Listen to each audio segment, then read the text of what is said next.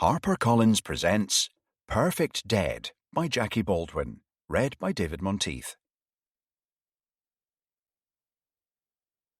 Prologue. June 2009. Ailish opened her eyes, then closed them again as her head started to throb. She stumbled to her feet, fighting the urge to throw up. Unwelcome flashbacks of the night before painted her face in disgust. Looking at her slight form in the mirror with yesterday's makeup blurring the lines of her face, she felt older than her 19 years. She glanced at her phone, and tears prickled. It was her mother's birthday. She could picture her sister and father laughing and chatting as she opened her presents in Ireland. It was as if she had ceased to exist. Such was the disgrace she had rained down on them when she ran off with Patrick 3 years ago. He had completely turned her head with all his big talk. She had fancied they would live in London, not the tiny harbour town of Kirkcudbright, tucked away in a corner of southwest Scotland. Instead of the romantic existence she had pictured for them, they had wound up living in this glorified hippie commune, or the collective, as they liked to be known. At first it had been fun, exciting even. A world away from the parochial, narrow-minded community she had left behind. She had been proud to be Paddy's muse and loved nothing more than to bask in the warmth of his regard as he painted her from various angles. Lately, she had felt Patrick's love receding like an outgoing tide. He was preoccupied and distant and hadn't asked her to pose for him in ages. The atmosphere in the house was different as well. She had a feeling they were all keeping secrets from her and each other. They had always used drugs, but lately the drugs had become harder, and the parties more forced and a little weirder. There was a powerful undertow dragging them all down to God knows where. Suddenly, as she looked out of the window, she knew with unusual clarity that she didn't want to be part of this toxic environment anymore. She would lay it on the line with Patrick and ask him to leave with her. He had been holed up in his studio for days now. She'd been warned off disturbing him as he was working on something new. Well, tough. This couldn't wait. He would see sense. He had to. After a quick shower, she threw on her favourite dress and swept up her long curly hair, just as he liked it. A slick of lipstick and a touch of mascara, and she was ready to do battle. She flung open the door to the studio and stood, open-mouthed, tears spilling from her eyes as she took in the scene before her. A beautiful young girl stared back at her, insolently, maintaining her pose. She was reclining naked on a velvet chaise longue, one arm positioned behind her head. Only the blush of colour staining her chest betrayed her. Patrick turned round, and their eyes met. He dropped his gaze. There was nothing left to say. Wordlessly, Ailish spun on her heel and left the studio. She was done. It was time to go home and beg for forgiveness. Standing at the bottom of the drive, her eyes misted with tears. She looked back up at the brooding Victorian house with no sign of the maggots crawling within. She texted her elder sister, Maureen. "I'm sorry. Please forgive me. I'm on my way home. Ailish. Kiss." Walking towards the bus stop, she heard her name being called. Surprised, she glanced behind her. When she saw who it was, she smiled and walked towards him. The bus wasn't due for another hour. She had time. Soon she was ensconced in a comfy armchair, knees drawn up under her, a warm mug of hot chocolate clasped in her hands. As she poured out her woes, he leaned forward attentively. The drink was comforting, strong and sweet. She paused. She didn't feel so good. Her eyes couldn't focus. She struggled to stand up, but her legs wouldn't support her, and she collapsed back onto the chair. Alarmed now, her heart flopped in an irregular rhythm as she tried to make sense of what was happening to her. "Help me," she whispered, looking up at him. This couldn't be happening. She didn't understand. He remained where he was, a creeping malevolence revealing itself to her. She was on the verge of losing consciousness when he picked up her unresisting body and carried her into another room. He laid her on a thick plastic sheet. A last tear tipped from her eyes. She would never see her home again. Chapter 1. 7th January 2013. D.I. Frank Farrell glanced across at Vary as the police car slid and bumped its way along an icy farm track towards a small stone-washed cottage.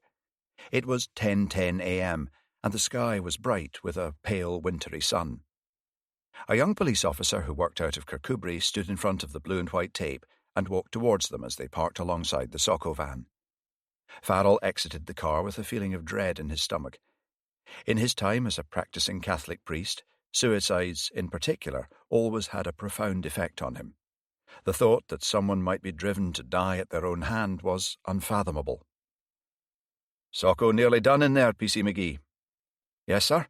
They reckon it's fairly cut and dried. The police surgeon is in there too. Didn't exactly have to look for a pulse. Blood and brains everywhere." Farrell quelled him with a look. "Do we know the name of the deceased yet?" "Monroe Stevenson, according to the opened mail, sir." Silently, Vary and Farrell suited up in their protective plastic coveralls and overshoes. Even if it was suicide, care had to be taken not to contaminate the scene, just in case. "Right, let's get this over with," said Farrell. He opened the door and entered with Vary. A middle-aged man in a tweed jacket and cords was packing away his stethoscope in a brown leather satchel in the hall. He straightened up as they approached. Farrell noticed that he had an unhealthy greyish tinge to his face and that his hands were shaking. "Morning, Doctor. D.I. Farrell and D.C. MacLeod." "Dr. Allison. Cause appears to be suicide. A terrible business," he said. "Patient of mine, as it turns out. He was only 27. "It must be difficult when you know the deceased," said Vary. "Yes. If only he had come to me, I could have got him some help. Anything to avoid this," he said, gesturing towards the other room. "Any chance you can give us an indication of the time of death?" asked Farrell. "Well, as you know, my role here is restricted to pronouncing life extinct. However, given that rigour is at its peak, I would hazard a guess, strictly off the record, that he died somewhere around 15 hours ago. However, you'll need to wait for the preliminary findings from the pathologist for any degree of certainty." "Thanks, Doctor," said Farrell. "I appreciate the heads up." The doctor turned to leave. Farrell approached the two experienced scene-of-crime officers, Janet White and Phil Tate, who were gathering their stuff together at the rear of the hall. "Janet, what have you got for us?" "It looks like a suicide," she said. "Gun placed in the mouth and trigger pulled. We lifted prints from the gun. Gunshot residue on the right hand of the deceased matches that scenario." "There's a note," Phil said. "It's in a sealed envelope. We'll get you a copy once we've done the necessary checks back at the station. We've also removed the gun for ballistics analysis." "What was it?" "A PPK 380mm. We've recovered the bullet from the wall behind the chair." "How on earth did he get hold of one of those in this neck of the woods?" "Your guess is as good as mine," shrugged Phil. "A suicide note?" said Vary. "That means it's unlikely to be a murder." "Unless he was coerced, or it was staged," said Farrell. A thought occurred to him, and he popped his head out the front door. "PC McGee, were the lights on or off when you arrived at the scene?" "Off, sir," he answered. Everyone left but Farrell and MacLeod. They stood in the doorway to the sitting room. A malodorous smell hung in the air, the coppery scent of blood mingled with gunpowder, feces, and urine. Not for the first time, Farrell railed at the indignity of death. Wordlessly, he took a small jar out his pocket and offered it to Vary. They both smeared menthol beneath their noses to enable them to complete their observations without losing their breakfast, though he figured it might be a close call as he glanced at Vary's white face. There were two wing-back chairs either side of an unlit log fire, with a large rectangular mahogany coffee table between them. In one of the chairs, a body was slumped. The face was intact, but the back of the head was a tangled mess of hair, blood, and brain tissue. The corpse was stiff, like a mannequin. On the table there was a half-full bottle of malt whisky. An empty glass lay at the deceased's end of the table. Farrell walked into the room and crouched down to examine the table surface. "Look," he said, "there's a faint glass rim on the opposite side as well. Could suggest that he'd had company earlier in the evening. Look in the kitchen and see if there's a matching crystal glass anywhere. The two rims are the same diameter. Vary left for the kitchen, and he heard the sound of cupboards opening and closing. A short while later she returned. "No sign of it, sir?" "Now that's odd," said Farrell. "Couldn't it simply be that the same glass was moved across the table for some reason?" "Be a bit of a stretch from his side. No, I reckon he may have had company last night." Farrell stood up and turned his attention to the rest of the living room. It was furnished traditionally, with a walnut grandfather clock in one corner and a carpet in muted greens and gold that had clearly seen better days. There was a photo of a dark-haired, smiling young man holding a glass trophy and shaking hands with someone in a suit. Another of him in the middle of two beaming parents. A third showed him with an attractive blonde girl, posing at the top of a snowy mountain in ski gear. "He looks so happy in those," said Vary. "Hard to believe he killed himself." "Appearances can be deceptive," said Farrell. "Whatever happened here, we owe it to his family to determine the truth, however painful it may be to hear." "I feel sorry for the cleaner that found him. Imagine happening on this with no warning," said Vary. "It's as well she did," said Farrell. "It doesn't take long for a body to become infested." "Where is she now?" "She's waiting for us at her home. I thought we could pop over and interview her when we're finished here, give her a chance to calm down and gather her wits together." They heard the sound of the mortuary van bumping slowly along the track. Leaving the room, they had a quick look round the rest of the cottage. Vary opened a door into a bright and airy studio which contained a jumble of brightly coloured canvases. "He was an artist?" Farrell studied the works in the room intently. He was no expert in modern art, but the canvases were visually appealing. The bedroom was plain, with no feminine touches. Only one toothbrush in the bathroom, and no prescribed medication to be found. The sound of muffled voices heralded the arrival of the mortuary van. It was followed by a car that discharged a young officer who looked unfamiliar to Farrell.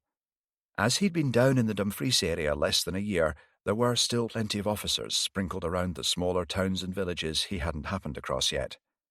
"Hey, Paul," Vary greeted him. "You here to accompany the body?" "Drew the short straw for the last waltz," he said flippantly, before catching sight of Farrell. Not for the first time, Farrell envied Vary her natural ease around people. He nodded awkwardly at the younger man, silenced now by his presence. Somberly, the three of them watched together as the corpse was zipped efficiently into a black body bag and loaded into the van. The young officer climbed in as well, and the van departed, bumping back down the track, bearing the ruined remains of a life. "And that was?" "PC Paul Rossi, sir." "We'd better go and interview the cleaner who found the body while it's all still fresh in her mind." After a last look round, they locked the door and left. As they reached the car, Farrell noticed a small cottage on the same side as the one they had just left, about 100 metres away. It looked fairly run down, but he could see the flicker of a TV screen through the front window. "Has anyone interviewed the occupant of that cottage?" he asked PC McGee. "No, sir. I didn't even notice it when I arrived because it was still fairly dark then." "Right. Vary and I will pop by now just in case the occupant saw or heard anything suspicious." "You'd think they'd have heard the gun go off at the very least," said Vary. "Yet nobody called it in." Chapter 2. They walked along the icy lane to the cottage, the frost biting into their extremities. On the way up the path to the front door, Vary's legs shot out from under her, and she'd have fallen if Farrell hadn't grabbed her. He rang the doorbell. An old man opened it and peered out at them from beneath several layers of clothing. He was small and wizened, with sharp eyes. "D.I. Farrell and D.C. MacLeod. I'm afraid we have some disturbing news." "Sandy Miller, I figured as much. You'd best come into the warm," he said, motioning them through with arthritic fingers to a small lounge where a coal fire was putting up a valiant battle against the frost clinging to the inside of the windows. D.I. Farrell and D.C. MacLeod perched on the edge of the hard, threadbare couch, while the man settled himself into the chair opposite. "I'm afraid to tell you that your neighbour, Monroe Stevenson, died last night," said Farrell. "Did you know him well?" "I didn't even know his name," he said with a grimace. "Though I'm sorry he's dead. Kept himself to himself, he did. When the snow came last month, he didn't even bother to clear my path or ask if I wanted a bit of shopping. Were you here last night from 5 p.m. onwards? Asked Farrell. I'm always here, he shrugged. Did you hear or see anything unexpected? Asked Varry. I did, as it happens, he said. A car came down the lane around 5 p.m. I looked out the window as I thought it might be my daughter come to check on me. A big bugger it was. It went by and I went to make my tea. Later, when I was eating, it came back up the lane heading for the main road, but I never paid it no mind. Any chance you could hazard a guess at the make and model? Asked Farrell. It was dark, lad. Did you hear anything unexpected? Asked Farrell. Not a thing. I had the TV on, mind. Nothing that could have been a gunshot. The lad was shot? A shot may have been fired, said Farrell. No, I definitely didn't hear anything like that. You'd have thought I would have done. The telly wasn't up that loud as I was waiting for my programme to come on. What programme would that be? The 6 o'clock news. Thank you, said Farrell, rising to go. You've been really helpful, said Varry. If anything else comes to you, please contact myself or D.I. Farrell, she said, passing him her card. Will do, lass, he said, hobbling to the door to show them out. Probably someone got lost and came down here by mistake, said Varry, as they got back in the car. Once in the lane, they'd have had to keep going. The only place wide enough to turn is right at the end. Perhaps, said Farrell. The address Farrell had been given for Fiona Murray was a one-bedroom flat in the centre of Kirkcudbright. The block looked run down and as if it needed a coat of paint. Farrell rang the bell, and a portly, middle-aged woman opened the door. She was as white as a sheet. Fiona Murray? She nodded. Her eyes were hooded and expressionless. Still in shock, thought Farrell. D.I. Farrell and D.C. MacLeod. We decided to pop round and save you the bother of coming into the station, said Farrell. Thank you. That's most considerate. Please come in. She swung the door back and motioned them inside. The interior of the flat was spotless but Spartan in the extreme. There were no personal photos or ornaments, except for a wooden framed picture of the Virgin Mary on the mantelpiece. Probably the last thing she felt like was dusting round knickknacks in her line of work, thought Farrell. He sat beside MacLeod on the hard sofa, and Fiona Murray dropped straight onto an upright chair facing them. It must have been very distressing coming up on a scene like that this morning, said Farrell. Can you confirm what time you found the body? I go in every Monday morning at 9 a.m, set him straight for the week. As soon as I opened the door, I could tell something was badly wrong. I found the body and called you lot right away. Was the door locked? He asked. No, it wasn't, now you mention it. Even when he was in, he usually had the door locked, but not today. Were the lights on when you went in? Asked Farrell. She stopped to think. No, they weren't. I put them on myself when I went in, but turned them off when I left. It didn't seem right to light up. Well, you know. Were the curtains in the room that you found the body open or shut? Farrell asked. Shut, and I left them that way. I didn't want anyone looking in and seeing him like that. How close did you get to the body? I went right up to him, but I could see there was no hope, that he was gone, she said, her voice flat. Farrell changed tack, bringing up a photo on his phone of the crystal glass from the table. Do you recognise this glass? It looks like one of Monroe's. He didn't use them often. How many did he have of this type? Only a couple. Are they both still intact as far as you know? Well, I haven't broken one. If he did, I wasn't aware of it. How long have you been working for Monroe Stevenson? Just under 2 years. I answered an ad in the local paper. How well did you know him? Asked Varry. Well enough. I was his cleaner, not his friend. I'm not the chatty type. I think he liked that. I didn't disturb his concentration when he was working. He kept out from under my feet, paid me on time. It was a suitable arrangement. Were you aware that he owned a handgun? Asked Farrell. No, I certainly was not. I never set eyes on such a thing. Had you noticed any shift in Monroe's mood of late? Did he seem depressed or worried at all? Asked Farrell. Quite the contrary. He seemed in fine fettle. He was very excited about being in the running for that big art prize. What art prize? The Lomax prize. He said it could launch his career if he won. It's Edinburgh-based, I think. A big deal, apparently. What about the girl in the photo on his desk? Was he in a relationship? The cleaner shrugged. That I couldn't tell you. I certainly never met her. When you were cleaning, were there any signs that a girl had stayed over? Asked Varry. I was his cleaner, not a tabloid journalist, she shot back. I wasn't in the habit of snooping around. I wasn't suggesting that, said Varry. Please, can you answer the question? I never saw any evidence of someone sleeping over, she replied, her lips compressed as though to hold back the angry words threatening to spill out. Did he have any visitors in the past few weeks? I have no idea. None that I was aware of. Thank you for your time, Mrs. Murray, said Farrell, standing up. I know this has been a difficult morning for you. It's the parents I feel sorry for, she offered, as she was seeing them out. The loss of a child is hard enough to bear without all these unanswered questions. Chapter 3. Back in Dumfries, Farrell made his way to DCI Lynn's office on the first floor. He walked in with a cursory tap on the door and surprised his boss and old school friend in a look of misery. It melted into a smile so quickly that Farrell wondered if he had imagined it. Frank, come away in. What's the score with that body, then? Terrible business by the sounds of things. Well, it looks like a classic suicide, Frank said, taking a seat opposite Lynn's desk. He appears to have pulled the trigger all right. There was a note, but something about it seems off.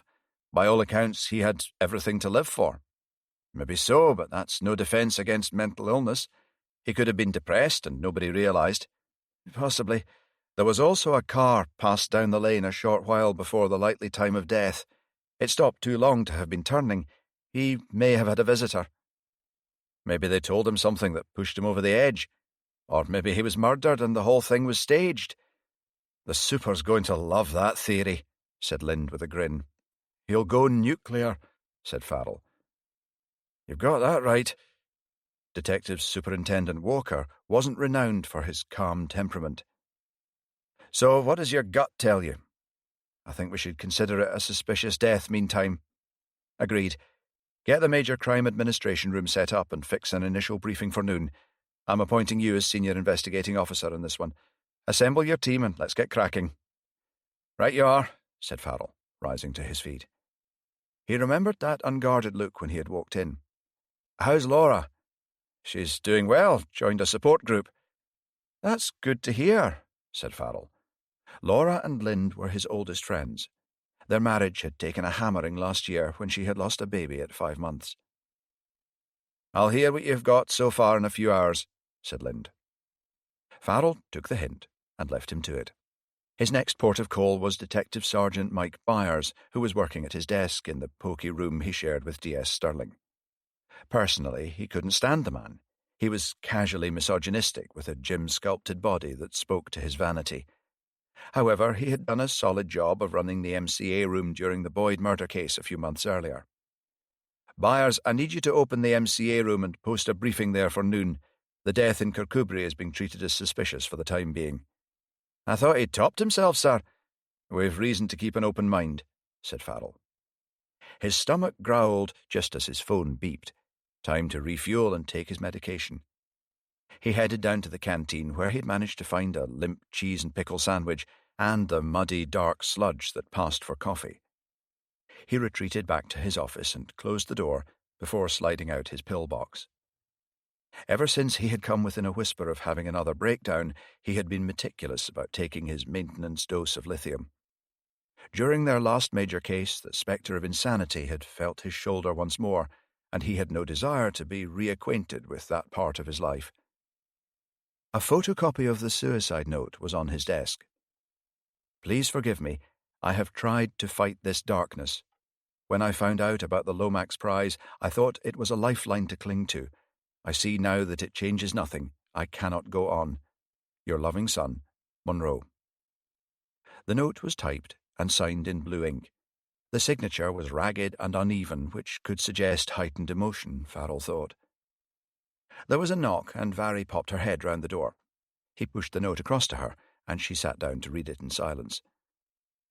"How do you feel about being the family liaison officer on this one?" To his surprise, she was silent, looking torn. "Spit it out, Vary." "I would, sir, if it wasn't for what happened to my brother." Farrell recalled seeing a picture of a smiling young man in uniform at Vary's flat a few months earlier. "The soldier?" "Yes. He wasn't killed in Afghanistan." "Oh?" The penny dropped. "He died later." Her face flamed red, and she looked on the verge of tears. "Suicide?" "Yes. PTSD, they reckoned." "I'm sorry, Vary, I'd no idea. Would you prefer to be off the case altogether? It's not a problem." "No, sir, that won't be necessary. I can work the case. I just don't think I could handle being up close to all that emotion." "No worries. There's more than enough work to go round." After Vary left, he pondered who he could appoint as FLO in her place. D.C. Thompson had recently been made detective, but although hard-working and keen, he didn't yet have the people skills for such a dual role. He had a lot of growing up to do. PC Rosie Green came to mind. She had recently flowed into the PC-shaped hole left by D.C. Thompson and seemed fairly robust and sensible. He phoned downstairs, and 5 minutes later, there was a brisk knock on the door. PC Rosie Green was around 25. She had an air of calm competence about her that Farrell felt would be reassuring to the family. Other than that, he really knew very little about her. As far as he was aware, she didn't seem to be particularly tight with anyone in the department, but was well enough liked. "Rosie, take a seat," he said. "I take it you've heard about the suspicious death in Kirkcudbright early this morning." "Yes, sir, only I thought it was a suicide." "That remains to be determined," he said. "The reason I asked for you is that I'm looking for a FLO for his family and wondered if you might be interested in taking on that role." She paused before answering, as if she was thinking it through. Farrell liked that quality. Some might mistake it for slowness, but he would rather have a measured response than an off-the-cuff one to be regretted later. "Yes, sir," she replied. "I would definitely be interested." "Excellent. I'll make that a formal request then, and you can get up to speed with everyone else at the briefing. If you find DS Byers, he'll give you a copy of all the information we've gathered to date, which isn't much." The phone rang. The parents were here. He asked for them to be shown into the small conference room. "As it happens, the parents have arrived to speak to us. I know you're not yet in possession of all the facts, but could you join us in the conference room?" "Of course, sir," she said, rising to her feet. Chapter 4. He allowed them a few minutes to settle, then entered with Rosie. The couple looked to be in their mid-50s and introduced themselves as George and Doreen. Doreen's eyes were red-raw with weeping. Farrell was pleased to see PC Green immediately took the lead, taking Doreen's hand in hers and offering her condolences. Once the couple had been given their tea, Farrell sat opposite them at the oval table and gently began. "When was the last time you saw your son?" "He came for lunch on Wednesday, Inspector. He was on top of the world," said Doreen, her mouth twisting as she held back tears. "Any particular reason for that?" "He'd received word the week before that he'd been shortlisted for the Lomax Prize, a major art award his career was about to take off. It was all starting to happen for him." "How many people knew he'd been shortlisted?" "Probably half of Dumfries by the time she'd done shouting about it," said George, giving his wife an affectionate pat on the arm. "She was that proud of him." "When did you last speak to him?" asked Farrell. "He normally phoned on a Sunday evening, no matter what," Doreen said. "But we didn't hear from him last night. Now we know why." A thought occurred, and she turned to her husband, her hand over a mouth stretched in agony. "Oh, God, George! Maybe if we'd phoned him, instead of letting it go, we could have stopped him, changed his mind." She broke down once more, and PC Green put her arm around her, making low, soothing noises. You mustn't think like that, said Farrell. We thought he must be out celebrating still with friends. Didn't want to cramp his style, said his father. Could you give a list of his friends' names and addresses to PC Rosie Green, as soon as is convenient? They might be able to help us with filling in a timeline. Well, the thing is, we've never met any of them, said Doreen. Not his artist friends, anyway. There are a couple of lads he was at school with in Dumfries that he saw once in a blue moon. I see, said Farrell. Did Monroe have a girlfriend? He'd been seeing a Dumfries girl, Nancy Quinn, for a couple of months, said Doreen. We met her once, and she seemed nice enough. They went skiing together in December. Had he ever suffered from depression? His parents looked at each other. You might as well tell me, said Farrell. We'll have to request his medical records as part of our inquiries. He suffered from depression a few years ago. He got in with a group of artists, said Doreen. Bloody hippie commune, more like, said George. From what I could gather, they spent as much time on sex and drugs as they did on their art. It didn't suit him, said Doreen. He wasn't brought up to that kind of lifestyle. He became very low, and so we fetched him home. A few months later, he was right as rain. He never looked back, did he, George? How long ago was this? Asked Farrell. 3 years or so, replied Doreen. Painted up a storm ever since. A new girlfriend as well. For him to kill himself now, well, it doesn't make any sense, does it? Said George. Farrell was inclined to agree with him, but kept his counsel. PC Green leaned forward. Doreen, have you been in touch with Nancy yet? She shook her head, eyes welling with tears once more. Not yet. We thought it best to come in first, so we had some proper information to give her. She lives in Dumfries, so we'll head there after this. We'll need her contact details, said Farrell. Doreen rooted about in her handbag and wrote them down on a scrap of paper, which she then passed across. The note, said George. We need to know what it said. Wishing he could spare them this pain, Farrell opened the file in front of him and passed a copy across. Doreen burst into tears and leant against her husband for support.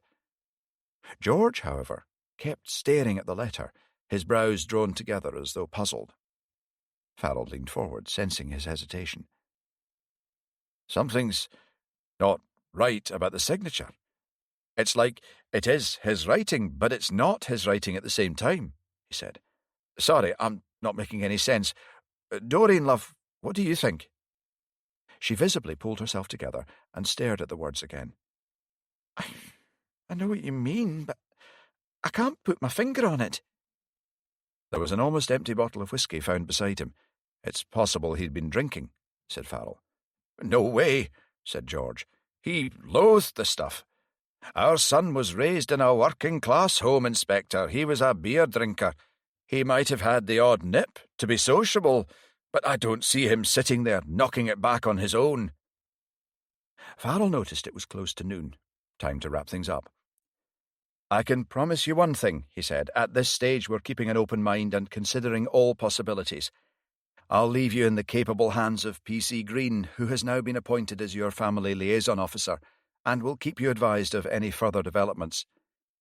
Once you've seen Mr. and Mrs. Stevenson out, I'd like you to come straight back up for the briefing, he said to PC Green. Yes, sir.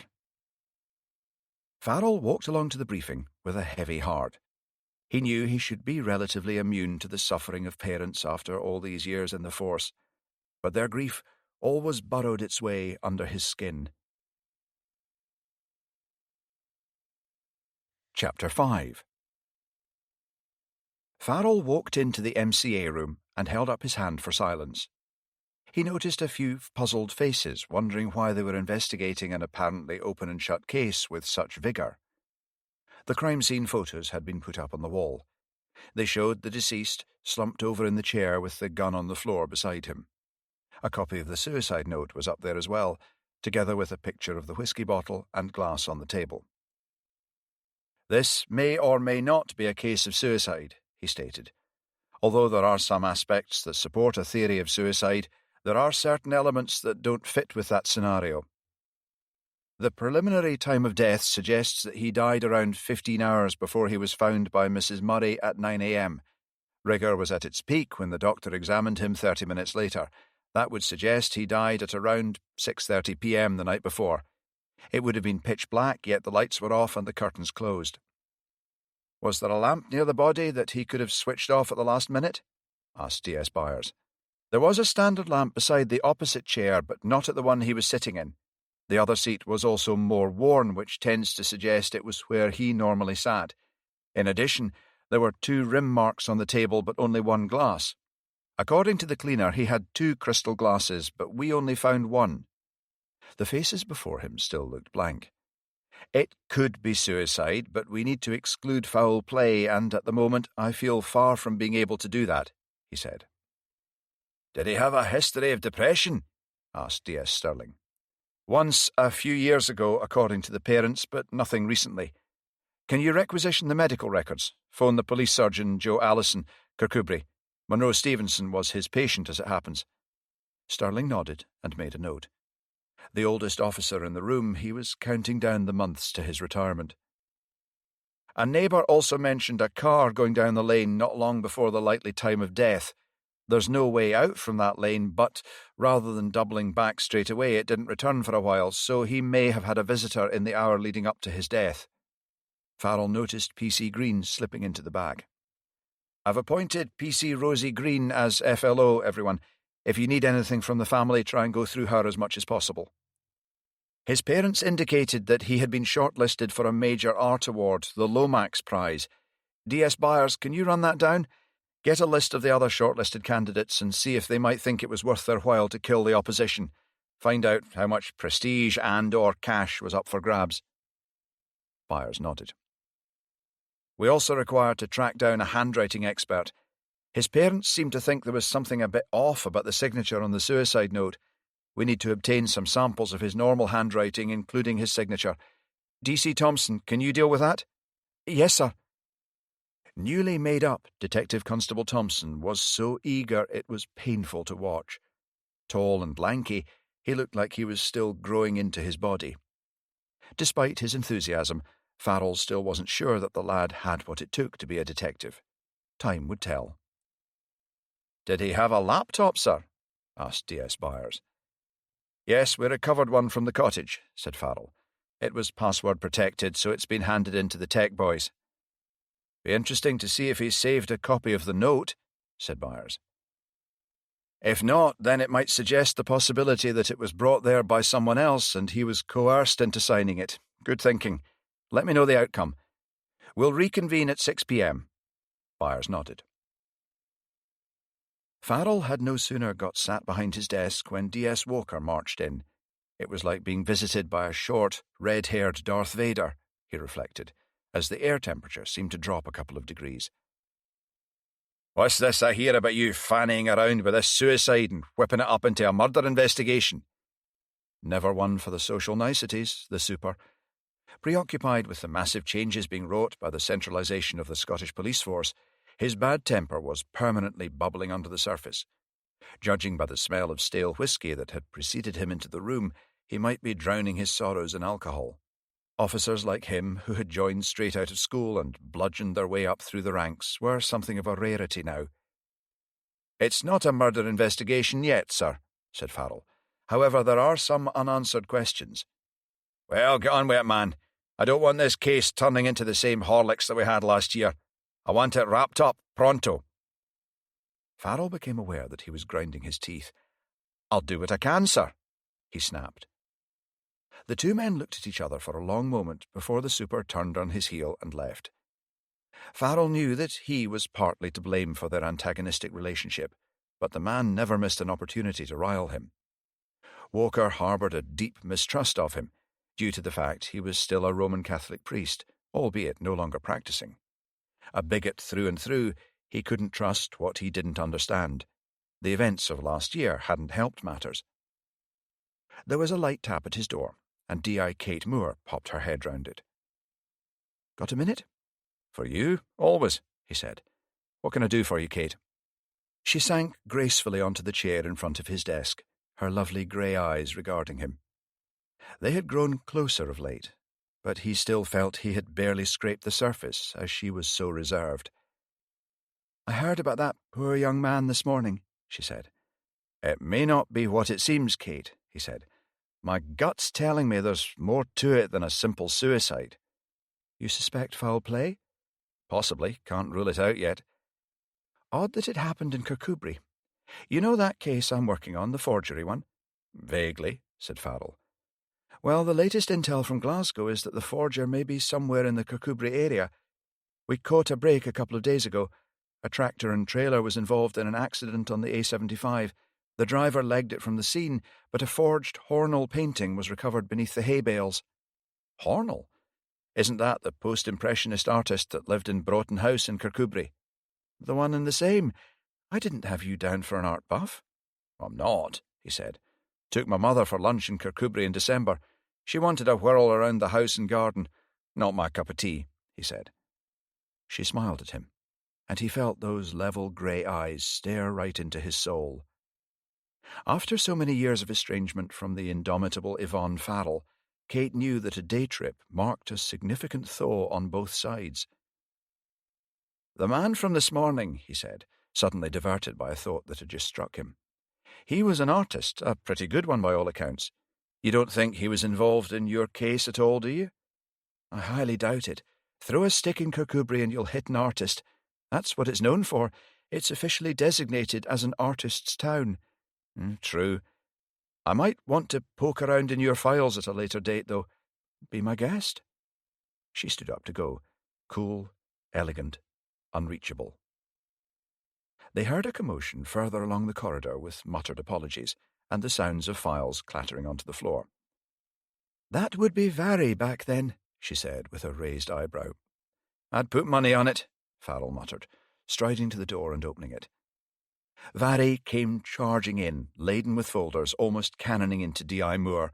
"Oops, sorry, ma'am, didn't see you there. Is this a bad time?" "We really should put a bell around your neck to warn of your approach, Vary," said D.I. Moore as she left the room.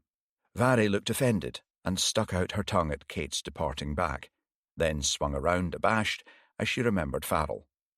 "I saw that," he said. "Sorry, sir. I like D.I. Moore, but she's always so perfect and unruffled. Shows the rest of us up."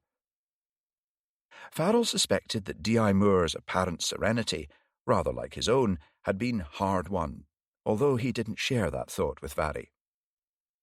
"When's the post-mortem, sir?" "Tomorrow at 9. You volunteering?" "No, sir." She looked horrified.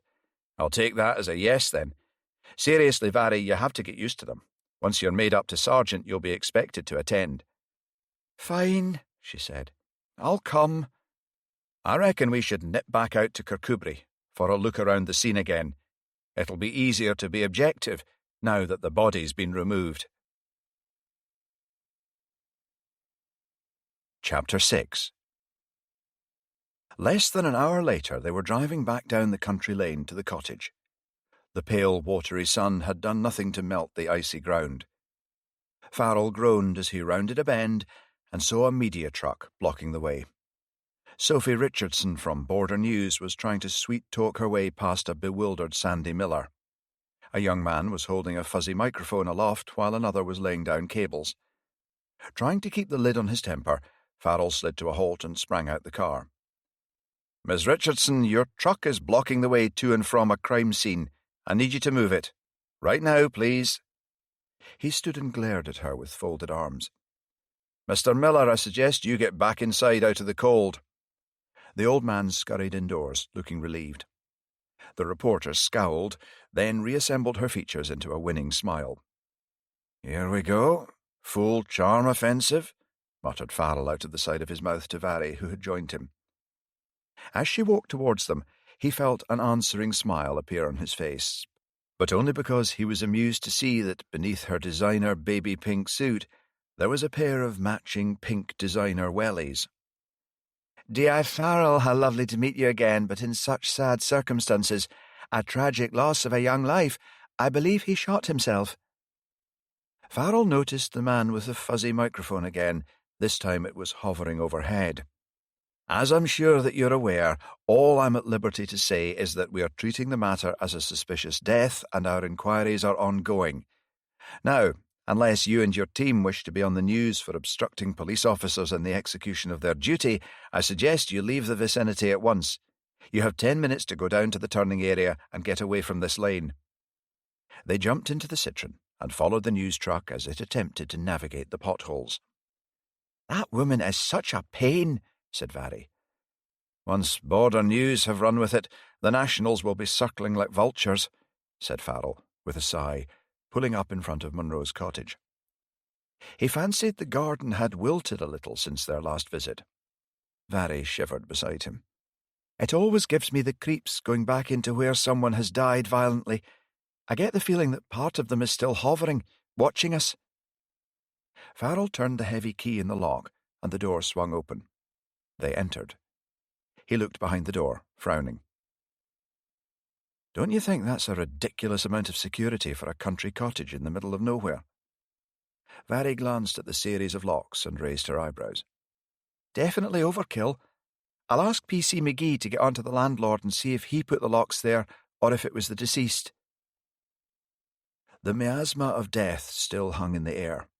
Farrell tried to ignore it as he slowly walked around, looking for anything that might have been missed. There was no sign of the second crystal glass.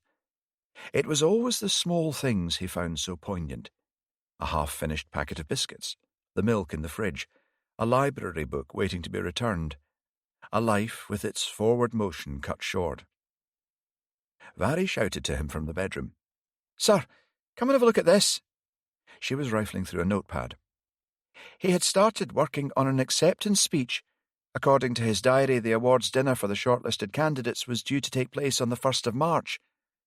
"Doesn't exactly square with him killing himself," said Farrell. "Most people in his position would want to stick around and see what happened. If he'd shot himself afterwards, in a fit of artistic pique, that would be more understandable. Bag up that notepad as evidence. We can compare the handwriting with the suicide note to check that it's genuine." Vary turned to the antique chest at the foot of the bed and opened it. She pulled out a framed photo of a young woman with long dark hair and an engaging smile. It had clearly been taken in summer. She was wearing shorts and a halter-neck top. Wrapped in an oilskin cloth was a canvas containing a nude portrait of the same woman, executed with considerable skill. It was unsigned. "I wonder who this is." "Well, it looks nothing like the girl he was seeing recently," said Farrell. "She was blonde, if she's the one in the skiing photo. Possibly a previous girlfriend. I'm guessing she ended it rather than him, or he might not have hung on to these mementos." Their final stop was in the spare room, which was flooded with light reflecting off whitewashed walls. Several canvases were mounted on the walls, and there were many works in progress stacked around the room. They both stared at the riot of colour. "He was good, wasn't he?" said Vary. "Even though I know nothing at all about art, they kind of take your breath away. What will happen about the competition now, sir?" "I don't know. Depends on the rules. You might want to ask D.S. Byers to check that out. If his entry is null and void, then it could provide a motive." Somberly they locked up and returned to the car. "How's the studying going, Vary?" asked Farrell. She groaned and shook her head. "Don't ask. As if I wasn't depressed enough." "Well, it's not that bad, surely?" asked Farrell, looking worried, as they got in his dumpy Citroen. He turned the ignition. It spluttered into life, and he coaxed it back down the icy track to the main road. He had encouraged Vary to put in for her sergeant's exam, as he felt she was more than capable.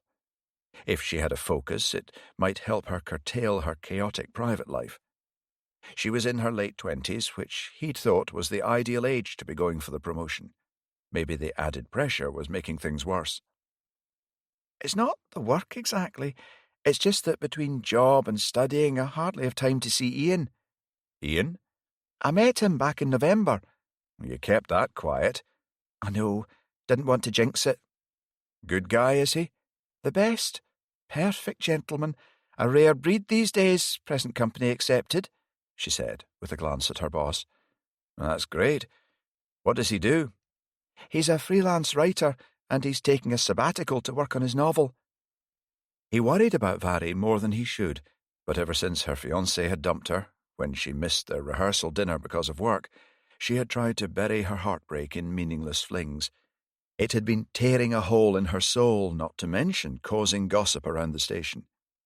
This new chap sounded promising. We're going out tonight for a meal, if I manage to get away on time. Make sure you scoot off straight after the briefing then. I'll try, but I've got a to-do list longer than my arm, she said. You've still got to make the time for things that are important, he said. I love how you don't practice what you preach, sir, she said. He contented himself with an enigmatic look. It was true. Since all that business last year, he had become something of a hermit, but that was also because he felt the lure of his long-dormant vocation tugging him back to active service as a priest once more. He had shared these feelings with no one, not even his spiritual adviser and dear friend, Father Joe Spinelli. He needed to be sure he was returning to his vocation for the right reasons and not simply hiding from the pain and trauma of recent events. As they reached the outskirts of Dumfries, where the River Nith wound along like a serpent beneath the bypass, he was jolted from his reverie. Actually, I bumped into Laura on Saturday night in Spoons. Oh, yeah? Said Farrell. There with Lind, was she? No, she was out with some woman, a right party animal. Do her good to get out and let her hair down, what with all she's been through after losing the baby, and the stuff with the twins. I took it as a good sign, said Vari. Farrell wasn't so sure. Chapter 7. Once back at the station, he logged in the extra evidence bags and headed down to the MCA room to prepare for the last briefing of the day. The small investigative team had started to filter through. He'd put D.S. Sterling in charge of Holmes in the MCA room, as much to keep him out of harm's way as anything else. He was just months off retirement, and so risk-averse he was useless in the field, as Farrell had discovered last year. His experience would be useful in here. A few minutes before 6 p.m., Vari slipped in, causing Farrell to do a double take. She must really like this bloke. She was wearing a red jersey dress that fell to her knees, with navy heels and a dark wool coat over one arm. He wasn't the only one to look twice. Vari was known for vamping it up when she went out. This signalled a change of gear. "You must be Vari's classier sister," said D.S. Byers, attracting glares from everyone.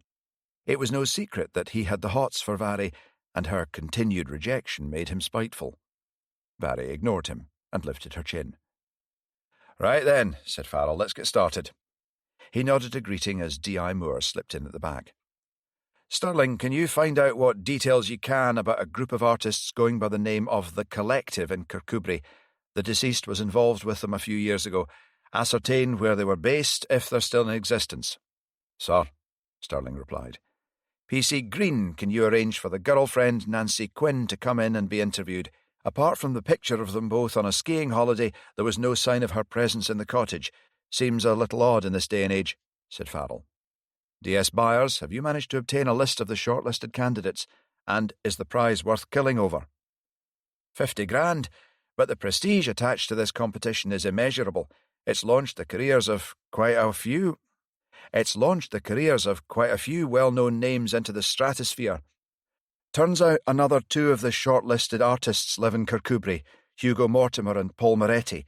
I've got addresses for them both from the organisers." "Good work. MacLeod and I will track them down tomorrow. Sterling, any joy with the medical records?" "Dr. Allison wasn't in the surgery. The practice manager was a bit reluctant at first, but I banged on about the public interest, and then the deceased's mother got on the phone. I have them here." "Anything relevant?" "Well, no terminal illness or the like. He did suffer from a major bout of depression about 3 years ago. There was a fairly half-hearted suicide attempt with some pills, but he appeared to recover well and was on no current medication." "Okay then," said Farrell. "Good work. We'll wrap it up there for tonight." He paused as D.I. Moore raised her hand and walked forward. "If I could say a few words, Frank." "Be my guest," he said, standing aside. "As some of you will be aware, I've been involved in an investigation into a forging racket being run out of this area. We suspect that the forger may be hiding in Kirkcudbright, camouflaged within the many artists there. I know that it will involve an increased workload, but I'd like a couple of volunteers to straddle both investigations in case there is any overlap. Both Barry and D.C. Thompson stuck their hands up. Excellent. Can you spare a few minutes after the briefing to get you started? Barry looked tense and glanced at her watch. Actually, on second thoughts, let's make it my office at 8 tomorrow, said D.I. Moore. It had been a long day. Farrell felt weariness settle in his bones like sediment as he headed back home to Kelton. The full moon illuminated the frost in the fields and hedges, giving the countryside an ethereal air. Despite the cold, he opened the window to clear his head. As he pulled into the space in front of his cottage, he nodded and smiled at a small group of neighbours, bundled up against the cold, standing chatting a few doors down. He knew he should approach them, but had never found it easy to insert himself into conversation with others. As soon as he opened the door, Henry was there to greet him, doing his best imitation of a fat, hairy anaconda as he wrapped his plump black and white body around Farrell's legs and squeezed, purring loudly. "Is it you or your tummy that's pleased to see me?" asked Farrell, bending down to pick him up. Henry had been one of Vary's more harebrained schemes to help him recover from the traumatic events last year, but they had settled into a comfortable routine now. He was undemanding company.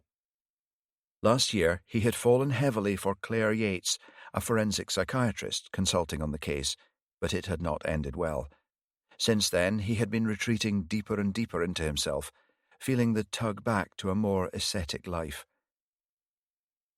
After he fed and made a fuss of Henry, he shed his suit and pulled on his winter running gear. The cold air hit him like a slap as he ran up the lane, turning right along the road towards Glencapel. His stride lengthened as his long limbs uncoiled from hours of desk work, and the adrenaline fired up his muscles for a last explosive burst of energy. He pushed away the images of the lifeless face that kept appearing in his head like some macabre pop-up advert.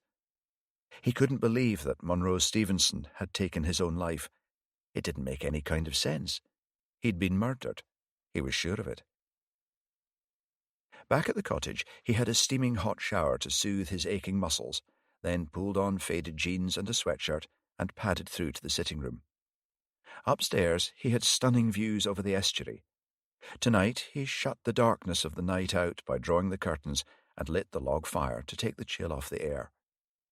Pouring a small whisky and putting on some Gregorian chants, he stretched out on the sofa. Henry promptly joined him, purring contentedly. He stroked him absent-mindedly. Another murder investigation, then. There was none of the thrill of the chase he used to feel while working in Edinburgh. Had the events of last year burnt him out completely? His mind shifted to Lind, married to Laura, the girl he had reluctantly left behind when he set off for the seminary. She had recently lost her baby and was taking time to come to terms with it. Lind was worried about something and hiding it. He should offer to babysit, enable them to get out more. That might help. They had been so happy together when he first arrived back in town. He fervently hoped that his return had not acted as some kind of catalyst for the problems they were experiencing in their marriage. Chapter 8. Vary walked from Lorburn Street to the Cavens Arms, where she was due to meet Ian. As she entered the pub, the warmth hit her after they cold outside. Ian waved from a table at the back, and she made her way over to him. He greeted her with a kiss as she shrugged off her coat. There was a glass of white wine already waiting for her. She picked it up and took a large swallow. "God, I needed that," she said. "Bad day?" he asked, eyes crinkling in concern. "I caught Border News. Kinda weird to turn on the telly and see your girlfriend looking all kick-ass," he grinned. "That Sophie Richardson is a monster," Barry said. "Underneath that baby pink exterior beats the heart of a pirate." Ian laughed. "I mean it," she said. "I know. That's what's so funny." "I hate bloody journalists." Ian looked taken aback by her vehemence. "What have they ever done to you?" "Shortly before you moved down here, I was involved in a couple of high-profile cases. Despite us all busting our chops to catch those responsible, the press turned public opinion against us and made our job 10 times harder. That must have been tough, he said. So tough my boss nearly had a nervous breakdown. Frank Farrell? I didn't say that, she said, glaring at him. Anyway, when I saw Sophie Richardson today, it brought it all back to me. Ian squeezed her hand. It must have been tough, seeing that poor bloke this morning. It goes with the job. I reckon traffic has it worse than we do. The things they have to deal with. I can't imagine ever being in such a bad place that I'd consider killing myself, said Ian. If he did, muttered Vary. But I thought, leave it, Ian. I don't want to talk about work. Then let's not. Hurry up, decide what you're having. I'm starving. He was entertaining company, with a wicked sense of humour, and the rest of the evening flew by. A few short months ago, she would have felt the need to get steaming on a date. With Ian, she could simply relax and be herself. You're getting in too deep, a little voice whispered in her ear. He'll let you get close and then abandon you. Everyone does. Chapter 9. Vary almost skipped along the corridor to her meeting with D.I. Moore the next morning. Ian was such a gentleman. He had insisted on paying for dinner, but unlike a lot of lowlifes out there, he hadn't thought he was paying for something else as well. A goodnight kiss that made her go weak at the knees had rounded off the evening nicely. In fact, Vary had had to exercise supreme willpower not to drag him into her flat and rip his clothes off. Even Farrell would approve of Ian, she thought.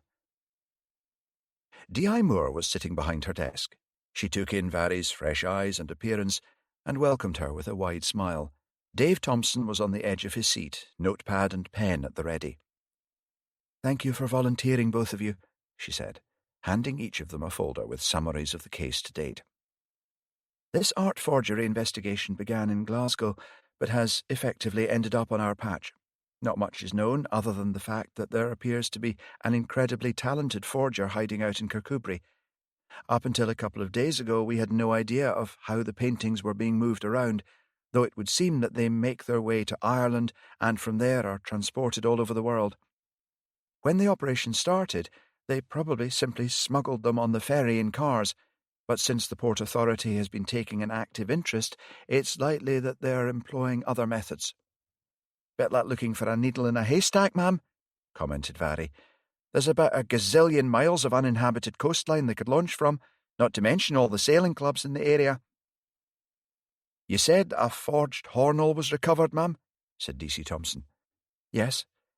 Well, isn't it likely the forger took the opportunity to visit Broughton House on several occasions to study his work? Possibly, said D.I. Moore. I know there's not much CCTV coverage in Kirkcudbright, but what about at the museum itself? There could be innocent reasons why someone might visit multiple times, but it could point us in the right direction, said D.C. Thompson. Perhaps you could contact the museum and ask. It's owned by the National Trust, I believe. Yes, ma'am, he said, scribbling once more. God, was I ever that keen? Vary smiled to herself.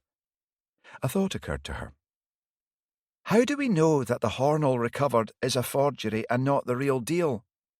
Because luckily the National Trust had a restoration team working at the museum, and they confirmed that the original was still there and undisturbed.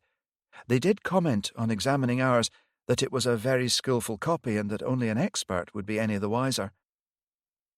If the forgery ring is operating out of Kirkcudbright, is there anyone who can give us the lowdown on any potential suspects? Asked Vary. I was coming on to that. Fortunately, we have Lionel Forbes, art historian and critic, in the locality, D.I. Moore murmured, going a little pink. He's extremely knowledgeable regarding the local art scene, and the super has authorised his use as a consultant as and when necessary. However, he's also indicated that we're not to reveal operational details to Mr. Forbes for the time being, given that he lives within the community that we're investigating. Could I have his contact details, in case we need to ask him anything in relation to the Monroe Stevenson case? Asked Vary. Certainly, replied Moore, rattling them off without consulting her notes. He's very generous with his time, a real asset to the investigation. Is he now? Thought Vary, her antennae twitching. After the meeting was over, her next stop was Farrell's office. Through the open door, she could see him writing furiously, lost in what he was doing. She waited a few seconds until he sensed her presence and looked up with a start. "Barry McLeod, are you trying to give me a heart attack?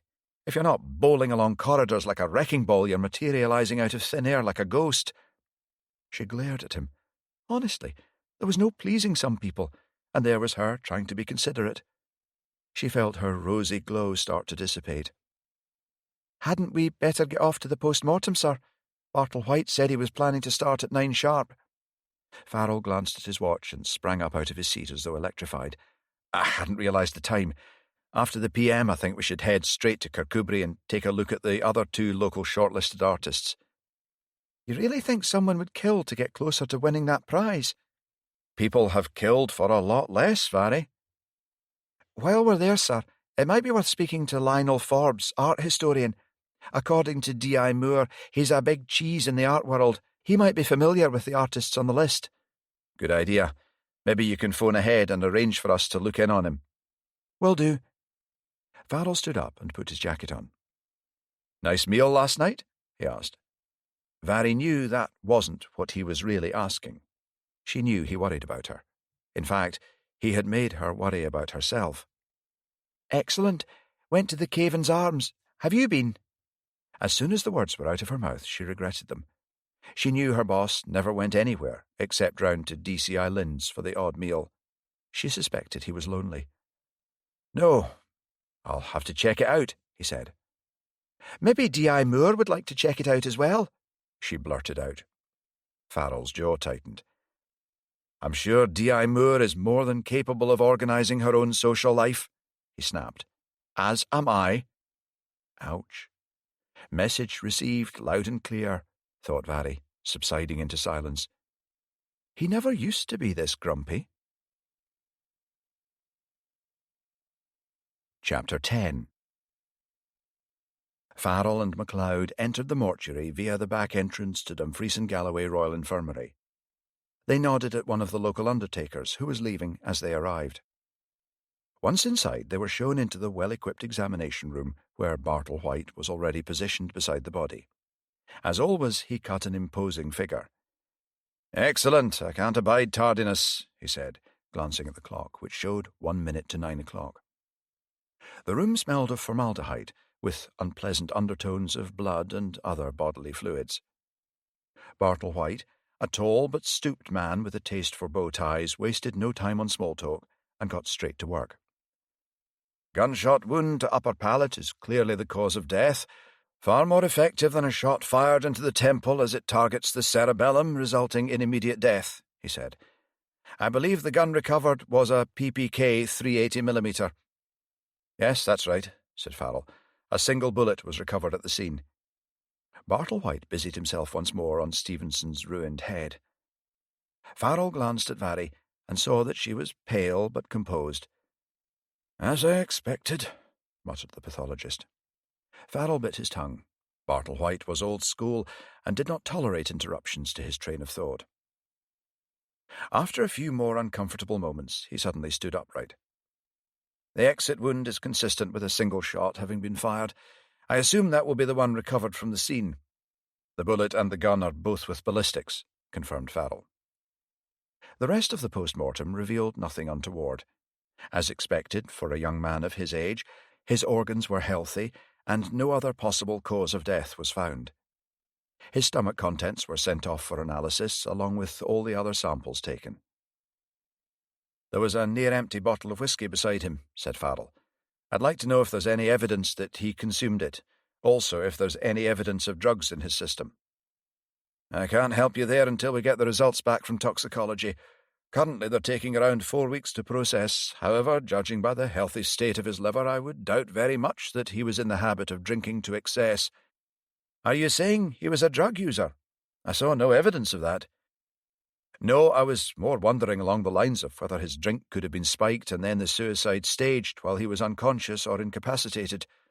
"Good heavens, isn't that a bit of a stretch?" "Perhaps," said Farrell. "Perhaps not." I'll try and put a rush on the toxicology results, but I can't promise anything. Appreciated. It seems pretty clear-cut to me, said Varry, glancing at her boss as they got back in the car. It seems that way, said Farrell. There's just a few things about it that feel wrong to me. Chapter 11.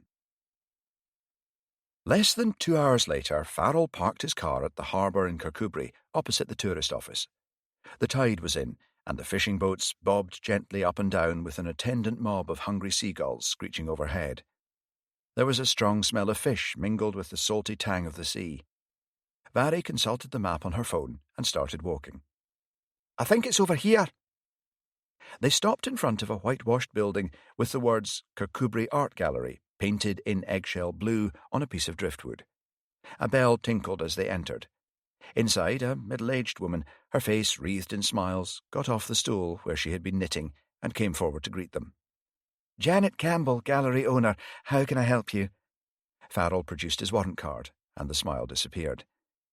Is this about that poor boy Monroe? Did you know him? Asked Farrell. That I did. I have one of his paintings in the gallery. When was the last time you saw him? Asked Varry. Let me see now. It would be a week past Monday. He popped in to let me know he'd been shortlisted for the Lomax Prize. He was so excited. That's why I can't believe he would have wanted to kill himself. It makes no sense. Aside from last week, how was his demeanour, generally? Asked Farrell.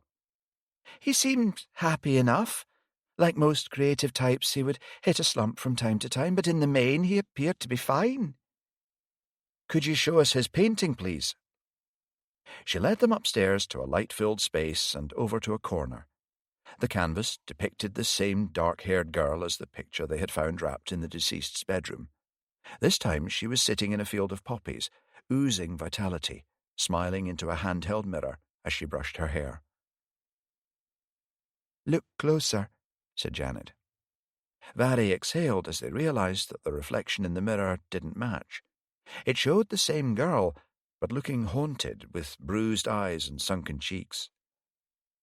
Do you know anything about the model? Asked Farrell. I met her a few times. She came in with Monroe. Were they ever an item, as far as you know? Asked Varry. They were just friends, I think. He was obviously keen on her, but she was involved with Patrick Rafferty up at Ivy House. Is she still there? No. She disappeared into thin air, ran off one morning 3 years ago, and no one has seen or heard anything from her since. Her folks reckon something bad happened to her. The sister came over, put up posters. The family even offered a reward for information, but nothing came of it. I see it has a sold sticker, said Farrell, pointing to the red dot. Yes, it sold a few months after she went missing. The owner requested that it should remain on show here in the gallery in exchange for a modest annual sum. Who is the owner? Asked Farrell. I'm afraid I couldn't tell you. It was all arranged through an Edinburgh solicitor. Isn't that rather unusual? Asked Varry. Yes, I suppose it is. Janet smiled. Can't afford to look a gift horse in the mouth, though. The main reason we came here was to speak to Paul Moretti, and this was the address given for his studio, said Farrell.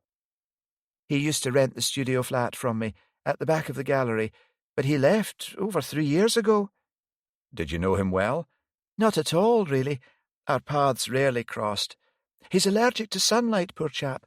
Breaks out in burns and blisters if he goes out during the day. He had his own key. Did you know he's been shortlisted for the Lomax Prize too? Varry asked. My, he's a dark horse, she said, clearly surprised. Is any of his work hung in here? Asked Farrell. She grimaced a little. No, it's not really my cup of tea. To be honest, I find it distasteful. I believe he sells a fair bit to foreign collectors. Certainly, he always paid his rent bang on the nail, so he must do all right out of it. Distasteful how?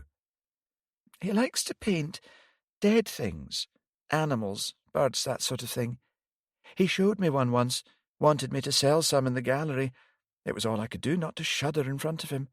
There's a big market for it abroad, he said. I gave the studio a wide berth when he was in it, worried about what I might find in there. He did leave it spotless when he left, though, so I can't complain. Do you have his home address? Asked Varry. Yes, he lives at Lavender Cottage. Head back out of town, then take the third turning on the right into Silver Craigs Road. The cottage is at the top of the hill on the left. Farrell handed her his card. If anything else occurs to you in relation to Monroe Stevenson, then please don't hesitate to get in touch.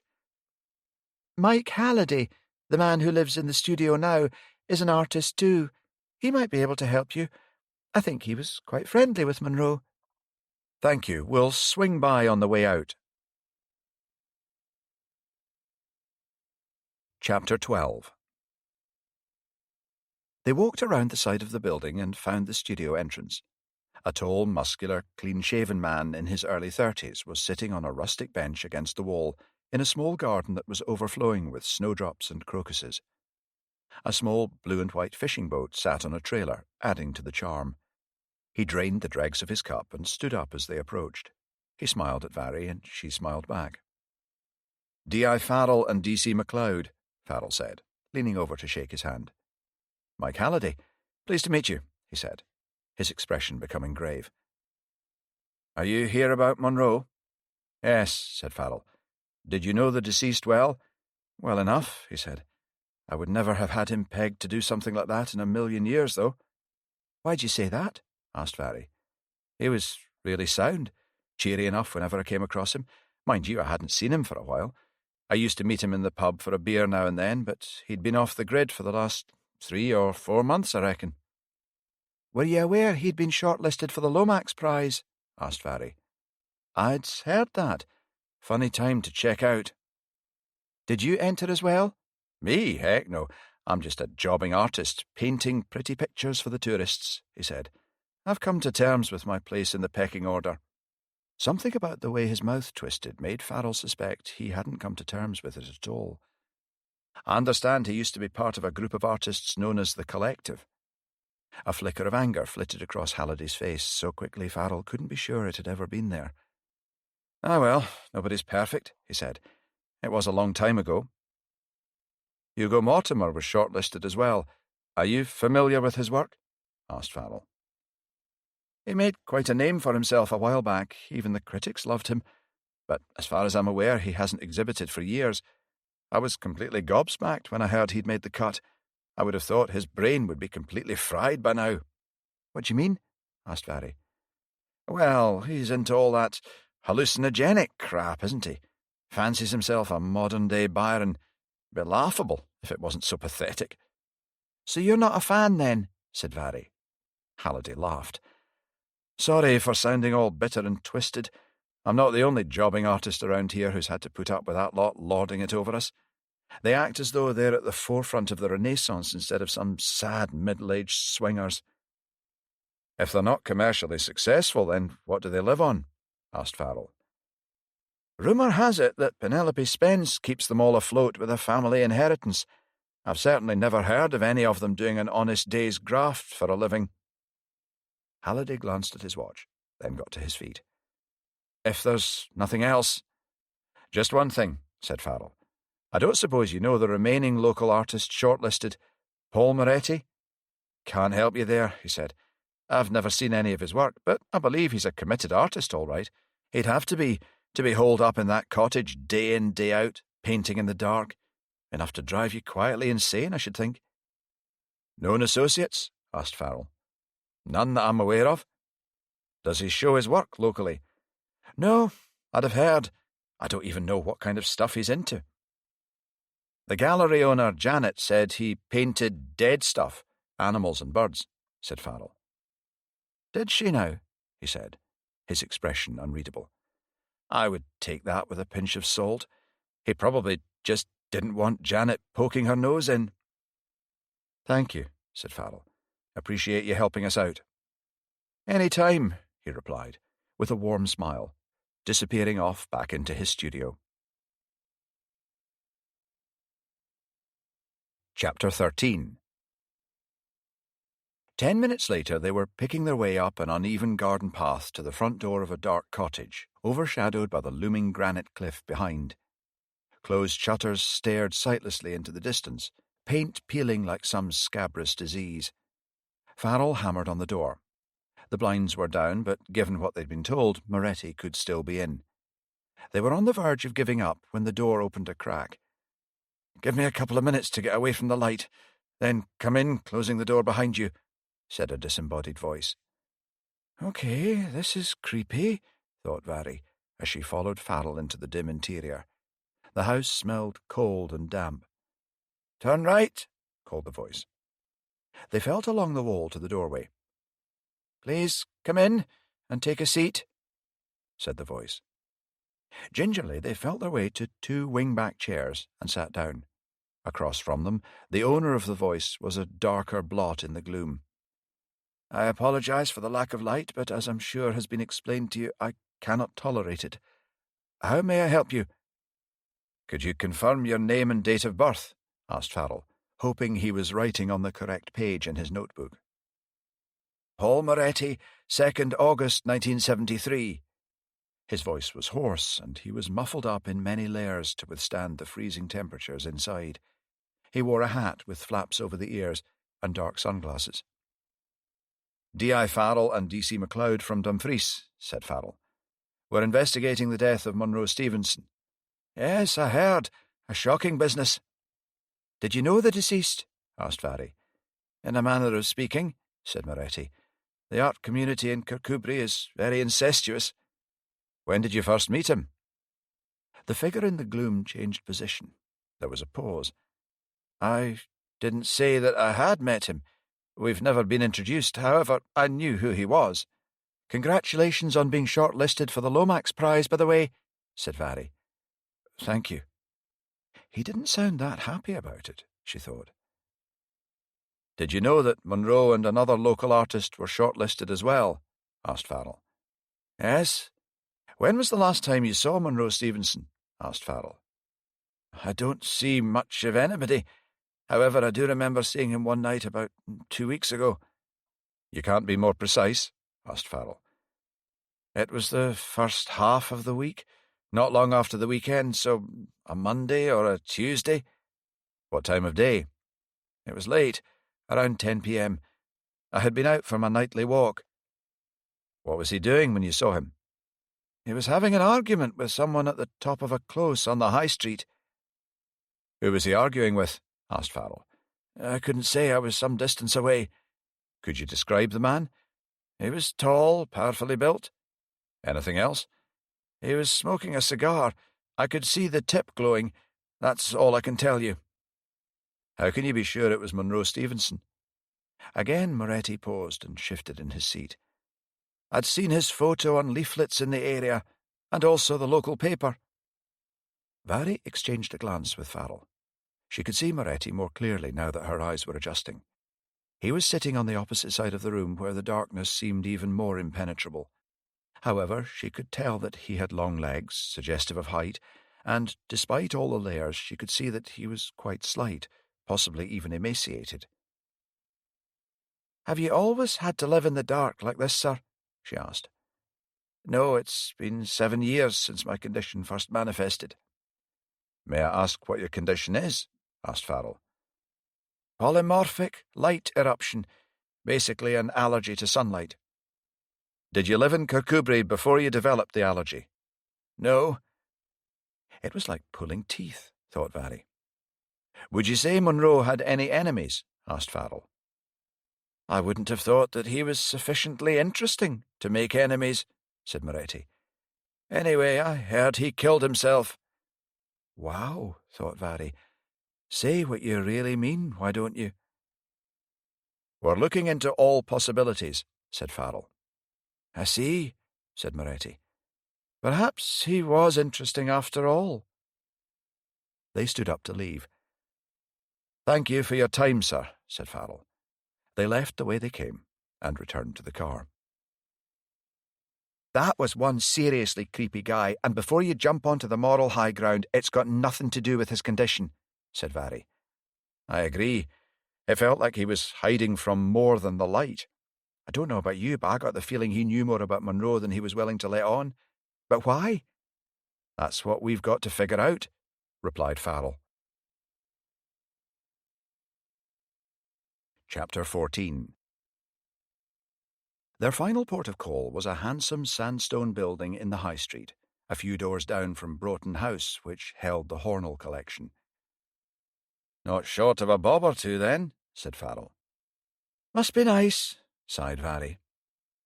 Farrell looked for a bell, but there wasn't one, so he lifted the heavy brass knocker and let it drop. Moments later, the door swung back and a familiar face appeared. It was Fiona Murray, the housekeeper who had happened upon the body of Monroe Stevenson. Dour as ever, she didn't crack a smile, but simply stood aside to let them enter. Mr. Forbes is expecting you, she said, gesturing to a door on the right of the handsome wood-panelled hall. He'll be down shortly. The door led into a study, exquisitely furnished with antiques. Varry wandered over to the marble fireplace and inspected the photos. Her eye then alighted on an embossed invitation to a weekend shooting party at some big toff's house. So he was a fully paid-up member of the hunting and shooting brigade. She loathed that crowd. Lionel Forbes entered the room and strode towards them, exuding bonhomie and more than a hint of expensive cologne. Tall, broad, and muscular, he was wearing fine tweed trousers teamed with a lilac shirt and a purple silk waistcoat. He definitely had charisma, thought Varry. A wee bit too much finesse for her taste, though. Somehow she couldn't imagine him eating a fish supper in front of the telly like her Ian. Mind you, she couldn't imagine D.I. Moore doing that either. D.I. Farrell and D.C. MacLeod, said Farrell, stepping forward to shake his hand. How can I be of assistance, officers? But first, where are my manners? Can I offer you some tea? He asked, gesturing to a rich brown leather couch, which made Varry want to kick off her shoes as soon as she sat down. Thank you, no, said Farrell. Varry resisted the urge to glare at him. Her stomach was starting to rumble. Farrell had no conception of what low blood sugar could do to a girl.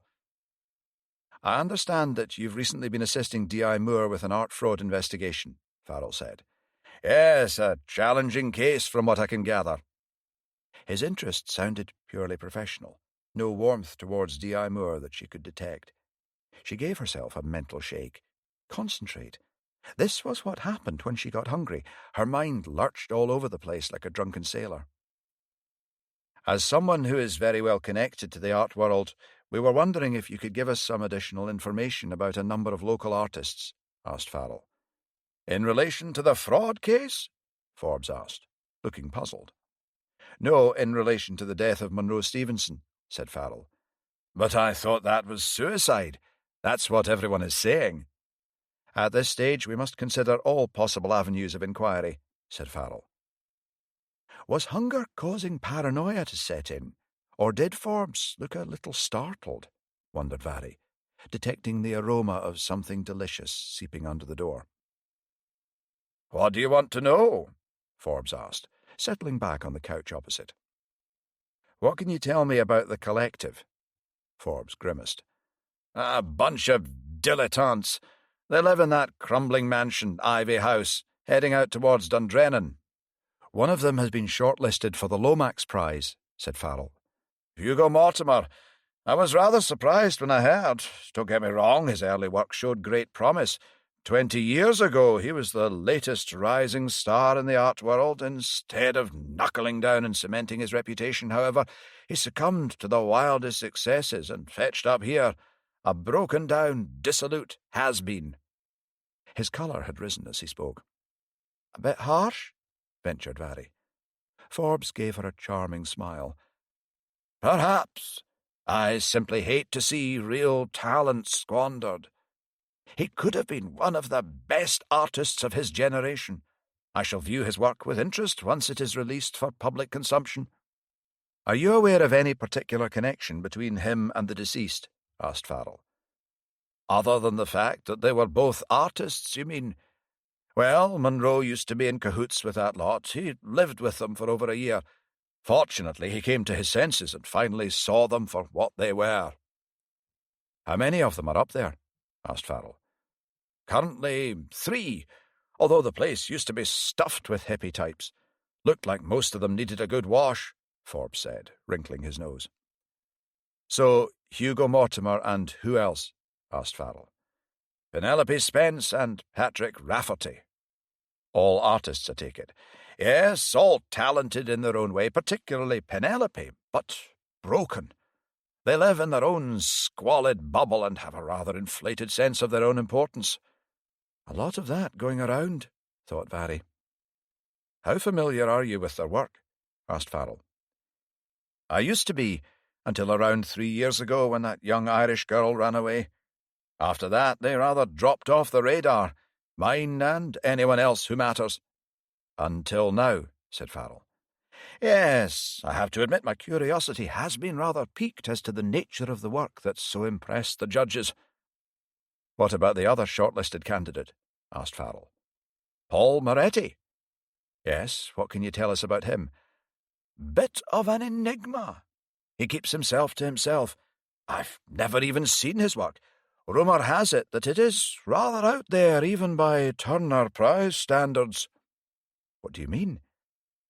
I believe he is sought after by private collectors who are looking for something a little more exotic. Of course, that's only a rumour. Nobody knows for sure. Did you know him prior to his allergies developing? No, he moved here from elsewhere. I had never heard of him.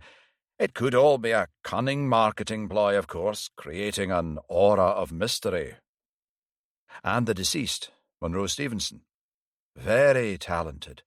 Tragic to see an emerging artist cut off in his prime like that.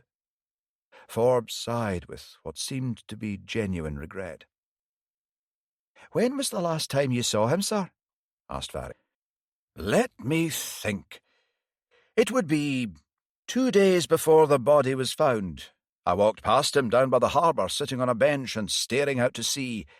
He looked rather wretched, which I thought was odd, given recent events. I didn't wish to intrude, so I bade him good morning and continued on my way. I believe he may have suffered from depression in the past. Farrell didn't answer the question, rising instead to his feet, followed by Varry.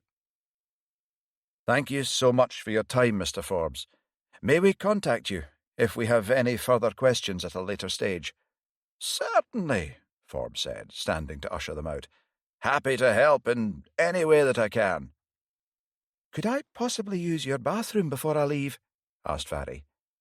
Forbes paused a fraction too long, then smiled.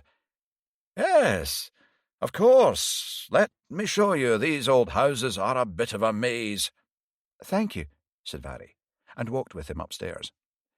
In here, he smiled, opening a door into the most lavish bathroom Varry had ever seen. She took her time, applying the expensive hand lotion once she had finished. So this was how the other half lived. She was a little disconcerted to see him standing outside the door waiting for her, and wished she hadn't been quite so free with the scented toiletries on display. I could have found my own way down, she said. Nonsense. I like to take good care of my guests, he said, with a smile that didn't quite reach his eyes. Jerk, she thought. Probably thought I'd run off with his fancy aftershave. They walked back downstairs in silence. Thank you for your time, sir, she said formally, as he opened the front door. Farrell was already in the car with the engine running. Goodbye, D.C. MacLeod, he replied. I'm sure we'll meet again. Not if I can help it, she added silently, as she jumped into the passenger seat. What did you think of him? She asked. He seemed all right, said Farrell. Bit full of himself, but probably an occupational hazard for an art critic. I thought he was a pretentious poser, but D.I. Moore certainly seems to rate him, said Varry. Farrell visibly relaxed. Oh, well then, he must be fairly sound. I trust her judgment, said Farrell. Honestly, for a smart bloke, he could be so dense at times, thought Varry. Well, she wasn't going to spell it out for him. He'd only take her head off. D.I. Moore could take care of herself. Are we going to see the collective now? She asked. No, I reckon we'll hold that over until tomorrow. I want to check back in with the team. These artists, quite an intense lot, aren't they? You can say that again. When all's said and done, it's only splashing a bit of paint around, isn't it? I'd keep that view to yourself in Kirkcudbright, or they'll run you out of town, said Farrell. The radio crackled into life. The remains of a body had been discovered on Dundrennan firing range, just a few miles from Kirkcudbright. They were to attend the scene and secure it at once. I don't believe it, Farrell muttered, as, glancing at his mirror, he swung the car around in a U-turn. Chapter 15. Back in Dumfries, Lynn sighed and, with a heavy heart, picked up the phone. The remains might not be those of Ailish, but he knew that her sister Maureen would want to be told of the grisly find at the earliest opportunity. "Hello, can I speak to Maureen Kerrigan, please?" "Detective Lind, is that you?" asked the soft, lilting voice. "Dear God, have they found her? Is she—" "We've found the remains of a body. There's nothing to say it's your sister yet, but I wanted you to hear it from me first." "I see," she said, with a catch in her voice. "You'll keep me in the loop?" "Always," he said, and heard the tears start to come as she replaced the receiver. He had been the officer in charge of the investigation into her disappearance over 3 years ago. Given the kind of life she had been living back then, the most likely explanation was that she had simply run off after a tiff with her boyfriend. However, when her elder sister Maureen had come over from Ireland to report her missing, he had thought that theory did not sit very well with the text Ailish had sent the morning she disappeared. He had persuaded the super to let him launch an investigation that had turned up precisely nothing. As with all missing person cases, there had been a number of alleged sightings, but none had turned out to be concrete. He had been left with a niggling feeling of failure. Beyond the bare fact of her disappearance, there had been no evidence then or since to suggest that she had come to any harm. Of course, it might not even be her. His mobile rang. It was Laura. There was a time not so long ago when unexpectedly hearing her voice lifted his spirits. These days he was so perplexed and unsettled by her behaviour that his stomach would flip with dread. He accepted the call and frowned as Laura's voice announced that she was unable to collect the children from school as something had come up. He could hear laughter and music in the background. Her speech was slurred. "Laura, I can't simply drop everything." "But you expect me to," she snapped. "A body has been found," he said, attempting to remonstrate with her. "So? If it's dead, what's the hurry?" "Have you been drinking?" "And what if I have?" He could tell this was an argument he wasn't going to win. Someone was egging her on in the background, probably that new so-called friend of hers. "Fine, I'll pick them up," he said, and terminated the call, feeling the first opening salvo of a killer headache. At least he knew that Farrell was en route to the new crime scene. He could rely on him not to stuff things up. It wasn't the first time recently that Laura had phoned him out of the blue to collect the kids from school and nursery. He had a feeling she was pushing the self-destruct button. Ever since she had lost the baby last year, she had been various versions of the person he married, but never the same one. He had hoped that the worst was behind them, but since she had met that woman at her support group, things had deteriorated. He glanced at his watch. There was a scheduled briefing for the Monroe Stevenson case at 4 p.m. He would need to take that in Farrell's absence, which would still give him time to collect the kids and deposit them somewhere. But where? They were too young to come into the station. As if in answer to his prayers, D.I. Moore popped her head around his door. There were deep shadows under her eyes. She looked exhausted. "Kate, shouldn't you have been away hours ago?" "I'm just heading off, John. Been going through the forgery cases forwarded by Glasgow with a fine-tooth comb, but we have so little to go on. I'm still trying to get hold of the CCTV footage from Broughton House. D.C. Thompson's idea. Smart lad." "Yes, he's shaping up nicely. Actually, Kate, I don't suppose—" Forget it, you get along." "John, if you need me to do something, get to the point. I can always say no," she said. "It's more in the nature of a personal favour," he said. "Go on," she said. "Could you possibly pick up the kids from school and nursery?" "I would love to." She beamed, looking suddenly less tired. "Really? You honestly don't mind? Your kids are adorable, John. It's hardly a hardship. Only to their mother, thought Lind. Brilliant. I owe you one, Kate. I'll give the nursery a ring to let them know you'll be collecting them. What about car seats and whatnot? She asked. Both Laura and I have them, and I'm insured for any driver, he said, handing her his car keys. I'll get back as soon as I can. Take your time. I'm not due on until the morning. I need to cover the briefing at 4 p.m, then I should be able to relieve you and work from home for a bit. Is Laura all right? She's not unwell, is she? No, said Lind. Maybe. To be honest, I don't really know, he sighed. Give it time. She's been through a lot. You're right. I need to try harder. If you ever want a weekend away, I'd be happy to look after them. I could rope Frank in. They love running him ragged. Thanks, Kate. I might take you up on that. I hear they've found some remains out at Dundrennan. Frank and Vary are down there now to secure the scene with Socko. Given where the remains are located, I suspect foul play has been involved. It's on MOD property, the firing range. They'll no doubt be sending a couple of officers to breathe down our necks. Another body, though, in that general area could be pertinent to the forgery ring. Could also be that missing girl from 3 years ago, Ailish Kerrigan.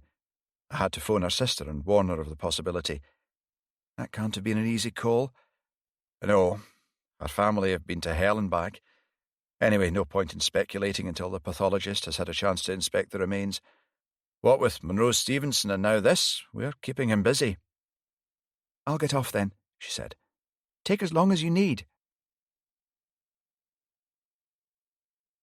Chapter 16. Farrell sat in the car, fuming beside an equally twitchy MacLeod, with her mobile clamped to one ear. In front of them was a barrier with the words, "No entry by order of Ministry of Defence. Danger, unexploded ordnance." Behind them was a car containing a couple of officers from Kirkcudbright. This is ridiculous. We need to get in there now and secure that scene. How long are these jokers going to be? Said Farrell. You're not going to like it, she said, ending the call. Tell me anyway. The MOD are sending someone down from Glasgow. It's going to be around 2.5 hours. Well, there's no point hanging about here for that length of time. Did you get the details of who discovered the remains? Yes, she said, scrolling through her phone. Ted Jarvis, tenant farmer, lives down a track beside the range. As such, he's authorised to go on the land at his own risk for farming purposes. Right, that settles it. We'll head off there first. Farrell got out and approached the car behind. It was being driven by the officer who had attended the death in Kirkcudbright, PC Callum McGee. I'm sorry, but we can't advance any further until the MOD arrive, which won't be for another couple of hours. I'm going to need you guys to wait here until then. Yes, sir, PC McGee responded, looking glum. They made a U-turn for the second time that day and headed back out to the main road, with Farrell keeping one eye on the sat-nav. It was so incredibly remote out here that it was nothing short of a miracle the remains had been discovered at all. It was a vast area and ran right alongside the rugged coastline. A thought occurred to him. That forgery case you're working on with D.I. Moore, Vary. If they've disappeared off the radar, they may be using this land to smuggle the forged pieces out. It's so desolate they would have virtually no chance of detection. It's possible. Look, there's a turning there. The road was so narrow Farrell had almost missed it.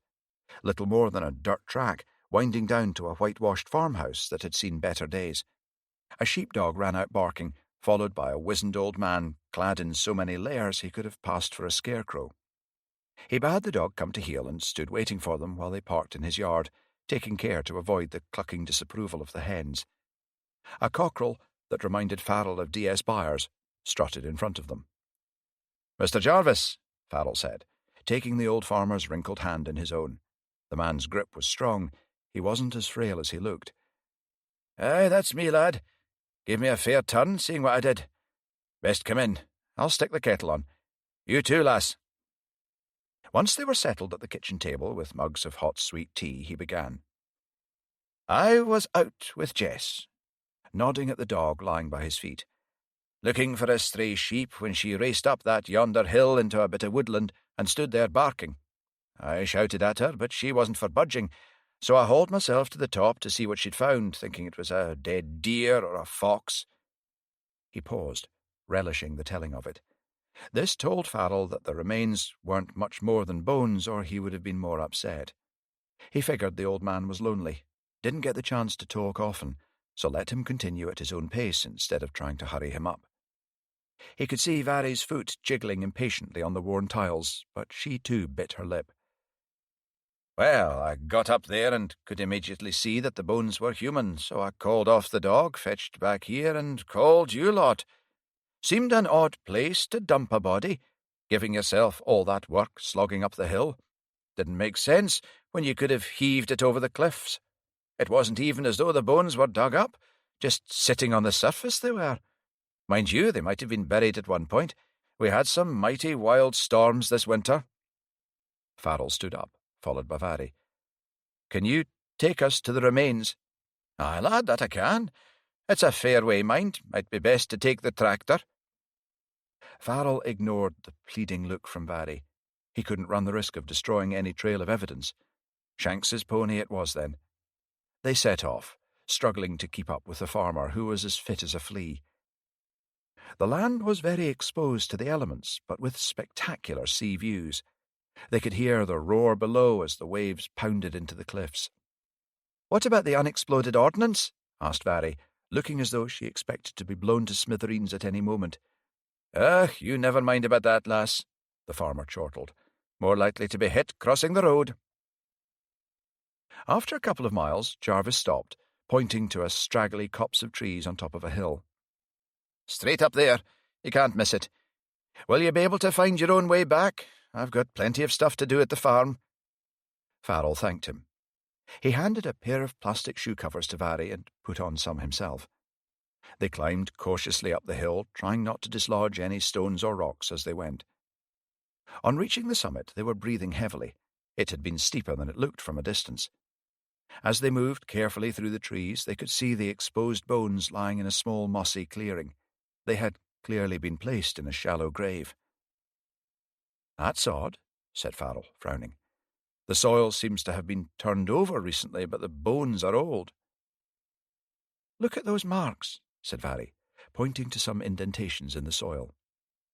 "Someone has been up here not long ago, which means the bones were either brought here from elsewhere, or someone wanted to take a little trip down memory lane," finished Vari. "About 3 years ago, a girl went missing from this area, and Ailish Kerrigan. He was one of DCI Lynn's cases. He always felt that something bad had happened to her." They retraced their steps carefully back down the hill and sat overlooking the sea while they waited for Socko. Vari perched on a rock and turned her white face up to the winter sun, which was now beating down on them with more fervour than normal for a January afternoon. A buzzard looped lazily around, silent and deadly. The seabirds squabbled endlessly on the cliffs. Farrell sat awkwardly on another rock. There was something rotten in this sleepy little town. Evil had burrowed under its skin, and he was going to have to excise it using all means at his disposal. Comfortable in the silence, he closed his eyes for a few moments and prayed. "Sir?" Barry shook his arm, startling him. He should have known better than to think she would give him 5 minutes' peace. "They're coming. I can see them in the distance." They both scrambled to their feet and waved at the procession of bodies marching determinedly in single file towards them. As the group got closer, they could see that there was an army officer leading the 2 Sockos, Phil Tate and Janet White, followed by the 2 Kirkcudbright officers, D.S. Byers, and another army officer bringing up the rear. As the army officers advanced, with their military bearing very much in evidence, Farrell had to fight the urge to stiffen to attention. He could hear a stifled giggle from MacLeod, and shot her a quelling glare, which, if anything, seemed to make her worse. The leading officer approached Farrell with an outstretched hand. He had been half expecting him to salute. "Lieutenant Benjamin Wood at your service," he said. "D.I. Farrell and D.C. MacLeod," answered Farrell. "Sorry to drag you all the way here. How did you get down so quickly?" "We were at a training course nearby." "What about the risk of unexploded ordnance, Lieutenant?" Farrell asked. D.S. Byers looked worried. Nobody had filled him in then. Mind you, if he ran true to form, he would be more concerned about ruining his expensive shoes than getting blown up. "Is this part we're in at the moment safe?" asked Byers. "As far as we know," the lieutenant replied. "Shells can veer dramatically off course. Don't touch any suspicious objects. Look where you're placing your feet, and you should be fine." "I'm going up there now with Socko, and once they've done the necessary, the remains can be removed to the morgue at Dumfries and Galloway Royal Infirmary," said Farrell. "I'm afraid we won't know much until the pathologist has carried out an analysis and we've obtained the results of the lab tests, soil samples, etc." He returned up the hill with Phil and Janet, shrouded in their white plastic overalls and shoe covers. From past experience, he didn't dare to offer to lug Janet's heavy kit bag for her. The scathing retort the first time he had tried had been enough. She might be small, but she must pack some muscle. He pointed out the salient features of the scene, then carefully retraced his steps, leaving the Sockos to carry on with their work unimpeded. By the time he reached the small group, he saw that relations had thawed to the extent that the younger of the two military men was passing his card to Vary. Byers looked like a thundercloud. Farrell wished he could just move on. It was never going to happen. "Any further forward, sir?" Byers asked. "Not really. There are markings on the ground that might suggest someone was up there recently." "DS Byers, can you wait here along with the two local officers and manage the scene until the remains are removed? DC MacLeod and I need to get back to Dumfries and take stock in relation to where we are with the other investigation." Byers nodded. Farrell might not like the man, but he was efficient and thorough when called upon. Solid backup, unlike DS Sterling, who wouldn't blow his own nose without a risk assessment. As they returned to the car at a brisk pace, Vary looked at the gadget on her wrist and announced, "That's me done 20,000 steps so far. Not bad, eh?" "I refuse to be drawn into this insanity," said Farrell. "You should get one, sir. After all, we do have to be able to catch criminals, don't we?" "Usually using our minds rather than our bodies, but I could still leave you standing, DC MacLeod, so don't get too cocky." Chapter 17. Lind pulled into his driveway and turned off the ignition, leaning his head back against the headrest. He lowered the window and sucked in a lungful of freezing air, as if it could push out the blackness that was threatening to engulf him. He couldn't give in. He had to stay strong for his family. Laura had pulled far away from him, and he was at a loss as to how to fix things between them. The stars twinkled remotely, indifferent to his problems. Sighing, he climbed out of the car, the frosty air stiffening his bones. Hiding out here would solve nothing. Straightening his shoulders, he pasted on a smile in readiness and tried to inject some energy into his steps as he let himself in. The silence was unusual this early. He went into the living room. D.I. Moore was sitting on the sofa with his youngest child, Adam, cradled into her. He was fast asleep. Not for the first time, he noticed how comfortable she was around children and thought she would make a wonderful mother. She was reading her Kindle and looked up and smiled as he entered, holding a finger to her lips. "He wouldn't settle," she whispered. "He was wanting his mum. I've only just got him off." After he had taken his sleepy son from her and tucked him into his cot without protest, he returned downstairs. D.I. Moore was putting on her jacket. "Sorry I kept you longer than I said, Kate. I thought Laura would have been home by now. I should have checked. Did she phone?" "Sorry, no. I expect she was caught up in something and didn't notice the time," she said, ever the diplomat.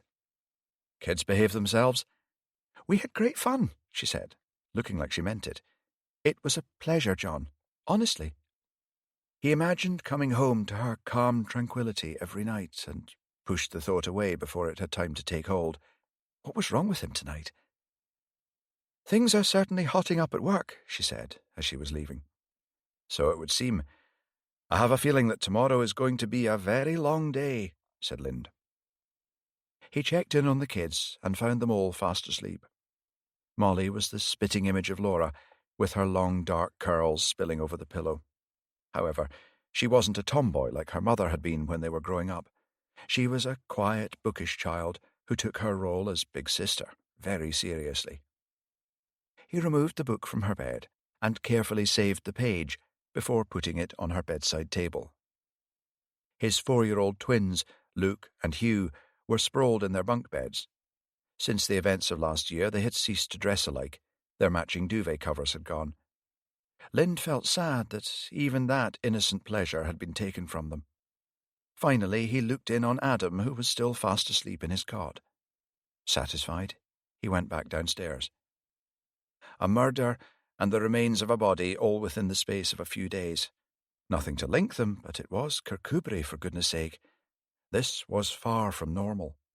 There was also a forgery ring running out of there, if intelligence was to be believed. Much would depend on the identity of the bones as to how things went from here. He had a bad feeling about it all that he couldn't shake. It didn't help that he knew nothing whatsoever about art. Unless it was a nice watercolour, he was completely at a loss. Fortunately, D.I. Moore had a fair grasp of the subject. The house felt even emptier now she was gone. Where on earth was Laura? He decided not to wait up, as he knew from recent experience that she was likely to come in spoiling for a fight. He fought the temptation to crack open a couple of beers and took himself off to bed, even though it wasn't yet 10. Things would seem better in the morning. The sound of laughter woke him. He glanced at his watch and saw it was after 3. Laura was clearly drunk, and she had company. This just wasn't on. If he didn't get them to call time now, next thing the kids would be awake and it would be a wailing match all round. He entered the living room and stopped short. Laura was dressed to kill in an electric blue dress he had never seen before, but the makeup had slid off her face, giving her a clownish appearance. She was absolutely steaming. There was no point in having it out with her now. He narrowed his eyes as he looked at the brassy blonde sitting sprawled beside her on the couch, legs akimbo, her short skirt leaving little to the imagination. "Get a good look, did you?" she said, catching his gaze, giving him a nasty stare. This woman was trouble. He had met her type before, and now Laura, his gentle, sweet wife, was enthralled to this creature. He stifled his rage and said as mildly as he could manage, "Laura, aren't you going to introduce me to your friend?" "Her name's Selina," she muttered, as if to say it wasn't really any of his business. Well, tough, he was going to make it his business. If she wasn't prepared to fight for their marriage, he would have to fight hard enough for both of them. "My name's John," he said, forcing Selina to take his outstretched hand. "Sorry, I didn't catch your second name." He leaned towards her, trying not to wince at the stink of stale alcohol and fags on her breath.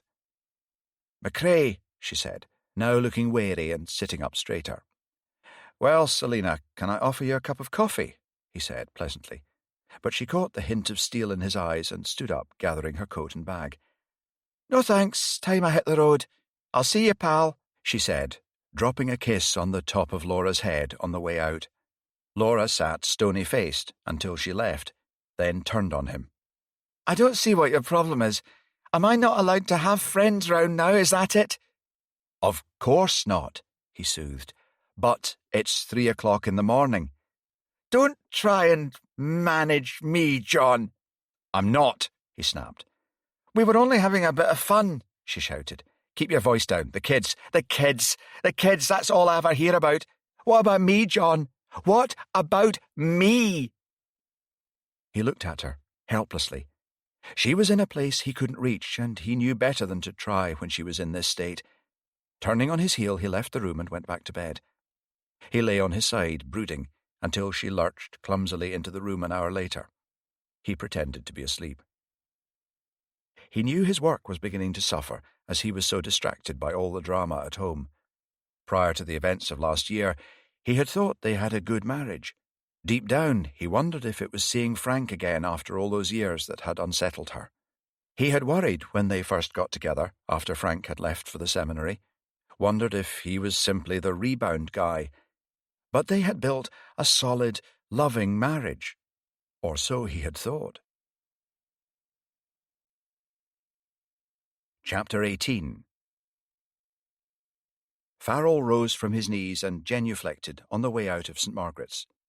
He had been up since 5 a.m., having already fitted in a run to Glencapel. Racing against the clock, he'd wolfed down a hearty breakfast, finishing the requisite 1 hour before receiving Holy Communion. Catholics had to be nothing if not organised.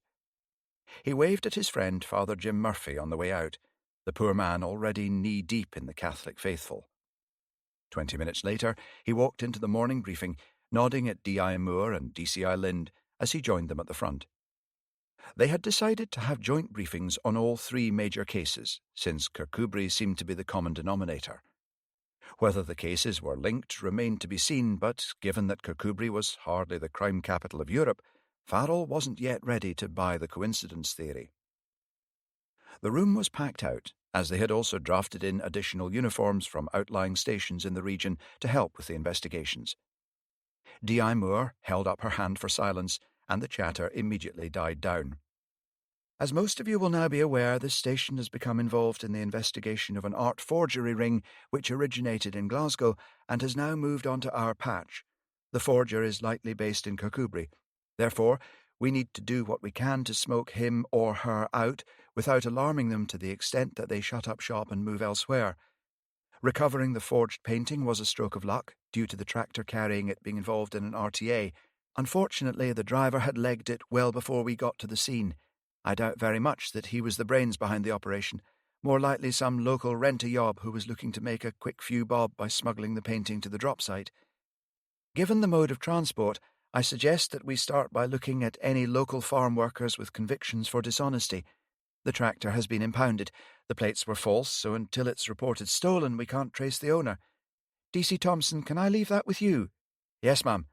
Oh, and have you got hold of the footage from Broughton House yet? Not yet. I've had to go through the National Trust. I'm hoping to hear back from them later today. Don't let them give you the runaround. We need that footage ASAP. With that, D.I. Moore stepped down and D.C.I. Lind took her place. As you all know, human remains were discovered on the Dundrennan firing range yesterday. Any idea how long they've been out there yet, sir? Asked D.S. Stirling. All I can tell you at the moment is that it's been more than a year. There was no flesh left on the bones. He hesitated. There's a possibility that it might be a young Irish girl, Ailish Kerrigan, who went missing from the area on 15th of June 2009 and hasn't been seen or heard from since. Her family have been informed of the find. The remains have been recovered and sent to the mortuary. I believe Roland Bartle-White is arranging for a well-respected forensic pathologist from Glasgow to come down and assist with identification and try to determine cause of death. It's likely that once the remains have been identified, this will be a murder investigation. I remember that case, said D.S. Stirling. She was tangled up with a bunch of artists in Kirkcudbright. What was their name again?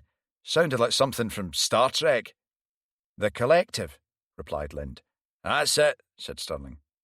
You might want to familiarise yourself with the case again in case we get a positive ID on those bones. Stirling nodded assent. Lind stepped to the side to make way for Farrell. Moving now to the suspicious death of Monroe Stevenson, he said. The Collective also has ties to the deceased. There were a few murmurings. Farrell held up his hand for silence. Don't get too excited. Monroe was an artist, and the missing girl was involved with an artist who lived there. There may be no more to it than that. It's important not to jump to conclusions. Wasn't another of the shortlisted artists from that lot as well? Asked D.S. Byers. Yes, said Farrell. In fact, you can come along and help out with the initial interviews today if you're free. However, I absolutely do not want to put the wind up them. The emphasis must be on routine inquiries. Byers nodded enthusiastically, making Farrell feel guilty. He was aware that he didn't give Byers as many opportunities to get involved due to his personal dislike of the man.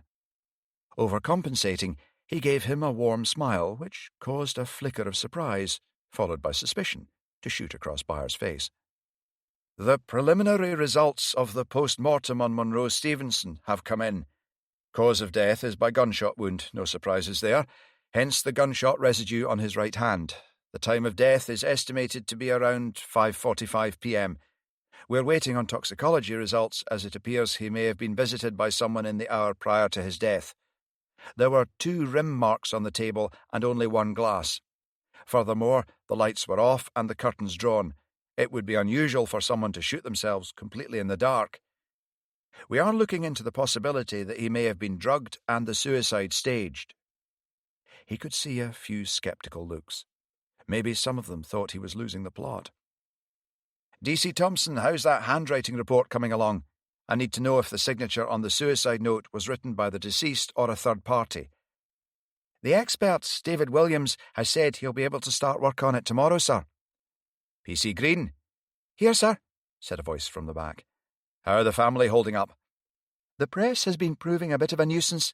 Since the piece went out on Border News, a few stray reporters have been turning up at the door, calling repeatedly, the usual nonsense. They've also had hate mail from a few religious fanatics banging on about how the deceased will be rotting in hell, that kind of thing. Swing by and speak to the civilian press officer, Andy Moran. Get the Stevensons to refer all callers to him meantime. Yes, sir. Have you spoken to the girlfriend, Nancy Quinn? No, sir, I haven't managed to catch her in at all, PC Green replied. Don't you think that's odd? Can you track down her current whereabouts and arrange for her to come in and help us with our inquiries? Will do, sir. Right, everyone, snap to it. We've got 3 critical investigations here that I don't want to see get away from us. It's only a few months since the press were last picking over our bones. I don't want to give them reason to do so again. Chapter 19. Farrell was marching down the corridor when D.I. Moore caught up with him. A word, Frank? Sure, Kate, what's on your mind? He asked, surprised when she looked unaccountably furtive. Not here. They walked to her office in silence. Once the door was closed, she gestured to him to take a seat. This is really rather awkward. Best just to spit it out, Kate. I'm no mind reader. It's John. What about him? I think he's having domestic problems. No one else knows. I thought with you being such good friends, you could maybe have a word with him, see if you can do anything to help. I think he's really struggling, Frank. Have you tried talking to him about it? No, I couldn't, she coloured.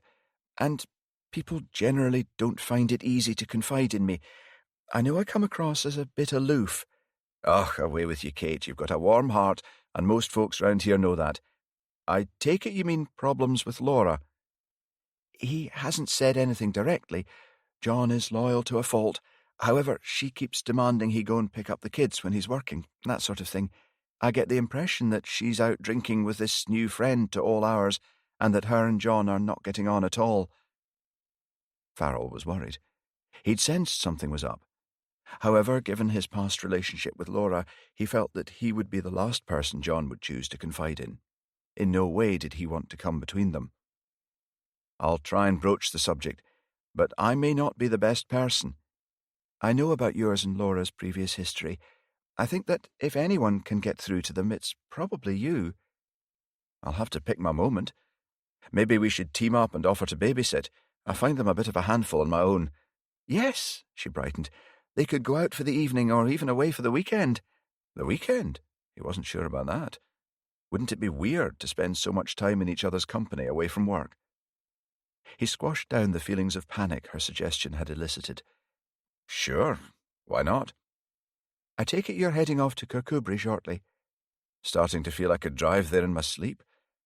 Let me know if you hear anything pertinent to my investigation, she said, professional mask in place once more.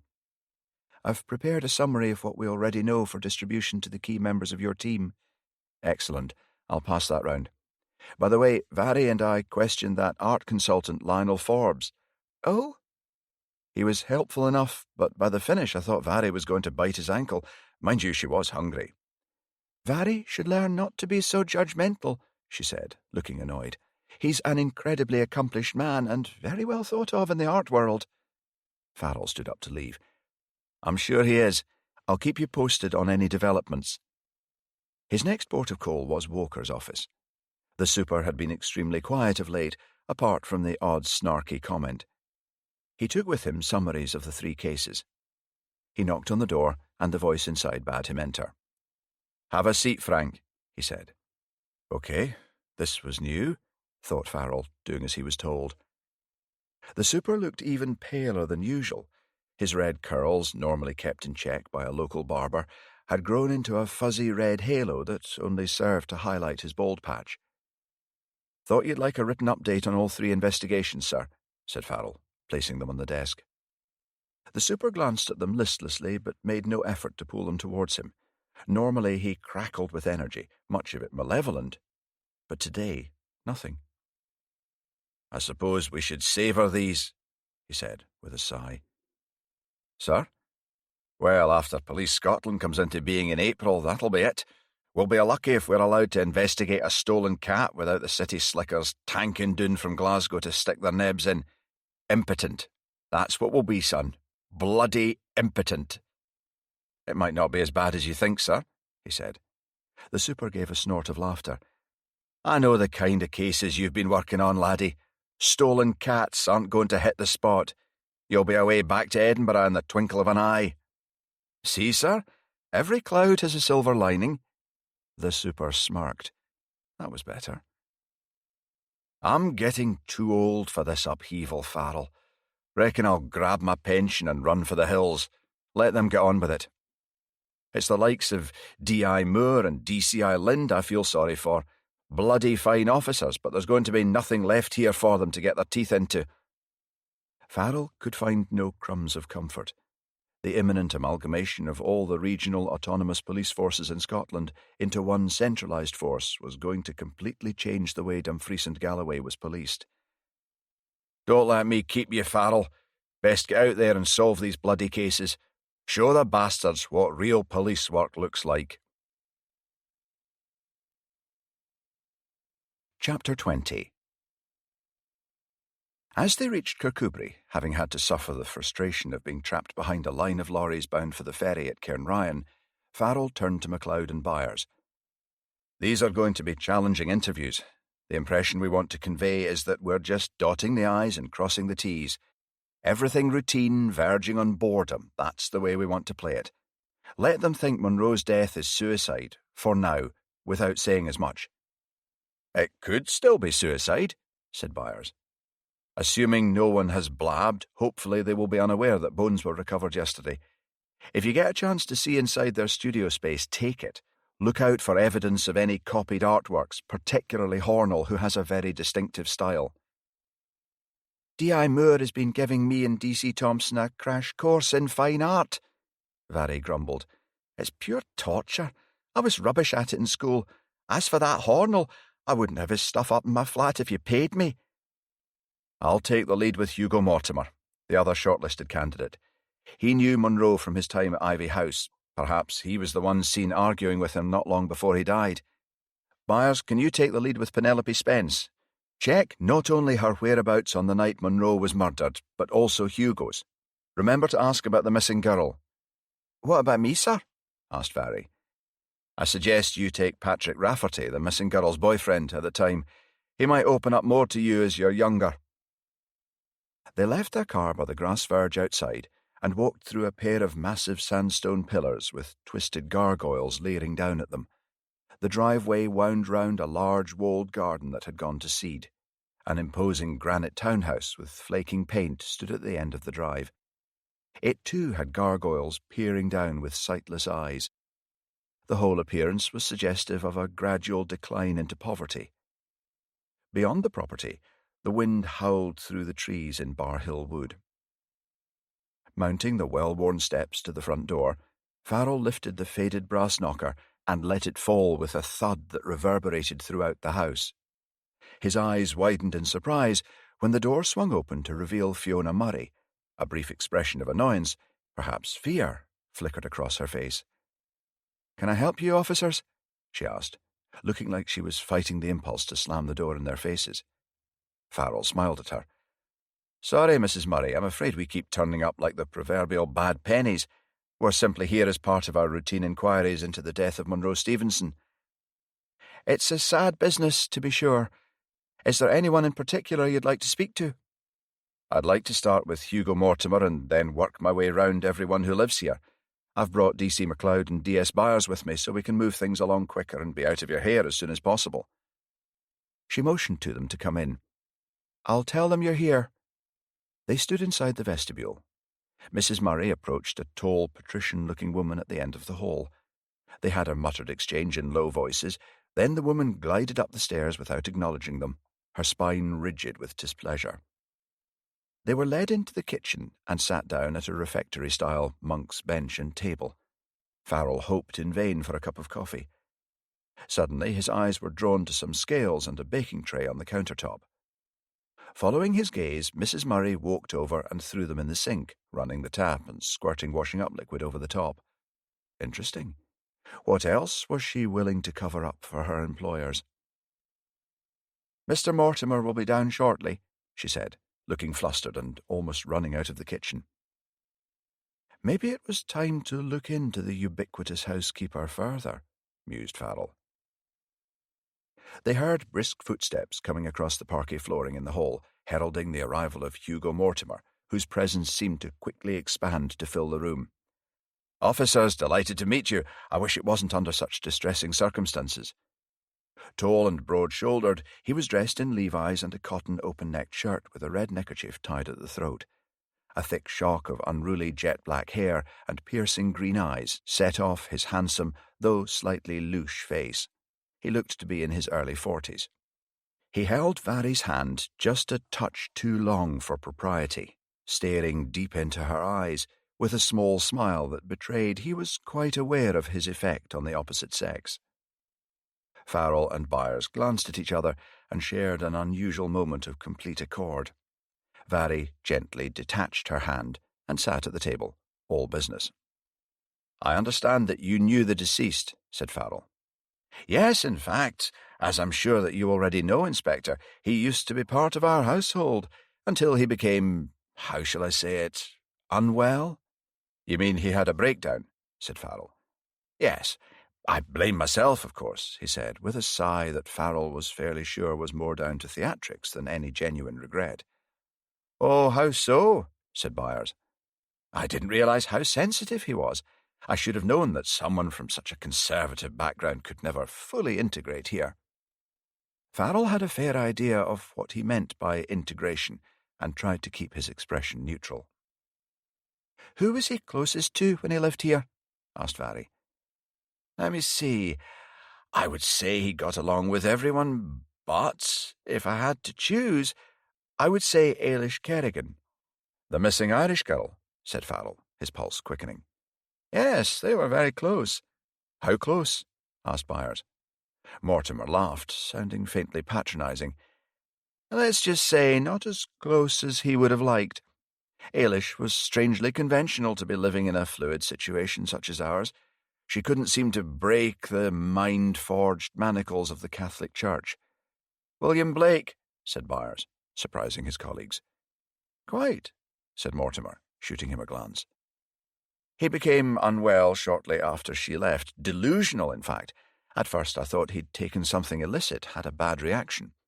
After a couple of months of his behaviour becoming increasingly erratic, I called his parents and they came to get him. Salt-of-the-earth types. Hard to believe the soul of an artist flourished amidst such pedestrianism." Vary was looking less enamoured by the minute and sat back in her seat with a stony expression.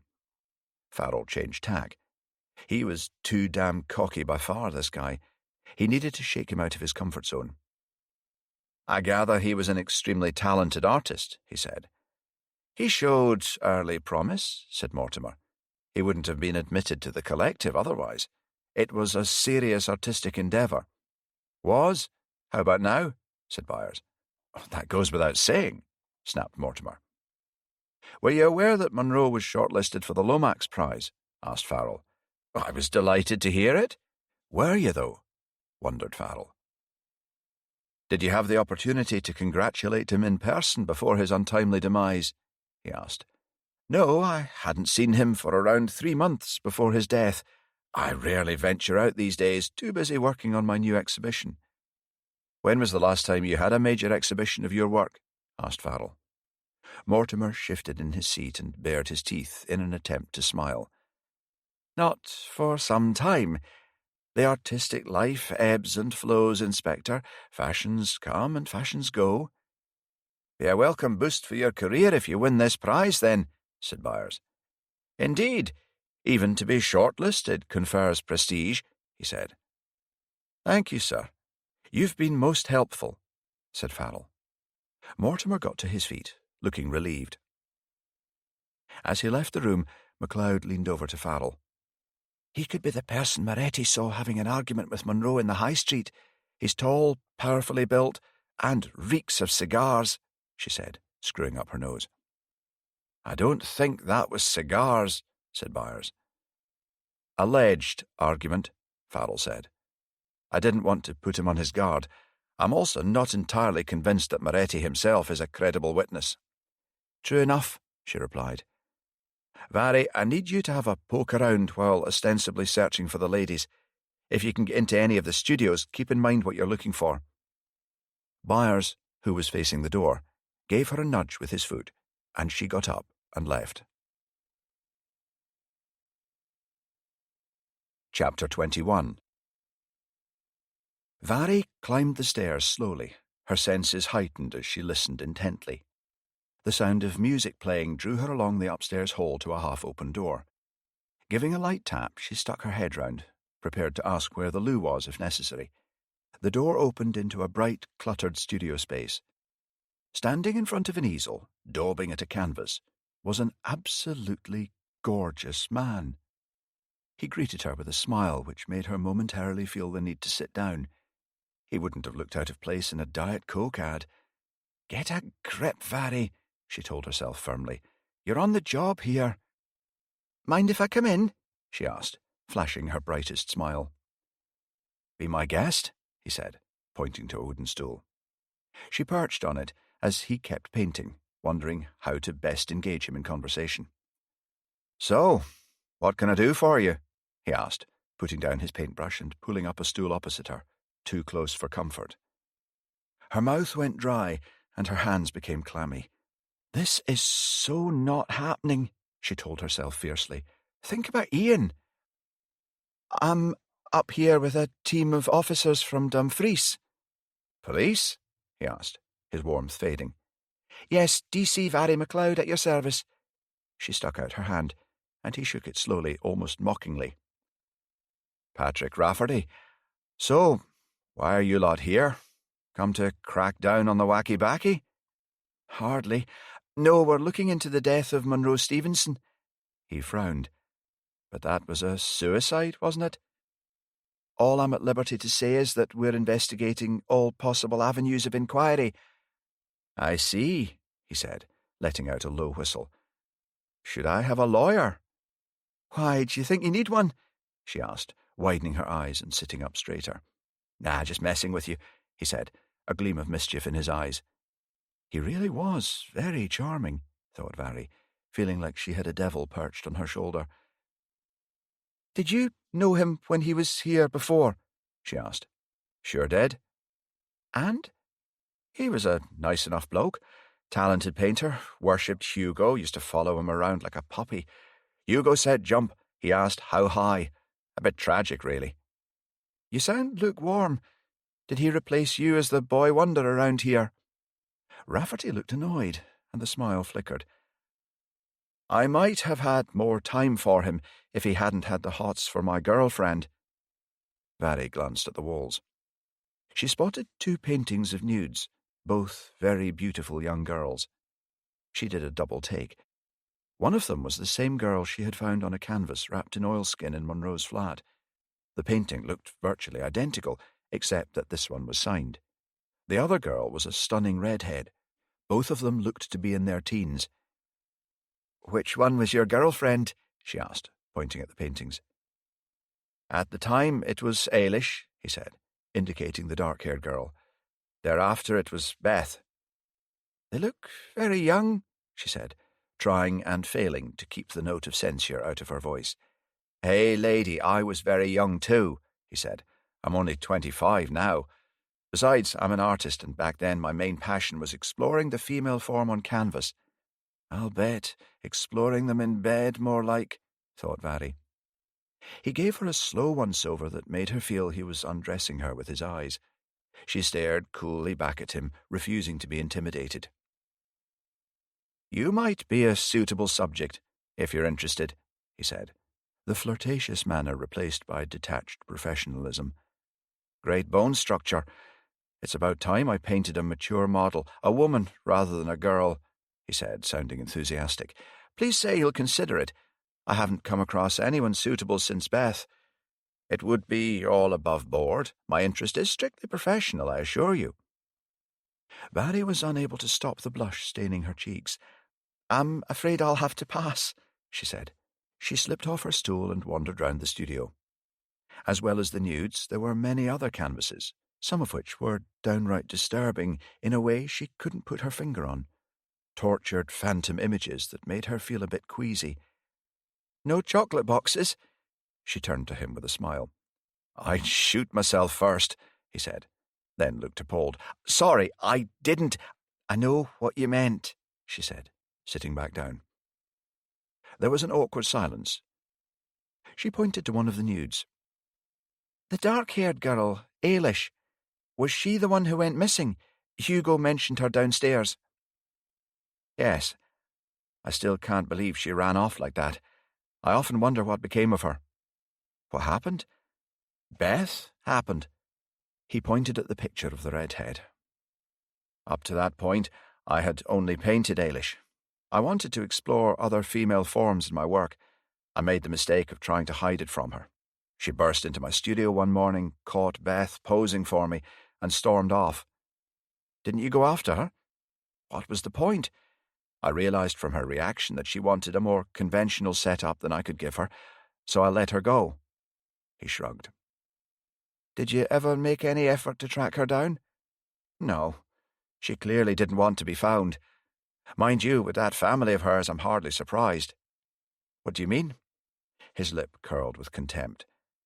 "They were hard-line Catholics, narrow-minded people living a narrow life. They lived more for the next world than this one. The best thing I ever did was get her away from them, before they choked the life out of her. I set her free." "Did you ever meet them?"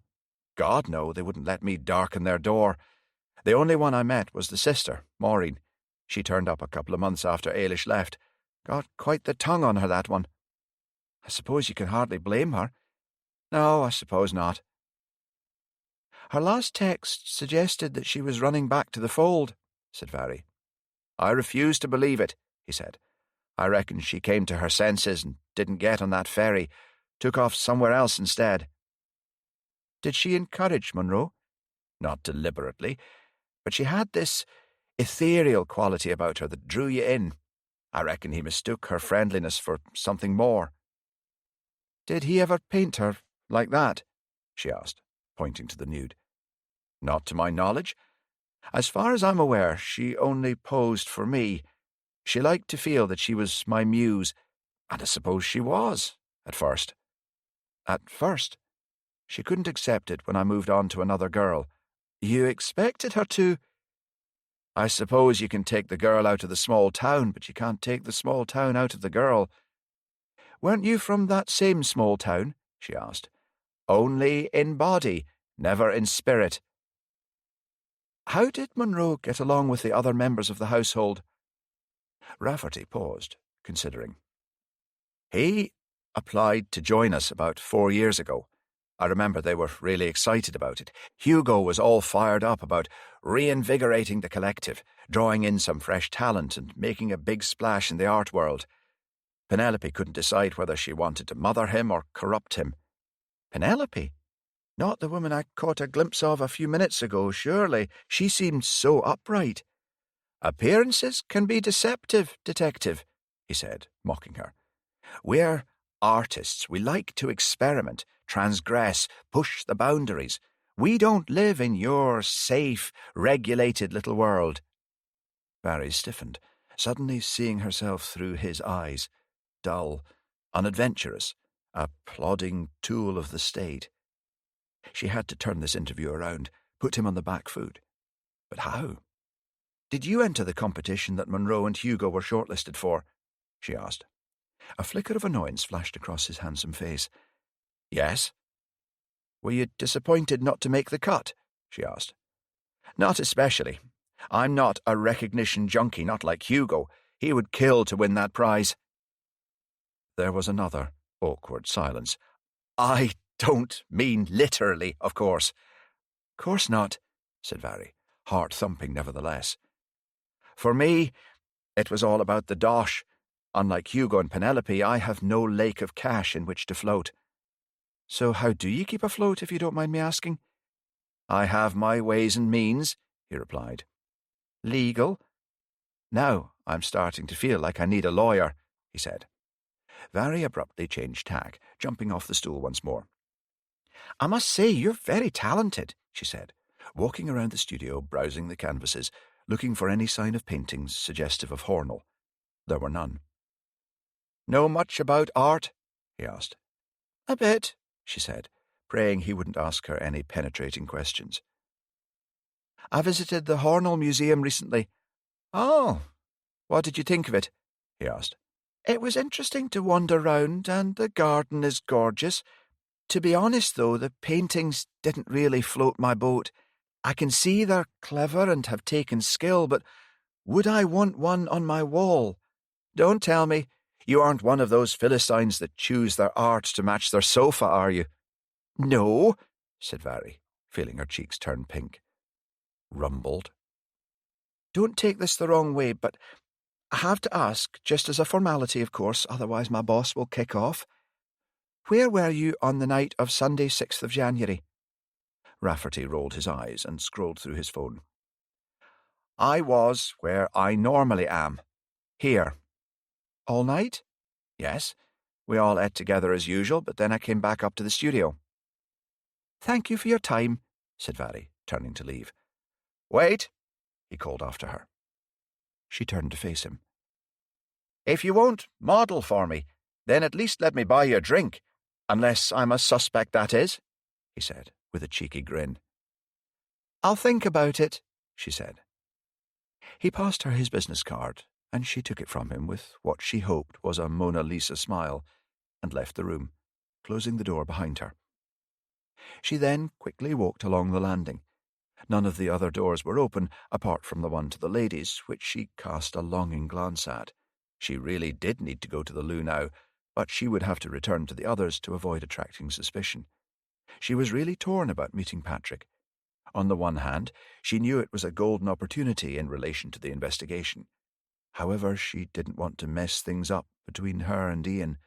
Patrick Rafferty was just the kind of bad boy she was trying to leave behind. Chapter 22. Farrell flicked his eyes towards Vary as she slipped back into the room. Penelope Spence had kept them waiting for goodness knows how long while she took some supposedly important phone call, and then marched in with an air of authority and requested tea to be brought before they got started. She was an odd one. Try as he might, he couldn't seem to get a handle on her. According to her date of birth, she was 43, a year older than him, but she had that indefinable, fine-boned elegance that could have allowed her to pass for years younger. Although slender, she was tall and wiry. She was wearing a tight-fitting olive tunic, which showed the muscle definition in her arms. Her voice was loud and imperious, someone who had a clear sense of entitlement. He would wager that she'd been born into the upper classes. I hope that this isn't going to take long, officers. I'm working on a commission. We'll keep it as brief as possible, said Farrell, earning himself a wintry smile. How well did you know Monroe Stevenson? Asked Byers.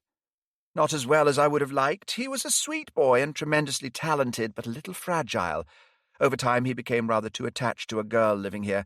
It was amusing at first, but after a while it caused a bit of friction. He became sullen and resentful, paranoid even. Could the paranoia have been triggered by drug-taking? Interjected Farrell. Artists have long had a tradition of enhancing their creativity by partaking of the odd illicit substance, Inspector. I don't expect you to understand. Oh, I think I understand only too well, thought Farrell. Just answer the question, please, he said, striving to keep the irritation out of his voice. He may have done. I wasn't his keeper. What we get up to in our private rooms is our own business. After a while, we did start to notice that he was behaving a little oddly. We tried to be supportive, but he was undermining the whole ethos of the community. Eventually, we realized he had become mentally unwell and contacted his parents. I seem to recollect that the father in particular was most unpleasant. The way he spoke to me. She shuddered. Brute of a man. Am I correct in understanding that none of you residing here are what might be termed commercial artists?" asked Byers. Farrell was starting to think that he had underestimated Byers. "Perish the thought!" she snapped, her face flushing. "Commercial artists are effectively the tradesmen of the art world. We, on the other hand, strive to be at the cutting edge, opening up the frontiers and exploring what it is to be truly human," she said. "So I assume that you're all independently wealthy?" asked Byers. Penelope shifted uncomfortably in her seat. Farrell saw a glimmer of fear in her eyes. "I hardly think that our financial position is pertinent to your inquiry, officer," she said. "I'll take that as a yes, then," said Byers. "Easier to have lofty principles when the wolf isn't howling at the door." She scowled, suddenly looking her professed age, and then some. "I mean, look at this place. It's hardly the stereotypical image of the artist starving in a garret, is it?" "Did you enter the art competition yourself?" asked D.I. Farrell, taking over before Byers went too far and alienated her completely. "No. However, I was delighted that Hugo's talent had been recognized." "Forgive me for asking," said Farrell, "but are you and Mr. Mortimer a couple?" She gave him a condescending smile. "Such a quaint term," she said. "I suppose you might define us as that, loosely." "What can you tell me about Paul Moretti?" asked Farrell. Penelope's cup rattled in its saucer as she returned it to the table. "Very little. He has never been associated with this household." "Were you aware that he too was shortlisted?" "Yes, Hugo mentioned it. Is that everything, Inspector? I really must get on," she said, standing up as though itching to be on her way. "Please, Miss Spence," said Farrell, gesturing to her seat. Reluctantly, she sat back down. "I understand that you had a young Irish girl living here 3 years ago." "Yes, that's right. Ailish, something or other. She was involved with Patrick, one of our artists. Pretty young thing, not much substance to her. Very conventional at heart. I knew her little rebellion would soon blow itself out. She had a tiff with Patrick over some girl and disappeared off." "According to her sister, she texted that she was on her way home, but never arrived. That didn't concern you at the time?" "Good heavens, no. I reckon she met someone else and sloped off with them. After all, she had pulled the disappearing act on her family before." "Were she and Monroe ever involved, or was it simply a harmless crush on his part?" "They never got together, so far as I'm aware. The way he used to look at her. I don't know how Patrick tolerated him for so long. It became even worse as his mental health started to deteriorate. He would stare at her as though he wanted to devour her," she said, an inappropriate smirk turning up the corners of her mouth. Farrell felt a creeping distaste for her woke up his spine. There was a crash from the hallway. The housekeeper poked her head round the door with a grimace that passed for an apology. "Sorry, tripped over the rug." Penelope rolled the whites of her eyes, but said nothing. "Just a final formality before we let you go," Farrell said. "Where were you on the evening of Sunday, 6th of January, the night Monroe died?" She flicked through an elegant leather diary she had pulled from her bag. "It seems I was here, where I am most nights." "Who else was with you?" "I imagine we all ate together as usual. After coffee, we invariably go back to our studios to work." "You imagine," said Farrell. "Well, we generally eat together at around 8 p.m.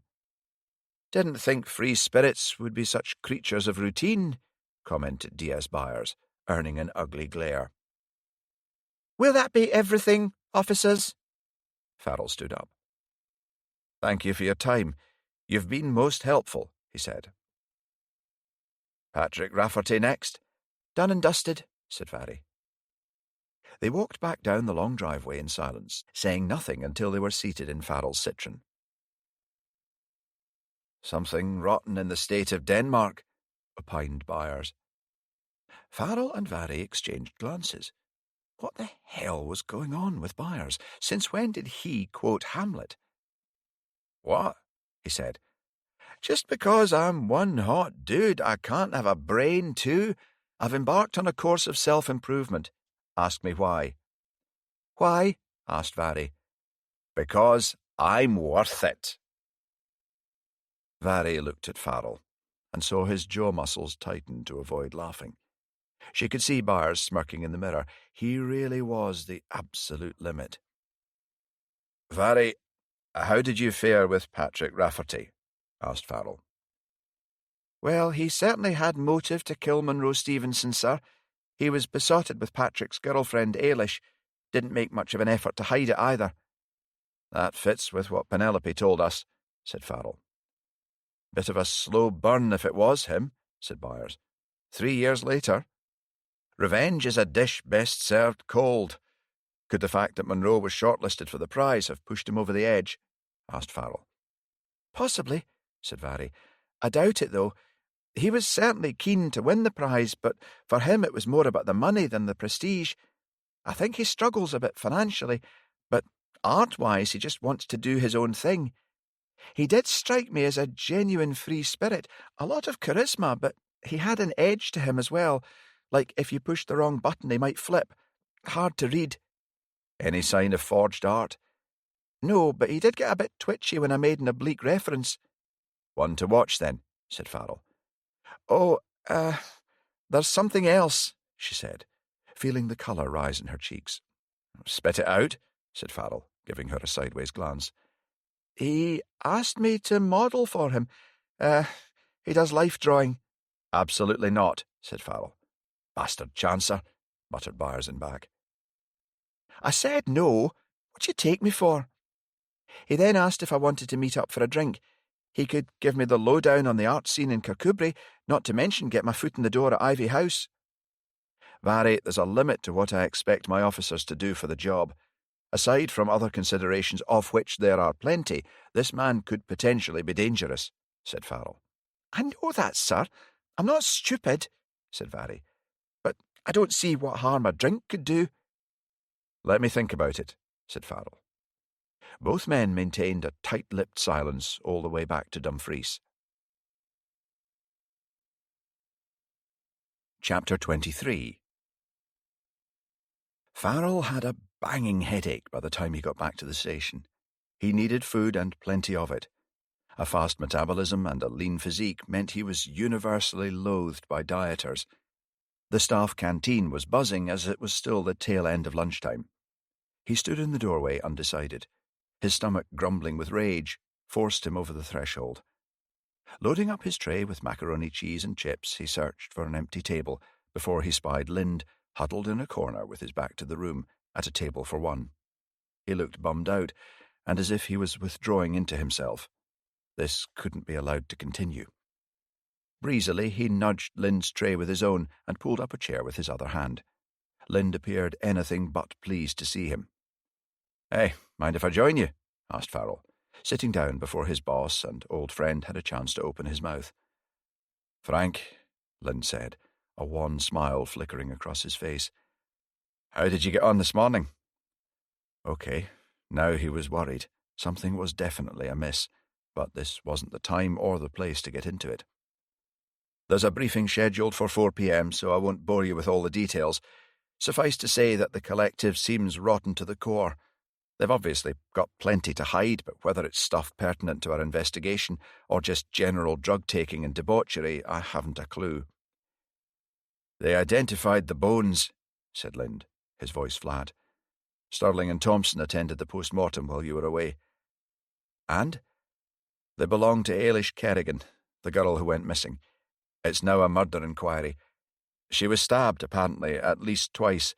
That's how many times the knife nicked her ribs. Her sister Maureen is on her way over from Ireland.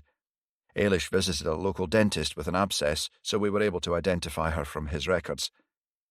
"I can tell that case really got under your skin," said Farrell. "I suspected foul play. She was a nice kid by all accounts, if a bit misguided. I didn't have her pegged for someone who would put her family through the anguish of not knowing if she was dead or alive." "It appears that the deceased artist, Monroe Stevenson, had developed quite an obsession with her." "Wasn't a nude painting of a dark-haired girl recovered in his cottage?" "Yes, but according to Vary, Patrick Rafferty maintained that she only posed for him. Quite adamant about it, he was. There's also the fact that the painting was unsigned." "Maybe he copied it." That would be creepy, said Farrell. Any sign that she reciprocated Monroe's affection? None yet, but we'll keep digging. I suppose that given what we discovered about Monroe's obsession with Ailish, we also have to consider the possibility that he was the one who killed her 3 years ago, and the guilt is what caused his breakdown back then. That would mean that he did commit suicide, said Lind. Or that someone found out and dispensed summary justice, said Farrell. He paused, wrestling with his conscience. They had a potential in at the house, but he was letting his concern for Vari get in the way of the case. She was a dedicated and capable officer, and he should not be standing in her way like this. Whatever it is, just tell me, said Lind, pushing away his half-eaten tray. Vari went off on her own to interview Patrick Rafferty and got a nosy round his studio. We thought he might be more forthcoming if she appeared to happen upon him by chance. And was he? It would seem so. He asked her to model for him. She said no, of course. He then invited her to meet up with him for a drink. It would give us the ideal opportunity to monitor what's going on in there, if you think any of them might be implicated in the 2 deaths or even the forgery ring. It's the one thing that connects Ailish and Monroe, after all.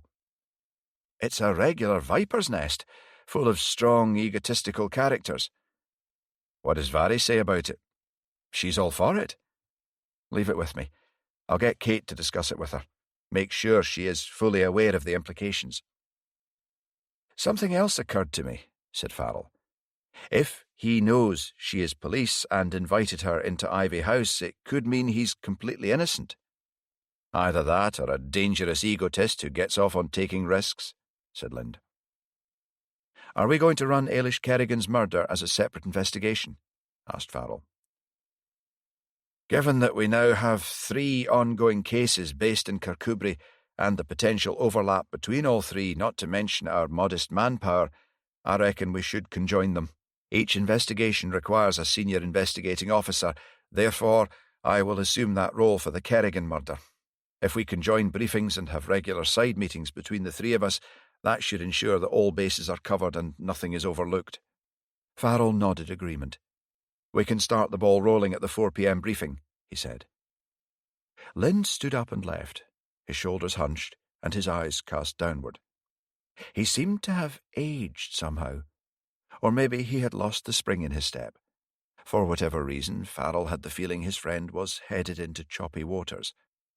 With a sigh, he continued to eat his macaroni, but his appetite had deserted him, and he had to force it down.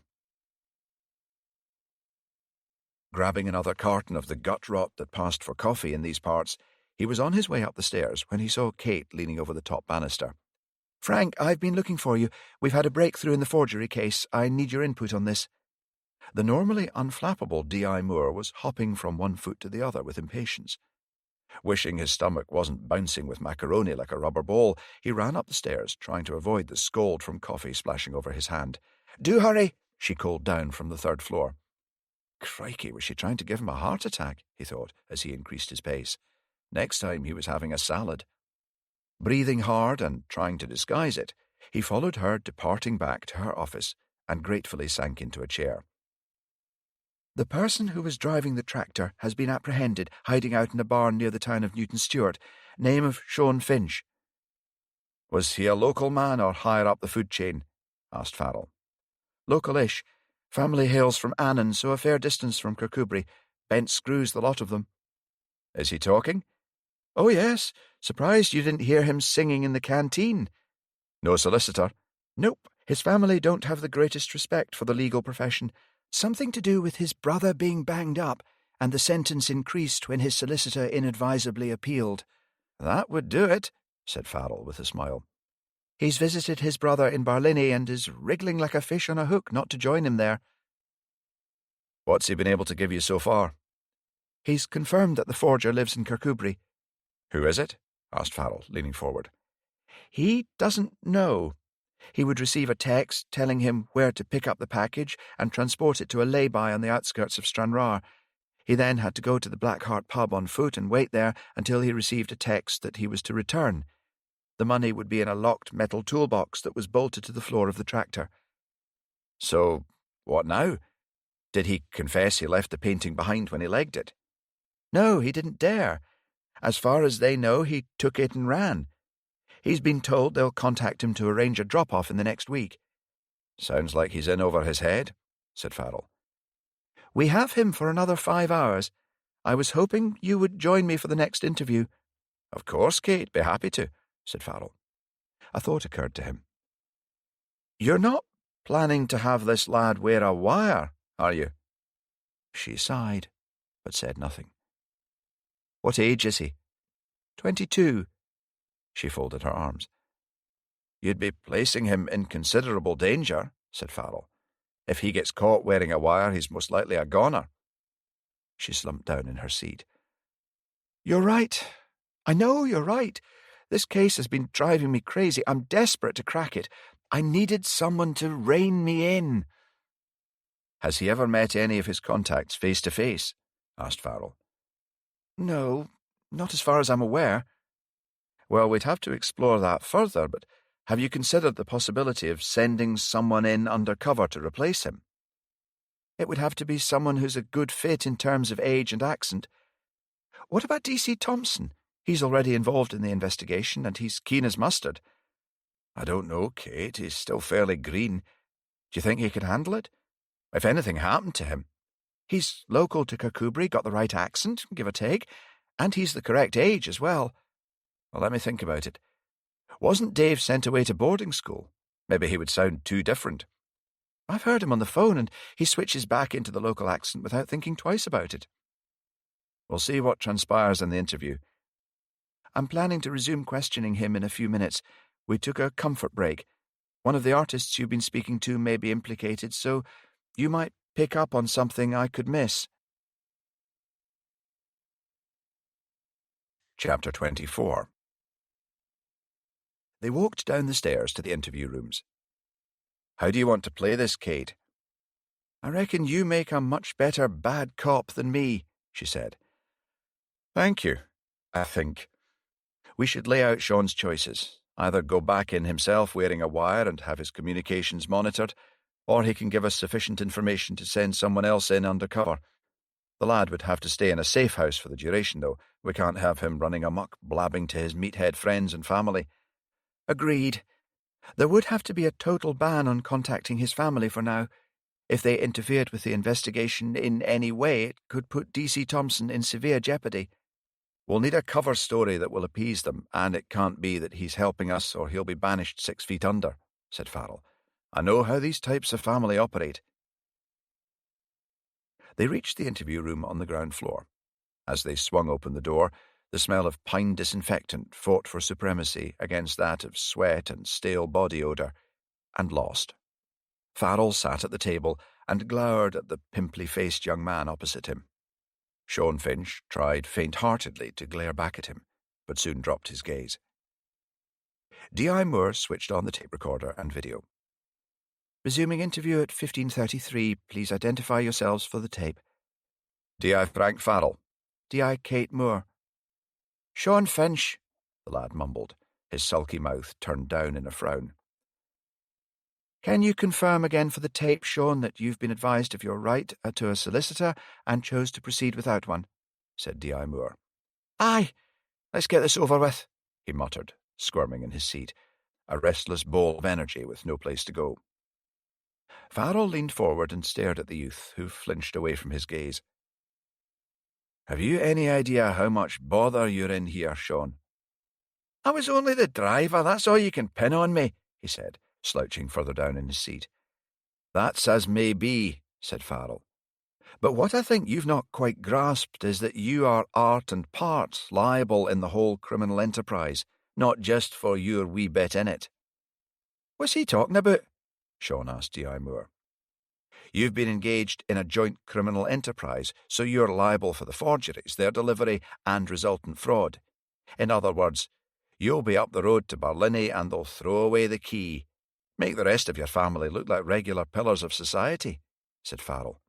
No way, he spluttered, flecks of saliva spraying out through misshapen teeth. How else did you think this was going to end? Asked Farrell. I thought I was going to cut a deal like, he said. Trouble is, Sean, you don't have much to bargain with, do you? said Farrell, his tone slightly more conciliatory. He glanced at D.I. Moore, and she took his cue, leaning forward as Farrell settled back in his seat, looking like he needed to be convinced. "Come on, Sean," she said. "Do yourself a favour, lad. Nobody wants to see someone as young as you wasting their youth locked up in that nut house. There must be something else you can tell us." Sean's low brow frowned in concentration. Farrell felt like he could almost hear the cogs turning, slowly. He wasn't going to get there on his own. "Surely, even if you haven't seen any of the players, you must have some idea of who could be involved locally or what else is being planned," he said. "Would it make a difference, like? I don't know anything for definite. When you said before, in the earlier interview, that the forger is in Kirkcudbright, how did you know that?" asked D.I. Moore. "Well, it made sense, given the pickup site." "Which was?" "Behind one of the graves in St. Cuthbert's kirkyard. Only somebody local to Kirkcudbright would think to put it there. Stands to reason," he said, growing bolder now. Farrell weighed up his options. The last thing he wanted to do was lead the witness and have the tape ruled inadmissible at a later date in court. "What pub do you drink in?" he asked, changing tack. "The Smuggler's Inn," Sean said. Farrell was aware of it, though he had never been in. It was the local watering hole in Kirkcudbright for anyone remotely shifty, where they could shoot the breeze with kindred spirits. "Have you heard any rumours in general about dodgy artists?" he asked. Sean scratched his head. It was torturous to watch. "There was meant to be a big heist going down, the theft of a priceless painting from one of them posh houses, proper gentry-like." "Which one?" "Kincaid House. The kitchen maid from there was in the smugglers with her man a few weeks back. He gave her the evils and dragged her away. Never heard nothing else. Never seen them since." "Do you know her name?" asked Farrell. "Yeah, Poppy, something." "What about him?" "Not a local boy. Sounded like he was from Glasgow." "What about the artists that live in Ivy House, on the edge of Kirkcudbright?" asked Farrell. "Right bunch of mingers, that lot." "Aside from their lifestyle, have you any reason to believe that any of them is involved in the forgery ring?" Sean scratched his head and thought. The clock ticked on. Farrell ground his teeth together but bided his time. They needed his cooperation. "What's in it for me?" he eventually asked, his shaking voice belying the bravado of his words. "A free pass out of jail, if the fiscal's willing to come on board," said D.I. Moore. "You would have to be placed in protective custody until the conclusion of the operation." "What, like in the films?" he asked, looking not displeased by the idea. "Exactly like in the films," said Farrell. "But for that to happen, for that free pass to be issued, we're going to need you to cough up every bit of information you know," said D.I. Moore. "If you can't or won't give us what we need, then there's no deal," said Farrell, looking as severe as he knew how. "You'll be staring at serious jail time." "Tick, tock," he said, gathering his papers together as though about to leave. D.I. Moore did likewise, started to stand. "All right, keep your hair on," Sean scowled. "I'll tell you everything." Farrell and Moore sat down again. "The collective," said D.I. Moore. "I know at least one of them is involved." "How do you know?" asked D.I. Moore. "Well, I wanted a bit of insurance, so I went to the pickup site early and hid." "The pickup site? Is it always the same?" asked Farrell. "St. Cuthbert's kirkyard, up past Ivy House and turn up to the left. You go through the gate, turn left following the wall, and it's the grave tucked right in the corner." "Who dropped off the parcel?" asked D.I. Moore. "I couldn't make them out. It was nearly dark, and they were all muffled up." "Male or female?" Sean shrugged. "Couldn't say." "How do you know it's someone from the collective, then?" asked Farrell. "'Cause I followed them, didn't I?" He sat back with a smirk. "I figured I would leave the package where it was for the time being and tail them for a while at a safe distance. But whoever it was turned into that posh house they live in. That's how I knew." "Have you any information that anyone else in Kirkcudbright is involved, apart from that one person?" asked D.I. Moore. Their top man is meant to live in Kirkcudbright. He's the one behind the forgery ring. Says who? Asked Farrell. Says Billy Ryan, the barman at the Smugglers, said he overheard some out-of-town boys talking. Proper hard nuts they were. By the accents he pegged them as being from Glasgow. When was this? Asked D.I. Moore. Not a clue. You'd have to ask him yourselves. Don't mention my name either. Billy Ryan's not someone I want to mess with. He'd stab you as soon as look at you, that one. So tell us, Sean, said Farrell. How did you come to be mixed up in all of this? Someone contacted me by text. Said they'd heard I could drive a tractor and might be willing to put a wee bit of delivery money my way. Who owned the tractor you were driving? The farmer I was working for at the time. They said to text back if I was interested in taking it any further. Then they were going to arrange a dummy run, and if it went well, there'd be a couple of £100 in it for me. Did you know you were delivering forged paintings? Asked Farrell. Not at the beginning, though they did tell me it wasn't drugs when I asked. That's the one thing I didn't want to be mixed up in. And later? Well, it wasn't rocket science. They were wrapped in oilskin and packed in cylinders. Light, not heavy. I thought at first they might be stolen, but when there was no fuss in the papers, I figured they were forgeries. How many deliveries did you make? Asked D.I. Moore. 9, until I was caught. It was on the first Monday of every month. I was on my way to Stranraer for the last one when some numpty cut in front of me and caused the accident. I had no choice but to leg it. Did you contact them to say what had happened? Sean nodded. They gave me a burner. I texted them when I got away. You sure that you didn't let on that you'd left the painting behind? No, I didn't dare.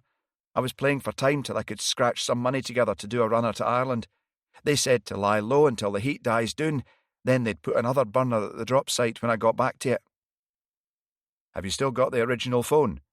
No, I dumped it. I didn't manage to get back to pick up the new one. So, to the best of your knowledge, no one you've been dealing with knows what you look like? No, said Sean. Interview suspended, said D.I. Moore, as they both got to their feet. We'll get you something to eat, Sean.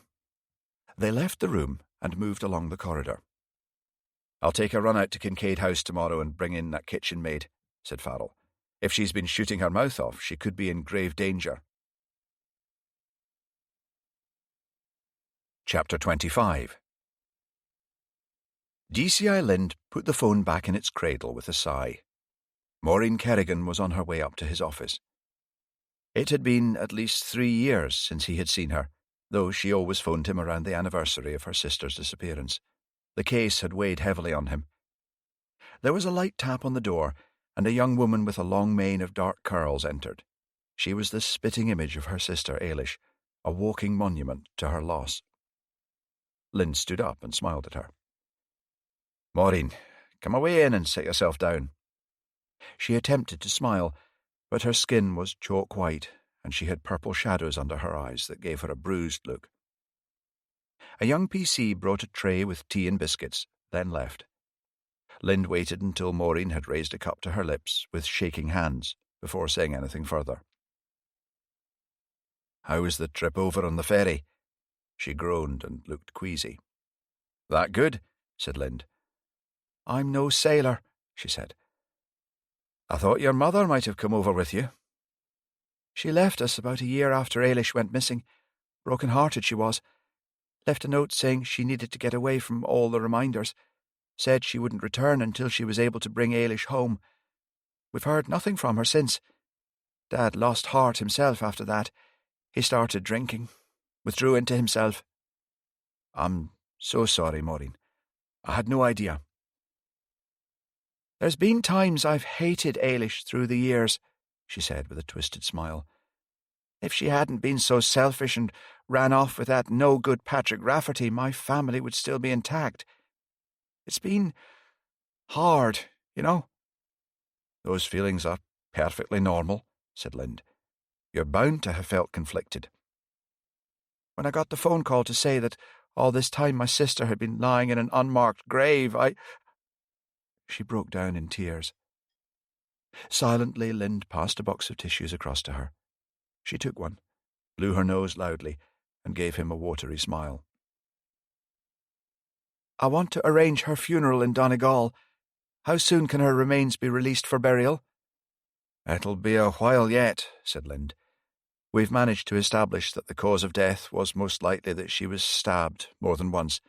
However, due to the length of time that has passed and the exposed nature of the burial site, we can't be more precise.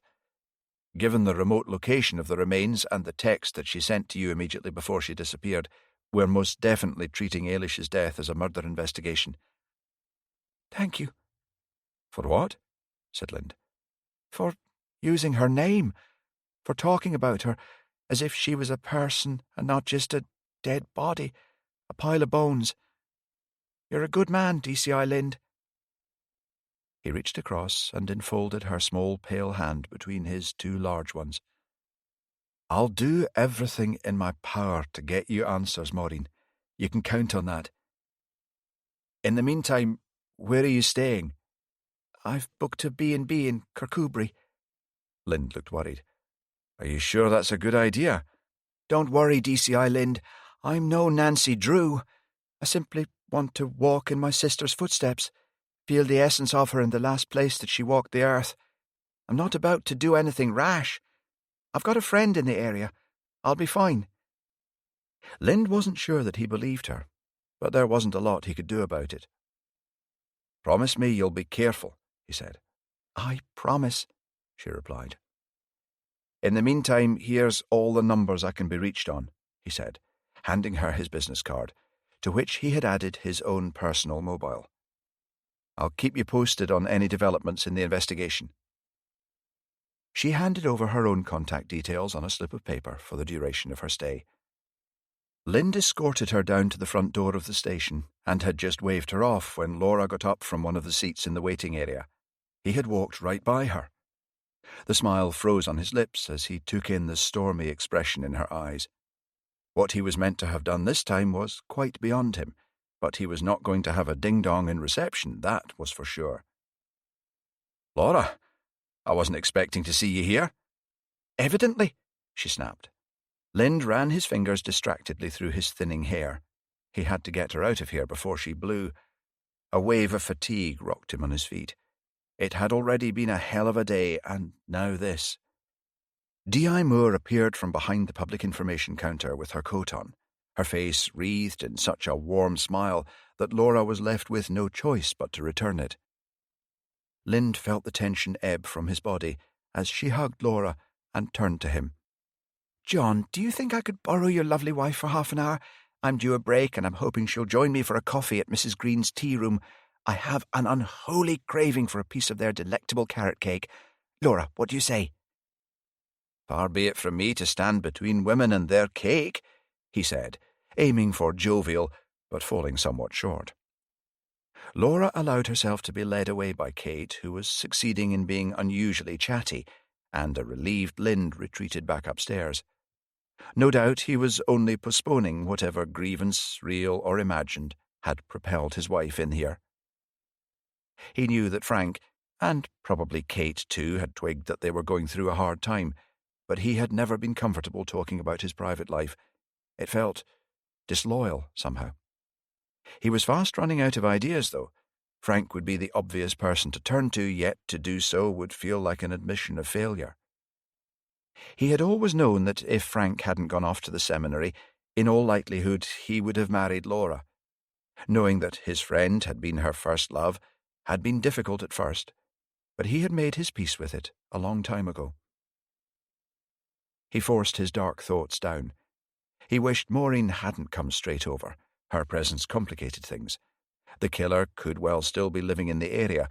There was no way of knowing what had drawn him or her to Ailish, but Maureen was the spitting image of her sister, and he couldn't help but worry that might stir the appetite of the killer. Chapter 26. Farrell took his place at the front of the small lecture room, nodding a greeting to Lind and Moore. Such was the scope of the investigations now, they had to move the last briefing of the day here. As it was, every seat was filled, and the clamour of voices and rising heat made Farrell undo the top button beneath his tie. The various investigations were growing arms and legs, but they were now stretched to breaking point, with officers drafted in from tiny police stations all around the region to assist with the legwork. The super appeared in the backlit doorway and paused before briskly walking down to the stage with a jaw set like granite. The civilian press officer, Andy Moran, sat in the front row with his notepad open, oblivious to the jostling going on around him. The super stepped onto the stage and held up his hand for silence, which was immediately forthcoming. As you all know, there appears to be something of a hornet's nest in Kirkcudbright. There's the murder of the artist Monroe Stevenson, headed up by D.I. Farrell, the murder of Ailish Kerrigan, led by DCI Lind, and D.I. Moore's looking into the operation of a forgery ring. To what extent these investigations are connected is not yet known, but it seems likely that there is at least some overlap. How many of you hail from Kirkcudbright or have grannies, cousins or friends who live there? A sizable number of hands were raised. Excellent. I want you all to mine those connections for information and report back to one of the 3 investigative heads. I want anything relating to the collective from when it was first set up to the present date, and everyone who has been associated with it. I also want any and all information in relation to Monroe Stevenson, Ailish Kerrigan and their known associates. If anyone has some dodgy relatives who drink in the smugglers or swim about in the shallows of petty crime, work out how you can extract information from them that might feed into our investigation. At this stage of the investigation, we're looking to subtly utilise our connections so that, hopefully, we can identify potential witnesses.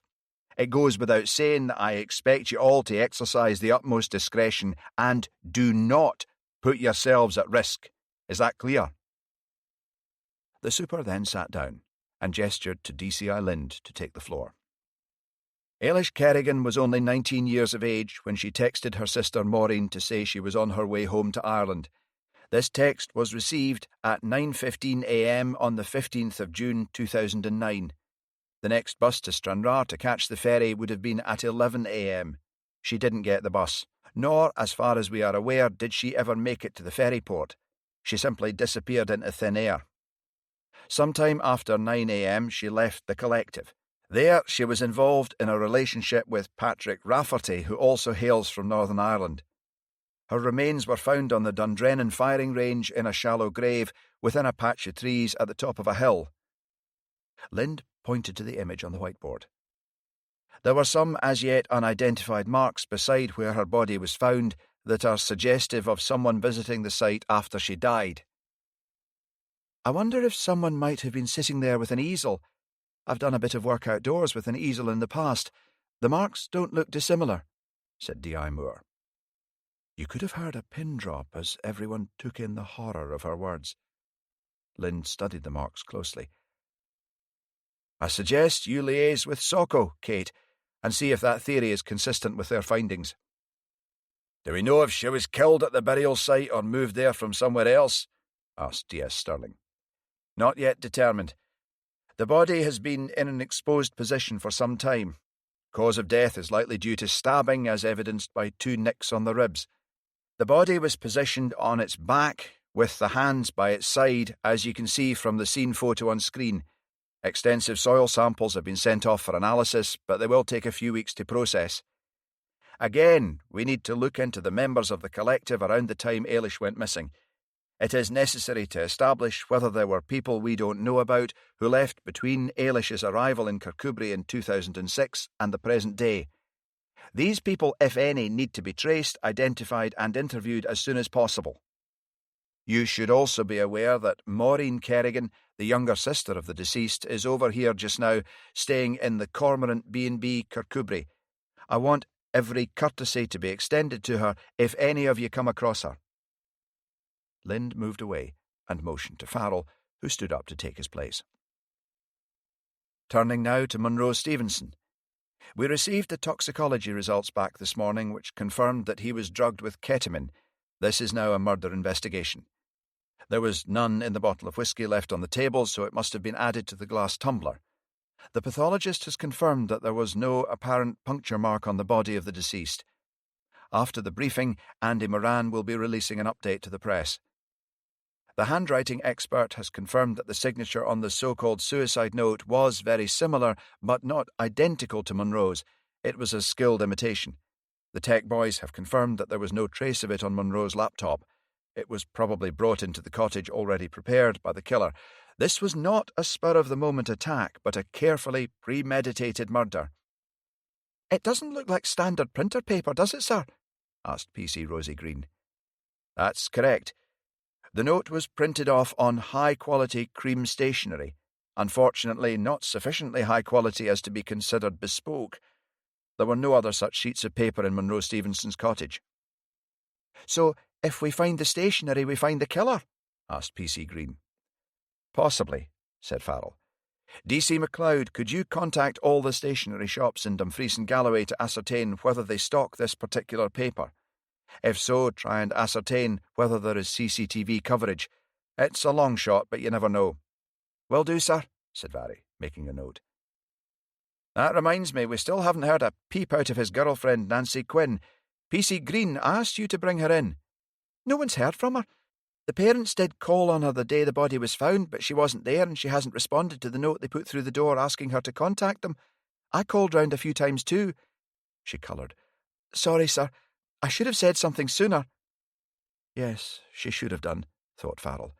Mind you, he should have been all over it as well. They'd just been spinning a dizzying number of plates. "No harm done," he said, hoping it was true. "We must tie up this loose end, though." Another hand shot up, one of the Kirkcudbright coppers, PC Callum McGee. "I managed to get hold of the landlord to the victim's cottage, sir. He's been away visiting family.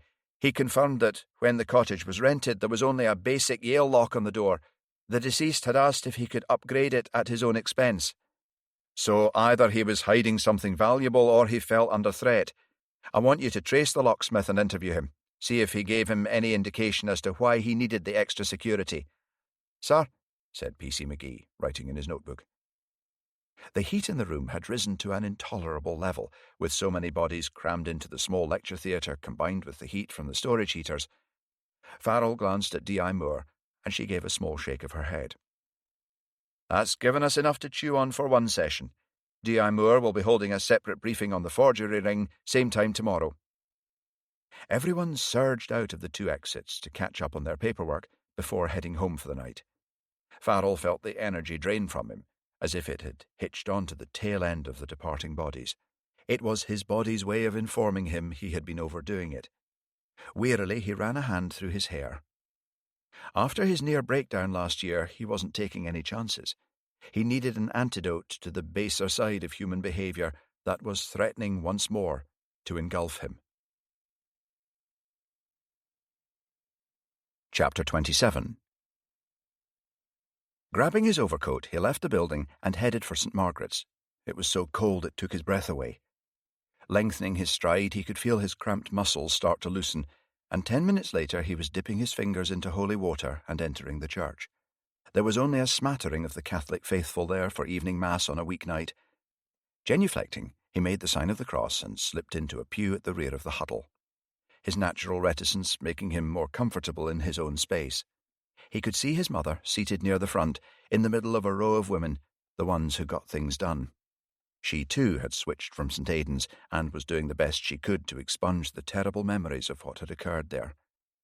As if she sensed his presence, she turned round and stared, acknowledging him with a nod and a small smile. He did likewise.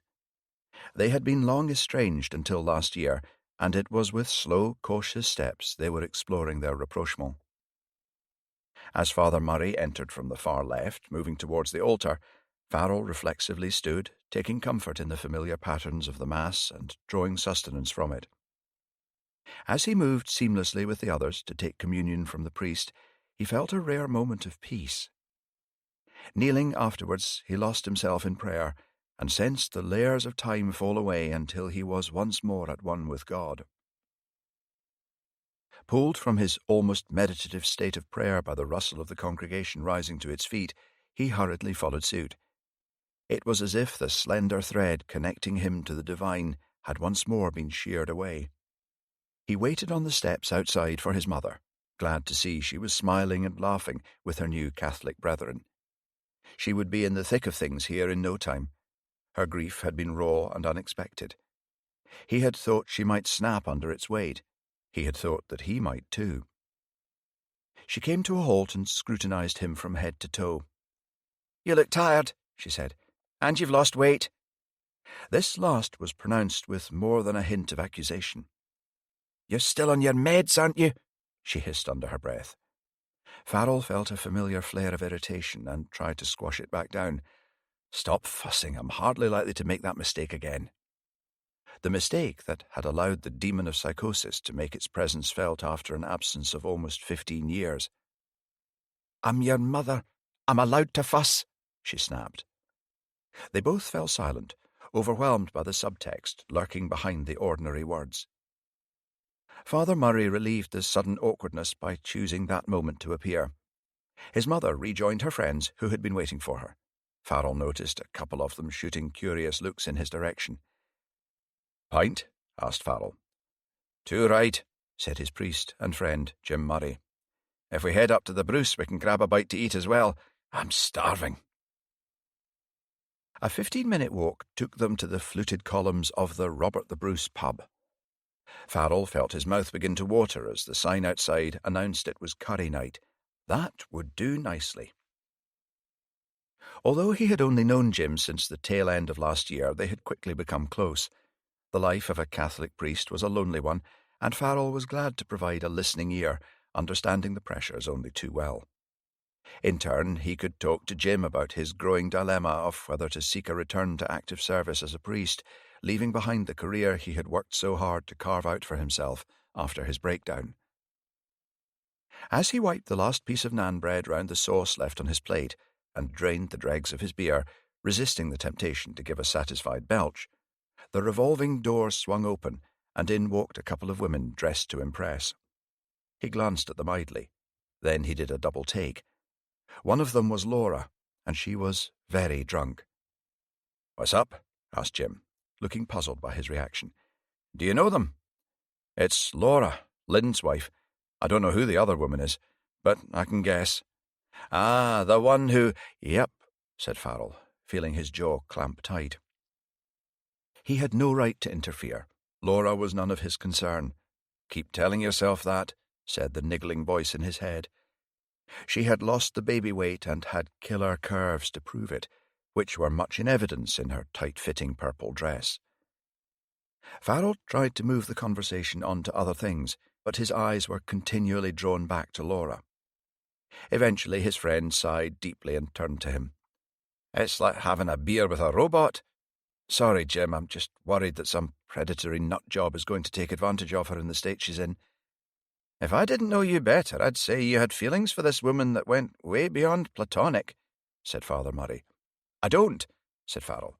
"John is my oldest friend. I would never do anything to come between them." "All right, keep your hair on. What about phoning John? Get him to come and take her home. He's got his hands full at work, and I don't want to trigger another row. Their marriage is under considerable strain as it is." "Uh-oh," said Father Murray. Farrell turned round to see two guys in rumpled suits approaching the women. They, too, looked somewhat the worse for wear, and were exuding that air of fake bonhomie that men assume when trying to pick up women in a bar. He tensed, waiting to see if Laura would shut them down. Damn it, she was accepting a drink. At this rate, he was going to have to intervene. The four of them went to sit in a booth. Laura still hadn't clocked him.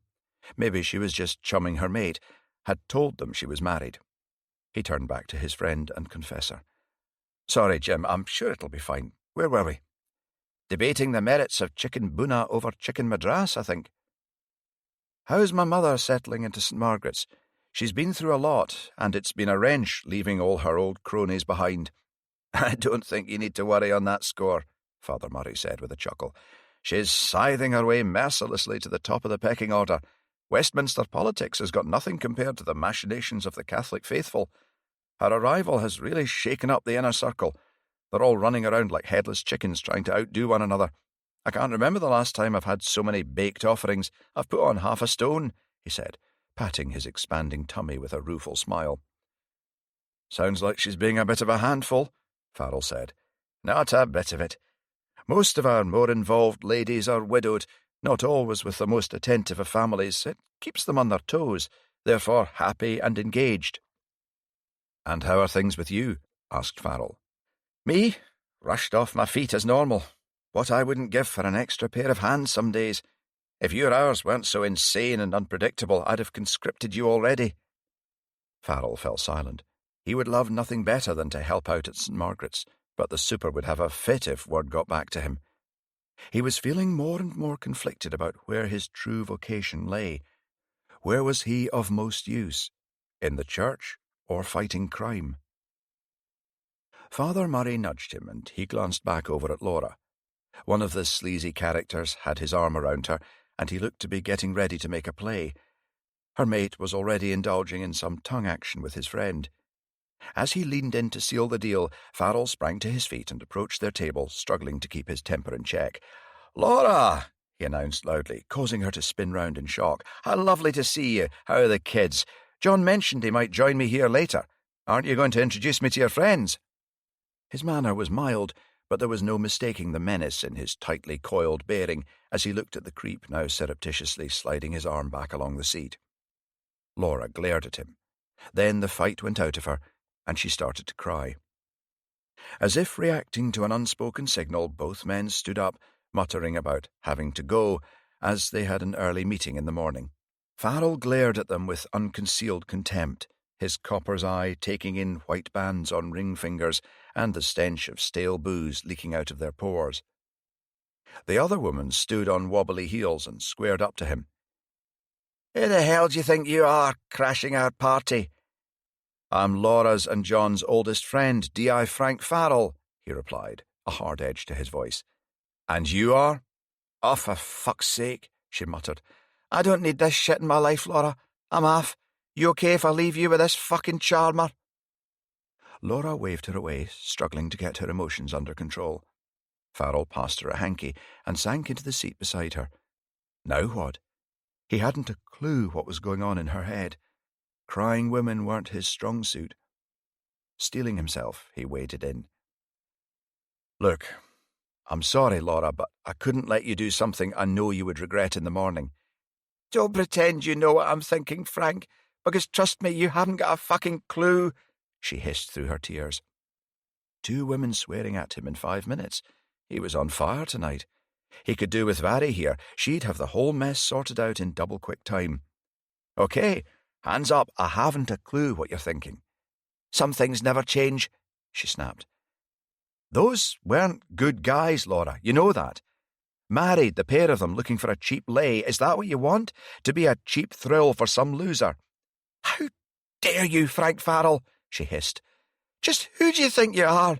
You're such a hypocrite, hiding behind the robes of the Catholic Church when it suits you. Any time things get too intense, you run for the church, like with Claire last year." "I seem to recall she dumped me," he said, striving for a light tone, though the wound had only partially healed. "Look, your friend has bailed," he said. "Whose fault was that?" "So you might as well let me take you home." Grudgingly, she fumbled for her coat and bag and allowed him to help her out the pub. He shot an apologetic glance back to Father Murray, who had witnessed the whole scene and whose expression was unreadable. As soon as the fresh air hit her, she swayed and would have fallen if he hadn't caught her. "Frank, I'm going to be—" She bent double and vomited over the pavement, narrowly missing his shoes. By the time he got her home, she was pale and clammy. He called out as he opened the door with her key, but no one was home. The kids must be off staying with Lynn's mother. Once she was in the hall, she slid down the wall like snow off a dike. He had to get her into bed so she could sleep off the worst of it before Lynn saw her in the morning. Farrell lifted her to her feet, but her legs were like cooked spaghetti. Grimacing, he hoisted her into his arms and staggered upstairs, nudging open doors until he found the master bedroom. He pulled off her coat and shoes, then felt under her pillow for her nightie. "Here, put this on," he said, turning his back. "Help me," she muttered. Rolling his eyes skywards, he reluctantly helped her remove her dress. He was shocked by how thin she had become, her bones jutting out at sharp angles. Hurriedly, he pulled her nightie over her head. Suddenly, she locked her arms round his neck. "I love you, Frank. I've always loved you." For a split second, he thought about yielding to her embrace. Horrified at himself for even entertaining the idea, he peeled her arms from around him. "Nothing but the drink talking," he muttered, as he tucked her in on her side. She fell asleep right away, and he felt his heart lurch. It was as if the years had melted away. She looked so young and vulnerable, like the girl he used to know. Before he slipped out into the night, he placed a glass of water and a couple of painkillers by her bed. Chapter 28. Vari was in the shower by 6 a.m. Ian was still fast asleep. She smiled to herself as she remembered what a great time they'd had last night. It was the first time he'd stayed over, and it had felt so natural to have him there. He'd even managed to sweet-talk Oscar, who had abandoned her knee for his. She dressed as quietly as she could to try and avoid waking him. Before heading out, she tiptoed to his side of the bed to leave him a note. Suddenly his phone rang, causing her to jump a foot in the air.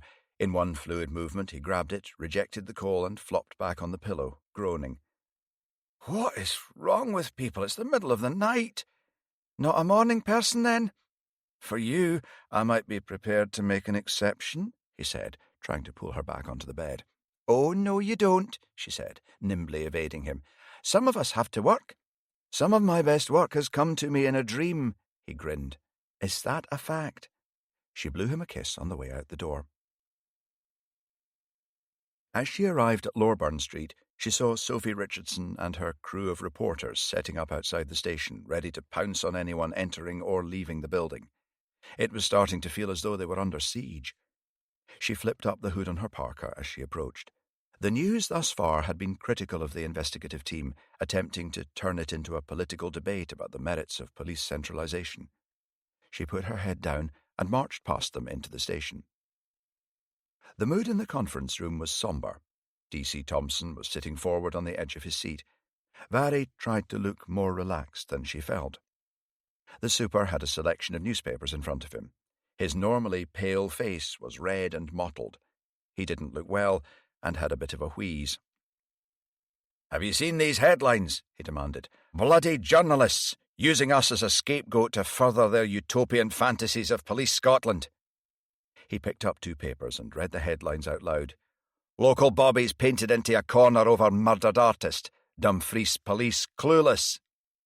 DCI Lind, D.I. Moore and Farrell exchanged glances. "We need to get on top of these cases," the super sighed. "I don't want a monumental cock-up to be the lasting legacy of this station." "No one wants that, sir," said Farrell. "This scheme you've cooked up, D.I. Moore, I don't like it," said the super, shaking his head. "I don't like it at all. D.C. Thompson has no experience in undercover work." "He was heavily involved in the murder and abduction cases last year," D.I. Moore said. "He's been working closely with me on the forgery investigation and knows all the ins and outs. He's one of the few serving officers we have from Kirkcudbright, therefore his accent is a close match for the driver. Plus he grew up on a farm, so knows his way around tractors and the like. We've obtained permission to use an empty farmhouse for his base, and D.S. Sterling can be the alcoholic farmer D.C. Thompson works for. Another 2 uniforms will be there as farm workers, so backup is never far away." "How do you feel about this, son?" asked the super. "I'm happy to give it a go, sir," Thompson replied. "It'll be good experience, and I reckon I can pull it off." D.I. Moore, once he's out in the field, I want regular updates. Is that clear?" "Yes, sir. Of course," she said. "Very well. I'll sign off on it," said the super with a sigh. "Now, no heroic bullshit," he said sternly to D.C. Thompson. "If it all goes tits up, I want you out of there pronto. Do we understand each other?" "Yes, sir," said D.C. Thompson. "Very well. Dismissed." D.C. Thompson left hurriedly. "Now then," said the super, turning to Vari. She felt her face colour. To be talking about this with the super was beyond embarrassing. "What you're proposing is to meet Patrick Rafferty for a drink?" "Yes, sir, he's offered to fill me in on the local art scene."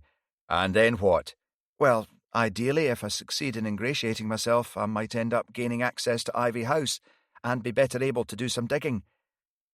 We still don't know his position in relation to all this. He might be just as interested in mining you for information as you are him, said the super.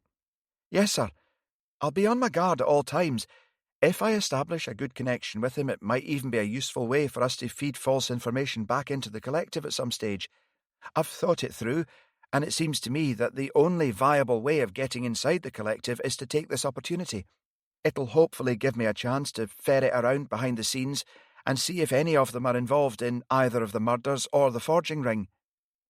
And if someone behind those high walls is involved and, God forbid, finds you poking around?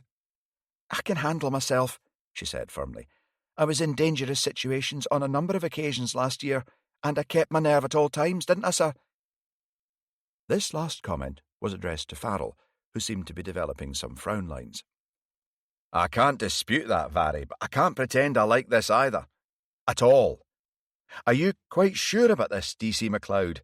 No one will think any the worse of you if you decide to pull out, said the super. Thank you, sir, but my mind is made up. I'm looking forward to the challenge. Very well, said the super. You have his number. I suggest you phone him and arrange to meet up tomorrow night. We'll take it from there. D.I. Moore and D.I. Farrell. I'll expect to be kept in the loop at all times. Is that clear? Yes, sir, they said.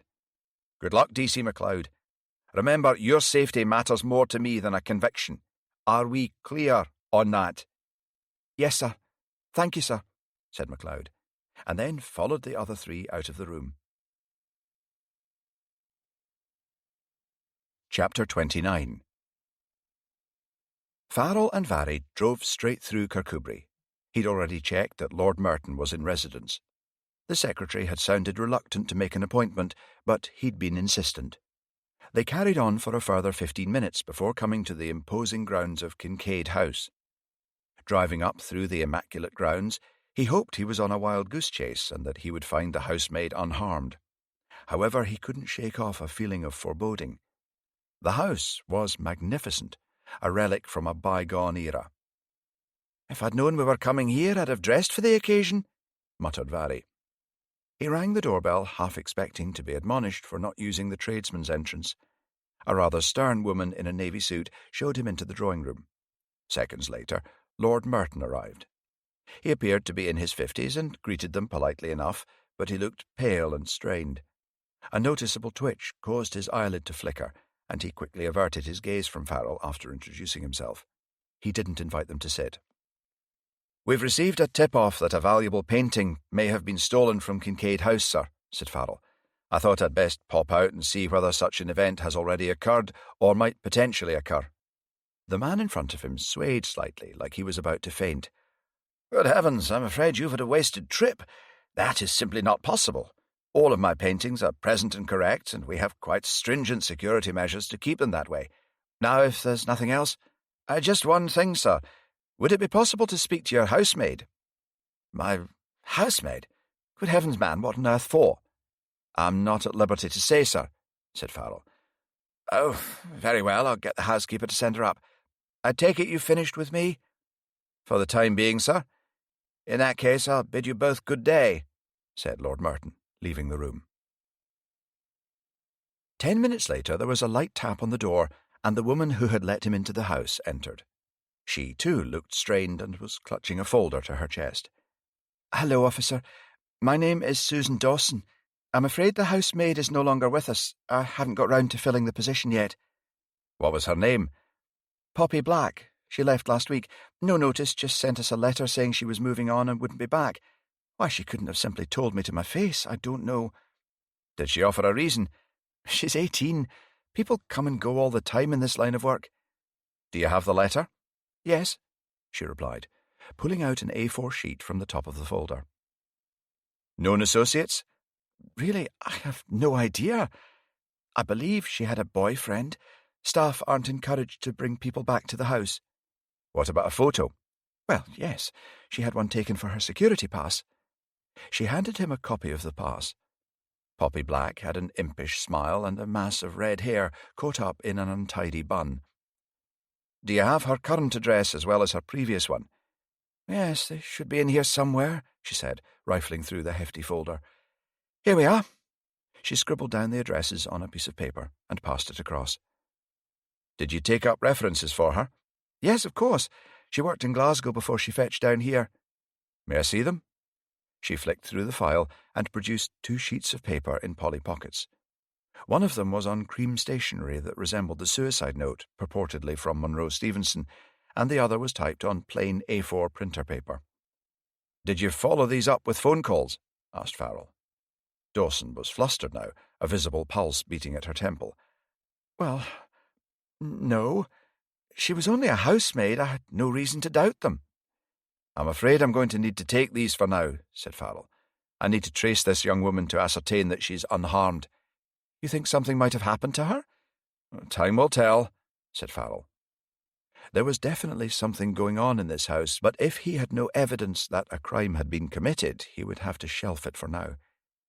It was likely that Poppy Black had been a low-level plant to gain information for a robbery that Lord Merton seemed to have no inclination to either report or prevent. The question remained, had she scarpered, or had she been silenced for good? Chapter 30. Farrell and MacLeod pulled up outside the address given for Poppy Black in Kirkcudbright. It was a very run-down block of 4 flats, and the communal entrance smelled of urine and stale tobacco. "Poor girl," said Varry. "Imagine having to come home to this hole at the end of a day working at Kincaid House." "No wonder she was vulnerable to a bribe," said Farrell. He knocked on the door to her flat. There was no reply, and only silence when he put his ear to the letterbox. "I don't want to bust the door down in case she's perfectly fine," said Farrell. "I don't suppose you have a hairpin in that nest of hair by any chance?" "Frank Farrell, you say the nicest things." "I do, as it happens." She fidgeted about inside her complicated updo and produced a long pin. Farrell straightened it out and jiggled it inside the lock for what felt like an eternity. Suddenly they heard a click. "Teach you that in the seminary, did they?" said Varry. Farrell threw her a look. The door swung open. Immediately they became aware of an unpleasant smell and an angry buzzing sound that could only mean one thing. Farrell closed the door behind them and pulled on a pair of latex gloves and plastic overshoes. Varry did likewise. Slowly they advanced into the flat. The door to the living room opened off the hall. They paused at the doorway. Poppy Black was lying awkwardly on the floor beside a heavy wooden coffee table. There was congealed blood on the side of her head, and also some blood on the side of the coffee table. A step-ladder had been knocked over, which presumably had been positioned under the central light. A smashed bulb lay near the deceased. "You buying this, sir? Seems a bit too convenient." "Not for a single minute," replied Farrell. "Come on, we'd best scarper until Socko and the police surgeon arrive. Can't risk contaminating the scene." As they shut the door behind them, there was an elderly woman with a pinched grey complexion standing at the open door of the neighbouring flat. "What's happened to Poppy?" she asked, with a quaver in her voice. "It's bad, isn't it?" Farrell glanced at Varry, and they walked over. "I'm afraid so," said Varry. "May we come in?" The old woman sagged against the door, and they helped her into the flat and sat her down on a threadbare sofa. Varry sat beside her, and Farrell filled the kettle and made her a cup of strong tea. The flat was cold, bare, and none too clean. "I'm sorry to tell you that Poppy is dead," said Varry, enfolding a gnarled arthritic hand in her own. "How can she be? I don't understand." "She appears to have fallen off a step-ladder and banged her head," said Varry, choosing her words carefully. The old lady's rheumy eyes spilled tears as she gulped at her tea. "Did you know her well?" she asked. "She would come in and sit with me sometimes. Said I reminded her of her gran. I haven't been able to get to the shops for a while, and she'd pick me up a few bits and pieces whenever I asked. Under all that bluster, she was a good lass." "Did she have a boyfriend? Anyone call on her recently?" The old woman pursed her lips. "There was a boyfriend a while back. Lenny, I think she called him. He barged past me on the stairwell once, knocked me clean off my feet, just carried on up like nothing happened. She sent him packing a couple of weeks ago. I've not seen anybody since." They took their leave of the neighbour and went round the other 2 flats, but no one was in. They then climbed back into Farrell's car after making inquiries of the remaining 2 neighbours. No one had seen or heard a thing. "We've got to catch this bastard," snapped Vary. "He'll slip up sooner or later. It's only a matter of time." They sat in bleak silence until they saw the Socko van pull into the curb. The mortuary van wouldn't be far behind. The police surgeon arrived right on cue. It was Dr. Allison. There were only 2 police surgeons on call locally. They got out of the car and walked over to meet him. "One of your patients again, Doctor?" asked Vary. "No, not this time." They led the doctor up to the flat. As he saw the flies swarming over the slightly bloated corpse, he flinched but walked over to her, feeling for a pulse. A few minutes later he rose to his feet and formally pronounced life extinct. "I'm afraid I can't give you any worthwhile estimate as to time of death on this one," he said. "The pathologist will have a better idea." Socko moved past, setting their equipment up in the hall. "I reckon this has been staged to look like an accidental death," said Farrell, joining them inside. "If that's the case, then they've done a bloody good job," said Janet. "You're sure?" "As sure as I can be," replied Farrell. They got to work processing the scene. After a while, Janet motioned to Farrell to come over. She pointed at the floor behind the coffee table. "It's been moved," she said. The track marks on the carpet told their own story. The coffee table had been moved at least 12 inches to fit the scenario. Phil was gathering up the remnants of the electric bulb. He scrutinized them carefully. "It's not a match for the light above," he said. "The right size and shape, but the wrong clip." "The killer must have brought it with him," said Farrell. He looked in the kitchen drawers, but found no other bulbs. There were no empty packets in the bin either. Eventually, the body was loaded into the van, to be accompanied by P.C. McGee, who had been summoned from the local station. Farrell and Vary looked around the gloomy flat in silence. Poppy's bedroom was surprisingly childlike, with stuffed toys on the bed and Disney pajamas. There was a nightlight plugged into the wall. She had nothing of value. A life lived on the margins of society, snuffed out before it had even really begun. "Whoever did this is one cold bastard," said Farrell. "He's willing to kill anyone who gets in his way." Chapter 31. It had been a long, tiring day. Vary could feel the beginnings of a headache as she walked out of the station. Now that there had been another death, she was worried sick about the upcoming assignment. She kept seeing the crumpled body of Poppy Black. If anything were to happen to her, it would break her parents. They had already suffered the loss of her brother. "Vary, hold on a minute." Farrell came up behind her. "A word." He opened a door into an empty room, and she went inside and flopped down on the seat in front of the desk. "You know I'm not happy about this Ivy House assignment," he began.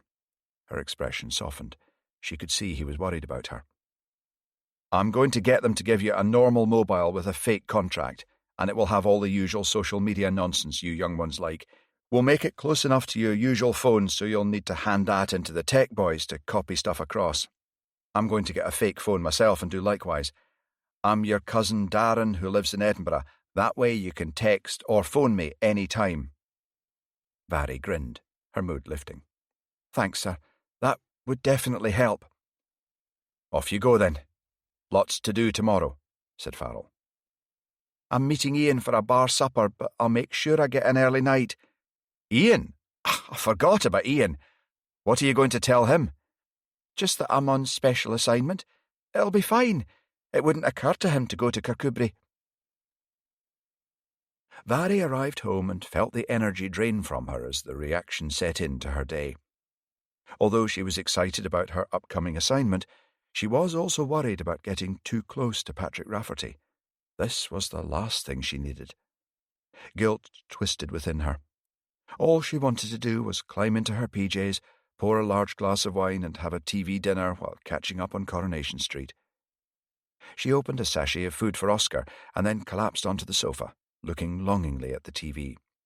She really wanted to cry off, but this might be the last time she got to see Ian in a while. Shouldn't she be running out the door in her best finery then, instead of feeling... What, exactly? She was just wiped, that's all. With a sigh, she peeled herself off the sofa before she got too comfortable and padded through to the shower.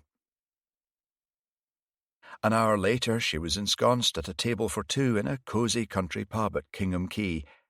Ian was regaling her with a funny story about his wayward sister. Normally, she would have laughed like a drain, but she was bone-tired and struggling to appear interested. Her thoughts seemed to ping back to Poppy Black and the forthcoming assignment, like they were sewed onto a piece of elastic.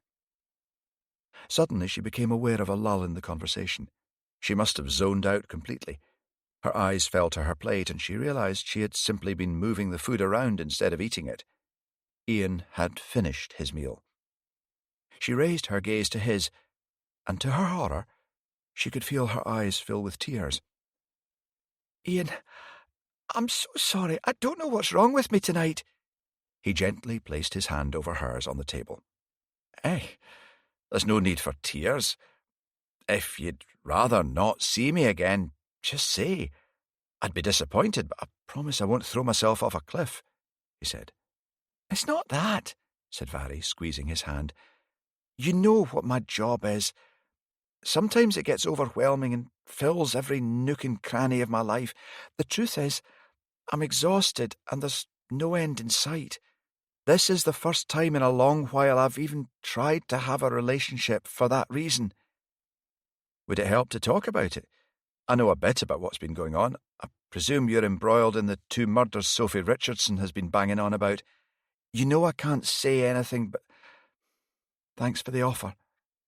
I'm sorry to have been so out of it tonight.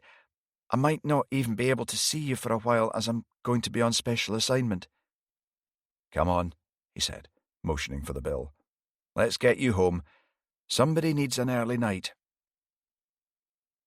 Once back in Primrose Street, he bundled her off to bed. "Drat, my phone's nearly out of charge," she muttered. "I'm going to stay up for a bit and watch telly," said Ian. "Give it here and I'll stick it on in the living room for you. I'll pop it beside your bed later." "You'll let me know if anyone rings?" "Of course I will." He dropped a kiss on her forehead, switched off the light, and left the room.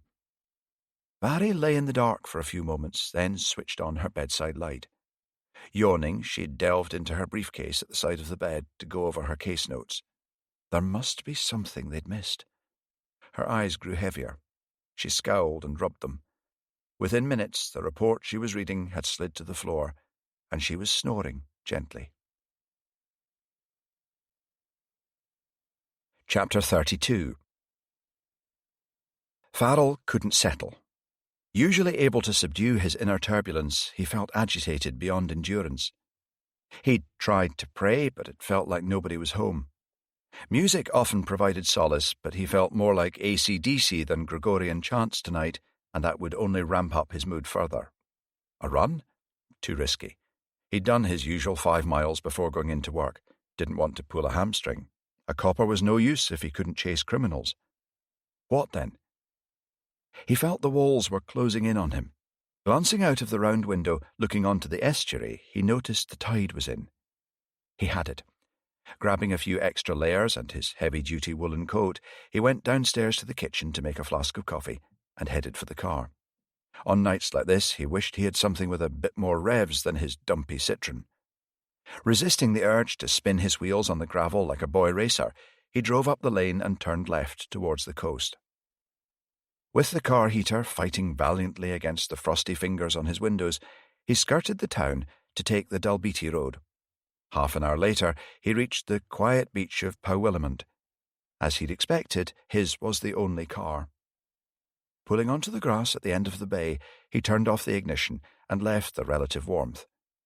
The waves crashing ferociously against the rocks calmed him, along with the salty tang of the sea and the fishy smell of seaweed.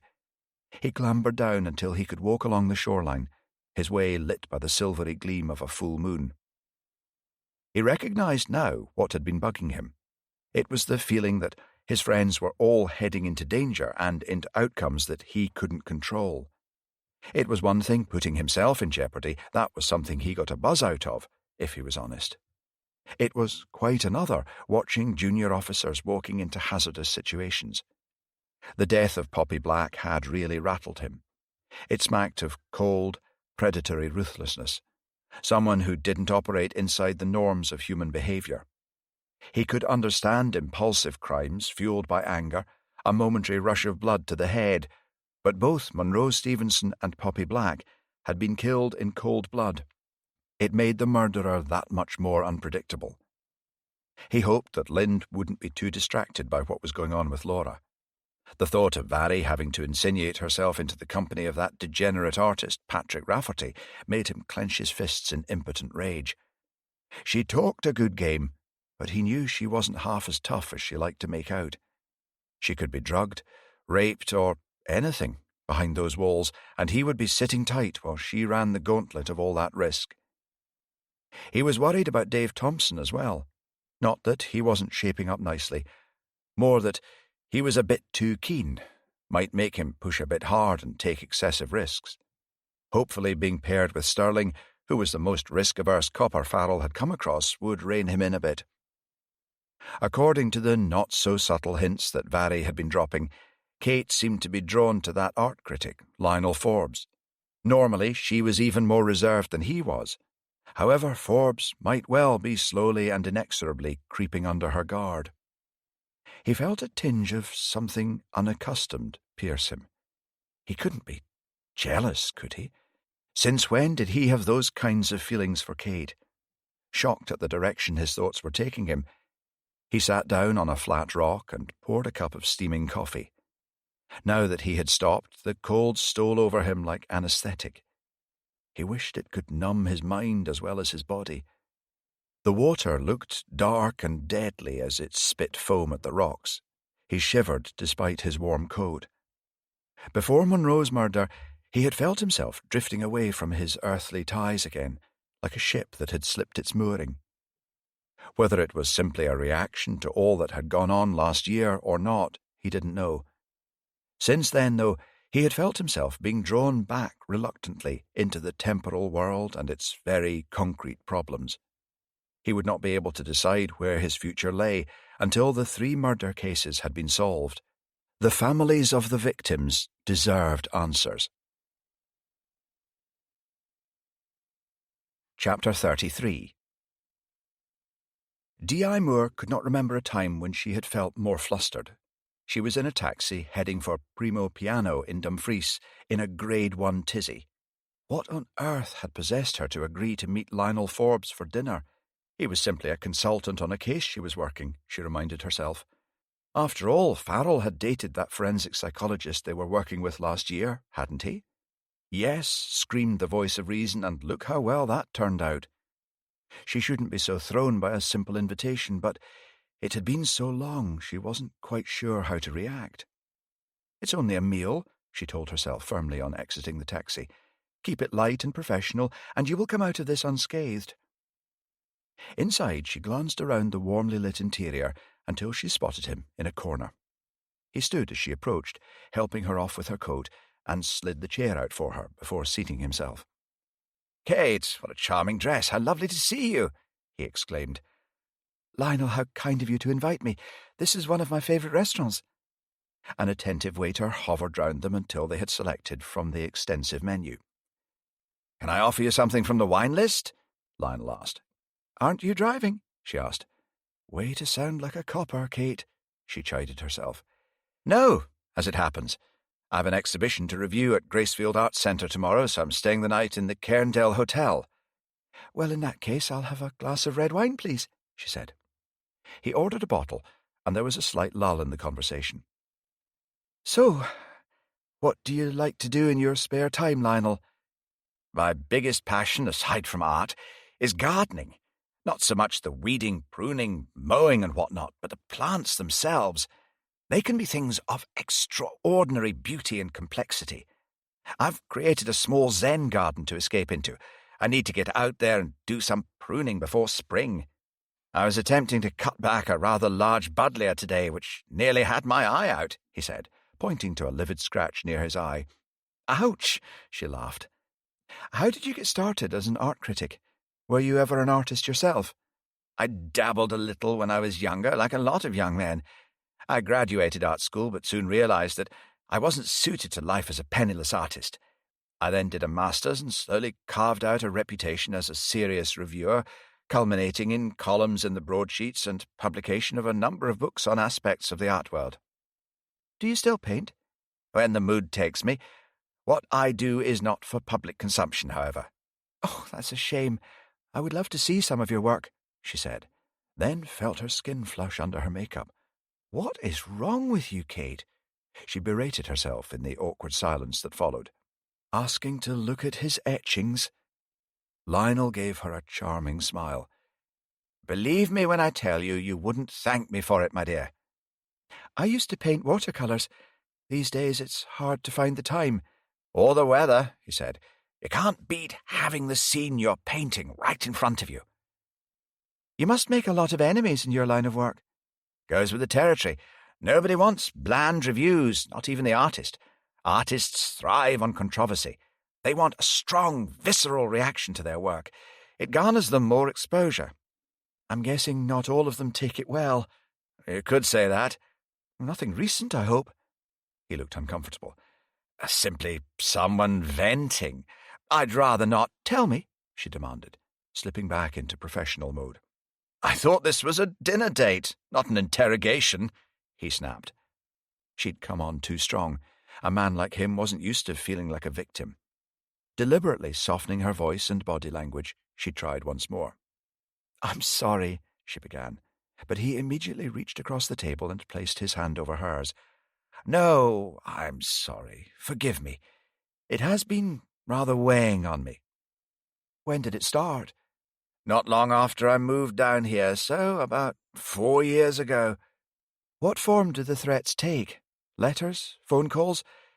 At first it was letters. Quite laughable, really. The old cliché of words cut out of a newspaper.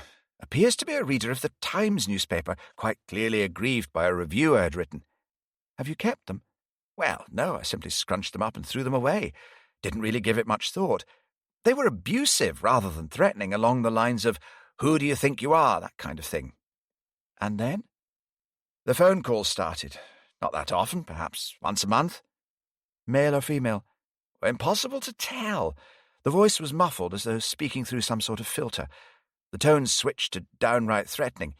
You're going to be sorry you started this. I'll be behind you when you least expect it. Better get your affairs in order. Are you sure the letters were sent by the person who made the calls? There's no way of knowing. How many enemies can one man have living in a backwater like this? That said, it's unlikely to be someone down in this neck of the woods. Anyone could find my details on LinkedIn or any one of a variety of platforms. Do you have a list of all the reviews you've done?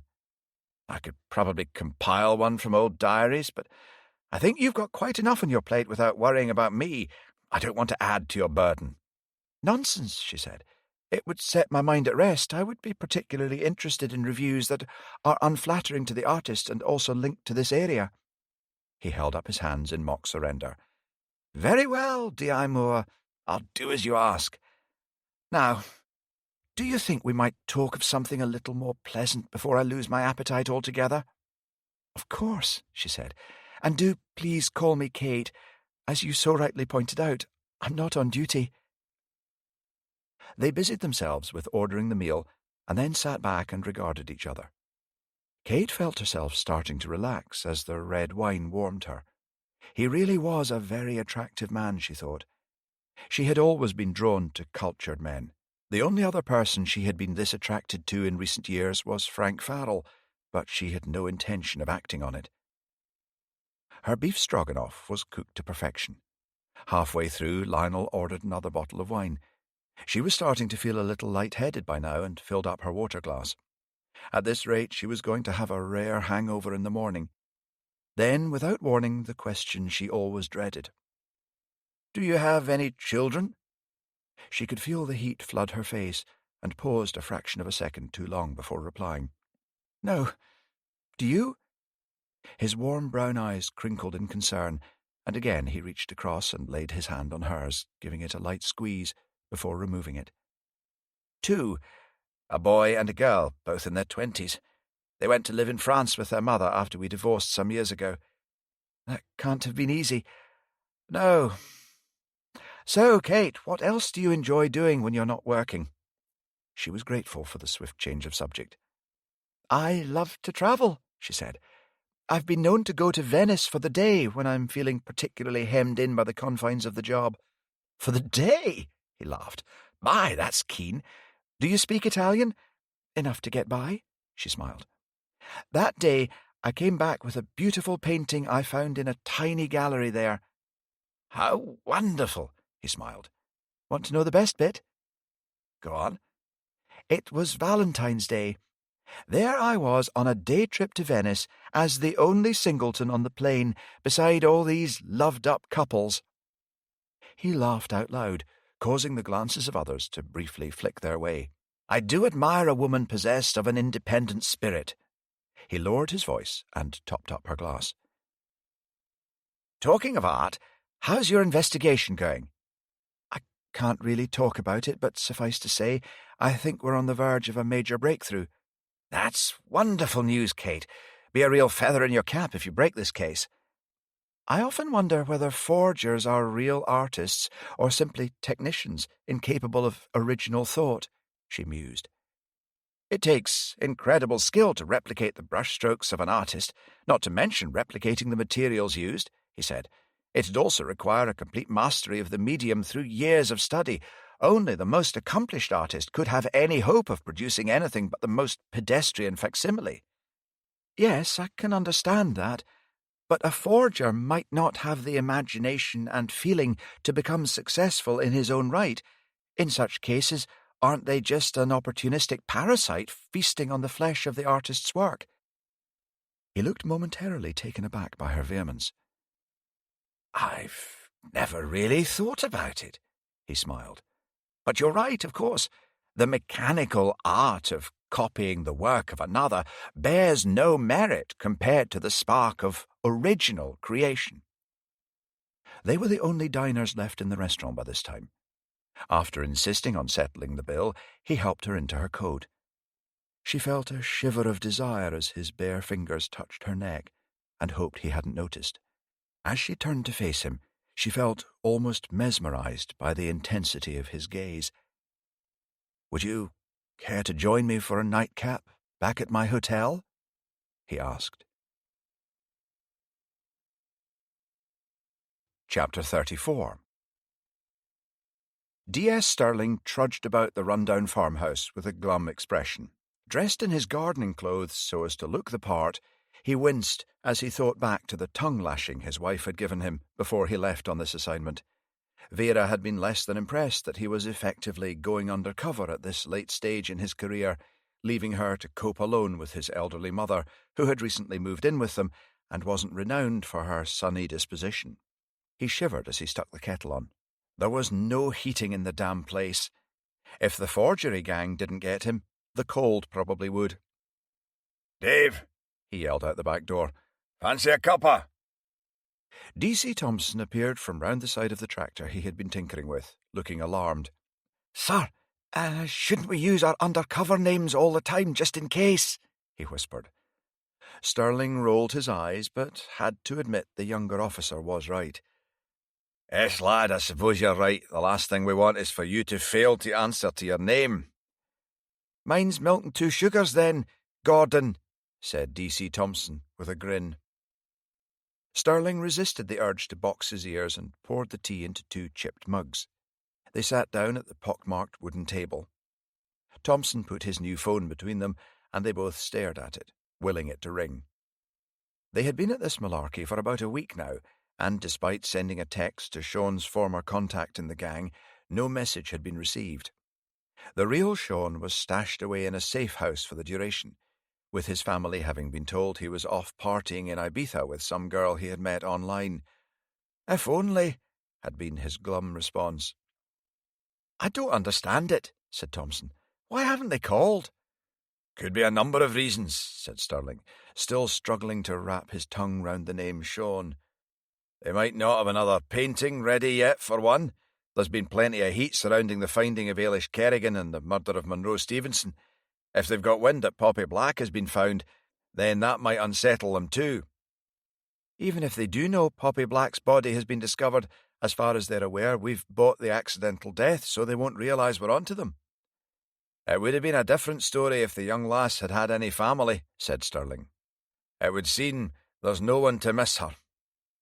At her age, I would have been in the same boat, said Thompson. Aye, well, there's plenty that would miss you now, lad. That Vary MacLeod would be weeping and wailing like a banshee, so she would. Thompson laughed. I reckon you're right. Proper bosses me about, so she does. I bet they're hanging fire until the initial fuss has died down. Then they'll be in touch. They might even have eyes and ears on us here, watching and waiting for us to slip up. I can't believe the owner let us move in here, said Thompson. Aye, well, it wasn't entirely out the goodness of his heart. He's getting paid rent for as long as we need it. This place has been on the market for months with not a nibble from a buyer. I feel sorry for the old boy that used to live here, said Thompson. All that thankless toil, eking out a living, then his son sticks him in a home and tries to sell the farm from under him. How's that tractor coming along? All oiled and ready to go. I run the engine for a few minutes every day just in case. Don't want it seizing up at a critical time. I'm seeing a whole new side of you, Davy boy, said Stirling, grinning. Never had you pegged as knowing your way round a bloody tractor. With you being sent away to school, I reckoned your hands would be soft as a lassie's. I grew up on a massive farm not far from here. My dad was a widower, worked his way up to farm manager. So how come you never went to the local school then? Asked Stirling. My dad was killed when I was 8, got on the wrong side of a combine harvester. Hell's bells, said Stirling. I'd no idea. The farmer felt responsible for me, I suppose. Sent me away to school in Edinburgh. In the holidays I worked on the farm. Like leading a double life, said Stirling, topping up their tea from the teapot on the table. Exactly like that, said Thompson. Turned me into a bit of a chameleon, I suppose.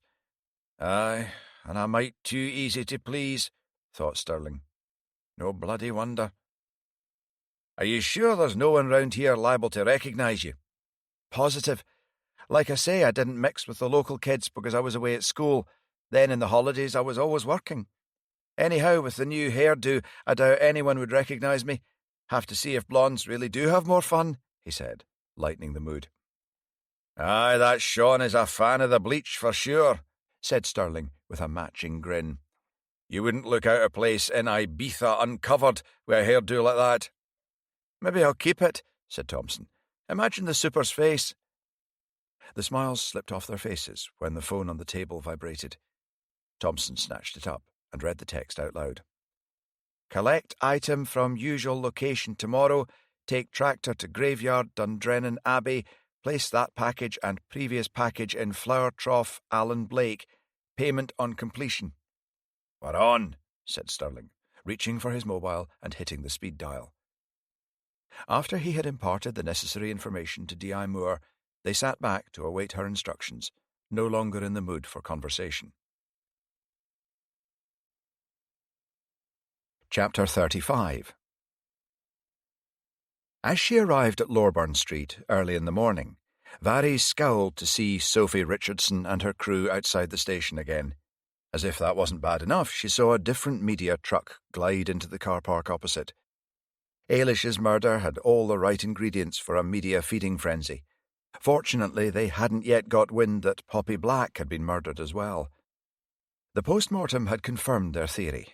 Bartle White had stated that the blow to the head had been with a blunt object and couldn't have been caused by simply falling against the table. The blood must have been smeared on the table afterwards. The pressure was on. Marching into reception, she faltered on catching sight of the hooked nose and hooded lids of the woman sitting there. Moira Sharkey, tabloid journalist and muckraker extraordinaire. The cold, predatory eyes raked over her, but she knew there was only one person she was here to see, and that was Frank Farrell. She was hanging up her coat in the locker room when a junior officer came looking for her. D.I. Moore wants you in the small briefing room. Something's going down. She rushed after him, heart thumping. D.I. Moore had assembled her core team in the forgery investigation, along with DCI Lind. The mood was sombre. There was no knowing what would befall D.C. Thompson if something went awry with the plan, or his cover was blown. Poppy Black's murder had shown them just how far the forgery ring was prepared to go. Barry, grab a seat. We've recently heard from D.S. Sterling that the forger has taken the bait and sent D.C. Thompson fresh instructions. He's to pick up another package from behind the grave at St. Cuthbert's Kirkyard, Kirkcudbright, and deposit it and the hornel recovered from the tractor in a trough at a named grave in Dundrennan Abbey graveyard. When? Asked Barry, feeling the tension squeeze her innards. Tomorrow, no time specified. Can you stick these up on the wall for me? She said, handing a pile of assorted maps and photos across. Barry placed the most recent Ordnance Survey map on the wall in the small briefing room, along with pictures of the pick-up point at St. Cuthbert's Kirkyard, Kirkcudbright, and also the graveyard at Dundrennan Abbey. The location for the drop-off poses some significant problems for us on the surveillance side, D.I. Moore said. For starters, at this time of year and on a Tuesday, there are unlikely to be many visitors. There's no CCTV, and we've no way of knowing if the person collecting the painting is already in position. What about substituting an officer for the person selling tickets, ma'am? Asked Barry. Too risky. For all we know, they've been paid off already, which would be tipping our hand. I suppose the same rationale applies to a grave tender or any employee, said Barry. It's possible this painting is a dummy run to see whether Sean got caught and cut a deal, said D.I. Moore.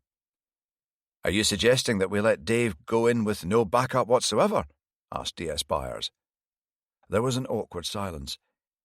Yes, I suppose I am. And no, I don't like it any more than you do, said D.I. Moore, the worry lines snaking across her forehead, lending credence to her words.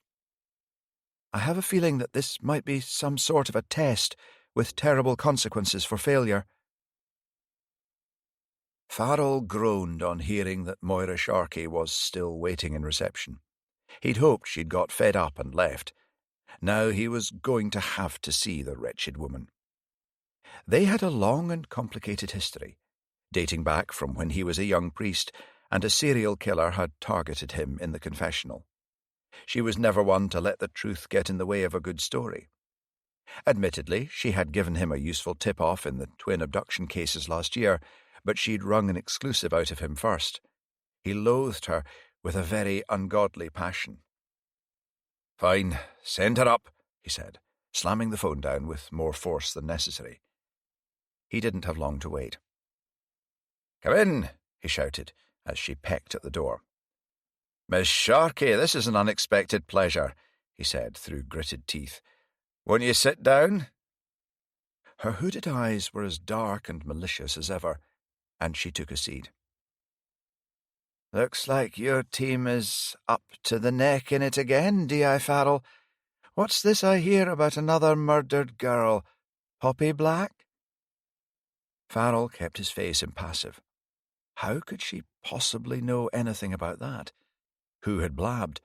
If this got out, it would alert the murderer they were onto him, and he might well flee the area before they figured out who he was. If you're referring to a case of accidental death, we would ask you to refrain from reporting anything until the family has been informed. I hear that there is no family, she smirked. Where are you getting this from? Snapped Farrell. Steady, Inspector. You know I'm not at liberty to reveal my source. What do you want? A little quid pro quo. You know how I love to help an officer of the law. I'm also not entirely enamoured of the bitch in the car park outside. Sophie Richardson. I'll keep my mouth shut, providing you give me an exclusive when it all goes down. I want stuff that no other reporter will get access to. What can you give me to sweeten the deal? Asked Farrell. I'm working on that. You know how resourceful I can be. You keep quiet about Poppy Black. Get me something useful that I don't already have, and I'll get you your exclusive, he said. She held out her skinny fingers with painted red talons, and Farrell shook her hand, trying to hide his revulsion at her touch. Negotiating with this woman always left him feeling slightly tainted. Chapter 36. D.I. Moore woke abruptly, her heart racing. She had been plagued all night by dreams of D.C. Thompson meeting a gruesome end, while she stood by, rooted to the spot like a formless ghost, powerless to intervene. She glanced across at the leonine face next to her on the pillow. She hadn't planned to have him stay over after their supper last night. It had been less than a week since their first dinner date. However, he had been very diverting, and she had needed the distraction.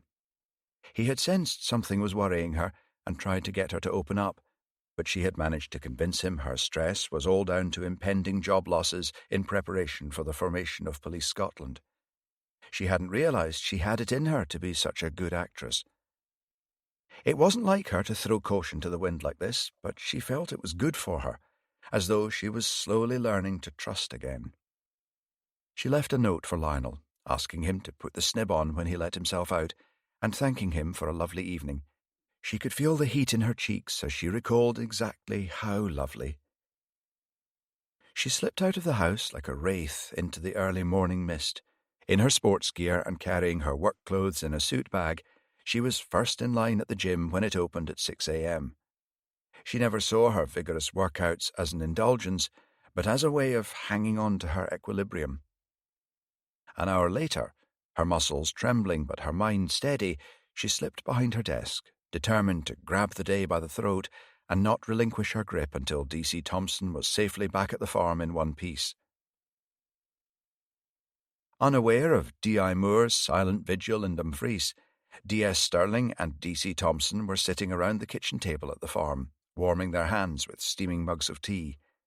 Farm tractors were generally out early, and so, to attract as little attention as possible, D.C. Thompson was to set off just before 7, heading for Dundrennan Abbey.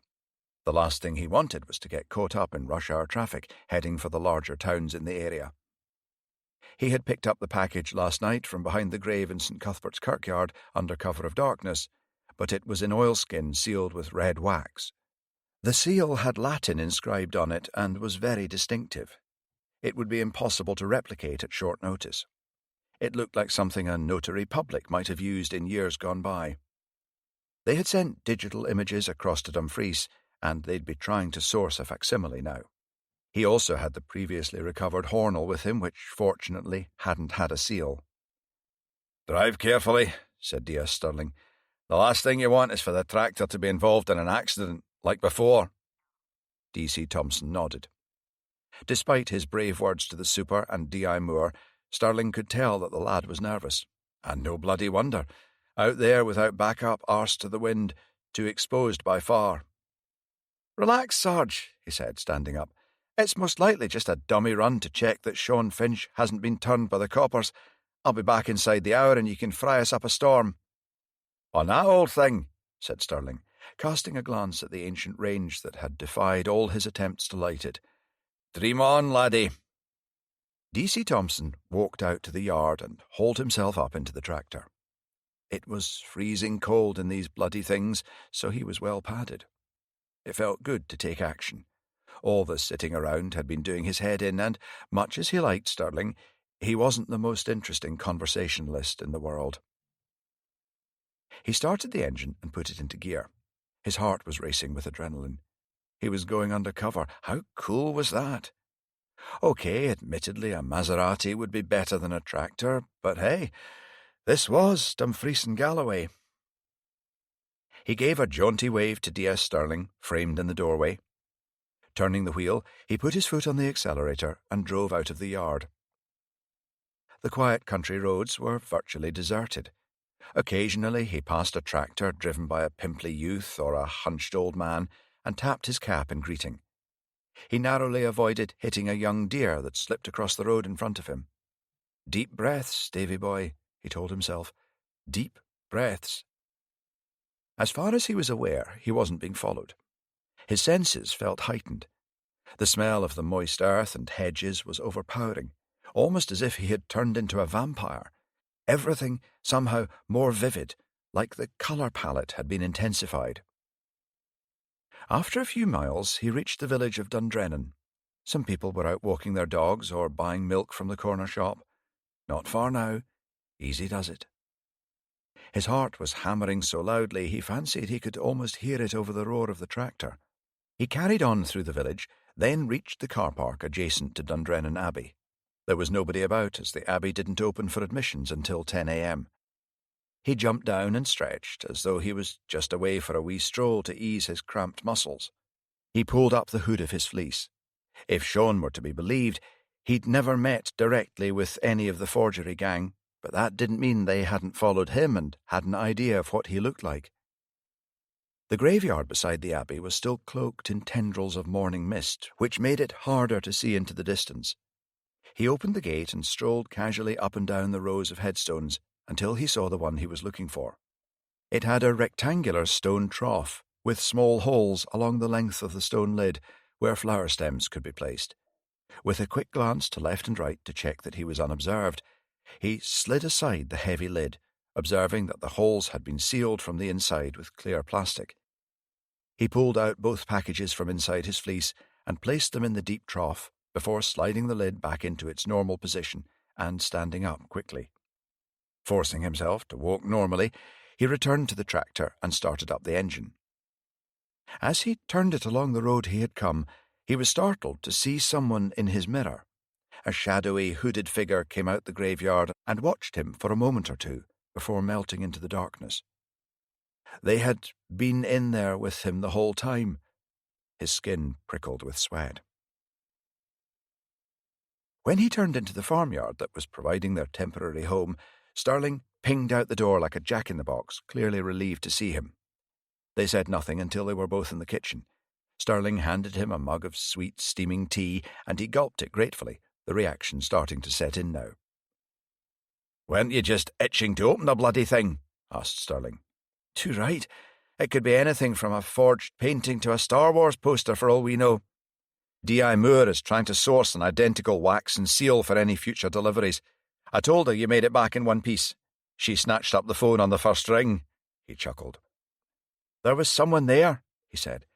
"I wasn't aware of him until I was driving away and caught him in my mirror, but I think he wanted me to see him, to know I'd been watched." "Description?" asked Sterling, flipping open his notebook. "He was dressed in black, with a hood up, white face, tall, medium build. Sorry, not much to go on."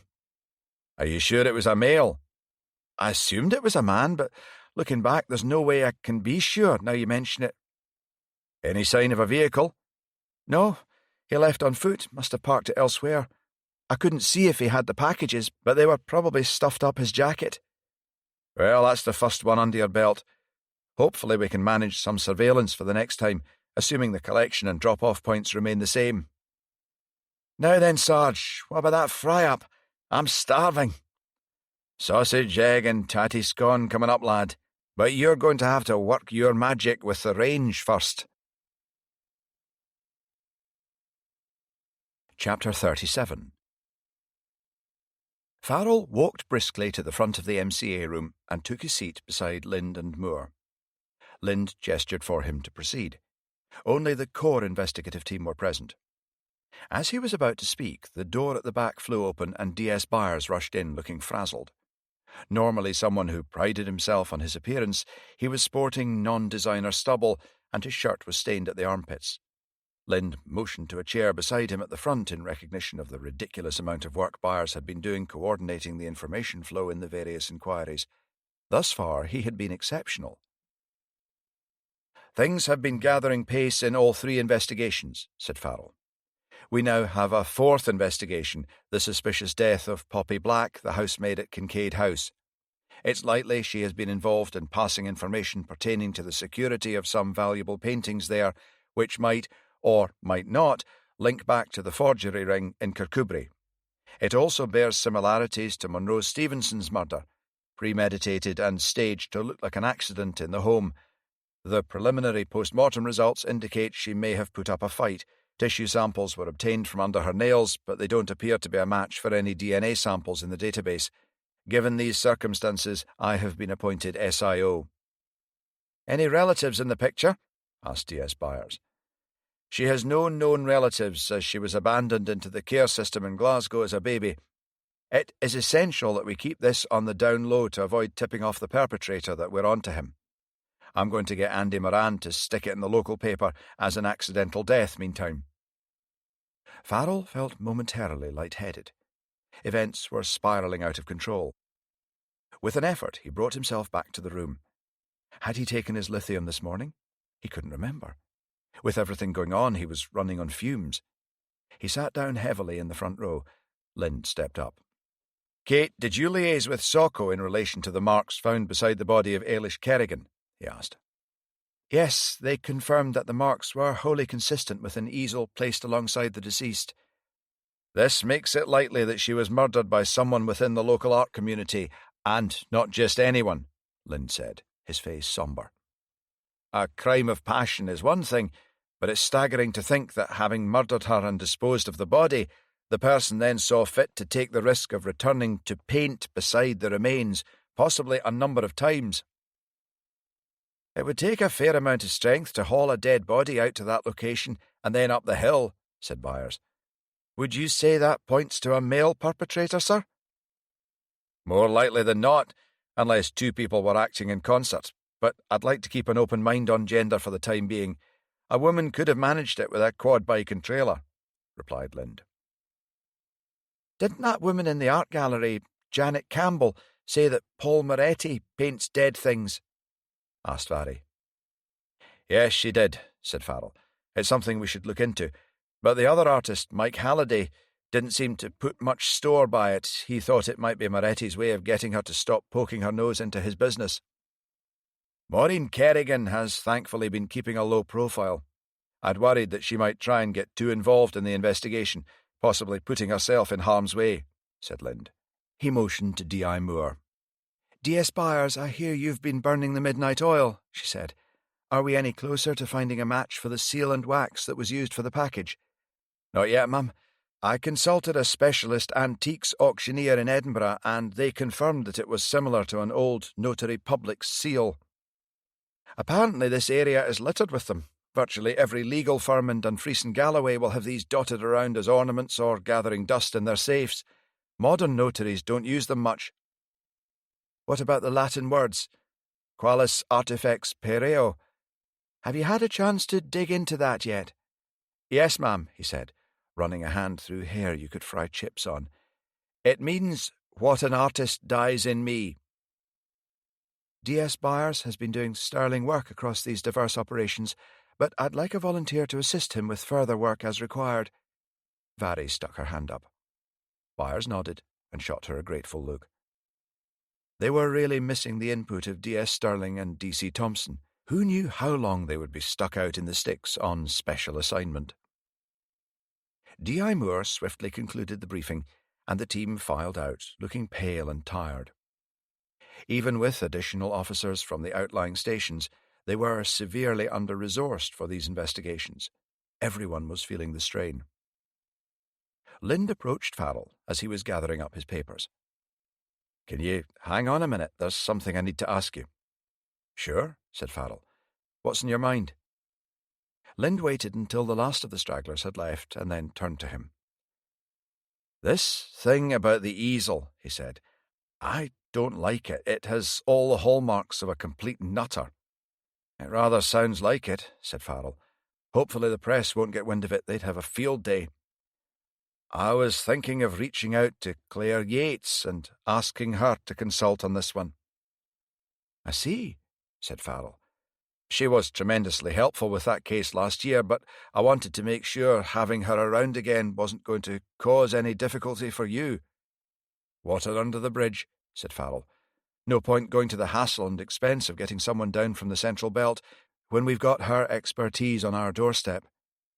"Great. I'll give her a call then." Farrell nodded in what he hoped was an enthusiastic manner and left the room. In truth, he was less than enthralled at the prospect of having Claire Yates around again. Last year they had become deeply involved, and when he was at his most vulnerable, she had completely bailed on him. It had cut deep. He would have to maintain a professional distance and hope for the best. Chapter 38. Vari sat at her dressing table applying makeup. It felt weird now, making herself attractive to appeal to another man, one that wasn't Ian. Even though it was all for work, she couldn't help but feel like she was betraying him. The fact that she found Patrick Rafferty so attractive didn't exactly help matters either. She was going to have to convince him to trust her without letting matters get out of hand. With a last slick of red lipstick, she was done. She was meeting him in the Smuggler's Arms at 8 p.m. and aiming to get the last bus back to Dumfries at 11 p.m. She'd gone for a dressed-down look of skinny jeans and a leather jacket with a tight black top. Farrell had offered to drive her there and would be lurking about somewhere until she was ready to come back home, just to be on the safe side. She also had some mace spray in her bag. The doorbell rang, and she grabbed her bag and flung open the door. Her face fell. "Ian, what are you doing here?" "I thought I'd surprise you," he said, his expression tightening as he took in her attire. "I thought you were planning a quiet night in. I'll let you get on." "Wait," she said, grabbing him by the arm. "It's not what you think. I have to go out to a work thing." "I could wait for you to get back," he said. "Keep Oscar company?" Vari felt her face flush. This was not what she needed right now. "Look, Ian, I'm sorry. I probably won't be back until late. Let's do something at the weekend." "Fine," he said, turning away, but not before she had seen the look of hurt on his face. She was still at the door, watching his receding back, when Farrell pulled over in his beat-up Citroen. No one could accuse Frank Farrell of being flash. She jumped into the passenger seat, and they were off. Yet again, the job was taking a toll on her personal life. She winced as she thought about Ian's defeated expression as he walked away. "You okay?" Farrell asked her, shooting her a concerned look. "I'm fine," she replied, flashing him a smile. She resolutely put Ian out of her mind and brought her focus back into the present. Stealing a sideways glance at her boss as he drove, she noticed a muscle twitching in his jaw. His skin was pulled so tautly over his cheekbones it looked all but translucent. She hoped he was looking after himself. He had come so close to mental collapse last year that it had scared her. "What are you going to do to amuse yourself in Kirkcudbright?" she asked. "First off, I'm going to pop down to Stirling and Thompson, see if they're driving each other crazy yet. Then I'm going to wander about, maybe grab a fish supper." "No one can say you don't know how to party, sir," she teased. They pulled up round the corner from the Smugglers. "Now remember, Vari, it's just a drink. I don't want any heroics. Do I make myself clear?" She shot him a sketchy salute and climbed out of the car, watching as the Citroen disappeared from sight. As she walked into the Smuggler's Inn, she was pleasantly surprised. Instead of the grubby den of thieves she had been expecting, it was warm and cosy, filled with the aromas of home cooking. The mahogany bar and gantry was adorned with real ale pumps and bottles of spirits. 2 old boys were playing dominoes, and there was a log fire taking the chill off the evening. Once her eyes adjusted to the gloom, she spotted Patrick Rafferty waving at her from a table near the fire and sauntered over to join him. "Vari, I thought you might stand me up," he said as he got to his feet and kissed her cheek. "What can I get you?" "A vodka and coke, please," she replied, slipping off her jacket and noting his appreciative glance before he walked to the bar. She sat with her back to the wall as she waited for him to return, so she could see who else came and went. Mike Halliday was sitting near the door with an attractive dark-haired woman who Vari thought looked vaguely familiar but couldn't quite place. She gave him a small wave, but he turned away, ignoring her, to concentrate on his companion. Charming, she thought. Mind you, maybe his girlfriend was the possessive type. Patrick returned with the drinks and 2 packets of crisps. Gleefully, she pounced on the cheese-flavoured ones. "Do you know," she said, "these crisps are the only thing keeping me in Dumfries and Galloway. I've never seen them anywhere else." "A cheap date and easy to please," he said. "Loving it so far." So he had a sense of humour. Maybe this wasn't going to be so bad after all, and, she had to admit, he was easy on the eye. You do know that you're working, snapped the sharp internal voice that sounded uncannily like her mother. "Why on earth did you flee Ireland and come to a full stop here?" she asked. "I thought artists were meant to starve in garrets somewhere romantic like Paris or Rome. Kirkcudbright, not the most obvious choice, surely, cheese crisps notwithstanding." "We came across on the ferry from Stranraer and hitched as far as here. That night we were having a beer in a pub when Hugo and Penelope waltzed in. I still remember how they seemed to light up the place. We got talking. When I mentioned I was an artist and that we were effectively running away to be free spirits, they offered to let us stay for a few nights. When I saw Hugo's studio, I was in awe of his talent, in awe of everything about him, I suppose." "How did Ailish get on with them?" asked Varry. He shot her a sharp look, then seemed to relax again. "She was up for it, at first. Thought they were so sophisticated, a million miles away from her puritanical upbringing. Plus, we were in love." His mouth twisted, and she realised that he had been profoundly affected by the discovery of Ailish's remains. The news had leaked out to the press not long after they had visited Ivy House. The headlines had cast Patrick in the role of villain. He was now enduring trial by social media. "I'm sorry," she said. "I shouldn't have mentioned her. We can talk about something else." "No," he said.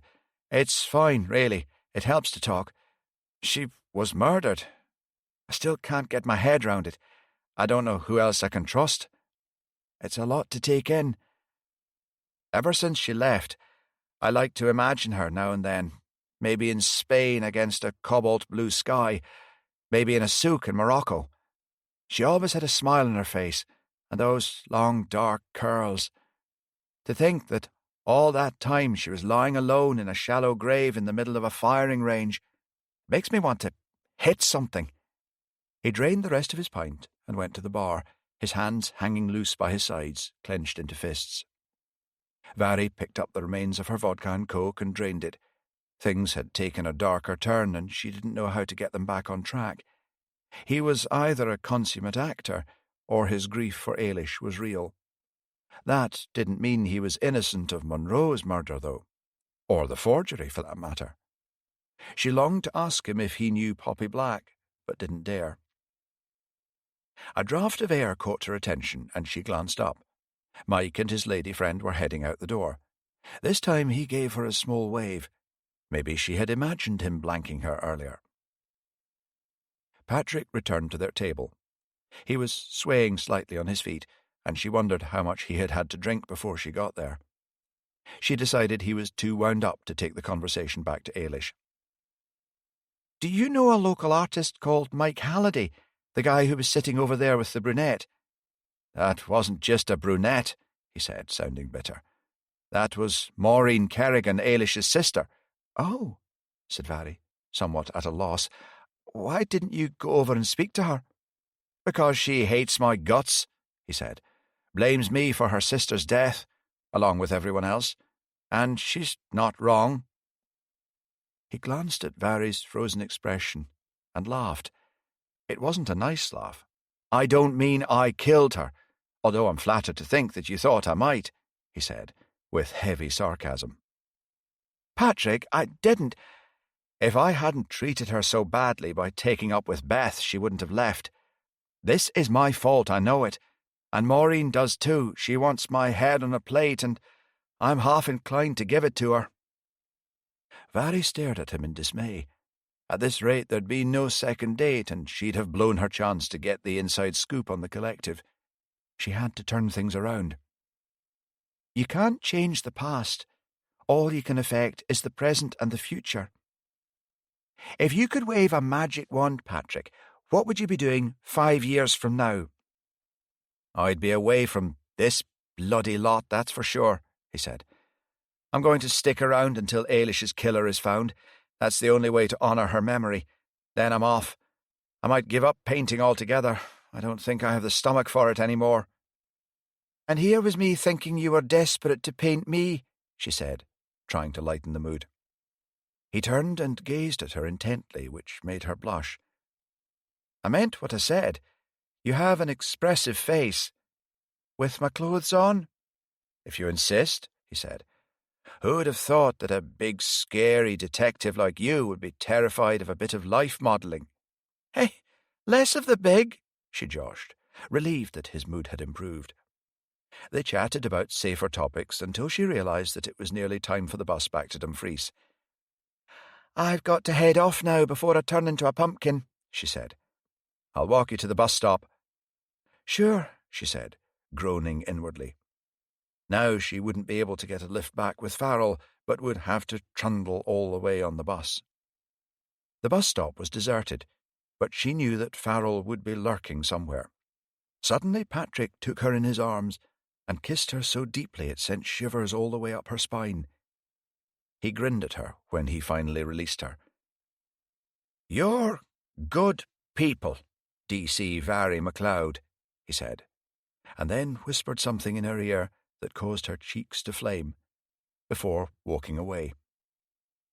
As if things hadn't been complicated enough already, she thought, biting her lip as the bus came into view, hoping that Farrell hadn't seen what had happened. It was bad enough that she had to kiss Patrick. The worst thing was that she had enjoyed it. She thought of Ian's sad face, and the guilt made her feel sick to her stomach. Chapter 39. Farrell was parked in a side street facing the bus stop.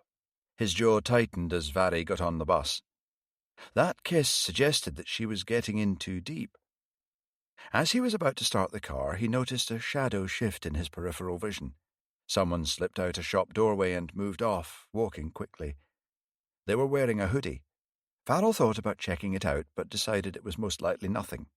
He turned on the engine and drove behind the bus containing Vary all the way back to Dumfries.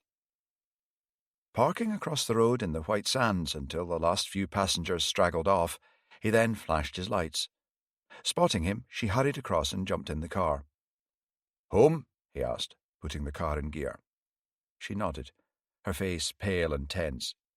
He decided not to mention what he had seen. Driving through the town, he headed for her flat in Primrose Street, then pulled into the curb. "You'd better come in," she said, sounding bone-tired. "It'll keep to the morning." "No, it's best if I tell you now while it's still fresh in my mind." He followed her into her comfortably messy flat. The cat flap banged and Oscar stalked in. They settled down with their mugs of coffee.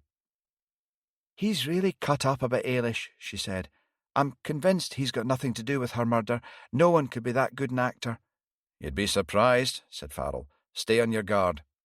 I take it you managed to strike up a rapport. I was parked near the bus stop." "You could say that," she said, her face flaming. "Be careful, Vary. I don't want you getting in over your head. Boundaries can become blurred in no time." "Don't worry, I can handle it." She abruptly changed the subject. "Maureen Kerrigan was in the pub with Mike Halliday. They didn't stay long." "I didn't know those two were friendly," said Farrell. "Okay, good work. I'll get off now and let you rest." As he drove away, he hoped that this assignment wasn't going to put a spoke in the wheel of her new relationship. It had taken long enough for Vary to find someone she could trust after her fiancé had ditched her shortly before her wedding. That had been for doing her job as well. Patrick Rafferty was just the type of irresistible charmer she could do without right now, especially if he turned out to be implicated in murder or a forgery ring. Driving home, the rain came on, matching the greyness of his mood. As he parked outside the cottage, he could tell that it was high tide by the water encroaching on the banks at the foot of the lane. Fumbling with the key, he heard a plaintive meow from the other side of the door. Henry was not a fan of the rain. He would have checked out the back of the house through the cat flap and be hoping that the front door world would be nice and dry for him. The cottage felt cold and sterile. These cases had meant that he was out all hours and hardly ever home. Although fatigue had crept into his very bones, he forced himself to sit up for a while with Henry, who was purring away noisily while having a small nightcap and listening to some classical guitar. Suddenly he jolted awake. There was someone banging at the front door. Confused and disorientated, he moved a disgruntled Henry off his knee. It was nearly 1 a.m. Who could be calling on him at this time of night? He ran downstairs to the front door and opened it a crack, ready to slam it shut again if necessary. Seeing who was on the other side, he hastily swung it wide. It was Lind. "John, what's wrong? What are you doing here at this time of night?" His friend was still in his rumpled work suit, and his face looked grey and clammy. He had a deep gash above his right eye that was oozing blood. "Frank, I'm sorry for landing on you like this. I'd nowhere else to go." "In you come. Whatever's going on, we'll figure it out." Once his friend was settled on the couch with a tumbler of whisky, Farrell lit the fire, closed the curtains, and switched the lamps on. The shadows receded as the cottage looked warm and welcoming once more. "Laura and I, well, we had a fight, a bad one. All couples fight, John. It's a normal part of... Not like this." "What happened to your head?" "She threw a plate at it. I'm sure she didn't mean. Then she threw another one, and another one." "Had she been drinking?" Lind laughed mirthlessly. "When is she not these days?" "What about the kids?" "Staying with my mother, thank God. I've had to tell her we've been having a few problems. At her age, she shouldn't have to be worrying about my shit. So I can add crappy son to the ever-growing list of areas in which I'm letting my family down. Your mum would have soon figured it out anyway, and she's as fit as a flea." Farrell had fond memories of Margaret Lind. She had given him more succour than his own mother had growing up, that's for sure. "Would it help if I had a word with Laura?" asked Farrell. "I doubt it. She had a few choice words to say about you too, Frank." "Did she now?" said Farrell, tensing as he wondered what was coming next. "Told me you spoiled her fun on a night out, took her home and put her to bed. Thanks for the heads up, by the way," Lind said with a hint of bitterness. "Some low-level predator was skulking around. Laura and her friend were a bit worse for wear. I thought I'd better intervene." "Why the hell didn't you tell me she was making a fool of me all over town?" "I think you're blowing this a bit out of proportion, John. It was one night, that's all. No harm done. I didn't want to cause any trouble between you, that's all." "You know the worst thing?" Lind said, his voice breaking as he strove for control. "She told me she married the rebound guy. After all these fucking years, she says that to me. Can you believe it?" This was worse than he had thought. "She was lashing out, trying to hurt you, that's all it was. I thought that she'd got over you, I really did. But since you came back to the town..." Farrell didn't like where this was going. "It's got nothing whatsoever to do with me, John, and everything to do with losing the baby. She's angry and depressed, not herself. Surely you can see that." "I don't know what to think anymore," his friend said, his teeth starting to chatter in spite of the fire as the reaction set in. "Can you honestly tell me that you weren't tempted?" "I would never," said Farrell. "That's not the same thing," said Lind. "Laura and I were still teenagers when we split up," said Farrell. "Even if I hadn't gone away to the seminary, we most likely wouldn't have lasted. It's you she chose to marry." "I know you did nothing to encourage her," said Lind, attempting a smile. "I wouldn't be here otherwise." "You're going to have a shiner tomorrow," said Farrell. "Talking of shiners, do you remember that time we had a punch-up with those two boys from Glasgow? Self-styled hard nuts." Lind flexed his knuckles as though remembering the pain. "Sent them hame, greeting for their mammies. And you were an altar boy the next day, looking like something from Die Hard. I thought my mother was going to spontaneously combust, she was that mad," said Farrell, laughing.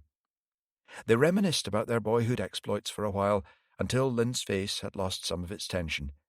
He had lost weight too. His cheekbones looked as if they were trying to come through his skin, and the collar of his shirt was far too loose. His old friend was heading for the rocks, and Farrell felt powerless to help him. Although it was already after 3 in the morning, Farrell knelt for a further hour, praying in the privacy of his room, his face a mask of concentration as he reached for the divine with all the determination he could muster. When, at last, he opened his eyes again, the walls were bathed in a silvery glow from the moon. A shrill scream rent the air from some hapless creature caught in the jaws of a predator.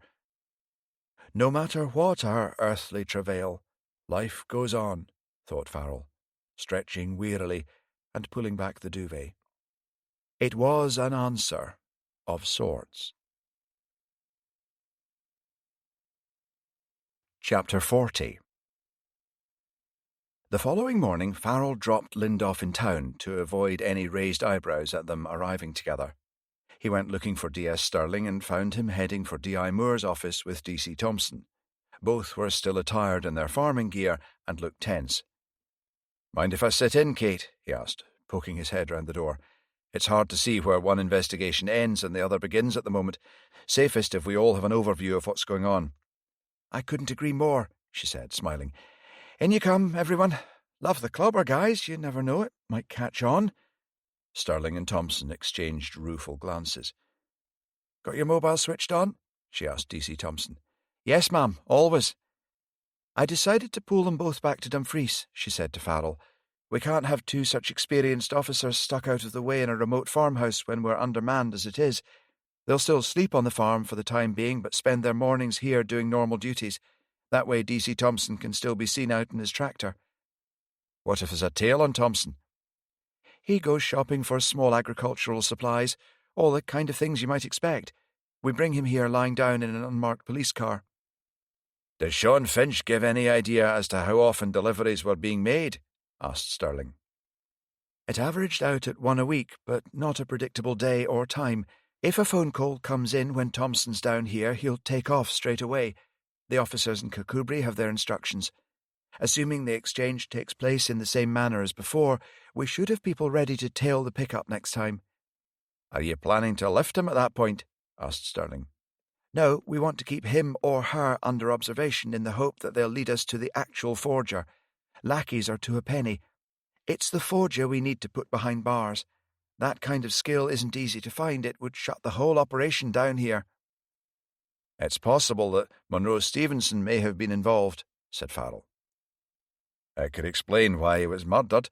Maybe he wanted out and threatened to cut a deal and blab," said Stirling. "He also left the collective around the same time Ailish did," said Farrell. "His breakdown came a few months after she went missing. He was obsessed with her. Perhaps he went after her and she rebuffed him. He could even have killed her." "A crime of passion is one thing," said Stirling. "Dragging her body up to the Dundrennan firing range and painting it is a whole different level of crazy." "I still feel that the announcement of the shortlist to the Lomax Prize has got to figure in there somewhere," said D.I. Moore. "Could Monroe have been so elated by his inclusion and the promise for the future it held that he refused to forge any more paintings, for example?" "The prize committee have agreed to let us view the shortlisted works," said D.C. Thompson. "They're being held at the Royal Scottish Academy in Edinburgh." "Excellent. I'll ask them to send down slides," said D.I. Moore. "Lionel Forbes is already familiar with the work of the artists we're interested in, all apart from Paul Moretti. Strangely, he's never seen any of his work. Rather odd, now I think about it."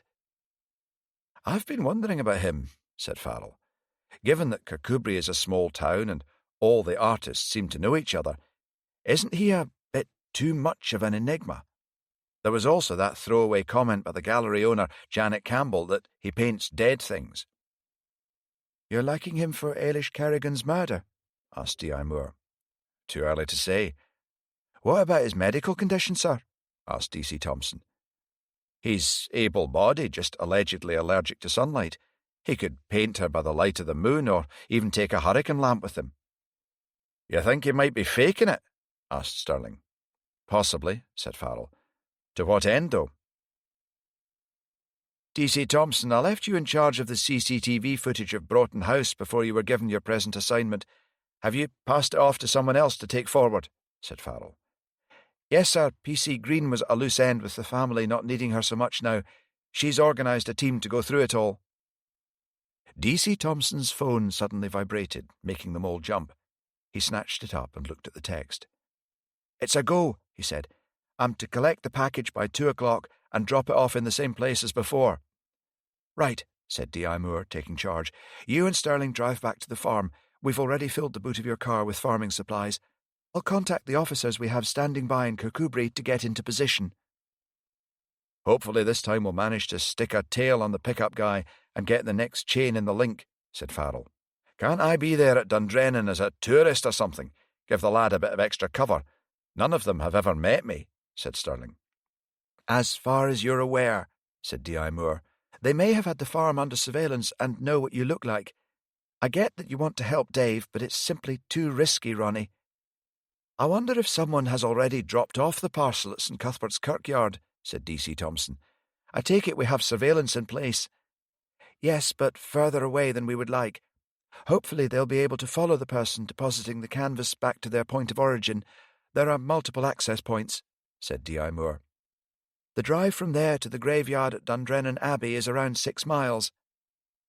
D.S. Stirling and D.C. Thompson got to their feet, looking tense but resolved. Off you go, then, said D.I. Moore. Stay alert, D.C. Thompson, and remember, no heroics. Yes, ma'am, he said, and they both turned and rushed out the door. D.I. Moore sank back into her seat. Farrell didn't envy her. It was never easy sending junior officers into what could be a dangerous situation. Farrell waited patiently while she phoned her contact in Kirkcudbright. D.I. Moore speaking. The operation is a go. Collection by 2 o'clock and drop off at usual site. Yes. Keep me updated, please. Farrell stood. He'd hoped to bend her ear about Lind, but now clearly wasn't the time. Let me know if you need a hand, Kate. Thanks, Frank, will do, she said, reaching once more for the phone with a distracted look on her face. Chapter 41. Farrell tracked down P.C. Green and her team of 4 constables, who were all sitting in front of their computer screens like zombies, watching endless CCTV footage. How's it going? Much in the way of repeat visits? Any by the artists we gave you photos of? I was about to give you a shout, sir. The main repeat visitor so far is Monroe Stevenson, said Rosie. I've isolated and copied the frames in which he appears. It would have taken us a lot longer without the facial recognition software. The young man who strode about Broughton House in the footage with such vigour and confidence had no idea that his life would soon be extinguished. He seemed fascinated with the paintings, snapping occasional digital photos and making copious notes. None of the other artists you mentioned made an appearance over the 6 months, apart from Hugo Mortimer, but he was there just the once and didn't take such a keen interest as Monroe Stevenson. Mortimer didn't linger in front of any particular painting? Asked Farrell. Not really, sir. Lionel Forbes, the art critic, visited a couple of times too, said P.C. Green. I didn't know you were keeping an eye out for him as well, said Farrell. D.C. MacLeod added him, sir. Did she now? Said Farrell. Mind you, it was hardly surprising, given that he had made a particular study of Edward Hornell, probably writing a freelance article for some arty magazine. Good work, Rosie. Keep me updated on your progress. Yes, sir, she said, rubbing her neck and bending her eyes to the screen in front of her once more. His next port of call was P.C. Callum McGee, who was splitting his time between the Dumfries and Kirkcudbright stations. Any luck in tracking down the locksmith? Yes, turns out Stevenson used a Dumfries firm. Neil Benson is his name. Did he tell him why he needed the extra security? I'm afraid not, sir. Another dead end, then. He did mention that he was also asked to fit improved window locks on all the windows. Seems a bit excessive, said Farrell. Especially in Kirkcudbright, sir. The local criminals aren't exactly sophisticated. Until now, said Farrell. He headed off for the canteen. They hadn't got a lot of sleep last night. He'd fortify himself with coffee and a Mars bar, then go and tackle Lind. He really should take a couple of personal days to try and sort out his marriage, but Farrell knew there was no point in even suggesting it, with his team embroiled in such active investigations. Grabbing 2 coffees to go and a couple of Mars bars, he swiftly ascended to Lind's room, where he found his friend and boss staring at the papers on his desk as though he couldn't read English. His black eye was colouring up into a gothic riot of purples and greens. Get you a few chains and a ripped T-shirt and you can start a punk revival band, he joked. Lind didn't react. It was as if his words hadn't penetrated. It must be some kind of delayed shock. Farrell had never seen Lind look so out of it. At this rate it would get back to the super, and that wouldn't do at all. He made a snap decision. "Come on, grab your jacket. We're going to Kirkcudbright," he said, in a tone that brooked no argument. "What? Why, I can't possibly," Lind stuttered, slowly coming back to life. He reached for the coffee and gulped it down. "DC Thompson is doing another pick-up this afternoon, so we're in play with the forgery op. Won't hurt to be on hand if the proverbial hits the fan." "Same place as before?" "Yes, and drop-off. I think the first one was just a dummy run to check Sean Finch hadn't rolled over." "It was a gamble letting it run with no backup for the lad." "I know, but it looks like it paid off," said Farrell. "I also want to have another crack at Paul Moretti," he continued. "The owner of that gallery, Janet Campbell, said he used to paint dead things. I reckon we need to look into him further. Kate's holding the fort here, plenty to get on with. You up for it?" "Be better than moping about here, I suppose," Lind said with a mirthless smile. Before Farrell turned the key in the ignition, he glanced at his watch and took out a pill from the container in his jacket pocket, washing it down with a slug from his water bottle. Lind glanced at him. "How's your health been?" "Sorry, I've been so caught up in my own problems, I hadn't even thought to ask." "Fine," said Farrell.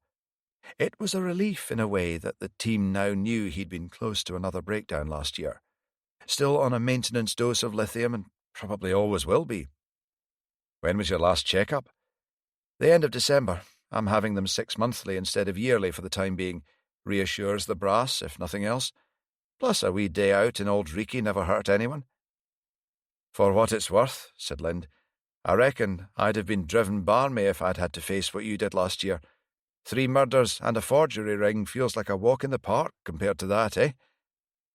"Aye, but we're not done yet. Tell me that when we've got everyone banged to rights," said Farrell. His phone pinged. "Get that, will you, John?" he said, thinking it was probably an update in relation to the case. John grabbed the phone. Silence. "Well?" "It's Laura." "Since when have you and Laura been text buddies?" "Since never," said Farrell, hoping Lind believed him. "Read it out, then. Don't keep me in suspense." "I need to see you," intoned Lind robotically. "Call me." Farrell sighed. This was just peachy. Now Laura was trying to drag him into the middle of their mess, too. He hoped Lind realized it was nothing more. "Look, John, don't you think you and Laura should sit down together with a counsellor or something? Relationship mending is not my strong suit." "I've already tried that," said Lind. "She walked out. Maybe if you suggested it," he said with more than a hint of bitterness. "I'll think about it," said Farrell, suddenly aware that he was grinding his teeth. The pair of them really did need their heads knocking together. They drove in stony silence until they reached Kirkcudbright. Chapter 42. "We should visit the gallery first, speak to Janet Campbell," said Farrell. "She's a nice enough woman, loves to gossip. I reckon we'll get more out of her if you turn on your usual charm." They parked by the harbour. The tide was in and the fishing boats long gone. Determined seagulls stalked those tourists unwise enough to be eating food from the nearby chippy. A short walk brought them to the gallery. A sleepy tabby cat lay on a cushion in the mullioned window. Janet Campbell was chatting with a couple of tourists. Farrell and Lind walked a bit up the road, giving her the space to close the deal, and then turned and went in when they saw the beaming couple exit with a rectangular package wrapped in brown paper. At least she'd be in a good fettle then, thought Farrell. "D.I. Frank Farrell," she beamed, as the tinkling bell announced their arrival. "I was wondering if you'd be back to see me. And who's this gentleman with you?" "D.C. John Lind," he said, advancing to shake her hand. "Someone's been in the wars," she said, peering at Lind's black eye. He was temporarily lost for words. Farrell rescued him. "Chasing criminals isn't without its dangers," he said. "Goodness!" she exclaimed, suitably impressed. She rushed to the door and turned the sign to closed. "I've been rushed off my feet all morning. It's time I had a break anyway." She plopped down on a stool behind the desk. "I've been meaning to call you, D.I. Farrell. I had Maureen Kerrigan in here yesterday asking all sorts of questions about Ailish, who her friends were, did I know of any bad blood between her and anyone else. I answered them as best I could, poor lass. However, I don't think it's safe for her to be poking around on her own like this. Who knows what hornet's nest she might stir up? Thank you for letting us know, Farrell replied. You're right to be concerned. May I ask how long your gallery has been in Kirkcudbright? Asked Lind. I've been here upwards of 30 years, and my father was in here before me. He died young, bless him, so I didn't have much choice, really. Are you an artist yourself? I went to art school, but what with running the business and looking after my mother, I never really gave it a proper go. I still paint for pleasure, though. It's relaxing. Do you exhibit your work for sale? Asked Farrell. For the first time they glimpsed the steel behind the amiable facade as her voice hardened. I did, in the beginning. I had a big exhibition at a gallery in Edinburgh when I was 25. My mother was so proud. I sold a few pieces on the night. Everything seemed to go so well. The people attending were so complimentary. Her face twisted in remembered pain. What happened? Asked Farrell. Lionel Forbes happened. That man ruined my life. He wanted to make a name for himself as an art critic, and he decided to unleash his vitriol on me. I was savaged, totally hung out to dry. That was me put in my place. And here I have remained, she said, belatedly trying to inject a somewhat dismal note of humour. You must have been less than thrilled when he ended up in this neck of the woods then, said Farrell. Dreadful man. Walks about like he's God's gift to art. If he stuck his nose in here, I would probably throw something at him. Do you have any pieces in your gallery by the artists up at Ivy House? Asked Lind. I might have a piece left by Penelope Spence. She's really rather good. A sculptress in the main, but she also paints. She disappeared through the back, returned with a bust, and placed it on a tall plinth. It was a handsome face that bore more than a passing resemblance to Hugo Mortimer. Smiling in anticipation of their reaction, she removed it and held it out to them. Looking down on it from above, there was a woman's face inside the head, trying to claw her way up from the depths with skeletal fingers, her lips drawn back from her teeth in a scream or a snarl, it was hard to say. Farrell shuddered. It was unusual for him to have such a visceral reaction to a piece of art. Good, isn't she? Both men nodded in agreement. I don't know why she didn't enter this piece for the Lomax Prize. Despite being so talented, she seems to prefer to stay in the background. I've a waiting list for her pieces from serious collectors. She doesn't like me to exhibit them in the gallery. I'd best put it away before she catches me showing it off. Have my guts for garters, she would. You've been incredibly generous with your time, said Lind. Before we leave you in peace, I wanted to ask you about Paul Moretti. Instantly, Janet wrinkled her nose in distaste. You mentioned previously to D.I. Farrell that he paints dead things, said Lind. Yes. Can I ask exactly how you came about this information? Was it from Moretti direct? No. Moretti had left the studio flat and Mike Halliday was in the process of moving his stuff in. I was preparing an inventory so we could get on with signing the lease when I came across a few of his canvases in the cupboard. It gave me such a turn. Moretti had shown me a painting before, even had the temerity to suggest I might want to sell it in the gallery, but the four in that cupboard were on a whole different level. I know this might be difficult, but it's very important. Could you describe the canvases to us? Said Lind. It was a foal. Her eyes filled with tears. It looked like it was dying. There were a number of other canvases, each showing a further stage of decomposition, in grisly detail, utterly vile. Do you know what became of them? You'd have to ask Mike Halliday. I don't know if he left them in the cupboard or tried to get them back to Paul Moretti. He said he'd take care of them, whatever that meant. How long ago was this? About 3 years ago. That's when Mike moved into the studio. Thank you, Janet. You've been most helpful. I'm sorry we had to make you remember that unpleasantness, said Lind. How did you find Moretti as a person? Asked Farrell. I didn't really have much to do with him. He was very quiet and introverted, could hardly get a word out of him, rarely made eye contact. I don't know how much was down to his condition or his personality. He was always so muffled up in scarves and what-not. There could have been anyone underneath. She shuddered. As they walked out of the gallery, Farrell glanced at his phone. There was a message from D.I. Moore which he showed to Lind. The forgery operation had been a bust. D.C. Thompson had gone to the pickup site, but there was no parcel there. He'd hung about for a while, then went back to the farm with a view to trying again later should there be another text.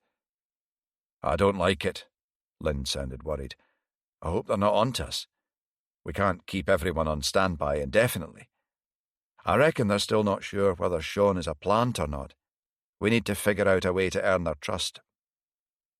How about if he reports back that he saw someone watching the pickup point? Said Farrell. That might allay their concerns. Good idea, said Lind. He could even suggest an alternative site, and then we could have the surveillance sorted before they even check it out. I'll run it past D.I. Moore, see what she thinks. I'll meet you down by the harbour. Chapter 43. While Lind went off to phone D.I. Moore, Farrell wandered round the side of the gallery. He smiled and nodded at Mike Halliday, who was saying goodbye to an attractive, dark-haired girl. They made a handsome couple. He kept walking until he reached the harbour wall. The beauty of the sun glinting on the sea against the backdrop of pastel-coloured cottages afforded a painful contrast with the evil deeds that had been done in this place. Lind interrupted his reverie. I've spoken to Kate.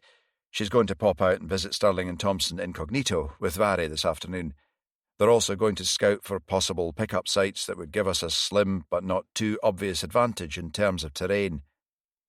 Depending on how we get along here, we could perhaps meet them at the farm, said Farrell. Before we tackle Moretti, let's pop in on Mike Halliday and see if those canvases are still there. There was no sign of the girl when they walked back up. Mike Halliday was sitting on his customary bench with a cup of coffee. A wooden summer house displayed a number of his canvases, scenes of Kirkcudbright in the main. A couple of middle-aged women were selecting two paintings with much agonizing. Halliday piled on the charm, and they happily paid and had their purchases wrapped before leaving. Farrell and Lind had waited patiently to one side, not wishing to disrupt his business. Doing a roaring trade there, commented Farrell. It keeps the wolf from the door, said Halliday. I didn't expect to see you again so soon, D.I. Farrell. Farrell introduced Lind, who was staring down at the open sketchbook on the bench. That's some shiner you've got there, said Halliday. Looks painful. Kickboxing, said Lind, shooting him an unfriendly look. Right, said Halliday, with a hint of a smirk. Farrell jumped in, not sure why there was a sudden undercurrent of hostility shooting between the two men. The reason we're here is on the off chance that the canvases by Paul Moretti are still in your cupboard. Halliday's expression tightened. Let me think, he said. I might still have them. He certainly never came to collect them. I probably piled my own stuff in on top. Might take a bit of time to excavate them, that's assuming they're still there. We're in no rush, but it might help with one of our lines of inquiry, said Farrell. I'll see what I can do, said Halliday, disappearing into the cottage. Give me a shout if any customers come in, he called back to them. 10 minutes later, Halliday re-emerged, carrying 4 canvases wrapped in oilskin. He slowly unwrapped them, then propped them up against the wall of the summer house. Farrell blanched, but said nothing. Whoever painted these is one sick bastard, Lind exploded. You're not going to tell me this fucking shit is art, are you? He said to Halliday, who looked at him stony-faced, as well he might. Lind was bang out of order, shouting the odds, when the guy had only produced the canvases at their request. Farrell cast an apologetic glance Halliday's way. He nodded, seeming to bite back an angry retort of his own. We need to see if we can learn anything from these that might help the investigation, John. Lind reluctantly swivelled his eyes back to the 4 canvases. Whoever painted this abomination has no imagination whatsoever, he snapped. Hell, even I could torture something and photograph it. Where's the skill in that?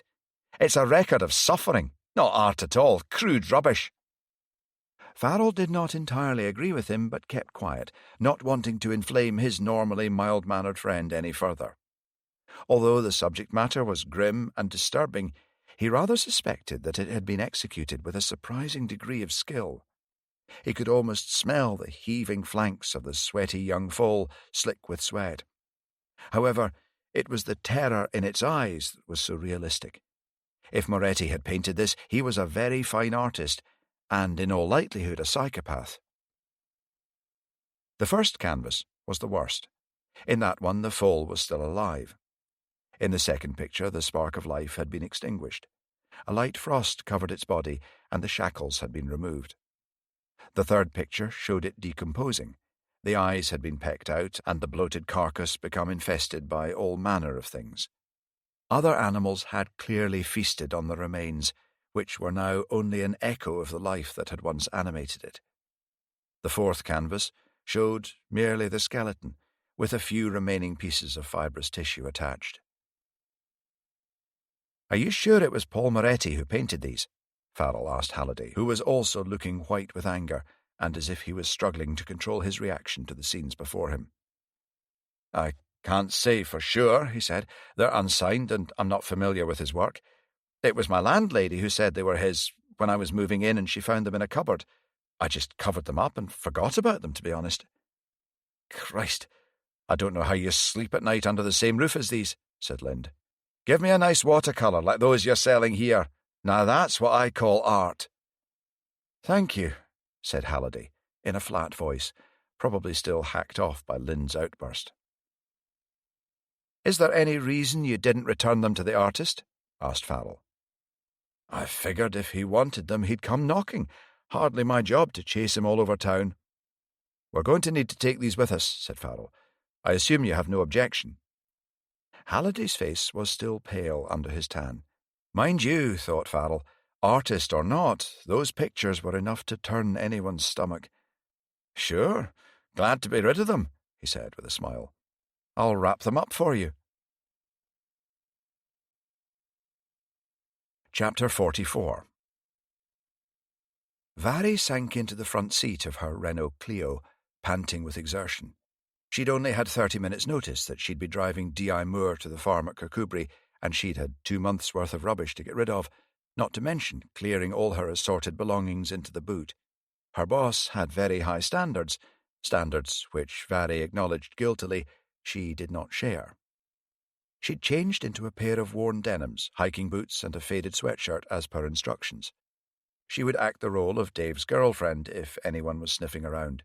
The prospect of that leaving D.I. Moore paired with Sterling caused her to snort with laughter. "Something funny?" asked D.I. Moore through the open window. Damn it, how did she do that? Her boss always seemed to catch her on the hop. Just recalling a scene from The Big Bang Theory last night," she improvised wildly. "Oh? Which one?" asked D.I. Moore with a hint of a smile. Just a second, I'd better check the water level," said Vari, leaping from the car. Her boss was wearing jeans and a fleece with her hair up in a ponytail. She looked a lot younger when she wasn't wearing her starchy work suits. Vari made a show of examining the water, then jumped back in, turned the ignition, and roared out of the police car park. "What do you think went wrong, ma'am?" she asked. "I can't help worrying that they're onto us and D.C. Thompson could be in danger." "They do rather seem to be always one step ahead of us," said D.I. Moore, sounding worried. "I can't see how the real Sean Finch could have got word out to his family. As a condition of walking away from this, he's been in protective custody with no devices from the minute we arrested him," said Vari. "I'm fairly sure he hasn't had the opportunity to leak something, although you can never be absolutely sure." "What about any of the experts we've instructed?" said Vari, choosing her words with care. "None of them have been told about the undercover op. Besides, there's only Lionel Forbes, so far, as being pertinent to the forgery operation." "Oh, right," said Vari. "Something to say, D.C. MacLeod?" "No, ma'am." They drove in silence for a few miles. "Is DCI Lind okay, ma'am?" asked Vari. "Yes, as far as I'm aware. Why do you ask?" "I noticed him leaving with D.I. Farrell this morning. He seemed to have hurt his eye and not his normal self."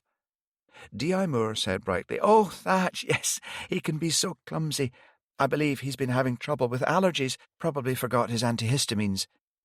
"You do know I'm a detective," Vari wanted to shout at her. "Ah, that explains it," she said instead. Half an hour later, they were drawing into the farmyard. Vari was pleased to see Farrell's dumpy blue Citroen. Leaping out of the car, she headed straight for the kitchen. Inside, the mood was grim, and as she reached the table and saw the canvases laid out on it, she knew why. "Bloody hell!" she exclaimed, before sitting down abruptly. D.I. Moore, hot on her heels, said nothing, but her face tightened in anger. "What is this?" asked Vari. "They were found in a cupboard when Michael Halliday moved into the studio flat attached to Janet Campbell's gallery," said Farrell. "She maintains they must have been left behind by Paul Moretti. He'd asked her to sell a painting of something dead before, but nothing on this scale. Just a brace of pheasants or something," said Farrell. Vari caught D.I. Moore sending covert glances in Lynd's direction, clearly shocked by the state of his face. Lynd was avoiding eye contact with her. None of this boded well, she thought. "So your thinking is that whoever killed Ailish may have painted her in the same manner as this?" asked Stirling, looking like he wanted to punch someone. "Let's not jump to conclusions," said Lynd. "It's a pertinent line of inquiry, but not the only one." "Are you planning to haul Moretti in for questioning?" asked D.I. Moore. "Not yet," said Lynd. "I'd like to have the paintings analysed first to see if we can glean anything else off them that might be useful. Kate, perhaps you could invite Lionel Forbes into the station to give them the once-over, see if he's ever come across anything like this before." "I'll get on that right away. Let's wrap them back up for the time being. We need to do everything by the book in case these ghastly things wind up as exhibits in court one day," she said. D.C. Thompson had been tight-lipped and silent thus far. Vari, who was sitting beside him, bumped him with her shoulder. "Don't worry, Dave. The two cases are totally separate. Whoever painted these or killed Ailish is a complete psychopath." "You don't know that for sure. In fact, we don't know bloody much," he said, and stormed out the back door. "He doesn't mean it," said D.S. Stirling at once. "The lad's feeling the pressure. He was all psyched up and then left high and dry." "Did he send the text along the agreed lines?" asked D.I. Moore. "Yes, went for a bit of a whiny, faintly pissed-off tone. He also said he'd had a feeling he was being watched when he visited the pick-up point, but couldn't be sure. He said he knew of another place that was better, but didn't specify," said Stirling. "They didn't bite?" "Not yet." At that point, D.C. Thompson marched back in, eyes wide with excitement, his earlier outburst forgotten. "I've heard from them. They've agreed to the new pickup. I've been texting back and forth. I've to deposit the Hornell painting recovered from Sean, along with another package." "When?" asked D.I. Moore. "Thursday morning at 6 a.m. "Great, that gives us 2 days," said Stirling. "They said it was a big job and I'd be paid double." He paused. "They also said I'd better not screw it up, or I'd have a target on my back." "A big job," mused Lynd. "I wonder what that means." "It could mean any number of things. It could mean there are several paintings or one high-value one," said Farrell. "It hopefully also means they have no idea we're onto them," said D.I. Moore. "We have to make sure that all uniformed police stay off the streets in Kirkcudbright until this goes down. However, I want additional Dumfries officers posing as tourists and locals to give us sufficient troops to mobilise if necessary." "We'll have your back, Dave, don't worry," said Vari, squeezing his arm. Chapter 45. Farrell and Lynd returned to Kirkcudbright and parked down a side street near the Sheriff Court. It was only mid-afternoon, but Farrell felt a wave of exhaustion sweep over him. They'd had nothing to eat since breakfast. Time to refuel. "I'm just going to grab us a couple of rolls and coffee from the deli across the street. Give you time to figure out how you want to approach Moretti." Despite his lean physique, Farrell had always performed better with food in his belly. Once back in the car, running scared from the marauding seagulls, Farrell took a large glug of coffee that tasted a whole lot better than the muck down the station. Lynd did likewise and fell upon his chicken mayo roll like he hadn't eaten for a week. "Moretti is a bit of a strange one," said Farrell. "It goes way beyond his medical condition." Do we have anyone objective vouching that he even has a medical condition? Asked Lind, energised by the caffeine. No, said Farrell. You think he might be faking it? No idea, but it should be pinned down. He could be the murderer hiding right under our noses, or he could be completely innocent. Either way, we need to do a bit of poking around, said Farrell. They left the car where it was. Crossing the high street, they walked up the hill until they reached the cottage at the top. Like before, the heavy drapes were drawn and the house was deathly still. Farrell rapped heavily on the door. The sound echoed through the building, but there was no answer. So where is he then, if he's unable to go out during the day? Said Lind. Farrell shrugged. They waited a few minutes longer, then turned and retreated back down the path. We need to find out if he owns the house or if it's rented, said Farrell. Right now this man is a ghost. We don't have a single piece of substance on him. Apart from the fact he was shortlisted in that competition, said Lind. Farrell contacted the station to speak to Byers. Can you do a full background check on Paul Moretti? Last two known addresses, Studio Flat, Kirkcudbright Art Gallery, and Lavender Cottage, Silver Craigs Road, both Kirkcudbright. I want every last grain of information you can find. Dig deep. It could be crucial to the girl's murder. Cheers. Heading back now. At the station in Dumfries, Farrell posted a briefing for 5 p.m. His brain was whirling with all the possible permutations and combinations of the case. Potentially, they could all be linked or completely separate. Until some of the missing pieces clicked into place, they would have to continue operating in the dark. PC Rosie Green knocked and stuck her head round his door. He motioned her in. I didn't realise that Fiona Murray worked at Broughton House too, sir, she said. Neither did I, said Farrell. She certainly gets around. Cleaners often have more than one job, though. Perhaps. Most of the time her activity seems what you would expect, tidying, polishing, mopping floors. Go on. But in this one bit of video, I saw her down where the safe is in the basement office. And? At first I didn't think anything of it. She was emptying the bin, polishing the desk, but then she started to look a bit furtive, and I realised she was over by the large safe in the corner. Farrell quickly went down to the computer suite with her. PC Green called up the footage in question. Fiona Murray kept up a convincing pretence of dusting and polishing right the way across the room, but then sank to her knees and quickly opened the safe. She removed a metal-coloured tube and substituted it with an identical one, which she withdrew from her large bucket of cleaning materials. She then quickly closed the safe and stood up, still flicking with her duster as she moved towards the door. The whole process had taken only half a minute. Had PC Green not been so eagle-eyed and conscientious, they might never have known. Great work, he told her. This could be the breakthrough we're looking for. Make sure you're at the briefing at 5 p.m. D.I. Moore will be well made up when she hears this. She should be back in the building in another half hour or so.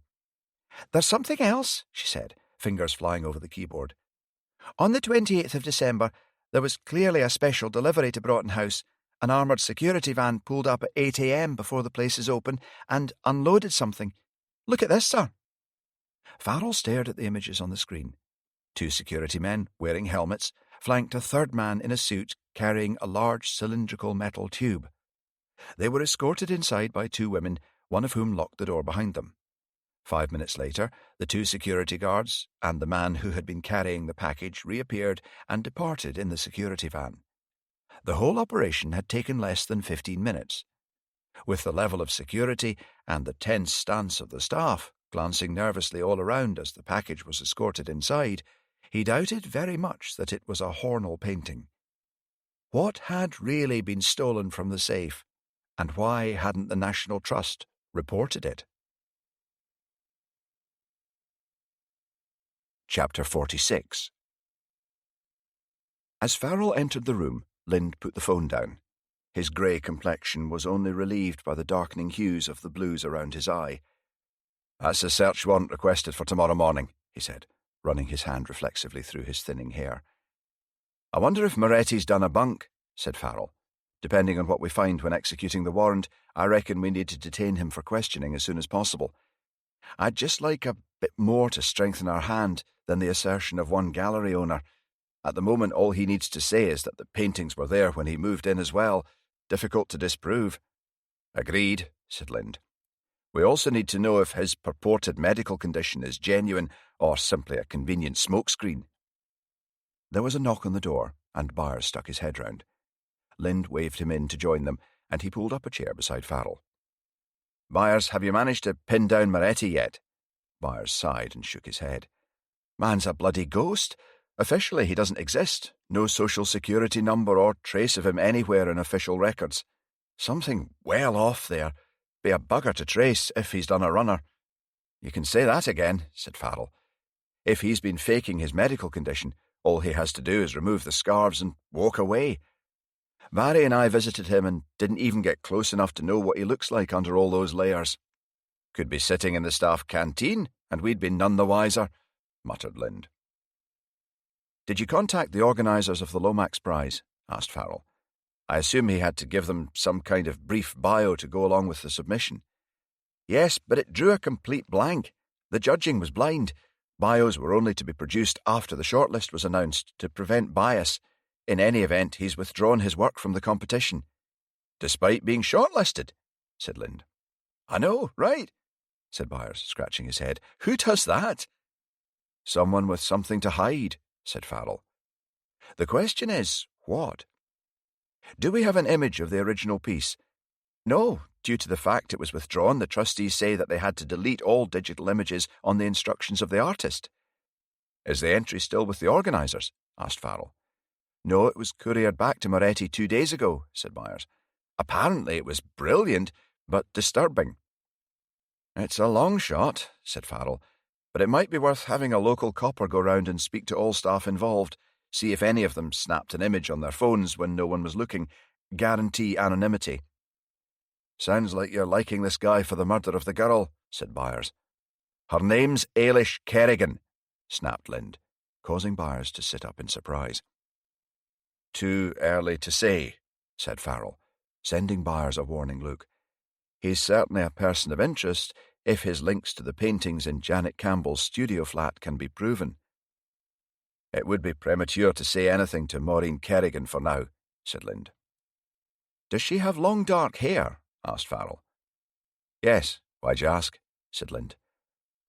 "I saw a dark-haired young woman with Mike Halliday today in Kirkcudbright," said Farrell. "Dark hair isn't exactly uncommon in these parts," said Lind. "Even so," said Farrell. "Whether that was her or not, I hope she's not poking around asking questions, especially now that it's at least a possibility that we're dealing with an out-and-out psychopath." "True. I'll give her a ring. Try and get her to at least relocate to Dumfries for the time being," said Lind. "Have you spoken to Claire Yates yet, in relation to gaining some insight into the mind of the killer?" asked Farrell, trying to keep his expression as neutral as possible. Lind glanced at his watch and looked horrified. "About that—" His words were interrupted by a knock at the door. "You've got to be kidding me," muttered Farrell. "I asked her to swing by to give her thoughts on the paintings we recovered today," Lind said, looking awkward. Byers made heroic efforts to control a smirk trying to escape as he stood up with the other men. Lind strode to the door and opened it wide. There, on the other side, was his former girlfriend, even more gorgeous than the last time he had seen her. Her smile slipped as she took in Lind's ruined face, and then Farrell standing awkwardly behind him. Lind took control. "Claire, thanks so much for coming in. I thought we might be more comfortable in the conference suite. I'll arrange for the paintings and coffee to be sent up there." "Excellent," she said, sending a strained smile of acknowledgement in Farrell's direction. She walked off with Lind, who was managing to dredge up a superhuman amount of small talk as they went. "Awkward, much?" said Byers, in his usual tactless manner. Farrell sent him a glare, which should, by rights, have turned him into a pillar of salt, and marched off in the opposite direction. He knew Lind had done the right thing in calling Claire in. He had thought he wouldn't be affected by seeing her again. He was wrong. It had devastated him when she called time on their relationship last year. He'd been considering leaving the priesthood and seeking a papal dispensation to be released from his vows. However, she hadn't wanted to take on his considerable baggage, and in all honesty he couldn't blame her. As he walked along, all he could feel was the imprint of her body in his arms, like a phantom limb. The faint vapour trail of her perfume, left hanging in the corridor, taunted him. He had to get out of here, fast. Chapter 47. Lind sat opposite Claire Yates in the conference room. There was an awkward silence as he realised that he had exhausted his supply of social chit-chat. The coffee and paintings had yet to arrive. He knew that she was wondering about his bruised eye. Damn it, that was the thing about psychiatrists. They sat there in silence until you rushed to fill it, revealing God knows what in the process. He had used the technique himself to great effect in the interview room, but never had the tables reversed until now. Just as he was on the verge of cracking wide open and muttering something unconvincing about walking into a door, he was saved by a tap on the door. P.C. Green came in with the labelled paintings, closely followed by one of the admin staff bearing a tray of coffee that she placed at the far end of the table. "Thank you. Both. Rosie, I hear you've been doing sterling work with the CCTV footage." "Thank you, sir," she said, carefully depositing the paintings on the oval table in front of them. "I'd best get back to it." Carefully, he removed the paintings from their protective covering and laid them out in front of Claire, who was sitting opposite. Reflexively, she gasped, her hand shooting up to her mouth. "Takes your breath away, doesn't it?" said Lind.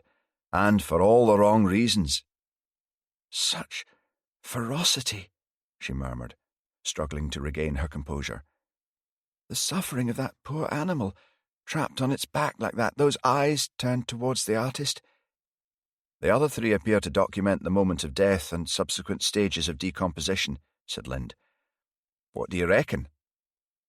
"Well, I'm no expert on art," she said, "but I think that whoever painted these pictures is most likely a psychopath. A lot of planning and effort has gone into this endeavour." "Assuming you're right, is it possible that the perpetrator might move on to kill a young woman in the same fashion?" asked Lind. "Well, yes. God forbid, that's entirely possible. Cruelty to animals, as I'm sure you're aware, is one of the predictors for someone evolving into a murderer, even a serial killer. How long ago were these painted?" "No clue. According to the gallery owner, they were left by Paul Moretti, a previous tenant. We've got a warrant for his arrest, but he's disappeared into thin air." Lind reached into the folder he had brought with him and took out a picture of Ailish Kerrigan's remains in situ. Claire studied it carefully. "I'm wondering," said Lind, "if it's at all likely that the same person who painted these pictures may have conducted a similar study on the deceased." "Look," he said, leaning over the table. "See these marks here? We're wondering if the murderer set up an easel in the clearing." "How long ago did this girl go missing?" 3 years, said Lind. "Then we have to face the possibility that the killer may strike again, or indeed they may have already done so." "You reckon there might be other canvases like this out there, only with human remains as their subject?" "There could well be," she said. "From what you told me on the phone, these ones were only discovered by chance in a remote location. It's possible that painting his victims in this way might be a pattern of behaviour for him that is very ritualistic. He probably feels a compulsion to repeat it." "What do you think about the fact that the dead foal is a male?" said Lind. Claire looked again at the painting of the desperate animal. "I should have noticed that. It does muddy the waters a little as to the underlying motive, assuming we are talking about the same perpetrator. Of course, the means and opportunity may have influenced the choice, but I doubt that somehow." "Any guesses as to what might have been going on in the perpetrator's head when he was doing these paintings?" asked Lind. "Could be a number of things," she said. "Assertion of mastery and complete dominion over a living thing. Has it been possible to establish whether the deceased girl was sexually assaulted?" "No," said Lind. "Impossible to say." "I'm not getting any overt sexual imagery looking at the picture of the foal again. Another possibility is that cruelty isn't the main motive at all." "What then?" asked Lind. "Well, think of the medium he's chosen to record his crimes in.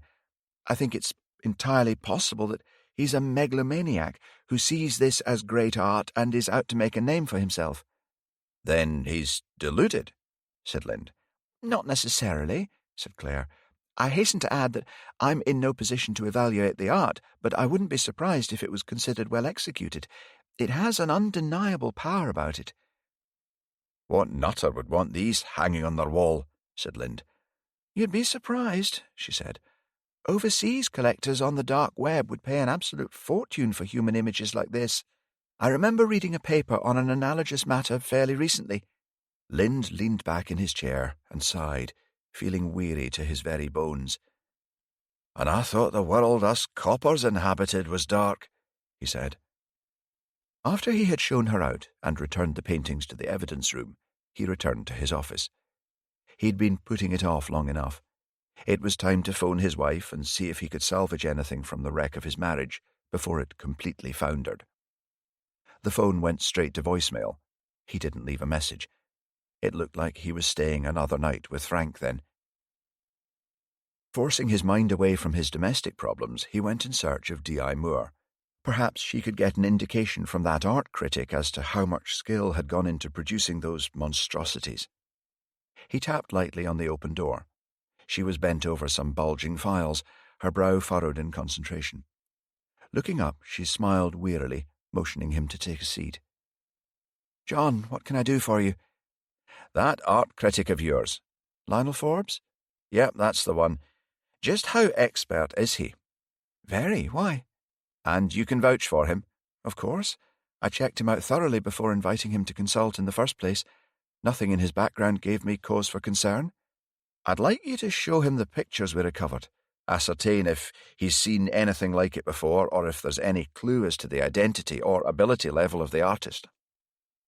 "You really think that the same person might have painted our dead girl?" "All supposition at the moment, but yes, I think that's a distinct possibility," said Lind. "I'll ring him and see how soon he can come in here," she said. Lind moved to get up, but she reached across the desk and laid her hand on his. He froze. "John," she said, "your face. What happened?" "It was the funniest thing," he started to bluster. "John, it's me you're talking to. What really happened?" Lind sighed and dropped back in the seat. "Don't overreact. It was a plate.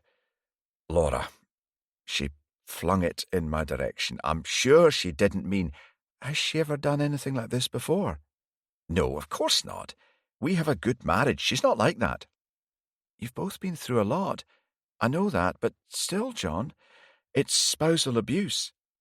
"I'm handling it," he said, uncomfortably aware that he wasn't handling it at all.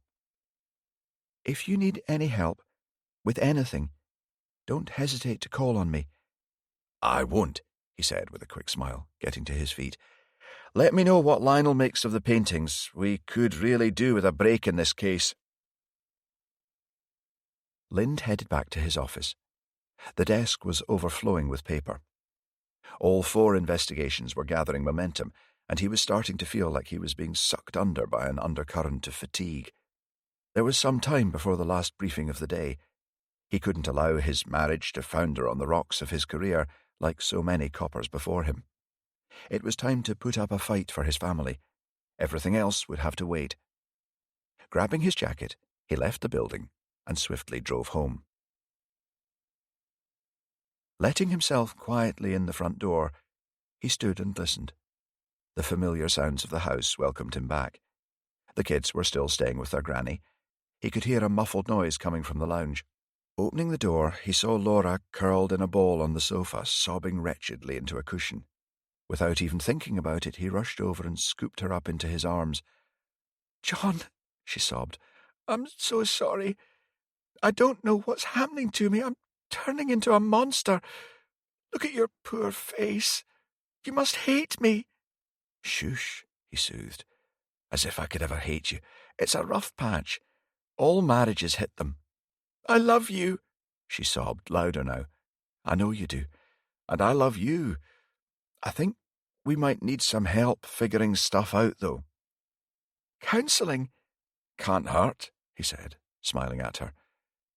You hate the idea of spilling your guts to strangers, she said. True, but I hate the thought of losing you more. Ever since I lost the baby, I've felt filled with a murderous rage. The only thing that dulls it down is alcohol. I look at you sometimes, John, and I feel like I hate you, like you've abandoned me and left me to go through this all on my own. I have to work, Laura. I have to keep people safe. You didn't keep me safe, she said. They remained sitting there, each lost in their own thoughts, as the sun set and the shadows lengthened. Chapter 48. Farrell's alarm went off at 5 a.m, as usual. At least he'd had a decent night's sleep, because Lind had returned home to try and repair his marriage. He resolved to keep well out of Laura's way, as he didn't want to unsettle her further. It was likely that she felt drawn to him due to their shared history, and also because he represented a time when she was carefree, before her life had spiraled downwards and she became mired in grief. He pulled on his running gear and headed up the lane. As his feet slapped down rhythmically on the road, he tried to empty his mind of the cases troubling him, but images kept slipping through like some jumbled slideshow. The face of Monroe's girlfriend, Nancy, was in there. Her expression in the photo reminded him of something, but who or what? The more he probed, the hazier the image became, until he had to let it slide away. It was replaced by the face of Maureen Kerrigan. She hadn't returned Lynn's calls yesterday. If she started poking around, asking too many questions, the killer might decide to silence her for good. The shadowy form of Paul Moretti crept in next. Farrell was frustrated and annoyed that they hadn't gone after him quicker. Worse, they had no clue what he even looked like. He had been hiding in plain sight, and no one had even thought to question it because of his alleged condition.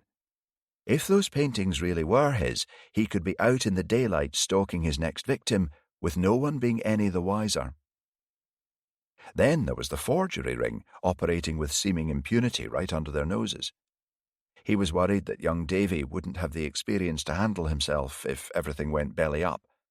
He was convinced both Monroe Stevenson and Poppy Black had been murdered to ensure their silence. He would never be able to forgive himself if anything happened to one of his junior officers. Lind was doing his best, but clearly wasn't at the top of his game at the moment due to his domestic strife. What it really boiled down to was that Farrell must carry the whole situation on his shoulders and keep everyone safe. He prayed that he would be equal to the task. Back in the cottage, he fed Henry and had his usual power shower. He then lit the fat, creamy candle on the low table and knelt facing the small wooden crucifix above.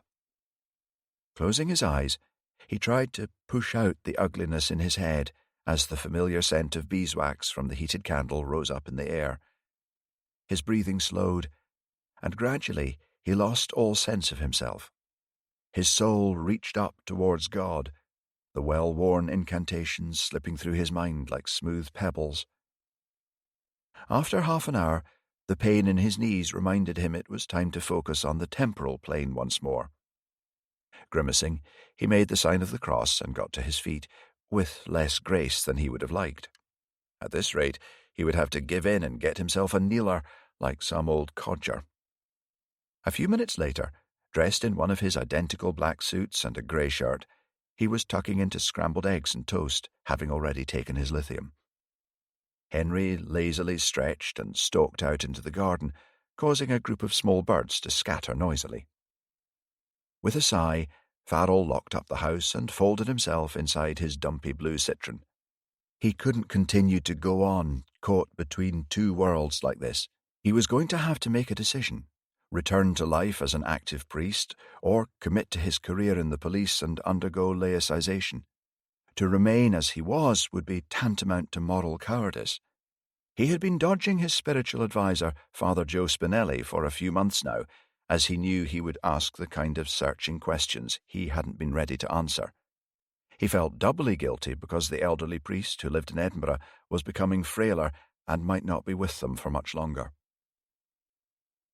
At the station, they had a conjoined briefing at 8 a.m. Lind was looking less tense about the face, Farrell noted with relief. He signalled to Farrell to start. "Byers, have we got the search warrant for Moretti's place?" "Yes, sir, courtesy of a very grumpy sheriff last night," he said, waving a sheet of paper in the air. "Excellent. Vary and I will head out to Kirkcudbright to execute that first thing."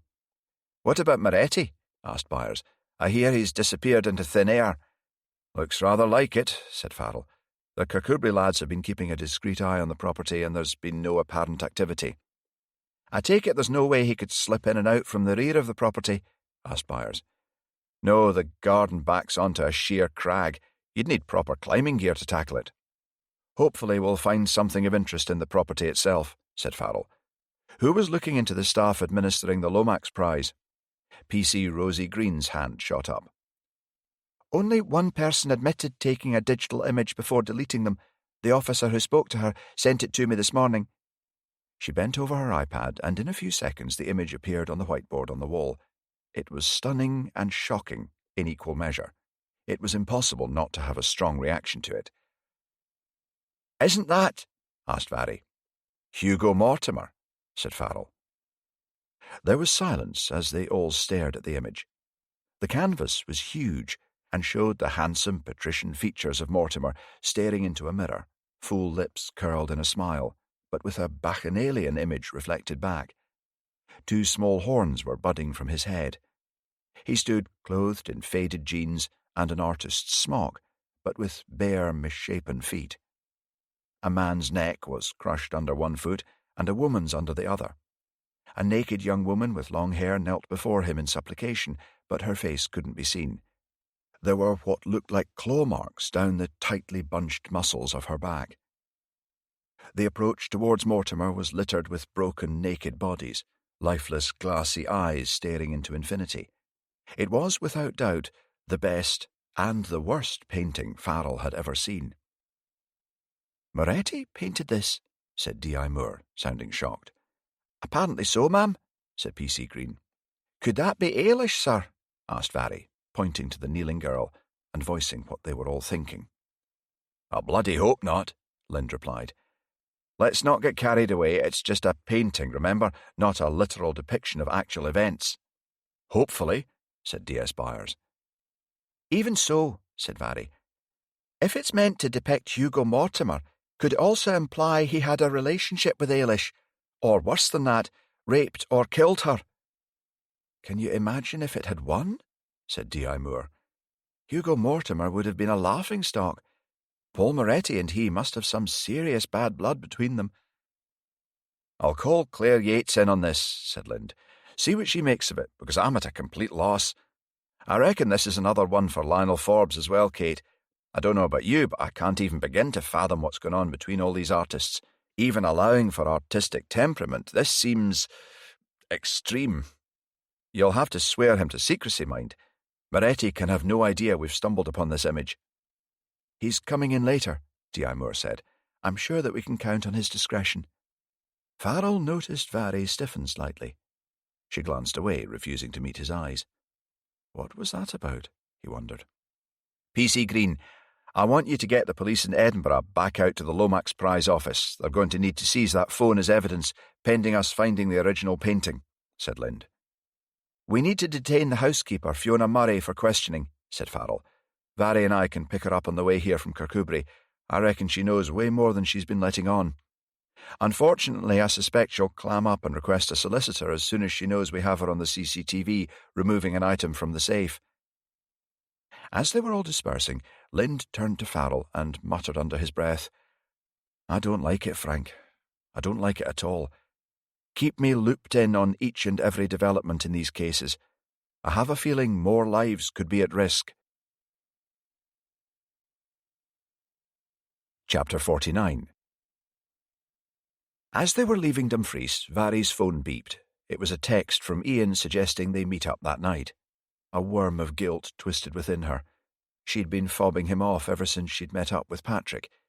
Ian deserved better. Farrell glanced across at her. "Problem?" he asked. Honestly, sometimes she could swear he could see right into her soul. "Just a text from Ian," she said, her voice flat. "I see," he said. "I'm meant to be meeting Patrick tonight. He's invited me to Ivy House for supper, give me an opportunity to sniff around a bit, pick up on any undercurrents. Why didn't you say anything at the briefing? I'm telling you now, aren't I? Farrell looked worried. She didn't blame him, but she was as sure as she could be that Patrick wasn't involved in any of the crimes they were investigating. His feelings of guilt and grief over Ailish had seemed genuine. She hadn't detected one false note. I hate to bring it up, but are you sure your judgment isn't being impaired? You seem quite drawn to him. Vary snorted in derision, but her thumping heart told a different story. He's someone I'm using as a source of information to further the case. I'm going out with Ian, remember? She snapped. Then perhaps you'd better text him back, said Farrell. I will do. Later. They continued in silence until they arrived in Kirkcudbright. Farrell parked the squad car outside Lavender Cottage. They walked up the stone path to the door, and Farrell knocked loudly. Police, open up! They could hear the sound echoing down the hall inside, but there was no response. Farrell tried the door. It was no surprise to find it was locked. Shall we bust it down, sir? Asked Vary. I doubt that'll be necessary, said Farrell, producing the key from the inside of a stone planter. How did you— Prayed to St. Anthony. Works every time, he said, with a triumphant glint in his eyes.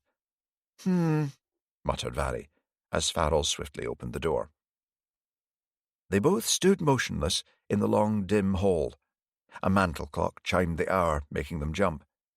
The air felt stale, as though it hadn't been disturbed for days.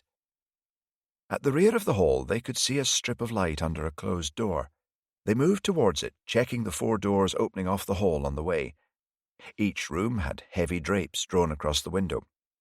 The furniture was old and dilapidated, as though it had been plucked randomly from a charity shop. Mind you, he was a bloke, thought Vary. Reaching the end of the hall, they opened the door, and their eyes widened in shock. What the hell? Said Vary, turning to Farrell, who was looking as surprised as she was. They were standing in a bright, open-plan studio space flooded with natural light from a skylight. There were canvases everywhere in various stages of composition. A number of them looked familiar, but Vary couldn't pinpoint why. D.I. Moore would know. She was the culture vulture in the station. Carefully, she took digital images of all the artwork she could see. A few were signed Aaron Sewell. There were none that resembled the horrendous images they had recovered from his previous flat. It's clear to me now that Paul Moretti is simply a disguise, probably created because he's someone reasonably prominent in the local community, said Farrell. I'm going to look in the wardrobes, said Vary. Might give us some clues as to his real identity. The bedroom was to the front of the house. The bed was neatly made. She felt under the pillow, but there were no pyjamas. She rifled through the bedside table. There were a couple of pairs of black lacy underwear stuffed in the back of the drawer behind a couple of pairs of boxers and some grey socks. There were very few clothes in the wardrobe. The whole place had the vibe of a creepy hotel room rather than somewhere someone actually lived. There was a reading light and a few scuffed paperbacks. Try as she might, she could find nothing to suggest an alternative identity for Moretti. She headed for the bathroom next. There was only one toothbrush and no obvious signs of a woman's presence. Moretti clearly had good taste in bath oil, she thought, opening the expensive bottle to take a sniff. Not the kind of thing you'd use if you suffered from an allergic skin reaction. There was no emollient cream in sight. The whole illness thing had clearly been a big con, she thought, cross with herself for having been taken in. Farrell stuck his head round the bedroom door. Have you found the painting from the competition yet? She asked. No sign of it. Do you think that the real Paul Moretti might be someone we've already met? She asked. Quite possibly, said Farrell. His face was strained, and Vary guessed that he was beating himself up as much as she was for letting him slip through their fingers. I'm off to do the sitting room. I'm going to keep the curtains drawn just in case we're being watched, he said. They continued with their search, taking care to leave everything exactly as they found it in case Moretti returned. The writing bureau in the living room contained an untidy jumble of papers and bills, nothing remarkable. However, Vary's probing fingers struck lucky as she nudged a small lever which opened a secret compartment at the back of the drawer. She extracted a number of letters addressed to Aaron Sewell. "That's the name on some of the canvases," said Farrell, peering over her shoulder, ready to swoop with an evidence bag. "Do you think that they are one and the same person?" asked Vary. "Impossible to say," said Farrell. "If Moretti is simply another artist, then why all the subterfuge? It doesn't make sense." "Who'd have thought painting pictures could be such a nasty business?" said Vary. "Where there's money, there's a motive for murder." "I haven't found any paperwork to suggest Moretti had a bank account. What do you suppose he lived on?" "Probably income derived from his main identity, Aaron Sewell," said Farrell. He pulled out his phone. "Myers, can you look into the artist Aaron Sewell for me? That may be the real identity of Paul Moretti. I also want his financials run down.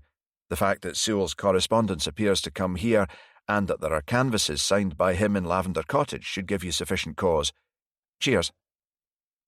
They gave the property a final check before locking the door and replacing the key.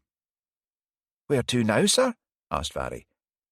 "I think it's time to pick up Fiona Murray and see what she has to say for herself. But before we do that, we're going to pay Broughton House a little visit and see what they've been storing in that safe." Chapter 50. Farrell and Vary parked outside and walked up the stairs to Broughton House. To the right of the entrance was a table with a middle-aged woman taking money for tickets and guidebooks. "Are you members of the National Trust?" she inquired. "No, I'm afraid we're here on police business," said Farrell, producing his warrant card. Immediately her demeanour changed, and her eyes flicked nervously from one to the other. "Oh, how can I help you, officers?" "And you are?" "Jemima Jones," she almost whispered. Her face looked clammy and pale. "Is there somewhere a little more private?" asked Farrell, aware of a group of tourists shamelessly earwigging while pretending to look at a display cabinet. "Yes, we can go to the office. I'll just give Lucy a nudge to cover the desk." They made their way downstairs, with Farrell ducking to avoid banging his head, and were shown into a tiny room that immediately felt crowded once they were all inside. "I'm sure you know why we're here," Farrell said. He then paused and looked at her expectantly. Jemima shifted in her seat. Her glasses were starting to steam up. "No, I'm really not sure," she tailed off. Farrell sat back and folded his arms, his gaze uncompromising. The silence lengthened until Jemima cracked wide open. "Look, it wasn't my decision not to report it." "Go on," said Farrell. "The National Trust told us to take delivery of a very valuable painting. It was just to be for a few nights, until they could put in place the necessary insurance and courier arrangements to take it back to Lord Merton's estate at Kincaid House." "You said, take it back. Had it been stolen? Restored?" "I'm not supposed to say anything. I could lose my job." "I should think that's the least of your concerns right now," said Farrell, standing up. "Maybe we should continue this in Dumfries at the station." "No, please sit down. I'll tell you what I know. I didn't want anything to do with it. I hoped that it would all work out okay if I just kept my mouth shut." Farrell glanced at Vary, who looked as baffled as he was. "Why don't you start at the beginning?" he said. "The painting had been stolen from Lord Merton's country seat at Kincaid House." "When was this?" asked Farrell. "I'm not aware of any report to that effect." "It was never reported," she said. "It was a Turner, and worth millions. The family notified the insurance company and were advised to sit tight pending a ransom demand. The ransom was paid by the insurance company and the painting delivered locally, which is where we came in. The National Trust knew we had a safe here and thought that the painting could sit tight with us until all the necessary arrangements were put in place." "Is it still in there?" asked Vary. "Yes, of course. The manager and I are the only one with keys," she said. This was worse than they had thought. A lot worse. Farrell pulled up the footage on his phone of Fiona Murray opening the safe and removing a cylinder. He had no doubt that Jemima's shock and dismay were genuine. "I don't understand. That's our cleaner. What's she doing?" Abruptly, she jumped up and raced down some steps to the basement, with Farrell and Vary in hot pursuit. Opening the door to a somewhat larger office this time, with a key she pulled out from around her neck, she rushed over to the substantial safe in a corner of the room and opened it. Her relief was almost palpable as she pulled out a metal tube from the stacked artworks inside. Quickly, she opened the tube and carefully extracted the contents. "See, it's still here," she exclaimed. "I don't know what's gone on, but there's obviously been a huge misunderstanding. This is the painting, I'm sure of it," she said, looking up at them with hope flaring. "It could be," said Farrell. "I hope that it is, but I'm afraid there's been a skilled forgery ring operating out of Kirkcudbright for a while now. It's possible that the painting was stolen and a copy returned. You left before the bit where Fiona placed an identical cylinder back in the safe." "But Fiona can't be involved. She's just the cleaner. I never would have imagined she could do something like this." "Do you know where she is now?" asked Varry. "I've no idea. She doesn't come in until after we're closed for the night.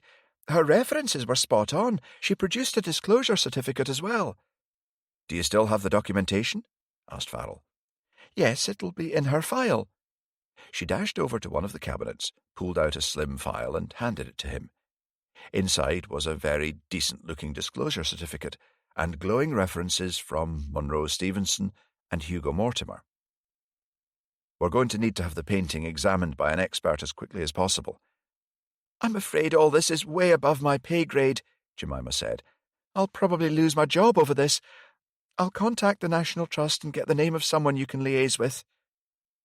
Farrell felt sorry for her, but the cleaner should never have been allowed the run of the building when no one else was there. "How did she get access to the safe key?" he asked.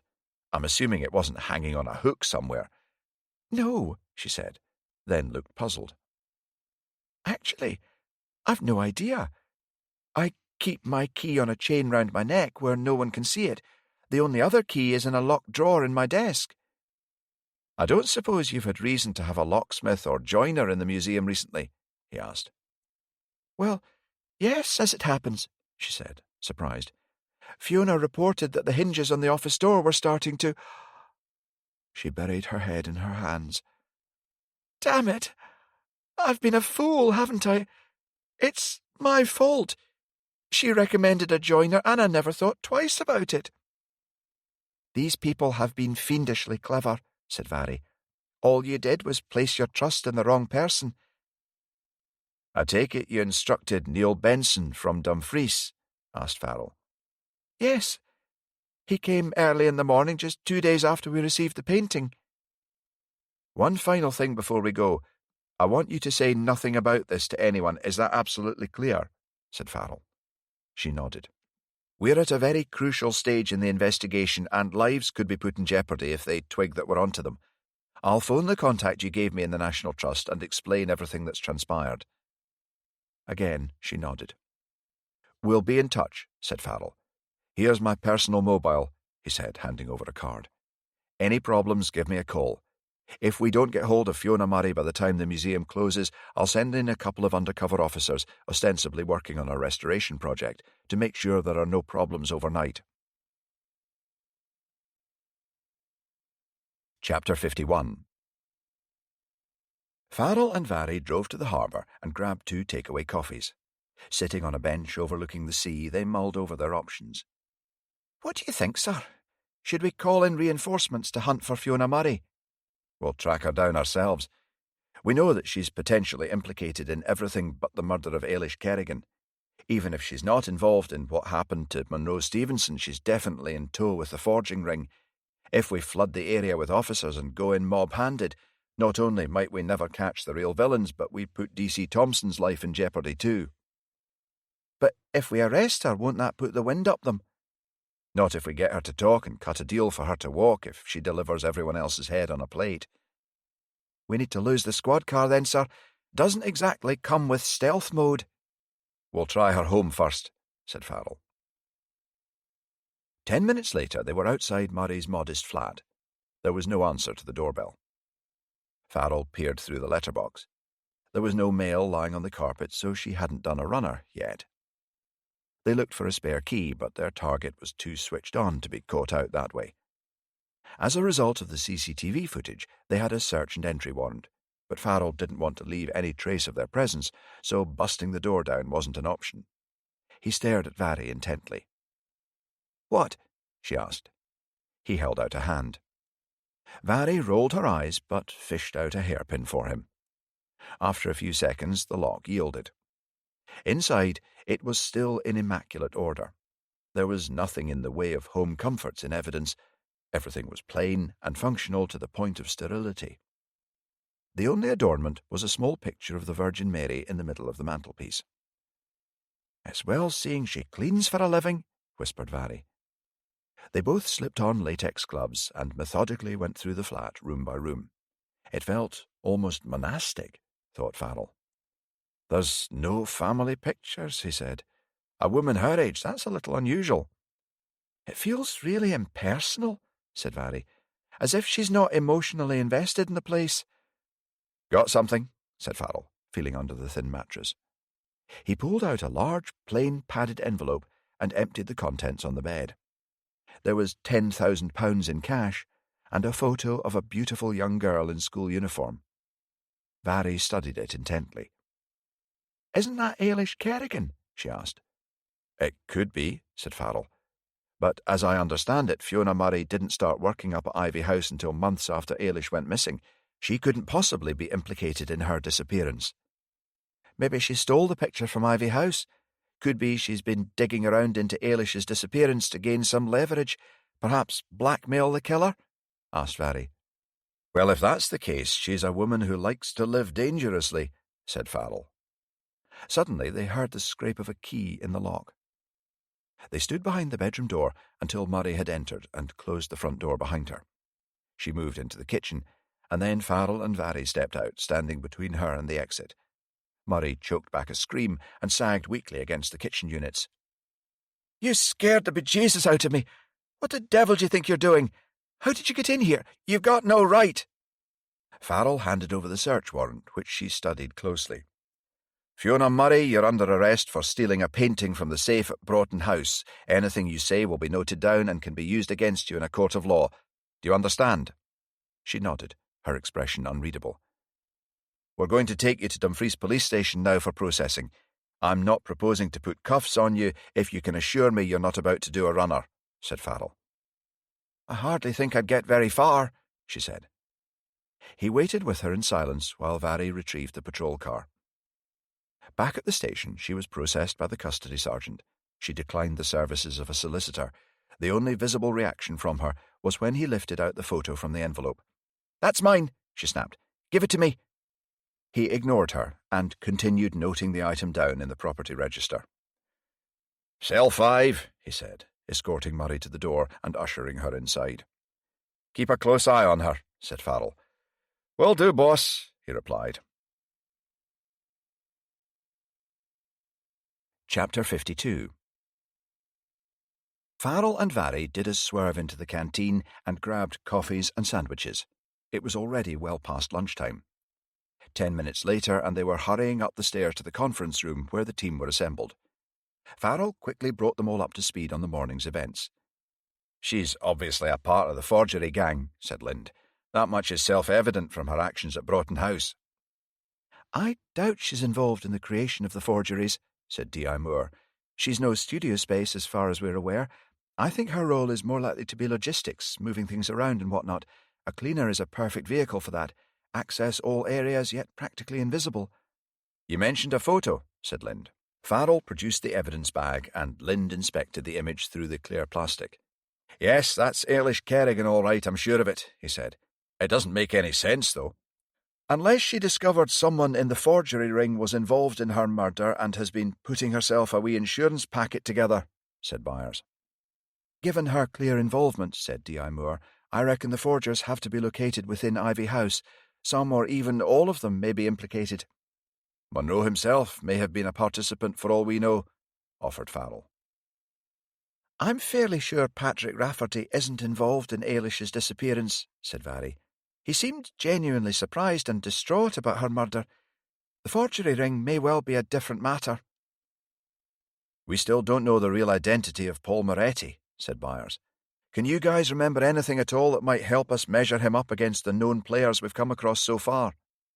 Farrell and Vary glanced at each other in frustration, then shook their heads. Like we said before, it was early days in the investigation. He wasn't a suspect. We'd no reason to doubt his allergy to sunlight condition, as the gallery owner Janet Campbell had effectively vouched for it, said Farrell. It was virtually dark, said Vary, apart from one very low-energy bulb in a corner. He was sat down the whole time, so we can't take a guess at his height. As to his build, he had so many layers and scarves on, it's almost impossible to tell with any degree of certainty.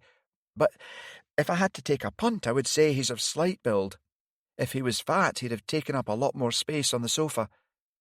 Now that I think about it, I reckon he might be quite tall, as I do remember his legs extending quite a way towards us. That gives us a bit more to go on, said Lind. I take it Moretti's apartment is still under subtle surveillance. Yes, the local Kirkcudbright boys are handling that, said Farrell. My money's on Hugo Mortimer, said D.I. Moore. He was effectively banished by his peers years ago and has been living a dissolute life down here, yet he manages to pull it out of the bag and get shortlisted for a major competition. Clearly he must have kept painting up a storm, yet no exhibitions for years. Maybe he was honing his skills, forging all this time. How else are they keeping that show on the road up there? He's an arrogant sod as well, said Byers. Forging would appeal to his ego. Possibly, said Lind. What's the plan for Fiona Murray, then? Asked Farrell. Get her to roll over on the others in exchange for immunity? I'd be happier with that if I can be assured that she's not involved in any of the 3 murders, said Lind.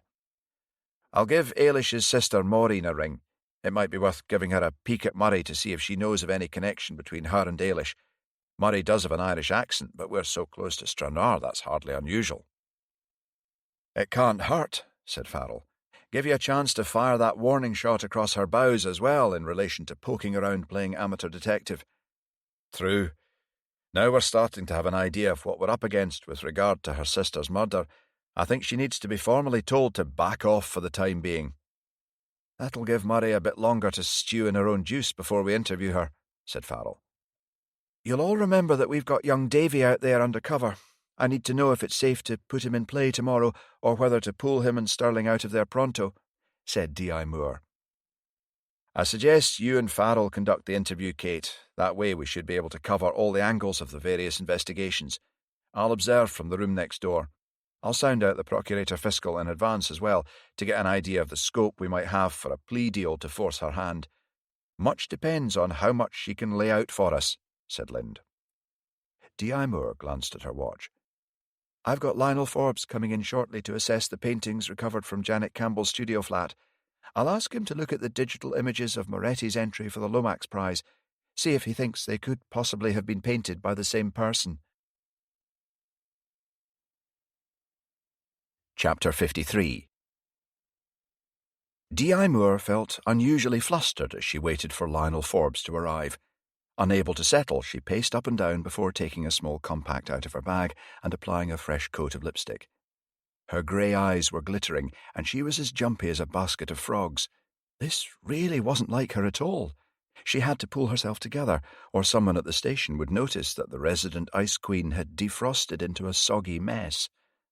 A sensible, calm woman of 36 should most definitely not be behaving like a giddy teenager, she told herself sternly. It didn't help. A knock at the door heralded the arrival of the paintings and the digital images. Carefully, she slipped on gloves and lifted them out of their wrappings and placed them face up on the table. Her skittish mood immediately dispersed as she took in the suffering of the foal displayed on canvas. She laid the digital image of Paul Moretti's entry for the Lomax Prize beside them. There was a light tap on the door, and P.C. Rosie Green showed in Lionel Forbes and then left. Immediately he strode over to her and took her in his arms. She stiffened in his embrace, and he drew back at once, regarding her quizzically. "What's the matter?" "We can't," she said, feeling unwanted heat rise in her face. "It's not appropriate." "That's not what you said last night," he said, with a wicked grin. There was another knock at the door. "What now?" thought D.I. Moore, striding over to open it. Vary stood in the doorway. "I wondered if I might sit in, ma'am," she asked. "Yes, of course, in you come," Moore said, not sure whether to be relieved or sorry. "Good afternoon, sir," said Vary. Her unaccustomed formality told D.I. Moore that she didn't like him. Well, she barely knew him. Business-like now, she motioned them round the table further into the large room. Even Lionel Forbes looked shocked when he first beheld the paintings, but then he spied the image painted by Moretti and laughed out loud. D.I. Moore glared at him. "Sorry," he said, clearly struggling to compose himself. "It's just so clearly meant to be a send-up of that idiot Hugo Mortimer. If this got out, he'd never recover. He'd be a laughing-stock." D.I. Moore was now tight-lipped with anger. What had got into him today? She glanced at Vary, whose expression was studiedly neutral. "The reason I invited you to come here was to ascertain whether the paintings of the foal and the digital image beside them could feasibly have been painted by the same person." Forbes cleared his throat and took out a magnifying glass from his briefcase. He sat down at the table in front of the first painting in the sequence. Then he flipped open a notepad and, without saying another word, got to work. He didn't seem particularly repelled by the subject matter, thought Moore, but presumably in his line of work you become accustomed to seeing all sorts. Moore glanced at Vary. This was clearly going to take some time. Eventually, just as both women had reached the outer edge of their patience, Forbes looked up. "Well, I can say one thing categorically. The same artist did not paint the pictures of the foal and the picture of Hugo Mortimer. Obviously, I would have preferred the original painting to work from rather than a digital image, but I'd be prepared to stake my reputation on it nonetheless." This was not what they wanted to hear. D.I. Moore looked at Vary in consternation. "How do you know?" she asked. "Well, the brushwork for starters. Artists tend to have little tells in their style if you know what to look for. Both extraordinarily talented, however." "Whatever floats your boat," muttered Vary, earning a glare from D.I. Moore. "Is there any possibility you could hazard a guess at the identity of either of these artists? There's a strong likelihood that they're local to the area, so you might possibly have come across their work before," said Moore. For the first time, Forbes's eyes slid away from hers. He knows something, she thought, digging her nails into her palms, but if he does, why doesn't he say anything? The pause lengthened. As if becoming aware he had waited too long, Forbes cleared his throat. "Sorry, I've been standing here racking my brains, but nothing's coming to me. To the best of my knowledge, I've not seen the work of either of these artists before." Barry was staring at him through narrowed eyes. Maybe he didn't want to share any unsubstantiated suspicions in front of a junior detective. After all, his own professional reputation was on the line if he got it wrong, thought Moore. She was uncomfortably aware that she was starting to make excuses for him. "Which is the more talented of the two?" Vary asked, her stance challenging. "I couldn't possibly say without having the principal canvas from Moretti in front of me." "Doesn't the subject matter bother you at all?" asked Vary. "It's not something I would choose personally," he replied. "However, the degree of skill in the execution is extraordinary. Art is meant to shake you out of your comfort zone. If you want pretty pictures, then go to the likes of Mike Halliday." "Thanks so much for coming in," said Moore. "We won't take up any more of your valuable time. Let me show you out." Vary looked close to losing her temper. She really could be most intemperate at times, thought D.I. Moore, giving her a severe look on the way out of the door. Chapter 54. Vary pelted along to Farrell's office and stood fidgeting with impatience in the doorway until he glanced up from what he was doing and noticed her. He smiled and motioned her in. He was looking a little frayed around the edges, she thought. His near breakdown last year had affected her more than she had let on, and she had kept a beady eye on him ever since. "Vary, come in and tell me what's on your mind before you blow a gasket," he said. How to begin? She didn't want to cast any aspersions on D.I. Moore, that's for sure. Farrell cleared his throat and stared at her. "Come on, Vary, spit it out. I haven't got all day. What's bothering you?" "I don't think that Lionel Forbes is on the level, sir," she said. "How so?" asked Farrell, putting down his pen and sitting back in his chair. "I think he knows something he's not letting on in relation to Moretti's competition entry. I think he's seen his work somewhere before, so he might know his real identity." "If that was the case, then why wouldn't he simply say?" asked Farrell. He could always hedge his bets and indicate he wasn't entirely sure. I don't know, she admitted. There's something else. I'm worried he's somehow targeted D.I. Moore and inserted himself deliberately into the forgery investigation. D.I. Moore is a very smart, capable officer who can take care of herself, said Farrell. If his behaviour was as off as you think in the meeting, she'll already be raising the same questions in her own mind. Vary looked unconvinced. Yes, sir. Please don't tell her I said anything. I won't. I know it came from the right place. Where would we all be without you to keep an eye on us, Vary MacLeod? Really, sir, she said, standing up to leave. I have absolutely no idea. She could hear him chuckling as she marched down the corridor. Once back at her desk, she hadn't made much of a dent in her paperwork when D.S. Byers popped his head round the door. Vary, we finally managed to track down Nancy Quinn, Monroe Stevenson's girlfriend. I'm about to interview her. You can sit in if you want. Sure, she said, jumping to her feet and putting her jacket back on. Where's she been hiding herself all this time, Sarge? Spain, apparently. She was seen in Kirkcudbright this afternoon by P.C. McGee, trying to get into the cottage of the deceased. He detained her at once. There's something doesn't add up about this girl, said Vary. Hardly enacting the role of the grieving girlfriend, is she? Not been near the parents, according to P.C. Green. I gave up trying to figure out women a long time ago, said Byers. Clearly, muttered Vary under her breath. Byers smirked. Why did she always let him wind her up like this? Pushing her irritation to one side, she opened the door to the interview room and walked in. The young woman seated across the table was undeniably beautiful, with a golden tan and blonde sun-streaked hair. She looked like she'd stepped out of a surfing ad. Vary instantly felt lumpy and dumpy and straightened in her chair. Byers set up the tape and introduced them both, and the interview commenced. I must caution you that anything you say will be noted down and can be used against you in a court of law. Do you understand? Yes. Can you state your name and date of birth? Nancy Quinn, 5th August 1988. Please confirm your whereabouts on the evening of Sunday, 6th of January 2013. I was home alone. When was the last time you saw Monroe Stevenson? The Friday night before he died. We went out for dinner to celebrate him being shortlisted. He stayed the night at mine. When I woke up in the morning, he was gone. At 12:15 p.m. today, you were discovered round the back of the cottage rented by Monroe Stevenson, attempting to break in. Would you care to tell us why? I would hardly call it breaking in. You were jemmying the back window with a crowbar, said Byers. I was lucky there was one lying nearby. Look, I was simply trying to get my stuff back. There was no one around.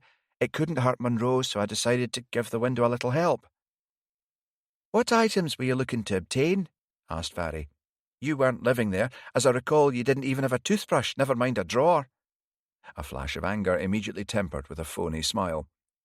Items of an intimate nature, she said, sizing Byers up from under her long lashes. To his credit, Byers remained impassive. Maybe he wasn't as big a sucker for a pretty face as Vary had thought. Please detail the exact nature of the items concerned, he said.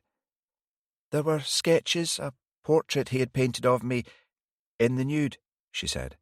I didn't want them to fall into the wrong hands. Monroe would have wanted me to have them, I'm sure. There were no such items in the inventory of contents, Byers said. No, but there was a nude painting of another girl, thought Vary. A dead girl. Did Monroe ever talk to you about any former girlfriends, people he'd been in love with before the two of you met? Asked Vary. No, nobody, she said. But the tightening of her lips told Vary she was lying. I heard he had a thing for a beautiful dark-haired girl at one time, Vary said. In fact, we recovered a painting of her from the cottage. Did you ever see that when you were staying over? You did stay over, right? Of course I did, Nancy shot back with narrowed eyes. He was an artist. I didn't expect him to sit painting a bowl of fruit every day. How did you meet the deceased? Asked Byers. At a gallery event in Kirkcudbright, she said. Which gallery was that? Asked Vary. The toll booth down the high street. I was admiring one of his paintings, not realising he was the artist. He introduced himself, and we arranged to meet the following night for dinner. Could you confirm the date for us? Asked Vary. Yes, around the middle of December last year, she replied. What is it you do for a living? Asked Byers. I'm a postgraduate student at Glasgow School of Art. Specialising in? Asked Byers. There was an awkward pause, and for the first time she looked cornered. Art restoration. Byers didn't miss a beat and quickly segued into another question, as though her reply had been of no consequence. Vari cast about in her bag for a tissue, like she hadn't picked up on the significance either. "Is there any particular reason why you haven't visited Monroe Stevenson's family since he died?" he asked. Again, she looked uncomfortable. I didn't really know them that well. I had a feeling the mother in particular wasn't that keen on me. It seemed easier for all concerned if I simply stayed away. "In Spain?" said Byers, injecting a note of incredulity.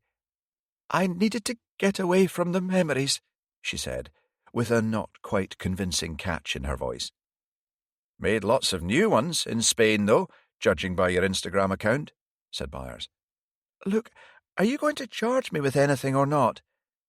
"We'll ready the paperwork, and then you'll be released without charge on an undertaking not to go near Monroe Stevenson's cottage again," said Byers. Thank you, she said, obviously relieved. "Interview terminated," said Byers. Vari and Byers both stood up and left the room. They headed along the corridor until they were out of earshot. "I'm afraid your to-do list just got longer, Vari." Vari flipped open her notebook. "I need you to contact Glasgow School of Art and get information on both her undergraduate and postgraduate studies in restoration. We need the Tollbooth CCTV footage from the night of the exhibition in December. Be interesting to see who else she talks to when she's there, particularly if it's any of our potential suspects." What about obtaining a warrant for her phone records? Asked Vari. Eventually, but I think we need a bit more evidence yet. I don't want to tip our hand too soon. I also need some deep background done on her, with a view to discovering any family or social connections between her and any of our players in Kirkcudbright. You reckon she was a plant sent to keep an eye on Monroe Stevenson, sir? Asked Vari. I think it's a strong possibility, Byers replied. Chapter 55. Lind was feeling the strain. Tonight was his first marriage counselling session with Laura, and he knew that if he failed to turn up on time, their fragile truce would shatter. Come what may, he had to be there. He flicked through the reports on his desk from Farrell, Moore, and Byers. Things were really starting to hot up on all the investigations. However, they still lacked much of the key information they needed. One of the crucial facts they were missing was Moretti's real identity. If they could only pin that down, then perhaps the other pieces would start to slot into place. They had removed various items from the cottage to obtain samples of his DNA. Hopefully he would show up somewhere in the system. Byers had run into a brick wall when digging into the identity of Aaron Sewell, the signatory of several canvases in Moretti's cottage. Apparently he was very in vogue and making big waves commercially, but looked down on by the art establishment. He, too, was a ghost. No press interviews even. His own agent, a public school type from Edinburgh, didn't even know his real identity. Part of the mystique, he had burbled enthusiastically on the phone. Bloody inconvenient, more like, thought Lind. His agent paid all sums due into an offshore bank account that prided itself on its discretion. Any contracts or paperwork were sent by email to an IP address for an internet cafe in Dumfries, but could also be accessed remotely.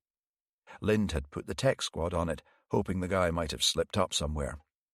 Farrell had discovered a common link between the forgery case and Monroe Stevenson's murder.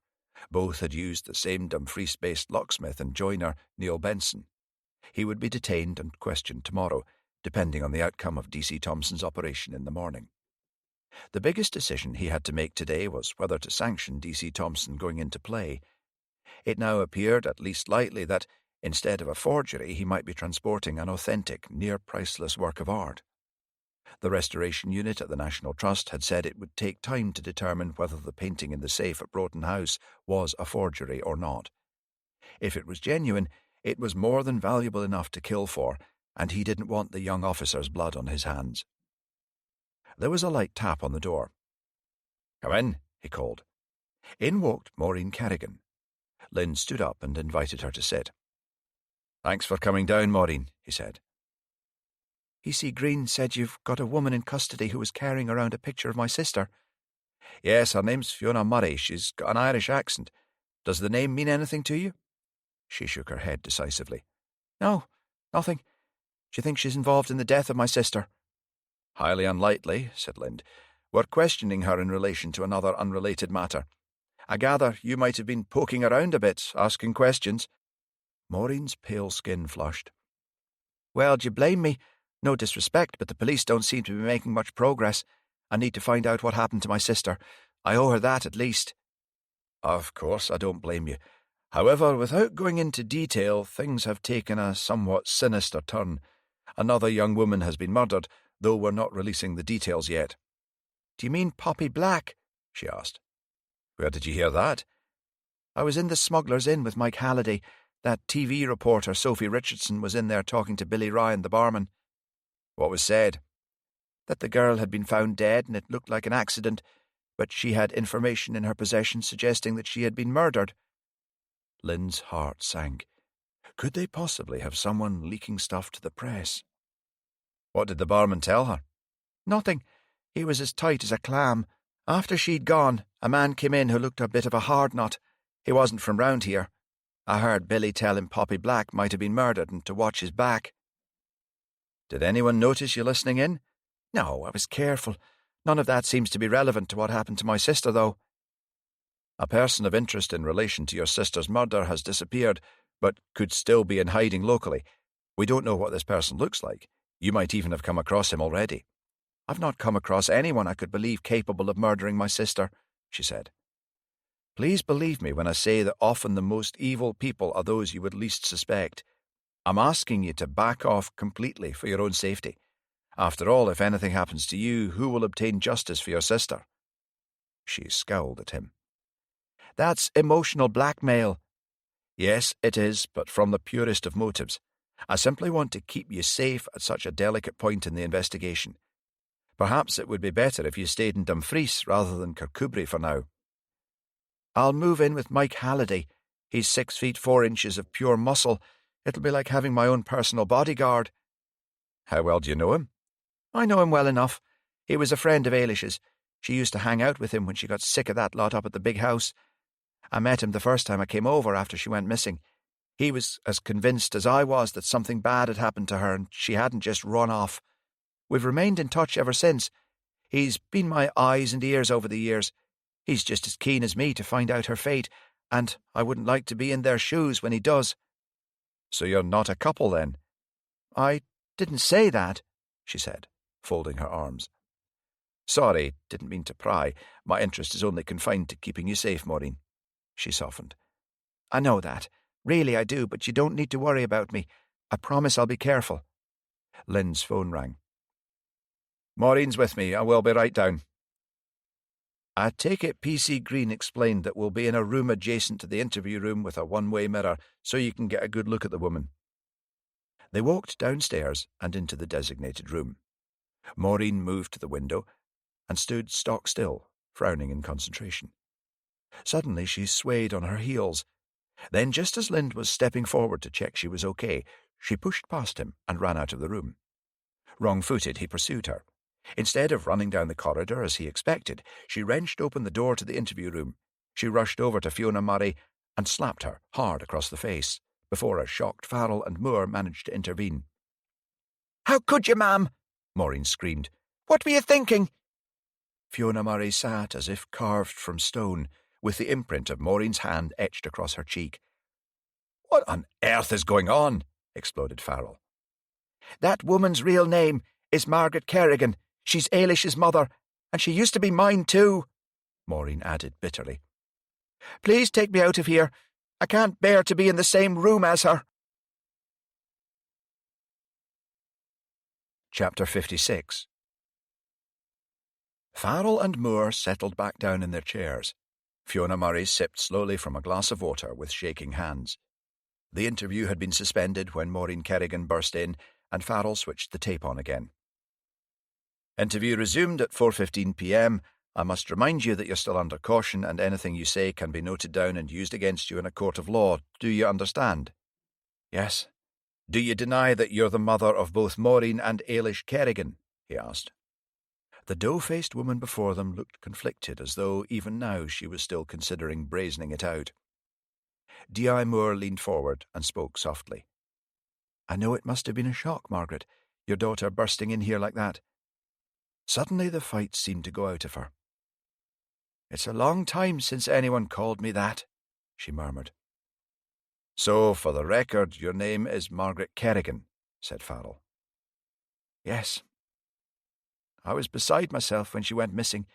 I knew straight away something bad must have happened to her. She was headstrong, but she was a kind girl. There's no way she would have sent a text saying she was heading home and then never contacted us again." "Why didn't you mention anything about your intentions to your family?" asked Farrell. "They must have been worried sick." She shrugged. "Looking back, I think I had a bit of a breakdown. I spoke to the local Garda, but they seemed to take the view that if Ailish had chosen to run off and live in sin with some fella in Scotland, that was her lookout. Maureen contacted DCI Lind, and he told her that given her age and no evidence of foul play, his hands were tied, although he did list her as officially missing at least." "I can understand you coming over here to ask a few questions," said D.I. Moore. "But what possessed you to assume a false identity and leave your existing family not knowing if you were alive or dead?" "I was crazed with grief and guilt, too. I'd said the harshest things before she left. The last words she heard from me on this earth were, 'May you rot in hell, you little whore.' I'd give anything to take that back." She paused and took a drink of water, her hand still shaking. "Anyway, when Maureen showed me the text, I was overjoyed. I felt like I'd been given another chance. But she never arrived. The weeks dragged on, then one night I was sitting in the kitchen. I'd reached my lowest ebb. I considered ending it all. God forgive me. The only thing that stopped me was the thought that I would never see my precious girl in the afterlife. I decided to investigate her death myself. It was all I had left to give her. I picked up my bag, put on my coat, slipped out the house and disappeared. As soon as I got off the ferry, I invented a new identity and jumped on a bus to Kirkcudbright. It didn't take me long to obtain some bogus identity papers off the internet. Good cleaners are hard to find these days. I bided my time until there was an opening at Ivy House, and in I went." "The painting of Ailish in Kirkcudbright Art Gallery. I assume it is you that pays to keep it on the wall there." "Yes. I hoped someone might see it and remember something. I like to visit it every so often." "So far, so understandable," said Farrell. "But how did you get from there to being part of a forgery ring?" Murray stiffened. Farrell held his breath. Then her shoulders lowered as her whole body seemed to exhale. "I don't suppose it really matters what happens to me now. One of my daughters is dead. The other will never forgive me." "You don't know that," said D.I. Moore. "She may well come around once she learns the reasons behind what you did. Helping us now will surely count in your favour." "Maybe. My initial intention was to get into Ivy House and poke around, try and find out if anyone there was likely to be connected to Ailish's disappearance. And? It was like Sodom and Gomorrah. The thought that my lovely girl had been caught up in the midst of it all near broke my heart. That Patrick Rafferty turning her head and filling it with nonsense, then discarding her in favour of another model like she was less than nothing. How I didn't go for him with a meat cleaver, I do not know. Hugo Mortimer was the worst of the lot. He seemed to swing both ways. Nothing was off limits sexually. How Penelope Spence could stand it, I really don't know. He would do stuff right in front of her. Cruel bastard he is. Oh, she would pretend to be just as depraved as he was, always leching after Monroe Stevenson, for example, but it was a huge act. He told me he called her on it one night. She completely froze. All she wanted was Hugo. No accounting for taste, I suppose." "And Ailish?" prompted Moore. "It seems that she left in a strop after catching Patrick with the new model. The more I dug around, the more convinced I became that whatever had happened to her must have occurred after she had left Ivy House." "How did you get mixed up with the forging ring, and who else at Ivy House is involved?" asked Farrell. Murray looked like she was being pulled apart by some internal battle. "Things have changed now, Margaret," said D.I. Moore. "You must see that." "I'd been working for them in the last couple of years," she said. "Not on the art front. Can't paint to save myself. I was more concerned with distribution, moving things around from A to B. Who else is implicated? Asked Farrell. You might as well give it up, Margaret. You have a daughter that still needs you. If you cooperate to the fullest extent possible, that will count a lot with the Crown Office. I didn't set out to become a criminal, you know, she shot back. I was a good, God-fearing woman before Ailish was taken from me. You don't earn much cleaning. I'd rent to pay. Things were getting desperate. Then Hugo asked me to do a few off-the-book jobs. Said there was good money in it for me if I kept my mouth shut. It didn't take me long to figure out what they were up to. Over time, I earned their trust. So Hugo Mortimer is the forger? Asked D.I. Moore. Yes, although he brought in Monroe Stevenson on some of the jobs, like the Hornell painting. Said the boy was a unique talent. He was a bit jealous of him. When he found out that the boy had been shortlisted for that major art prize as well, he was like a bear with a sore head all week. Were you friendly with Monroe Stevenson? Asked Farrell. Yes, I suppose you could say that. I didn't meet him until after he'd had his breakdown and left Ivy House. I sensed that he'd simply lost his way for a while, like Ailish. He liked to talk about her, though he never knew I was her mother. He was a good lad at heart. I couldn't believe it when I walked in that morning and saw him like that. Her face contorted, and Farrell produced a clean handkerchief and passed it to her. My, you're old school, Murray said. Used to be one of the hallmarks of a gentleman, that. It still is, said D.I. Moore, trying to lighten the mood, while Murray blew her nose and composed herself. How did you come to clean for Monroe as well? Asked Farrell. Monroe had advertised in the local paper, so I applied. Margaret, did Mortimer ask you to spy on Monroe, report back any rumblings of discontent? Asked Moore. Tears spilled as she nodded, her expression one of abject misery and regret. For the tape, please, said D.I. Moore. Yes, God rest his soul, that snake asked me to spy for him. Did Monroe know? Asked Farrell. No, he thought he could trust me. Had Monroe seemed particularly troubled of late? He'd been a bit off for a few weeks. I think he felt trapped by what he'd got himself mixed up in. Being shortlisted gave him hope. He was the happiest I'd ever seen him, even talking about moving somewhere else, making a fresh start.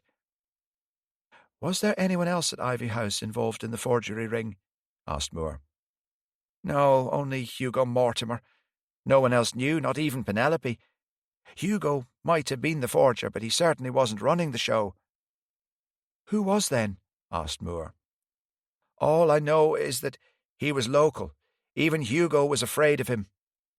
Think, Margaret, urged D.I. Moore. There's more riding on this than you know. Another young life could be in jeopardy if we don't figure this out in time. Farrell coughed a warning to prevent her saying any more on the subject. Do you know if the ringleader was an artist himself? He asked. I haven't a clue. I don't think he forged the paintings, from what I gathered, but he was certainly the brains behind the operation. I think that he's dangerous as well. What makes you say that? Anyone who can scare Hugo Mortimer to that extent has to be pretty hard. What about Paul Moretti? Asked Moore. Bit of a weirdo. I bumped into him once when I was leaving Ivy House. I almost tripped over him coming out of the gate. I apologised, but he completely blanked me and slunk off. Quite creepy, the way he was skulking about up there at that time of night. The only things beyond the house are the graveyard and the woods. Is Moretti friendly with anyone local, as far as you're aware? He's a person of interest, and we're keen to speak to him, said Moore. Keeps himself to himself, even has his groceries delivered. Proper hermit. I don't know a single person who has ever seen his face. You know that you were caught on camera removing a package from the safe at Broughton House, said Farrell. Yes, she sighed. The camera is usually switched off. I forgot to check it. On whose instruction did you do that? Hugo Mortimer's, though I gather the order came from the boss. Were you told what was in the package?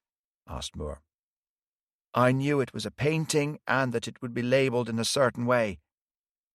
That painting was stolen from a big house in the area and was being stored at Broughton House temporarily while the National Trust negotiated with an intermediary for its safe return, said Farrell.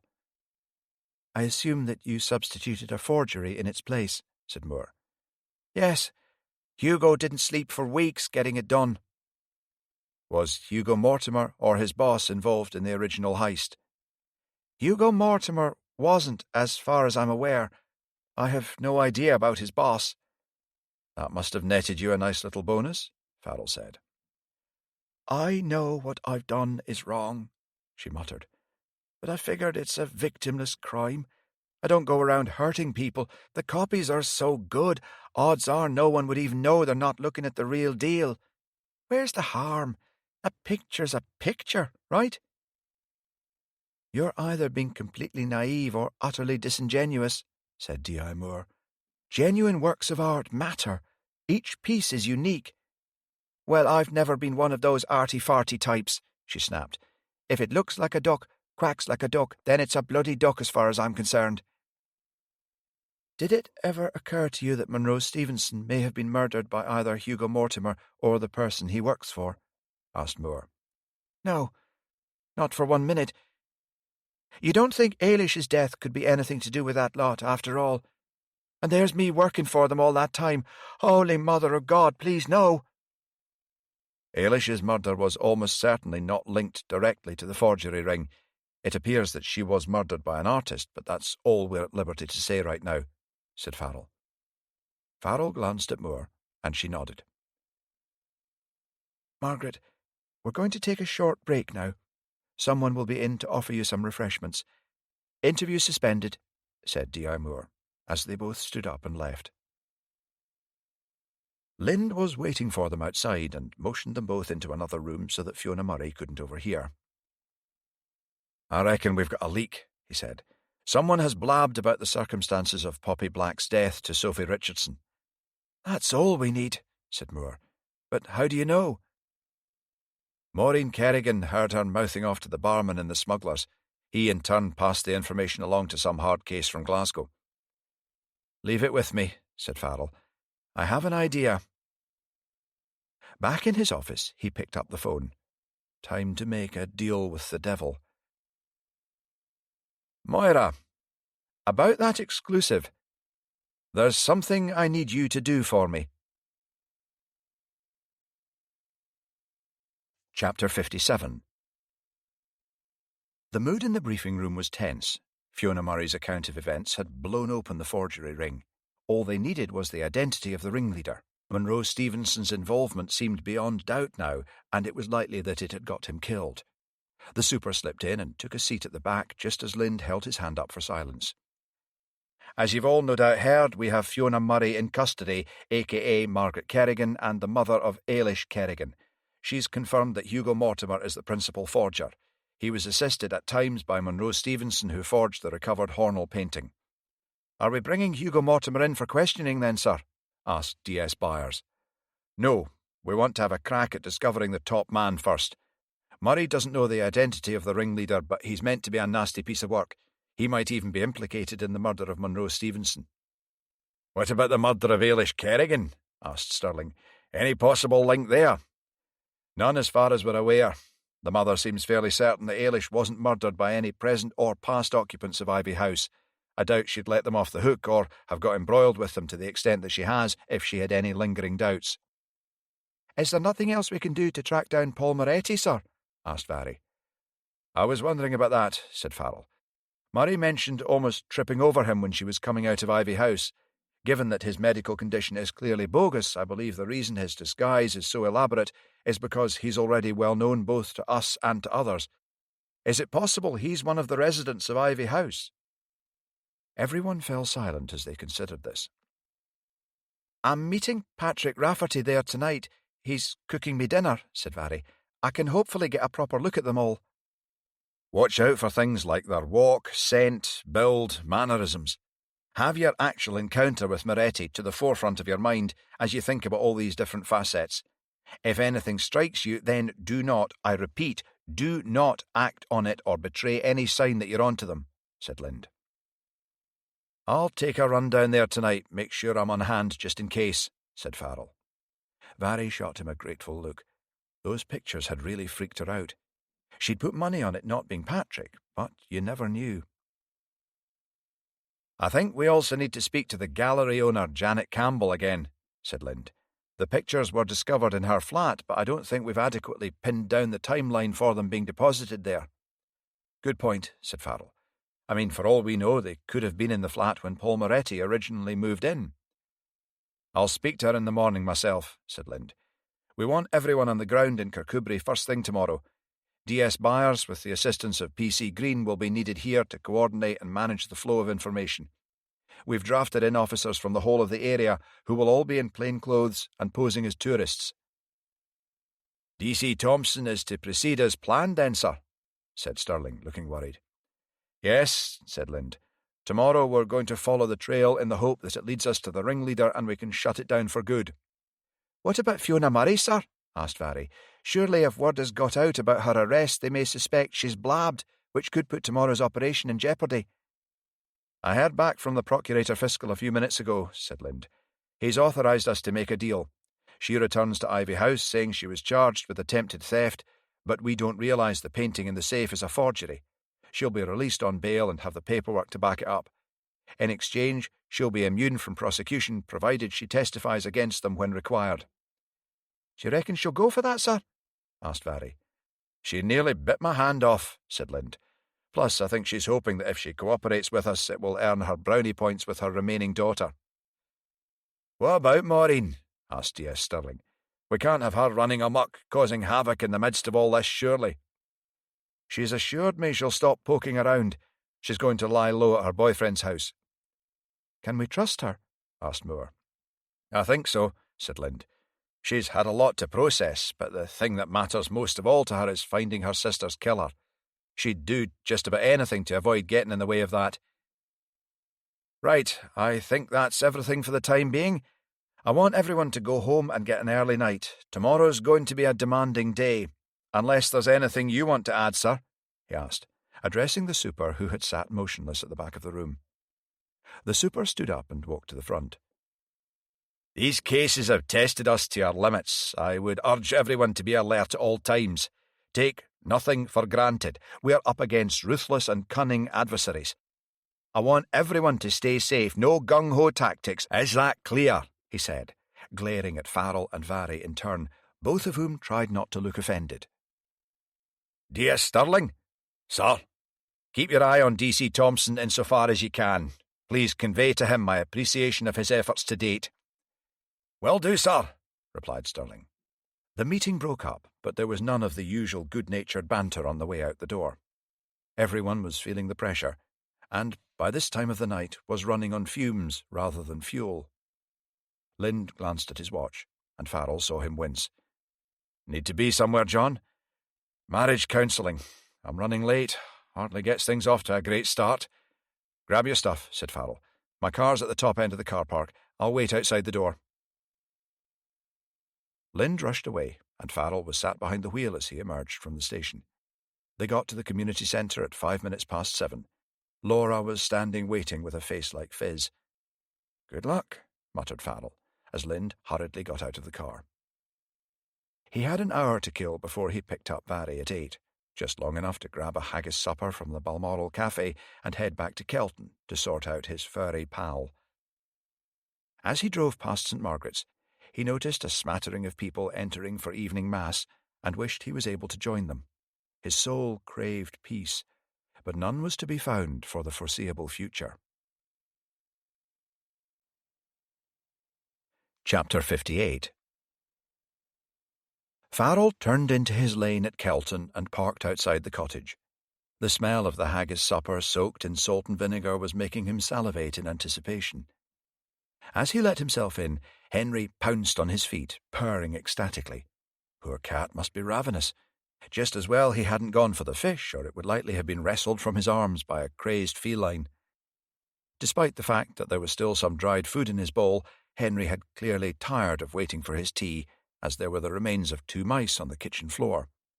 That was the disadvantage of a cat flap, sighed Farrell, scooping up the leftovers with a paper towel and wiping the floor with disinfectant. Henry sat back and watched him, a slightly miffed expression on his face. Finally, with Henry chewing happily on his meaty chunks, Farrell got stuck into his own tea, washed down with a can of iron brew. He then dashed upstairs for a quick shower to wash away the grime of the day, both mental and physical. Throwing on jeans, a jumper, and a scuffed leather jacket, he gave a definitely plumper Henry a few minutes' attention before leaving the house once more. Vari was waiting for him outside her flat, casually dressed and with her hair in a ponytail. "Sorry I'm a few minutes late," he said. "I had to sort out Henry." "Don't apologise. If looks could kill, I'd be dead already. Oscar hates me being out so much at the moment." They drove in companionable silence until they reached Kirkcudbright. Farrell parked at the harbour so that Vari could maintain she had arrived on the bus and had to get the last bus home. "Now remember, don't take any unnecessary risks." "I want to get inside Mortimer's studio and bedroom if I get a chance," said Vari. "The only way I can see that happening is if he's out for the night. If you do get in, don't linger. We're looking for any signs he's copying another artist's work or wax seals. Take images of his paints even. Also, anything tying him to the murder of Monroe Stevenson, such as those sheets of cream notepaper or the missing glass. It's possible he was also behind the murder of Poppy Black, so look for any packets of bulbs, evidence of forged references for her, etc." "What are you going to do while I'm at Ivy House?" asked Vari. "I'll have a drink in the Smugglers, see who's about and what's being said, then I'll take a quick run out in the car to see DC Thompson and go over things one more time for tomorrow's op. After that, I'll swing by and watch the entrance to Ivy House until you re-emerge. I'll be behind the wall across the road, as good a way as any to put away the evening." Vari picked up her bag and bottle of wine and opened the door. "Be careful," Farrell said. "Be on your guard and trust no one. I'll expect you out the door by 11 p.m. at the latest." "You worry too much, sir," said Vari with a cheeky grin, but they both knew she was rattled. Farrell watched her until she disappeared from view. Then he exited the car and walked up to the Smugglers in the centre of town. It was fairly quiet, and no one paid him any mind as he ordered a pint of low-alcohol lager and sat in a dark corner. As his eyes grew accustomed to the gloom, he noticed Maureen Kerrigan with Mike Halliday. He had his arm around her, and they were deep in conversation. Fortunately, she didn't recognise him. The door swung open, and to his surprise, in walked Penelope Spence. She was slumming it tonight, he thought. She wore an expensive-looking scarf and a trendy hat. Her clothes were ostensibly casual, but the tailoring shrieked expensive. Was she meeting someone? He raised the paper he had brought for concealment. Thankfully, she hadn't spotted him. She turned away from the bar, carrying 2 whiskies. Looking neither left nor right, she headed upstairs. As he slowly lowered his newspaper, he noticed that he wasn't the only one who had clocked her. Mike Halliday had his eyes locked on her ascent, with an expression that could only be described as hostile. Farrell glanced at his watch. It was already 9 p.m. If he was going to nip out to the farm and get back to meet Vari, he would have to shift some. Maybe whoever Penelope was meeting was already there. Where was the gents? He took his glass back to the bar and was gratified to be directed upstairs. There were 3 doors opening off the first-floor landing, with the toilets right at the end. Making sure he was unobserved, he placed his ear against one door. There were voices inside, but he couldn't make out what they were saying. He opened the door and took in the assorted, home-knitted sweaters and anoraks around a table littered with coffee cups and pictures of trains. "Sorry," he muttered, before withdrawing. The next room was empty, which left one remaining possibility. He heard someone coming. He immediately bent over to tie his shoelace. As he straightened up, he saw a man's back disappearing into the remaining room, but he had no idea who it was. He crept forward and applied his ear to the door. No joy. They must be talking in hushed voices. Again he glanced at his watch. If he barged in unannounced, there might be unexpected repercussions. Given what was going down tomorrow, far better to walk away and stick to his original plan. By the time he returned downstairs, Mike Halliday and Maureen Kerrigan were gone. He had intended to strike up a conversation, as he was fairly sure that Halliday would have noticed the man head upstairs. It looked like nothing much got by him. Clenching his jaw in frustration, he quit the pub and walked back to his car. The darkness became more and more impenetrable as he neared the farm. The stars twinkled cold and remote above. His window down, he inhaled the myriad frost-tipped scents of the night. A scream pierced the air, another small furry life snuffed out by a ravenous bird of prey. Confident that he had not been followed, he dimmed his headlights and turned into the farmyard. He turned off the engine and tapped lightly on the door. Sterling let him in. He was drawn and tense. Farrell already knew from their last major case that he was someone more comfortable policing from an office than out in the field. D.C. Thompson seemed nervous but game for the upcoming challenge. He smiled reassuringly at him. "One more day to go, Davy boy, then we're pulling you out of this hellhole." "Oh, thank Christ for that, sir," he said, then reddened. "Ach, you'll be bopping the night away in the Venue or Chancer's by the weekend," said Farrell. "I've gone right off the countryside," said Sterling. "I take it you've had no more texts," said Farrell. "Not a thing," said Sterling. "The operation seems to be a go." "Has D.I. Moore been in touch to update you on today's developments?" "Aye, that she has," said Sterling. "I couldn't believe it when I heard about Fiona Murray. Some carry on, that." "You're sure she won't tip them off?" asked D.C. Thompson. "As sure as I can be. She's going to walk completely if she cooperates, so that's a huge incentive, not to mention the need to build bridges with her remaining daughter. A bit more challenging if she's stuck behind bars in Scotland." "Walk the lad through it one more time," said Sterling. "Go and pick up the painting from inside the ventilation shaft at the disabled toilet down at Kirkcudbright Harbour. It'll have been deposited there by Fiona Murray, who'll have swapped the real painting back from the forgery and placed a tracker within it. Drive the tractor 48 miles to Morrison's in Stranraer, take the package and deposit it in the boot of an empty Ford Escort, registration number SH61DYF, for which you'll have been given a spare key. Then collect the brown envelope with your payoff, lock the boot and saunter into the store cafe with a paper under your arm. Order a cooked breakfast and remain there for 1 hour exactly. When you leave, simply return to the tractor and drive back to the farm where you'll await further instructions." "Do you reckon they'll lead you to the ringleader?" asked D.C. Thompson. "I certainly hope so, but either way we're going to pick up Hugo Mortimer tomorrow. Once he's in custody, you guys can make your way to the station in Dumfries." He glanced at his watch. Time to move so he could intercept Vary. He shook D.C. Thompson's hand on the way out. "Good luck, lad. Play it safe and by the book and you'll be fine. We'll have your back, never fear." It was completely dark by the time he left. Driving as fast as the hairpin bends would allow, he made it to the harbour in Kirkcudbright in record time. Quickly he walked up to Ivy House. Checking he was unobserved, he slipped over the wall into the wood opposite and concealed himself behind a tree from where he had a good vantage point. He didn't have long to wait. A figure was coming up the hill. Something about the build and gait seemed familiar even though it was dark. As they reached the entrance to Ivy House, Farrell noticed that the face was completely obscured by a scarf and a beanie hat. It was Paul Moretti. Suddenly he stopped just before the entrance to the drive, where he was partially shielded by an overgrown shrub. Farrell held his breath, staring intently. What was he up to? The scarf was unwound and placed in a backpack. The hat came off. He still couldn't see the face. Then, as the figure straightened and pulled on a different hat, Farrell's heart nearly stopped. It was Penelope Spence.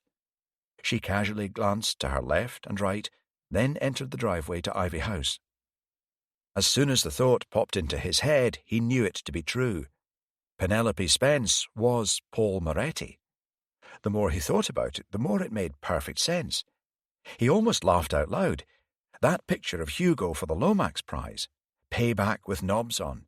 If she'd had the nerve to go through with it. The smile left his face abruptly. He couldn't, try as he might, see Penelope Spence as Ailish's killer. If it wasn't Moretti, then who could it possibly be? Chapter 59. Vary looked up and smiled as Patrick handed her another bottle of beer. She had an hour before she had to leave, and she hadn't had the opportunity to accomplish anything. Patrick, true to his word, had cooked her dinner, which they'd ate in his room, some exotic Thai number. Vari had always been drawn towards guys who could cook. Self-preservation, her mother would have remarked caustically. It didn't help that he was gorgeous as well, or that he was funny and interesting to talk to. Ian's face floated into her mind, accompanied by a pang of guilt. Get a grip, Vari, she told herself sternly. Patrick could also be a criminal mastermind or a twisted killer. How on earth was she going to get the chance to go snooping? He hadn't left her side since she arrived. Right, he said, sitting down beside her on the couch. Let's get down to brass tacks. She tried to hide her alarm and edged away from him slightly. He laughed. Vari MacLeod, while I would have no objection whatsoever to jumping your bones, I'm not fool enough to think for 1 minute that's why you're here. She gave him an awkward grin. I'm sorry, Patrick. Under different circumstances. I'll accept those crumbs of comfort, he said. Look, everything changed here for me when I learned about what had happened to Ailish. The only thing I know for certain is that I had nothing to do with her death. Monroe Stevenson was hardly my favourite person. Give him a bloody nose, sure, if I'd had a few beers I might have been tempted. But blow his brains out? Not in a million years. Have you noticed anything suspicious? Asked Vari. From what Fiona Murray had said, he had no clue that the forging had been going on right under his nose. However, things were at too delicate a stage to risk confiding in him. We used to have an open studio policy in the house. Everyone would drop in on each other and discuss their work in progress.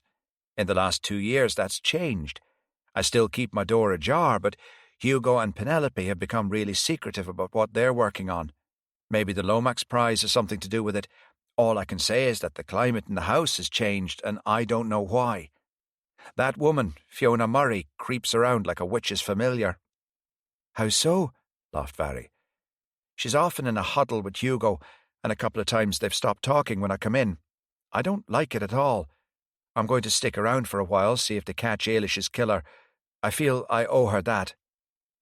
What then? She asked. Maybe do something radical like go home to Ireland and become a teacher. The return of the prodigal son, she said. You could say that. Look, what were you hoping to accomplish tonight? Tell me. I can help or cover for you while you have a snoop around. She could be walking into a trap, but her intuition said he was genuine. She didn't want to leave empty-handed, as she didn't know when she might get an opportunity to return. Okay. I want to get into Hugo Mortimer's studio and bedroom. How long will you need?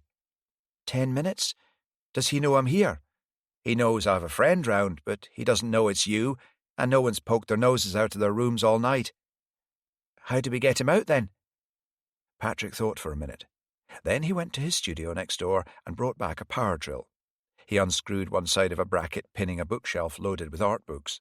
It sagged alarmingly. There's a bathroom 2 doors down from Hugo's. Go in there and lock the door. I'll ask him to come and hold the end of this while I fix it. Vari nodded, and they quietly made their way upstairs. She slipped into the bathroom and locked the door.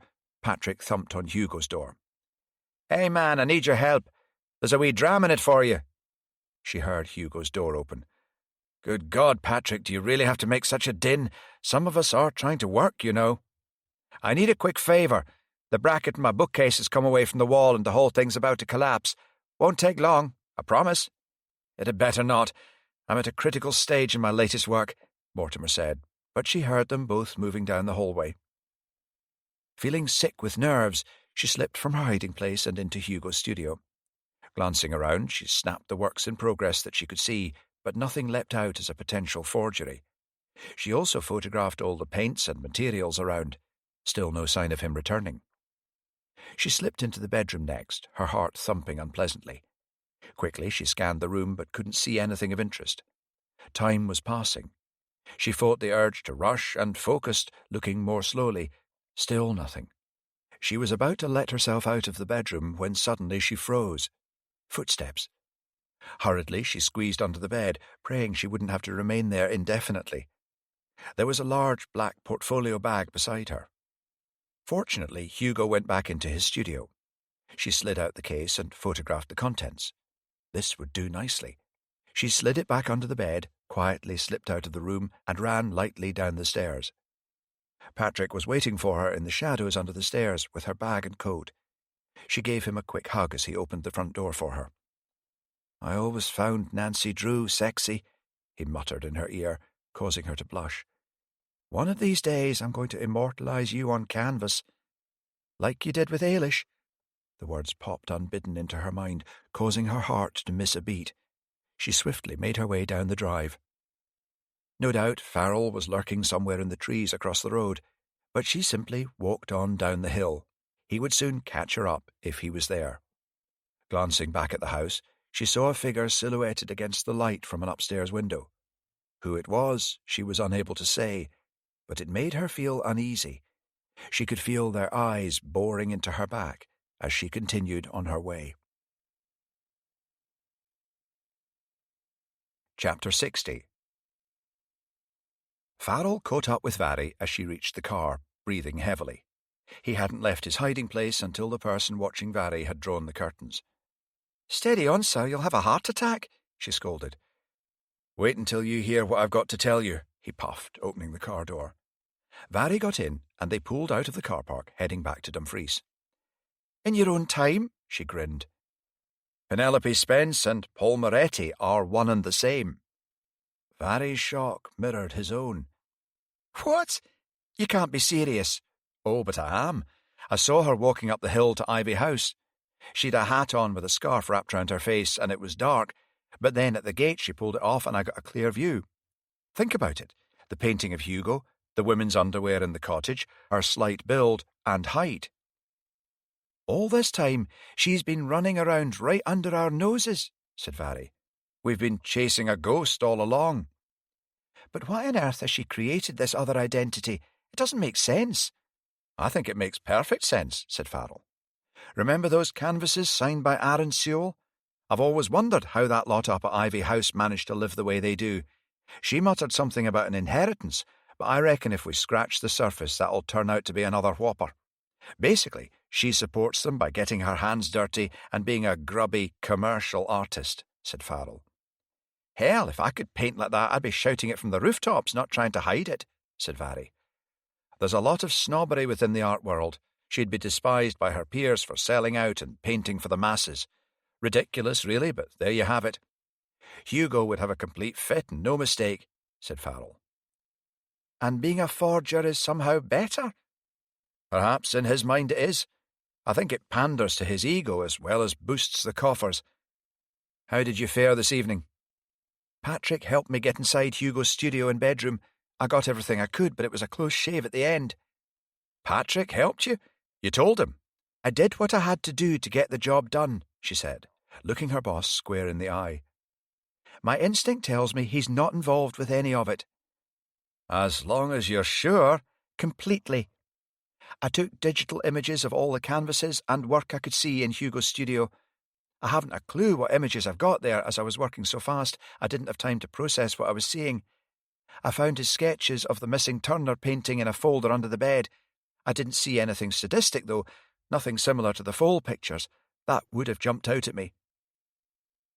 "I don't like Hugo Mortimer for the murder of Ailish," said Farrell. "I could see him being implicated in Monroe Stevenson's death if he was threatening to blow the whistle on the whole forging operation or trying to disengage from it. But the murder of Ailish and those paintings of that animal are a whole other layer of evil." "You'd think you would instinctively sense that you were in the presence of a psychopath, wouldn't you?" said Vary. "Like the primitive part of your brain should recognize evil and warn you somehow." "Would that it were that easy. Real evil often hides behind the most affable of facades. Psychopaths can learn to mimic social norms." "As if I wasn't creeped out enough already," said Vary. They drove the rest of the way in silence, each preoccupied with their own thoughts. Vary kept going over Patrick's parting words to her about immortalizing her on canvas. He had been involved with Ailish right up until she disappeared. Could he have followed her after she stormed out and killed her in a fit of rage? If so, then maybe that tipped him over the edge and he tried to make sense of it all by turning her into a work of art, a way to render Ailish immortal in his eyes. She'd been so sure that he was innocent. Was she still? Would you like to come in for a coffee? Asked Vary as they turned into Primrose Street. Just a quick one then, said Farrell. It was going to be a long day tomorrow, so he didn't want to be home late. Once in her flat, he had to wait while Oscar was placated. Farrell wandered into the tiny but cosy kitchen and stuck the kettle on. Vary arrived to take over a couple of minutes later. Sitting on the couch, he took a sip of her offering and pulled a face. What on earth is this? Chamomile tea, she said with a smirk. I reckoned if we both had coffee, we'd be pinging off the walls all night. She uploaded the images from her phone onto her work laptop and sat beside Farrell on the couch so they could go through them. As she had previously indicated, there were no grisly ones whatsoever, which tended to back up their theory that Hugo wasn't involved in Ailish's murder. Wait a minute, said Farrell. Let's see that ink drawing again. Does it remind you of anyone? Vary studied it closely. It was a tasteful nude of a young woman. Her expression was inscrutable. She started to shake her head, but paused. She does look familiar. I feel like I've seen her before. You have, said Farrell. It's Nancy Quinn, Monroe Stevenson's girlfriend. But that makes no sense, said Vary. They hadn't been going out long. She completely denied knowing anyone from Ivy House, past or present, when she was interviewed. Well, there's more. Find that image of Hugo Mortimer that Penelope Spence, painted. Do I have to? It's totally gross. He's not exactly Daniel Craig. She pulled up the image. Now look at it side by side with the ink drawing of Nancy Quinn. Concentrate on their faces, said Farrell. Like I'd want to concentrate on anything else, muttered Vary. Oh, wait a minute. What do you see? She has his nose and eyes. Is it possible they could be related? God, my head is spinning at the implications. I mean, would you paint your daughter naked? Ugh, don't even answer that. It's possible, A, they might not in fact be related, B, he might not know they're related, C, she might not know they're related, or D, neither might know they're related, said Farrell, ticking the options off on his fingers one by one. I don't buy D for an instant, said Vary. Me neither. My money's on her having tracked him down. There's no way to guess at her motives. This is going to send Penelope Spence into a meltdown if she ever finds out, said Vary. Agreed. First thing in the morning, can you write up a full report on your work tonight? D.S. Byers can action what information in it he can, while the rest of us head out to Kirkcudbright to support D.C. Thompson and try to crack open at least one of these damn cases. What should we do about Nancy Quinn? Asked Vary. Ask Byers to arrange to keep tabs on her, informally. I don't want her brought in until tomorrow's op is safely concluded, in case she's in cahoots with them. There's something else, said Farrell, shifting in his seat. Sophie Richardson was sniffing around the smugglers. She appears to have become privy to some information about Poppy Black's murder. How? The official line is that we're treating it as an accidental death. There's no easy way to say this, Vary. I'm afraid that you're the source of the leak. Stung, she jumped to her feet. How can you say that? I would never. Ian is a journalist, said Farrell. It's true that he's on a sabbatical to write a novel, but Moira Sharkey said he's been feeding Sophie Richardson information for a price. She, in turn, has a source in Sophie Richardson's camp, which is how she found out. Vary sat down heavily. I didn't say a thing to him about work. I wouldn't. I do remember one night I fell asleep in bed, reading the preliminary post-mortem report on Poppy Black. He could have read it when he came through. How could he? I trusted him. I'm sorry, Vary. Her source did say that he'd followed you to Kirkcudbright one night and saw you with another man. Patrick Rafferty, she sighed.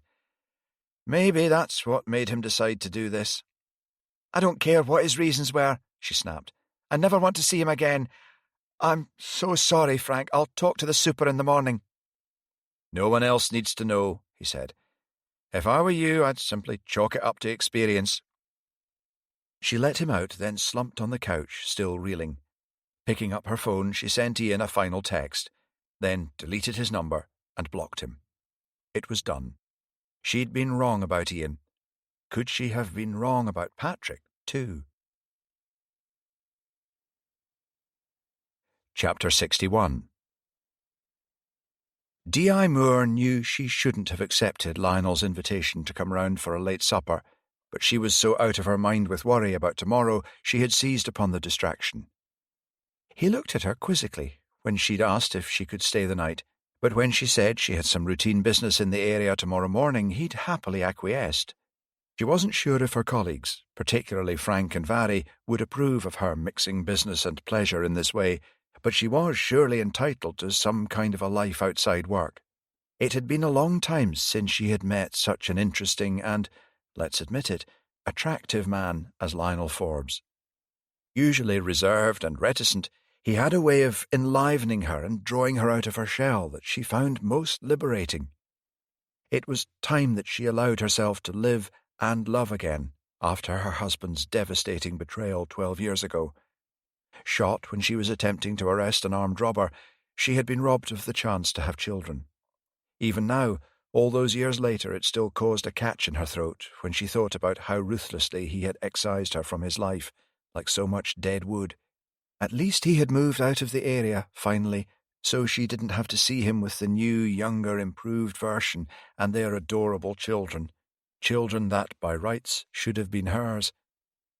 She didn't know how, as she never talked about it, but somehow Lionel had managed to draw all this poison out of her tonight, aided and abetted by copious amounts of red wine.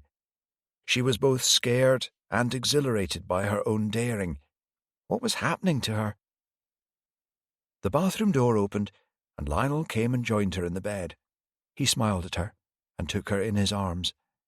As their lips met, she felt her body, and finally her mind, forget itself in the moment.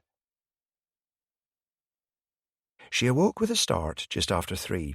Her head was thumping, and her mouth was dry. Good heavens, she was turning into Vary MacLeod. They'd be swapping hangover tips at this rate. This would never do. She was far too old to have her head turned by a man in this way. She glanced over at Lionel. He was lying on his back, snoring gently. That's what must have woken her up. She slipped out of bed and grabbed his dressing gown off the hook. It was too late to go home. She would just have to prowl about until she could reasonably come back in to grab a shower without looking like a madwoman. Padding around in her bare feet, she set about exploring. She was curious about Lionel. He had a way of deflecting her questions in relation to his background in a way that seemed perfectly reasonable at the time, but at 3 a.m, could feel like he was trying to hide things from her. Now that she was more emotionally invested in him, she had to tread cautiously. She didn't want the rug pulled out from under her again. She started in the living room, putting on a table lamp and enjoying the freedom of checking out his photos and knickknacks unescorted. There was a picture of an elderly couple who must be his parents. They looked quite bohemian, she was amused to see, and much less formal and serious than Lionel. Moving along the mantelpiece, she saw a family grouping. An unsmiling Lionel, aged about 10, stood a little apart from a younger version of his parents. They had their arms looped around a smiling golden-haired child who looked to be about 8 years old. The family resemblance was unmistakable. Funny, Lionel never mentioned he had a younger brother. Maybe something had happened to him. He'd already told her that both his parents were dead, killed in a car accident abroad some years ago, probably too painful to talk about. Feeling guilty but unable to stop herself, she drifted like a wraith into his study. Aside from a fine collection of books, many of them on art, there were numerous carefully chosen pieces placed around the room, the majority of which she too would have been pleased to choose. Walking past the back of his desk to examine one of these in closer detail, she noticed a piece of thick green paper poking out of a closed desk drawer. With shaking hands, she slowly slid it open. What she saw there made her heart almost stop. How could she have got it so wrong? She hurriedly closed the drawer, leaving it the way she had found it. Where was her phone? Thankfully, she'd left her handbag in the lounge. Moving through there, she bit her lip as she slowly extracted it from her bag, every rustle deafening to her heightened senses. She slipped back into the study and gently pulled out the drawer once more to photograph the contents. Quickly, she sent the images to her work email account and quietly closed the drawer, leaving it exactly as she found it. On her way back through the kitchen, she pulled out a glass from a cupboard and left it on a work surface. Heart hammering, she crept back to bed, sliding her phone under her pillow. There she lay on her side, trying not to shake with fear at the implications of what she had just seen. When he woke up in the morning, she was going to have to pull off the acting job of her life so that he didn't suspect she was on to him. She awoke as Lionel placed a steaming mug of coffee and some toast on her bedside table. She must have fallen asleep. Forcing herself to smile at him, she gave a lazy stretch. "Breakfast in bed? You're spoiling me," she said. "What were you up to last night?" he asked, watching her with a guarded expression. "Oh, sorry, did I disturb you? I woke up with a thumping headache, too much red wine. I should be old enough to know better," she laughed. "I went to the kitchen and got a glass of water and managed to track down some paracetamol in the bathroom." She had left the glass on the surface in the kitchen, hoping he would notice it. His expression relaxed. He was fully dressed already, and it was only gone 7. "I hate to rush you, but I've got to head up the road to Glasgow soon. I've a meeting with an editor about another art column." "I've got an early start myself," she said, sipping the coffee and trying to force the toast down her closed throat. "Oh, anything interesting?" "I wish. Staff appraisals at the local Nick. This job comes with so much red tape, I feel strangled by it some days." "Really? I would have thought your time would be too valuable to spare you with everything that's been going on." "Oh, yes, and you'd know all about that," she thought. "It won't take long. Sadly, all our investigations seem to have hit a wall. Hopefully we'll catch a break soon. I'd really pinned my hopes on you having come across the artist who painted the foal," she said, watching him closely. "I'd love to know their identity too. An incredible talent." She was unable to hide a flicker of distaste. "Don't get me wrong, I was as appalled as you by the apparent suffering of that poor creature, but art has a way of transcending such considerations," he said. "Anyway, I'll just pop in the shower so I don't hold you back any longer," she said, forcing herself to smile. He reached for her, but she nimbly evaded him. As she closed the bathroom door, she saw anger tighten his jawline. She needed to get out of here, and fast. Chapter 62. Farrell and Lind were breakfasting at the cottage in Kelton. They stared at each other morosely over their cereal and coffee. Lind had spent another night sleeping on Farrell's couch. He had been sitting in the garden waiting for him when he returned from Barry's flat. Laura had lost her rag in marriage guidance and stormed off. Lind had gone after her, and they'd had a massive row. She'd asked him to move out and was threatening to change the locks. He had never seen Lind looking so down. It was like he had no fight left in him, and he was going to need plenty if he was going to turn this around, thought Farrell. No wonder there was such a high rate of attrition with marriages in the force. That said, he still thought Laura was behaving irrationally. It's not as if Lind was running around on her. All he was guilty of was trying to do his job and make the world a safer place for their kids to grow up in. "Right," said Lind. "Let's get this show on the road. Kirkcudbright, here we come." Farrell's mobile rang as he stood up. "Hey, Kate, we're just heading out now." "Are you sure? How did you—" "Okay. Park yourself at the local Nick until we get there." "Tell me," said Lind, who had been fidgeting with impatience throughout. "Basically, Kate has discovered that Lionel Forbes is implicated in the murders of Monroe Stevenson and Poppy Black. He's almost definitely our missing link in the forging case. But how did she— She was staying the night at his place and couldn't sleep." He felt a lurch of anger at the thought of Kate with that creep.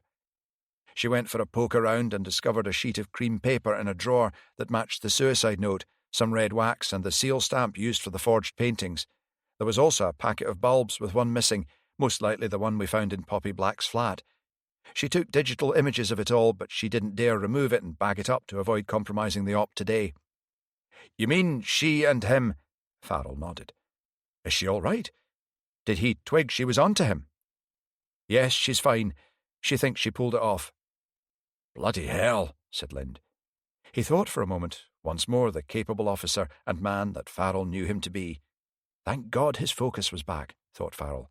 They would all need to pull together as a team today. "Right, Frank, you head off to the station and brief Byers on these latest developments. I see no reason to mention that Kate was staying the night for the time being. She was simply at his for dinner to discuss something pertaining to the case, when she inadvertently noticed the paper poking out the drawer, which aroused her suspicions and further investigations. Got it?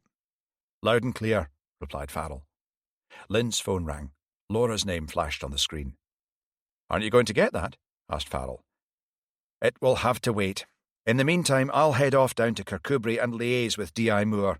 I want to make sure D.C. Thompson has all he needs to wrap up this operation today. I have a feeling we won't get another bite at this particular cherry. Farrell looked up. The cold, damp fog made the early morning darkness even more impenetrable. Hopefully it would lift later. Lynn's engine was already running, his window down. See you later, said Farrell, as he walked by and slid into the Citroen. He followed Lynn to St. Michael's Bridge, then waved him off to the left as he continued straight on. His stomach churned, and he had a feeling of foreboding he couldn't shake off. He wished he was heading straight to Kirkcudbright like Lind. If they got really lucky, they might wrap up both the murder of Monroe Stevenson and the forgery ring today. Once he entered the station, he swiped through the door and took the stairs up to the MCA room 2 at a time. D.S. Byers looked like he had been in there most of the night and clearly hadn't even had time to shave. "Thank Christ one of you's here," he exploded when Farrell walked into the room. "There's a limit to what I can get done on my own." "Sorry, Mike, I know you've been run off your feet in here. With the investigations overlapping like they have, you've been doing the work of 3 men, and I reckon you're the only one among us that could have kept all the plates spinning." Byers looked mollified. D.I. Moore and D.C. MacLeod were working their socks off last night, said Farrell. "Have you got the stuff they sent you yet?" "Regular Cagney and bloody Lacey, that pair," grumbled Byers. "I need you to get a search warrant for Lionel Forbes's place, but we won't execute it until we see how the chips fall today. I don't want to alert any of them prematurely that we're closing in." "That background you requested on Nancy Quinn, turns out she was adopted. She's estranged from her adoptive parents, broke off all contact with them when she went to Glasgow School of Art. Her adoptive parents have no clue as to the identity of her natural parents, but said she had become obsessed with tracing them before she left. Social services have confirmed that her birth parents are Hugo Mortimer and Penelope Spence." "Did you see the picture Vary found in Hugo Mortimer's studio?" Byers grimaced. "Do you think he knows? I mean, he's a bit of a lech, but to paint his own daughter like that turns my stomach, it does." "He might," said Farrell. "Equally, he might not. It could all be part of some twisted revenge plan she has for him. Time will tell. This bloody lot should have their own reality TV show." "Can you bring the super up to speed?" asked Farrell. "I'm about to head off to join the others in Kirkcudbright." Byers looked distinctly unhappy at the prospect, but he nodded reluctantly. "What do you want me to do about the whole Penelope Spence-Paul Moretti issue?" he asked. Farrell thought for a moment. "Nothing right now. I'm as sure as I can be she's not implicated in any of the 4 crimes that we're investigating. As far as I can figure, the whole disguise was simply a ruse to hide from Hugo the fact that she was getting her hands dirty as a successful commercial artist. And yet it would be her money keeping the whole sordid setup afloat," said Byers, shaking his head in disgust. "Depending on how today shakes down, I'm going to get her in, tell her we've figured out our little game and see what she knows about the origin of those paintings in Janet Campbell's rented studio. If she didn't paint them, then she might have an inkling of who did," said Farrell. Chapter 63. "You ready, lad?" said Stirling, pacing around the farm kitchen. The cold and damp seemed to have permeated their very bones. "As ready as I'll ever be," said D.C. Thompson. "Now remember, I'll be at the farmers' market in Kirkcudbright and then drift off to the smugglers for the afternoon. That way I'll be close by the pick-up point at the harbour. We've flooded the market with plainclothes officers dressed to blend in with the tourists and locals. DCI Lind, D.I. Moore and D.I. Farrell will all be centrally located and in constant touch with everybody. I still can't believe that Lionel Forbes is involved in all of this. We're going to look like a right bunch of wallies when it gets out he was consulting on the case," said D.C. Thompson. "His credentials were impeccable, and expertise of that kind isn't easy to come by down this neck of the woods. Plus, he was no doubt keen to insert himself into the investigation." "Weren't he and D.I. Moore—" "At the end of the day, she was the one who cottoned on to him and was able to get us the vital evidence we needed to bring down the whole operation. Took guts, that did." "I'm just glad she's okay." "Let's hope so, lad. Right, You ready to get going?" "Locked and loaded," Thompson replied, with an attempt at levity. "Now remember, we have trackers on the tractor and inside the tube containing the painting. Sergeant Forsyth and the firearms team are also in the local nick on standby just in case. Insofar as it's ever possible to say, we've got your back." DC Thompson nodded. "Right, Sarge. I'll be off then." "If all goes according to plan, we should be out of this bloody hellhole for good tonight," said Stirling. "Can't wait to sample the wife's cooking again." "It's got to be better than yours, Sarge," said DC Thompson. "Reckon I'd die of malnutrition if we have to keep this cover going much longer." "Cheeky bugger," replied DS Stirling. "I'd like to see you try." They fell silent once more. "Right, off you go, lad. I'll wait 10 minutes, then drive my car in. Be over before you know it." DC Thompson nodded and left the kitchen. Minutes later, the tractor roared into life. Stirling immediately texted D.I. Moore that Thompson was in transit, then stood motionless until the sound diminished to nothing. He was getting far too old for this bloody lark. His nerves couldn't take it. He was already on diazepam and beta-blockers from the doctor, following on from the case last year. Sighing, he locked the door behind him, walked over to his car and turned on the ignition. DC Thompson trundled along until he reached the centre of Kirkcudbright. As it was the farmers' market, there were tractors and trailers everywhere, which was good camouflage. He parked up at the harbour and strolled to the pickup point in the disabled toilet near the tourist office. Locking the door behind him, he removed the grill from the ventilation shaft and reached up to pull the tube out, placing it inside his rucksack. He returned to the tractor and fired up the engine.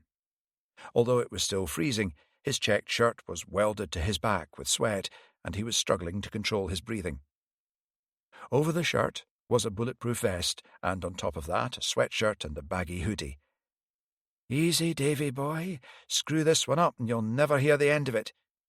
He consciously deepened his breathing until the anxiety receded, then indicated and pulled out. All he had to do now was keep his cool until he reached the rendezvous point in Stranraer. The package would be exchanged for the money in the car park at Morrison's. He would then get the hell out of Dodge, and those above his pay grade could deal with it. Relaxing now that he was leaving the town behind and heading out into the open countryside, he settled further down in the uncomfortable seat. He had a fair drive in front of him. Suddenly his phone pinged. He snatched it from the seat beside him and broke out in a sweat once more. "Change of plan. Proceed to M74 Services, Johnston Bridge. Await further instructions there." Shit. This wasn't good. The whole surveillance op was geared up to an intercept at Stranraer. Most of the Dumfries manpower was holed up in Kirkcudbright and beyond. There was bugger all left in Dumfries, never mind the tiny station of Lockerbie, which was the closest to his new destination. He grabbed his other phone and quickly texted D.I. Moore. Oh well, it was out of his hands in any event. "Just go with the flow, Davy boy," he muttered. "Just go with the flow." Chapter 64. "Damn it!" shouted D.I. Moore. Farrell, Lind, and MacLeod glanced at her in alarm. Moore was not one for losing her cool. All four of them were holed up in a tiny office in Kirkcudbright Nick, laptops and phones in front of them. D.S. Stirling was still in the town maintaining his cover just in case. "They've only gone and changed the rendezvous point to Johnston Bridge Services. The majority of our resources are committed in the wrong place, leaving DC Thompson without adequate backup. We don't even know if they're ultimately headed to Glasgow, Edinburgh, or down the M6 to bloody England," she said, throwing her chair back to pace around the room. Lind was already on the phone to Byers, relaying the new intel. "We need to think about this," said Farrell. "Is it even possible that DC Thompson is simply a decoy and that the real painting has been or is about to be picked up by someone else? We need to maintain some officers in this area to cover all eventualities." "Wait a minute," said D.I. Moore, calmer now. "Lionel Forbes told me this morning that he was headed up to Glasgow to speak to an editor about doing a new arts column for their paper. Perhaps he's handling the exchange himself," she said. D.I. Moore texted D.C. Thompson immediately. "Lionel Forbes may be handling exchange himself. Await further instructions." "We've got the warrants in place," said Lind. "D.I. Moore and I will nip round to Lionel Forbes's house. Fiona Murray can let us in with her key. I doubt very much that he's there, but we may garner some clue as to his intentions and obtain evidence in relation to the murder and forging ring that he's yet to destroy. Kate, did you happen to get his licence plate before you left? Yes, he drives a silver Mercedes, registration number LF1ART. Lind keyed in the details to Byers, asking for the car to be traced and discreetly tailed. Frank, you and Barry head to Dumfries at the double. DC Thompson's tracker should keep you informed of his whereabouts. He'll be much slower than you in the tractor. I'm going to send half the firearms team back as well, but retain the other half here in case we're being led in a wild goose chase, said Lind. Farrell and Varry swiftly packed up their stuff and left the room. A few minutes later, Lind and Moore were standing outside Lionel Forbes's handsome townhouse. They knocked on the door. It immediately swung open, and Fiona Murray let them in. Her face was expressionless as usual. "He's not here. I've no idea when he'll be back," she said. "Where are you meant to be today, Fiona?" asked D.I. Moore. "Working at Ivy House. I told them I was popping out to get some supplies." "Well, I suggest you pick them up and get back there," said D.I. Moore. Murray nodded, her skin pulled tight as a drum over her cheekbones. The strain was starting to tell on her. "Not long to go until this nightmare is over for you, Fiona," said Lind. "We need you to keep it together for another few hours. Can you do that?" She nodded and walked towards the door. "I'll leave you the key. I doubt I'll be needing it again." Once she had left, Moore and Lind got to work. The wax seal, paper, and bulbs were no longer in the study desk. Neither was the silencer. Lind glanced at his watch and ran to the back door. Rolling up his sleeves, he emptied the wheelie bin. They discovered the missing items double-bagged and taped right at the bottom. There was something else in the bag, a heavy torch with traces of dried blood on it. They had just retrieved them when they heard the unmistakable sound of the bin lorry approaching. Lind straightened up, mopping the sweat off his face with a hanky. "Bloody hell, that was cutting it fine." Abruptly, D.I. Moore turned on her heel and headed back into the house and up the stairs, with Lind following. She entered the bedroom, her face flaming as she noticed the unmade bed she had left just a few hours ago. Lind said nothing as she flung open the wardrobe and stared around wildly, then dashed into the ensuite. "What is it?" asked Lind. "Speak to me, Kate." "He's not coming back," she said. "What, are you sure? You said he was meant to be heading to Glasgow. Perhaps he's intending to stay a few days." "No, he's taken too much for that. I think he's going to collect the painting himself and flee abroad with it. I've been all through his desk and there's no sign of a passport anywhere. He must have been waiting to pull off this last big job before running." "Think, Kate. Apart from the silencer in the drawer, did you see any evidence that he owned a gun?" She thought hard, but eventually shook her head. "No evidence that I saw, but he would hardly tell me. He may well have access to a gun. There was no record of Monroe Stevenson ever having a firearm. Lionel Forbes must have shot him with his own gun, then left it there in the hope it would be passed off as suicide. He could have another." She gnawed her bottom lip. "This means that DC Thompson is in far more danger than we realised if he's tying up loose ends before running," said Lind. "If Forbes is doing the exchange himself, he might twig that we swapped the real deal back with the forgery. He's bound to open the package. It means the difference between a life of luxury and a life of penury." "I'm not worried about that," said Moore. "According to the experts, the forgery was so skillful that it required scientific analysis to reveal it. Even Forbes wouldn't be able to tell." "What if he finds the tracking device?" asked Lind. "That's a bigger problem," she said, looking worried. "The package is sealed shut, but if he opens it and roots around, he'll find the tracker. It's small, but visible." Lind got on the phone to D.S. Byers and imparted the latest information. He then rang Farrell. "You're going to have to run point on this, Frank. I can't get down there in time. I need you to get to Johnston Bridge Services ASAP. Uniforms know to give you a free pass. DS Forsyth is already en route with half the firearms team. We've got backup converging from Lockerbie and Moffat stations. Thompson is about 50 minutes out. He's waiting to hear that you guys are in position. Hurry." "Will do," replied Farrell, his knuckles white on the wheel as he pushed his clapped-out Citroën to the max. Chapter 65. Lind pulled his phone out once more. "Fiona, we need one more favour.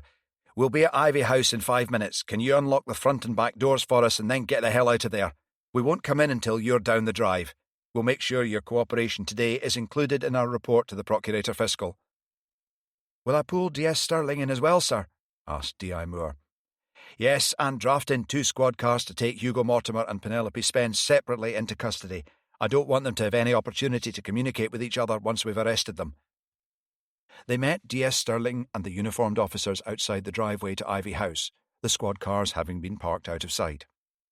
Within 5 minutes, Fiona Murray left the building carrying her shopping bag. She sailed past them with her head held high and carried on down the hill as though they didn't exist. "She's one tough cookie," whispered D.I. Moore to Lind. "She's had to be," he replied.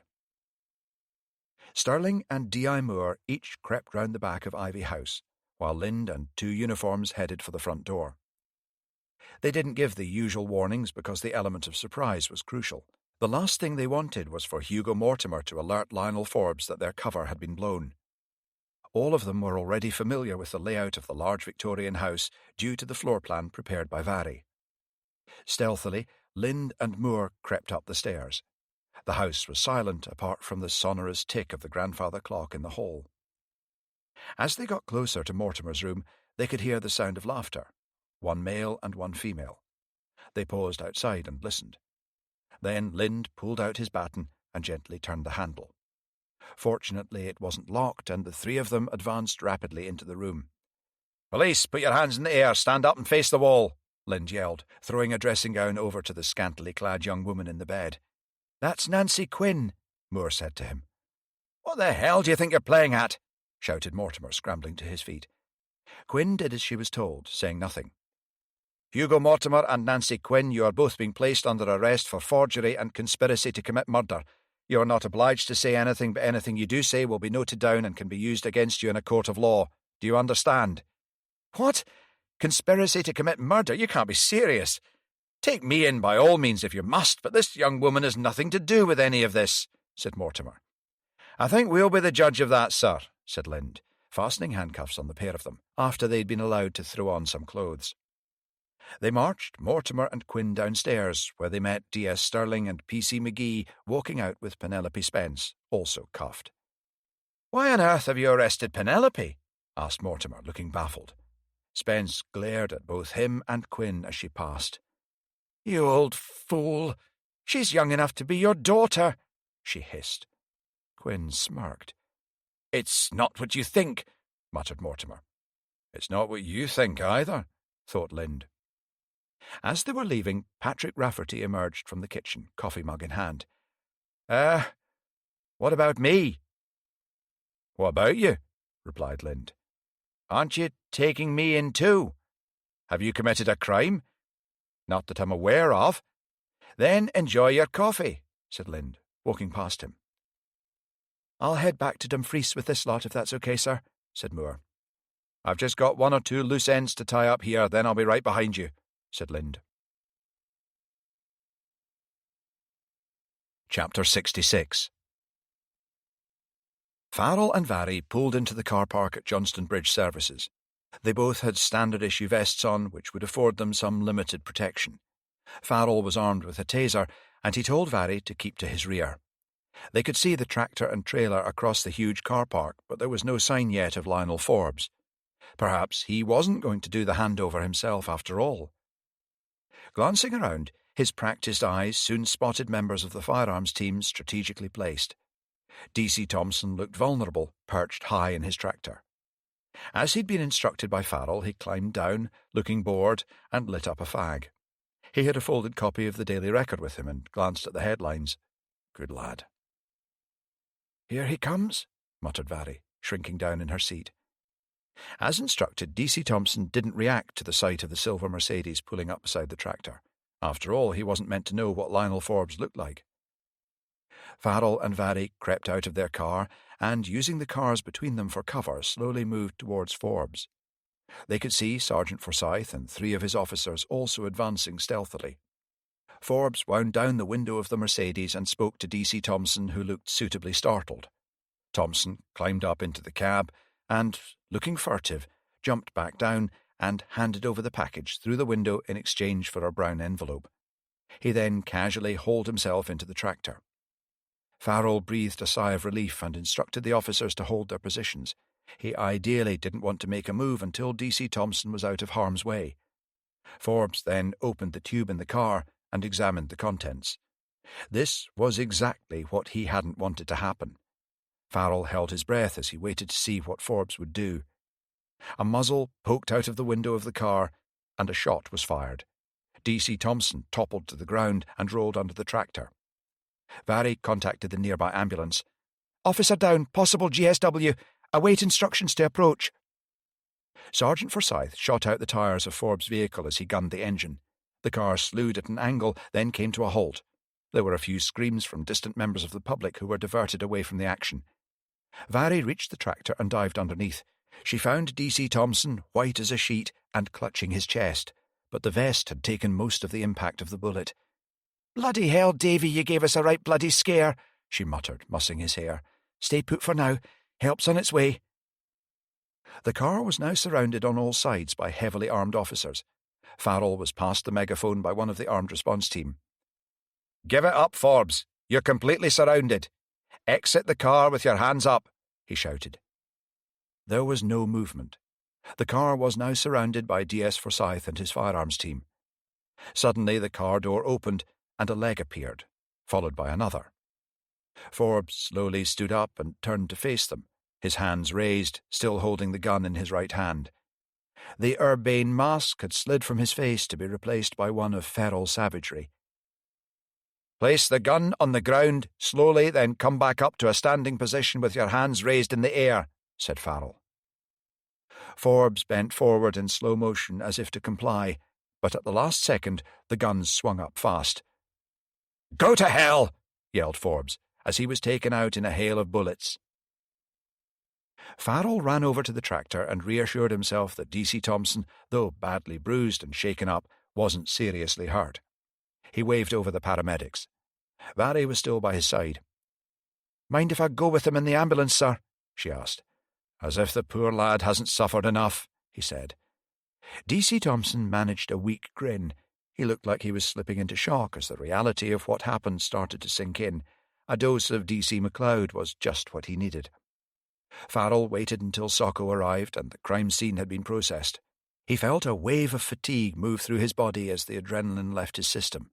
He was grateful that Lind had managed to keep D.I. Moore in Kirkcudbright while they took Forbes down. Even so, she didn't let people into her life very readily, and he knew that this miscalculation on her part would cause her anguish for some time. Chapter 67. At the harbour in Kirkcudbright, Lind slumped back in his chair with relief. All officers safe and accounted for. Although Lionel Forbes had been killed, no blame could possibly be attached to the officers under his command in the circumstances. He had been given every opportunity to surrender, but had chosen instead to aim his weapon. D.C. Thompson was being kept in for a few hours' observation, no doubt being driven mad by Vary clucking over him. Laura suddenly popped into his mind. He thought of his 4 kids and felt a hard lump in his throat. He had to get through to her. Farrell and Moore could take up some slack for a bit. He got out his phone. "I'm sorry. Home early tonight. Can we talk? I've never stopped loving you, not for one single minute all these years. Kiss." Feeling a sense of peace settle within him, he suddenly remembered he had meant to stop by the gallery and have another word with Janet Campbell on the subject of the canvases. The other cases might all be wrapped up, but he still had to catch Ailish's killer. They now knew that Penelope Spence was Paul Moretti, but although she had obstructed the police investigation by her actions, her motives had been personal rather than criminal in intent. He stooped as he entered the gallery, the bell tinkling to announce his arrival. Janet rushed to greet him, her homely face split wide by a smile.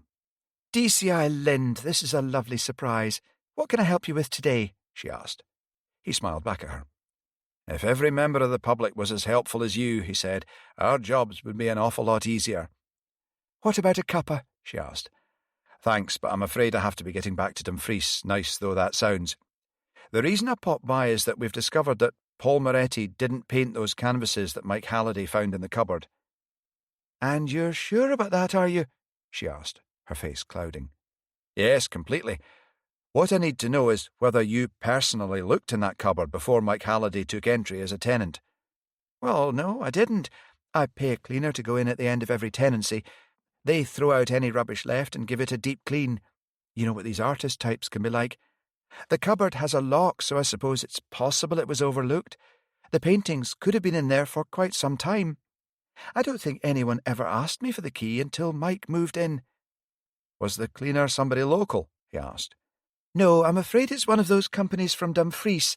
It's somebody different every time they come. I'll look through my files and forward the details just in case. Who was the tenant before Paul Moretti? Asked Lind. Let me see. That would be Elizabeth Morley, lovely lady, makes beautiful jewellery, very refined. In other words, a dead end, thought Lind.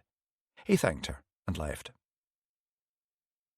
He was walking by the tail end of the building when he glimpsed Mike Halliday sitting on his usual bench.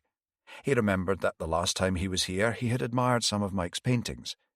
There had been one in particular that stood out, a painting of Carlaverock Castle, where he and Laura had their wedding photos taken.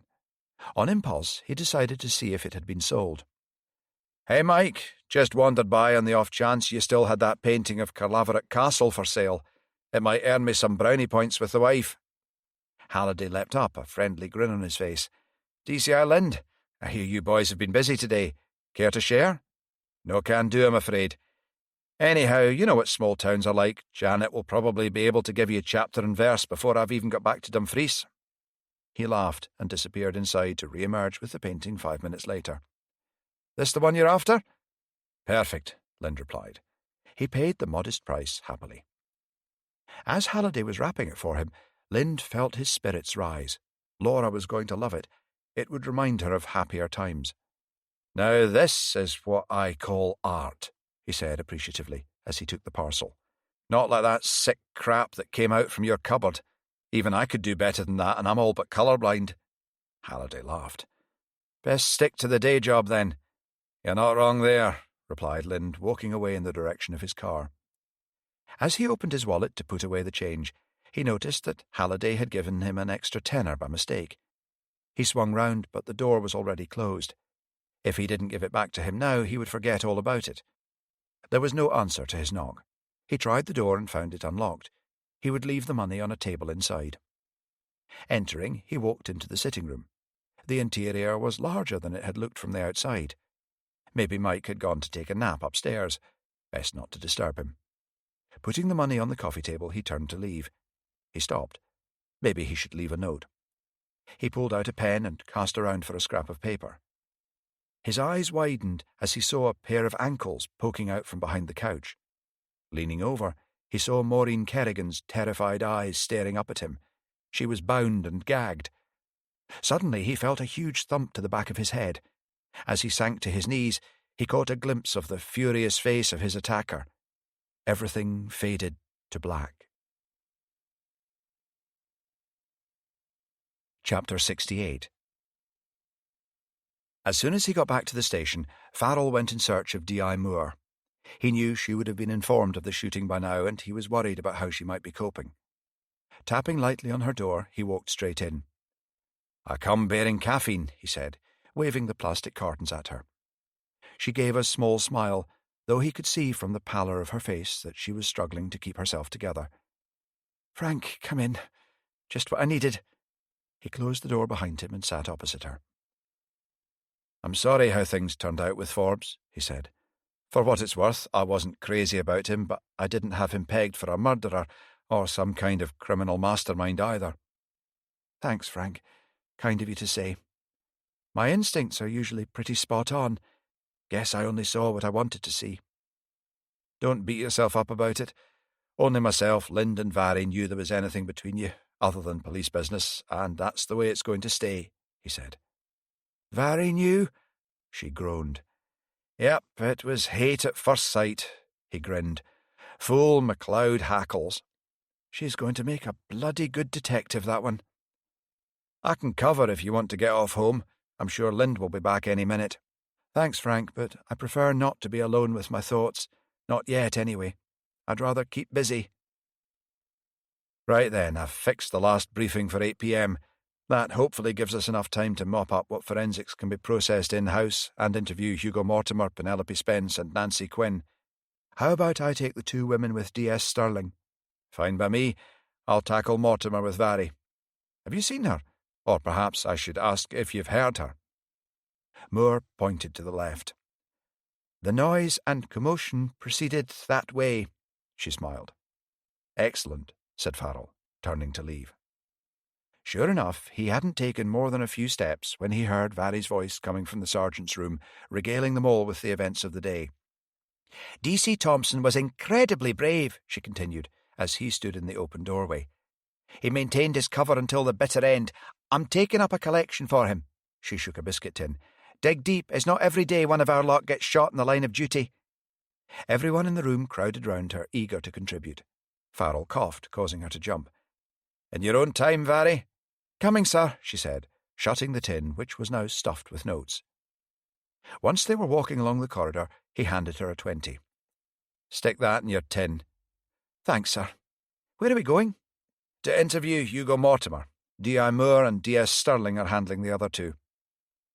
He's off the hook for murder, at least, said Vary. He'll still do significant jail time for the forgery, though, said Farrell. He won't have heard that Lionel Forbes is dead yet, will he, sir? No, he's had no access to communications of any sort. Everyone in the custody suite has been told to zip it.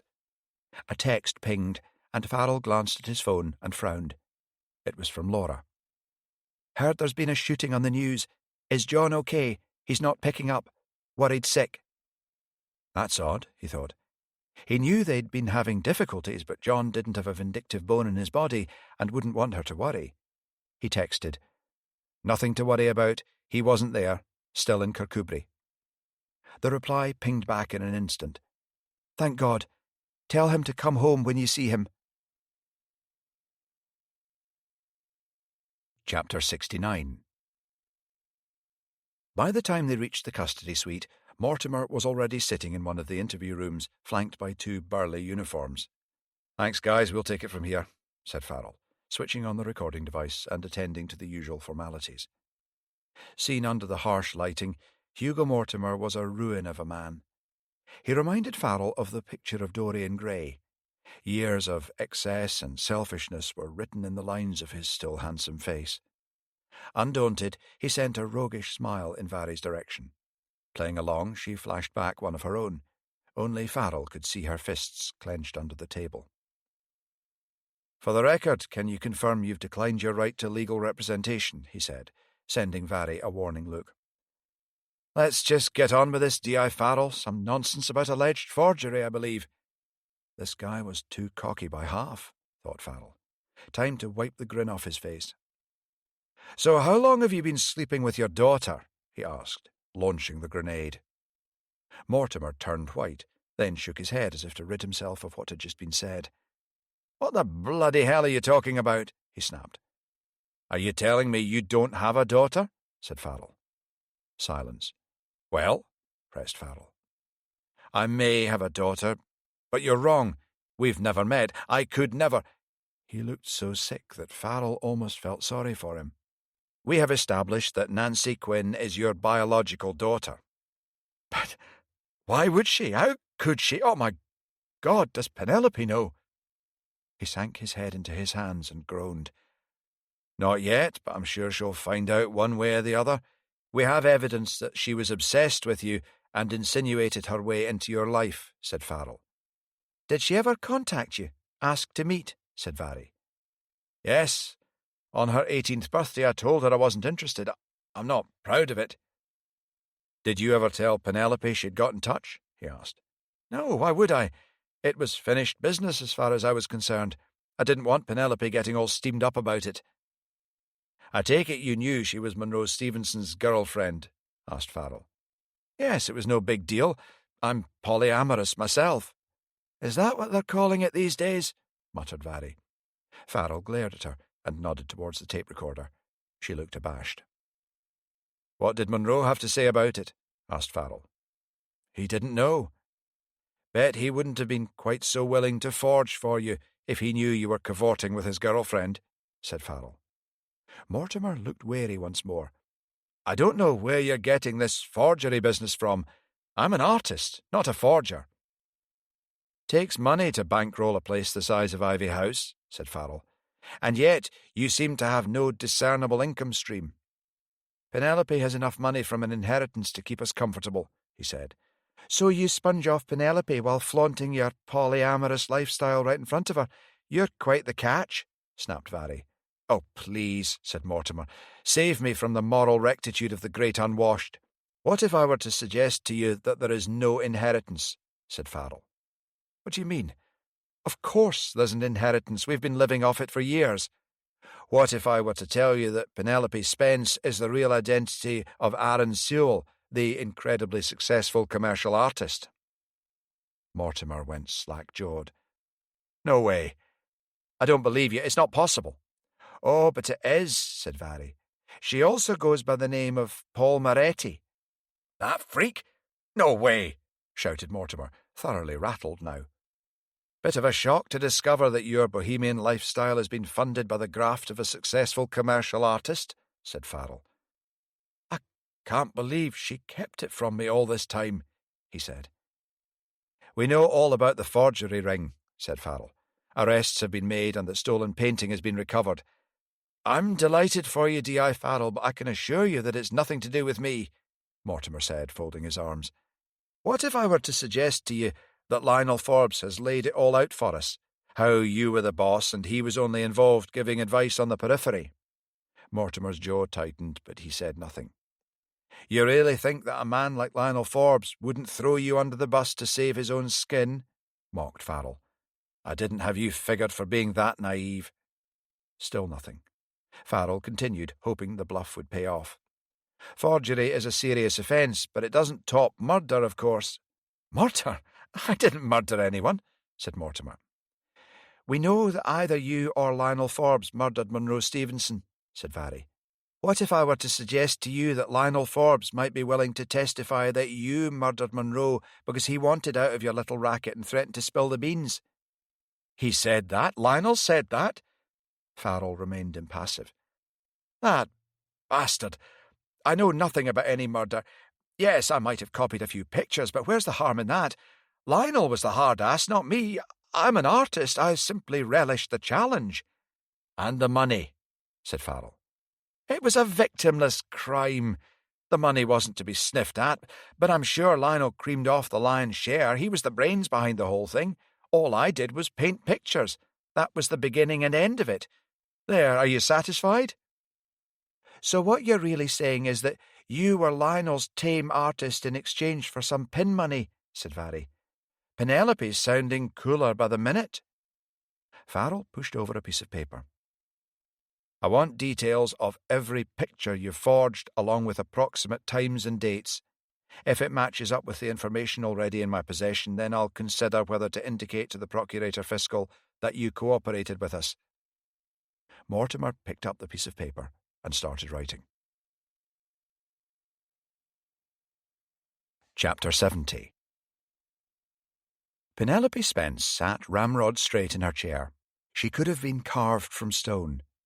Across the table, D.I. Moore and D.S. Sterling glanced at each other. "We can't help you if you don't talk to us," said Moore. "I understand that all of this has come as something of a shock." "You think?" shot back Spence. "You yourself are not in any significant bother here," Moore pressed on. "You're entitled to call yourself whatever you want in Scots law, as long as it's not for a fraudulent purpose." Spence's shoulders relaxed a little. "The worst you're facing is obstructing a police investigation. I think it's entirely possible that, if you cooperate fully from this point on, the Procurator Fiscal might let you walk." "I intend to cooperate," she said. "I had no intention of getting caught up in all this mess. When the police seemed to be focusing their attention on me, I panicked and was scared to return to Lavender Cottage in case I was arrested." "D.I. Farrell mentioned that you met a man upstairs in the Smuggler's Inn. Can you confirm who that was, please?" "Miles Prescott, the Edinburgh agent for my Aaron Sewell identity. He thinks I'm simply an intermediary." "You've told us you didn't know Hugo Mortimer was involved in this forgery ring," said Moore. I still can't believe he would rip off other artists in this way. There's something else we really need your help with. Go on. We're still investigating the murder of Ailish Kerrigan. At first we thought your alter ego Paul Moretti might have done it, said Moore. Spence let out a nervous laugh. Why on earth would you think that?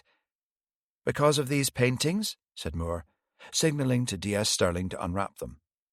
The horror that flitted across Spence's face was clearly genuine. These are revolting, she muttered. Can you remember if they were in a cupboard in the studio that you rented from Janet Campbell when you moved in? Asked Moore. I'd have got rid of them if they had been. Janet Campbell assumed they were yours because you'd asked her to sell a painting of some dead stuff that she thought was pretty gross too, said Sterling. That was only a painting of a dead brace of pheasants I picked up in a charity shop to deter her from poking around in my business, she said. So you haven't seen any other work locally that could potentially have been painted by the same artist? Moore asked. We believe the murderer could still be in the area. Spence pulled the paintings towards her and frowned in concentration as she studied them for several long minutes. I can't be completely sure, but the uncompromising nature of the pieces and something about the brushwork point to Mike Halliday. Mike Halliday? Said D.S. Sterling, surprised. Isn't he the one who paints the pretty pictures for tourists? He's also the one who lied to us about the paintings being in the cupboard when he took over the studio, said Moore. He applied to join the collective a few years ago and had to submit some work, said Spence. He was undeniably talented, but he got off his face with us one night and the stuff he came out with was a bit freaky. We didn't want to live with him. Patrick Rafferty handled it. Said we didn't feel his work was of a sufficiently high standard. We could hardly say we simply didn't like him. He took it hard, I gather. Is there any chance you might still have his submission, or was it returned to him? I'm not sure. I can find out, she said. Thank you, said Moore. You've been most helpful. She hesitated, then switched off the recording device. Interview terminated, she said. There's something else you need to know. This may be hard to hear.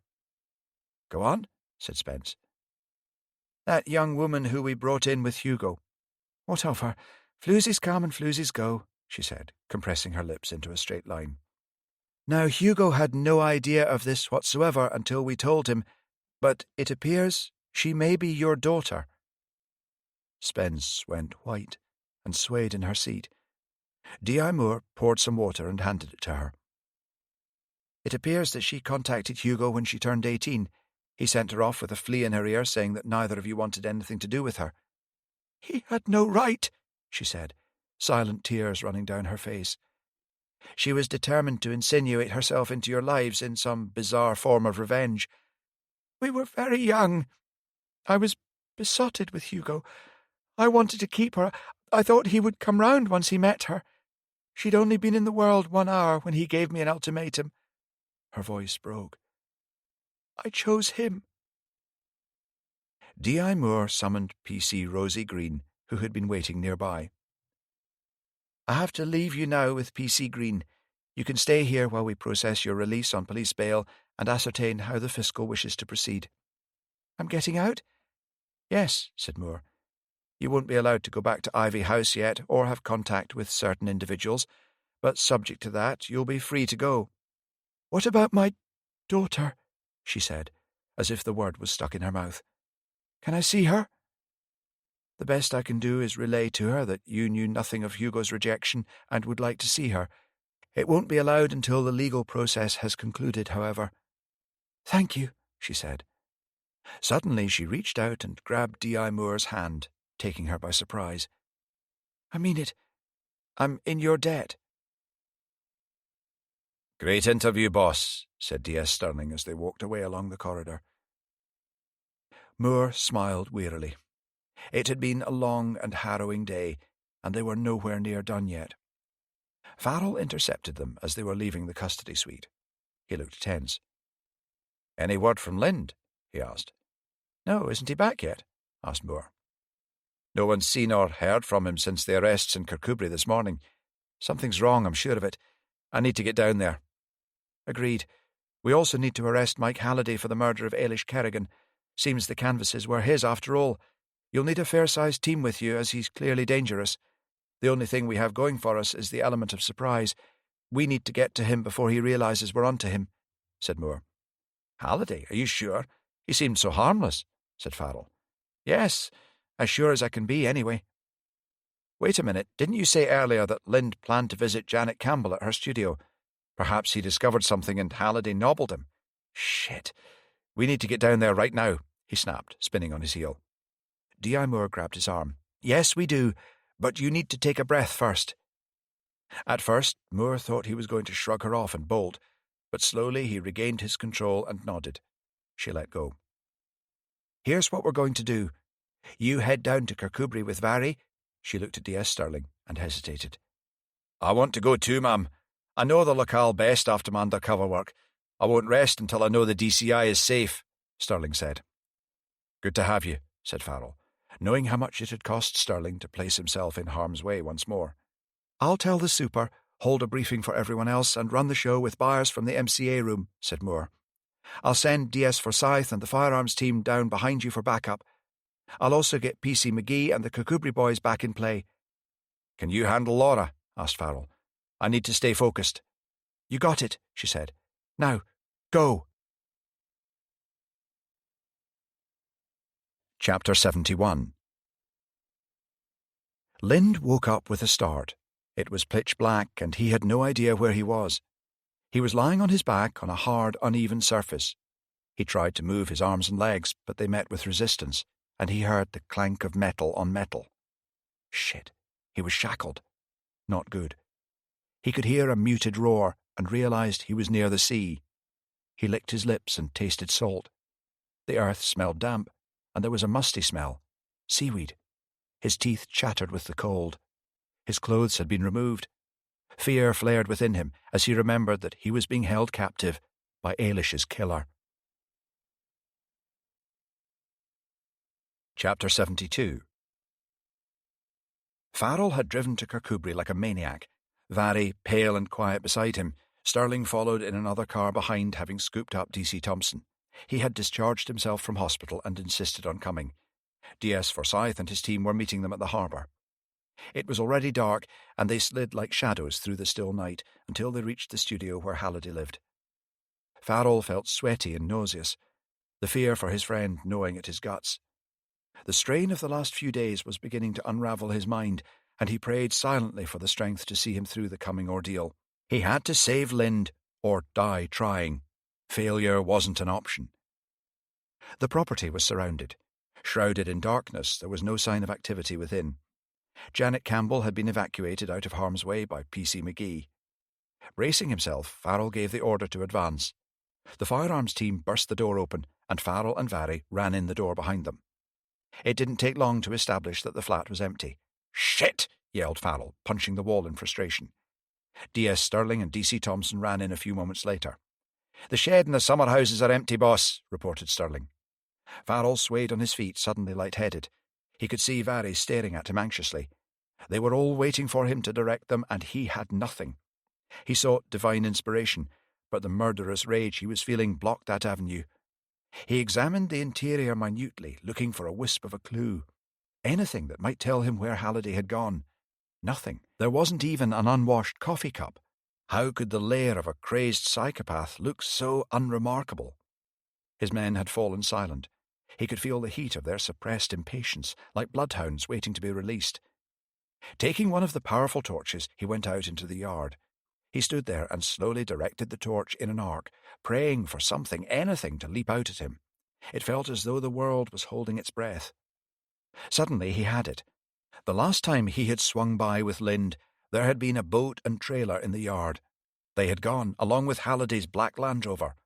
"He's taken the boat," he yelled. "Down to the harbour." They ran straight there, and after a few minutes' search, they found the Land Rover tucked down the side of a parked lorry. The harbour master's office was closed, but there was an emergency contact number. Farrell rang it at once. "D.I. Farrell here. I need to know when Mike Halliday launched his boat tonight. He's abducted one of our officers." "That's good to know. Do you know what kind of boat it is?" Farrell hung up. He couldn't have launched before 6:15 p.m. because the tide was too low. His boat's a 26-foot motorboat, painted blue and white. Sterling, can you liaise with the Coast Guard? We need a boat launched and standing by, as well as a search and rescue helicopter." "On it, boss," said Sterling, tapping at his phone and turning away. "There's a few large caves the other side of the Dundrennan firing range," said Vary. "Because of their location, no one ever goes there, and they're pretty much only accessible from the sea.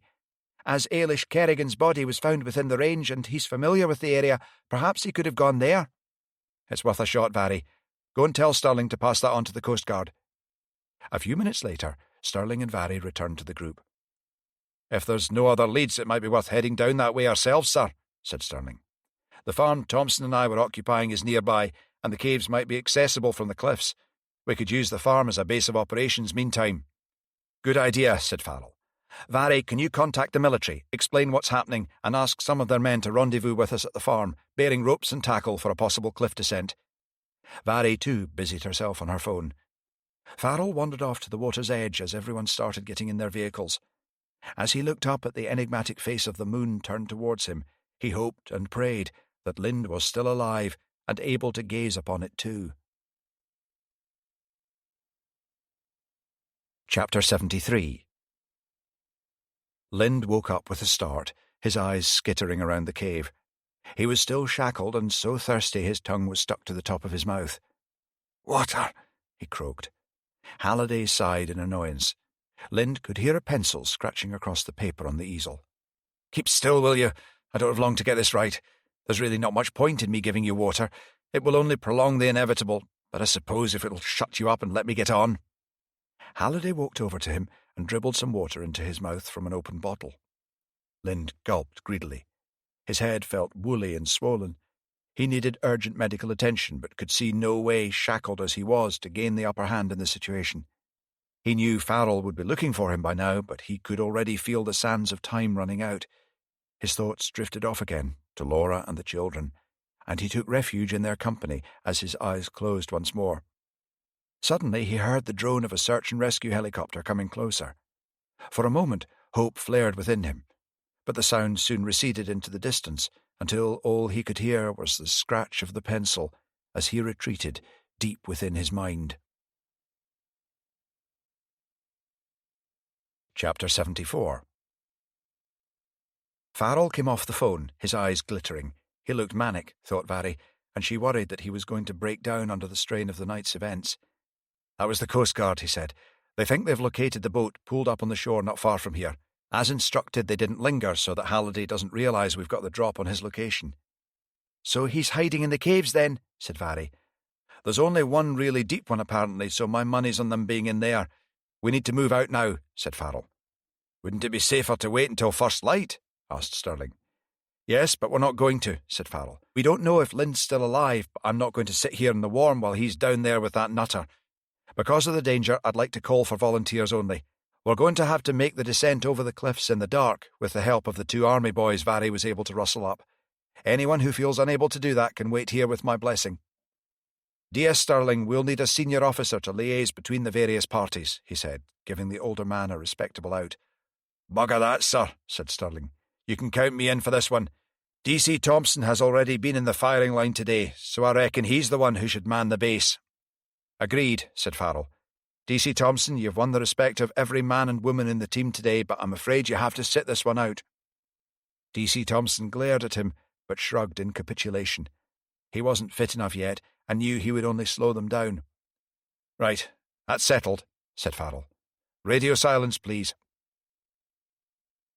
They crept over the wiry long grass towards the cliff edge. The 2 military men had come well equipped and motioned them to stay back until they had selected the best place to descend. Vary felt sick with nerves. It was a long way down, and she had never abseiled before. Well, she was just going to have to bloody suck it up. Anything for the DCI. Farrell went first. He gave her the thumbs up as he lowered himself backwards over the cliff, then disappeared from sight. Sterling went next. His legs were visibly shaking, which made her feel a bit better. Soon she was waved over and strapped into the harness. There was a roaring in her ears as she stepped off into the inky void. Initially she panicked and nearly wrenched her arm from its socket by trying to stop her descent, but then she remembered the instructions and let out the rope bit by bit until her legs finally connected with the rocky shore below. Farrell's strong arms grabbed her and helped her shed the harness. Hopefully the noise of the waves crashing against the shore would have drowned out any noise they made coming down. D.S. Forsyth and 2 of his men made up the 6 to advance into the cave.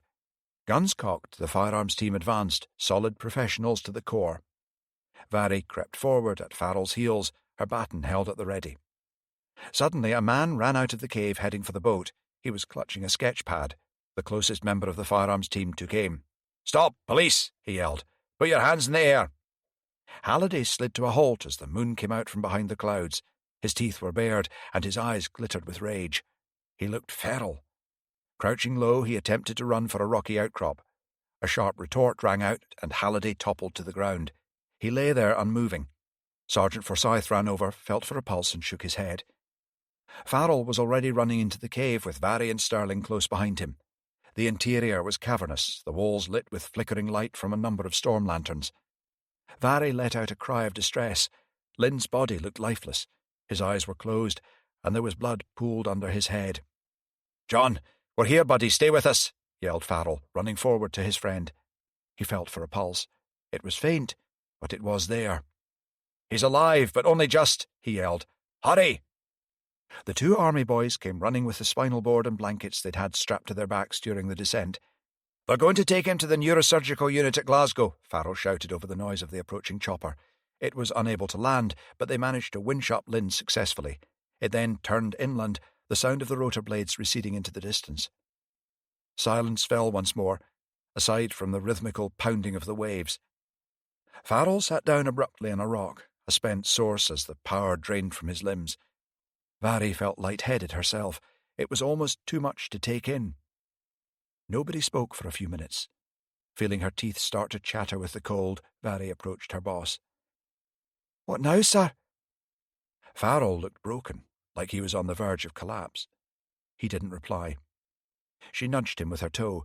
He had to snap out of it. He was the senior officer, and decisions had to be made. His head lifted, and his expression sharpened. He was back. "MacLeod and Sterling need to stay with the body pending the arrival of Socko at first light. You can take shelter in the cave, and the army lads can lower down sleeping bags, blankets, and food before they leave. A plastic tent will also be provided, which can be erected over the body to protect it from the worst of the elements." "You'll be all right?" he asked, looking at Vary. She didn't reply, staring past him at Halliday's boat pulled up on the shoreline. "Vary?" "There's someone in the boat," she shouted, taking off at a run. Farrell spun round and followed her. As they got closer, they could see it was Maureen Kerrigan. Although she was bound and gagged, she'd managed to shuffle into an upright position. She was cold and shaking, but otherwise unharmed. They quickly freed her. She clung to Vary, sobbing. "I saw DCI Lind being taken away. Is he going to be okay?" "I don't know," said Vary. "He looked pretty bad." The army officers took Maureen away to winch her up the cliffs to where DC Thompson was waiting. Farrell turned to Vary. "Are you sure you'll be okay until morning?" She stepped up and hugged him. "We'll be fine, sir," she said. "I'm sure DS Sterling has plenty of war stories to pass the time. Let us know as soon as you hear anything about the DCI. "You got it," said Farrell, turning to stride away. Chapter 75. Farrell was bone-tired. He opened the gate and walked up the path to Lynd's front door, his heart heavy with the knowledge that Lynd might never return home. The dawn chorus was already starting up as the sun crept over the horizon, sending out rosy fingers of light. The door flew open before he rang the bell. Laura stood there before him, her face swollen with tears. Without the need for words, he enfolded her in his arms. After a few moments, she pulled away and invited him into the warmth. They sat together on the settee, surrounded by memories of happier times. "I still can't believe it," she said. "Yesterday he was fine, and today they say he might never wake up again. I can't comprehend it. It's too huge." She started to cry once more, and Farrell passed her a handkerchief. "He suffered a heavy blow to the head that caused a bleed on the brain," he said. "They'll have a better idea of his prognosis when the swelling subsides. For now it's in the hands of God." "I wish I had your faith," she sniffed. "I've tried to pray, but all I feel is emptiness pushing back against me." "If it's any consolation, I can assure you that I've been praying loud enough for both of us," said Farrell with a wan attempt at a smile. All those stupid arguments, she wept. What was I thinking? It all seems so pointless now. The things I said to him. She beat at herself with her hands in a torment of self-loathing.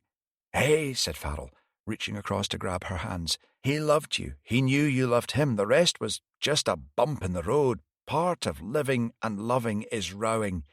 He needs you to be strong for him now. Are you going to take the kids to see him today? Yes. My mother's taking us all to Glasgow later. The doctors think it might help for him to hear our voices. I've told them that Daddy's hurt his head and is having a big sleep so the doctors can make it better. I have an aunt in Edinburgh. She said we can all stay up there with her until things become clearer. Farrell stood to go. If you need anything, Laura, anything at all, you'll be the first to know, she said. Somehow, Farrell managed to drive himself home. It was fully light now, although the curtains were still drawn as he crunched down the path at Kelton. The River Nith at the foot of the lane was still and calm. Henry roused himself sleepily from his basket near the Aga and wound around his legs. Everything was the same, yet different. He walked slowly upstairs to his bedroom and closed the door. Then he lit a large beeswax candle, faced the small crucifix on his wall, sank to his knees, and prayed for the life of his friend with an intensity he had never known. That was Perfect Dead by Jackie Baldwin, read by David Monteith. Produced by Lizzie Davis at Chatterbox Audio, with post-production by Alex Barton and Gareth Hale. A HarperCollins audiobook. Text copyright 2018. Production copyright 2020 by HarperCollins Publishers. All rights reserved. Jackie Baldwin asserts the moral right to be identified as the author of this work. Thank you for listening.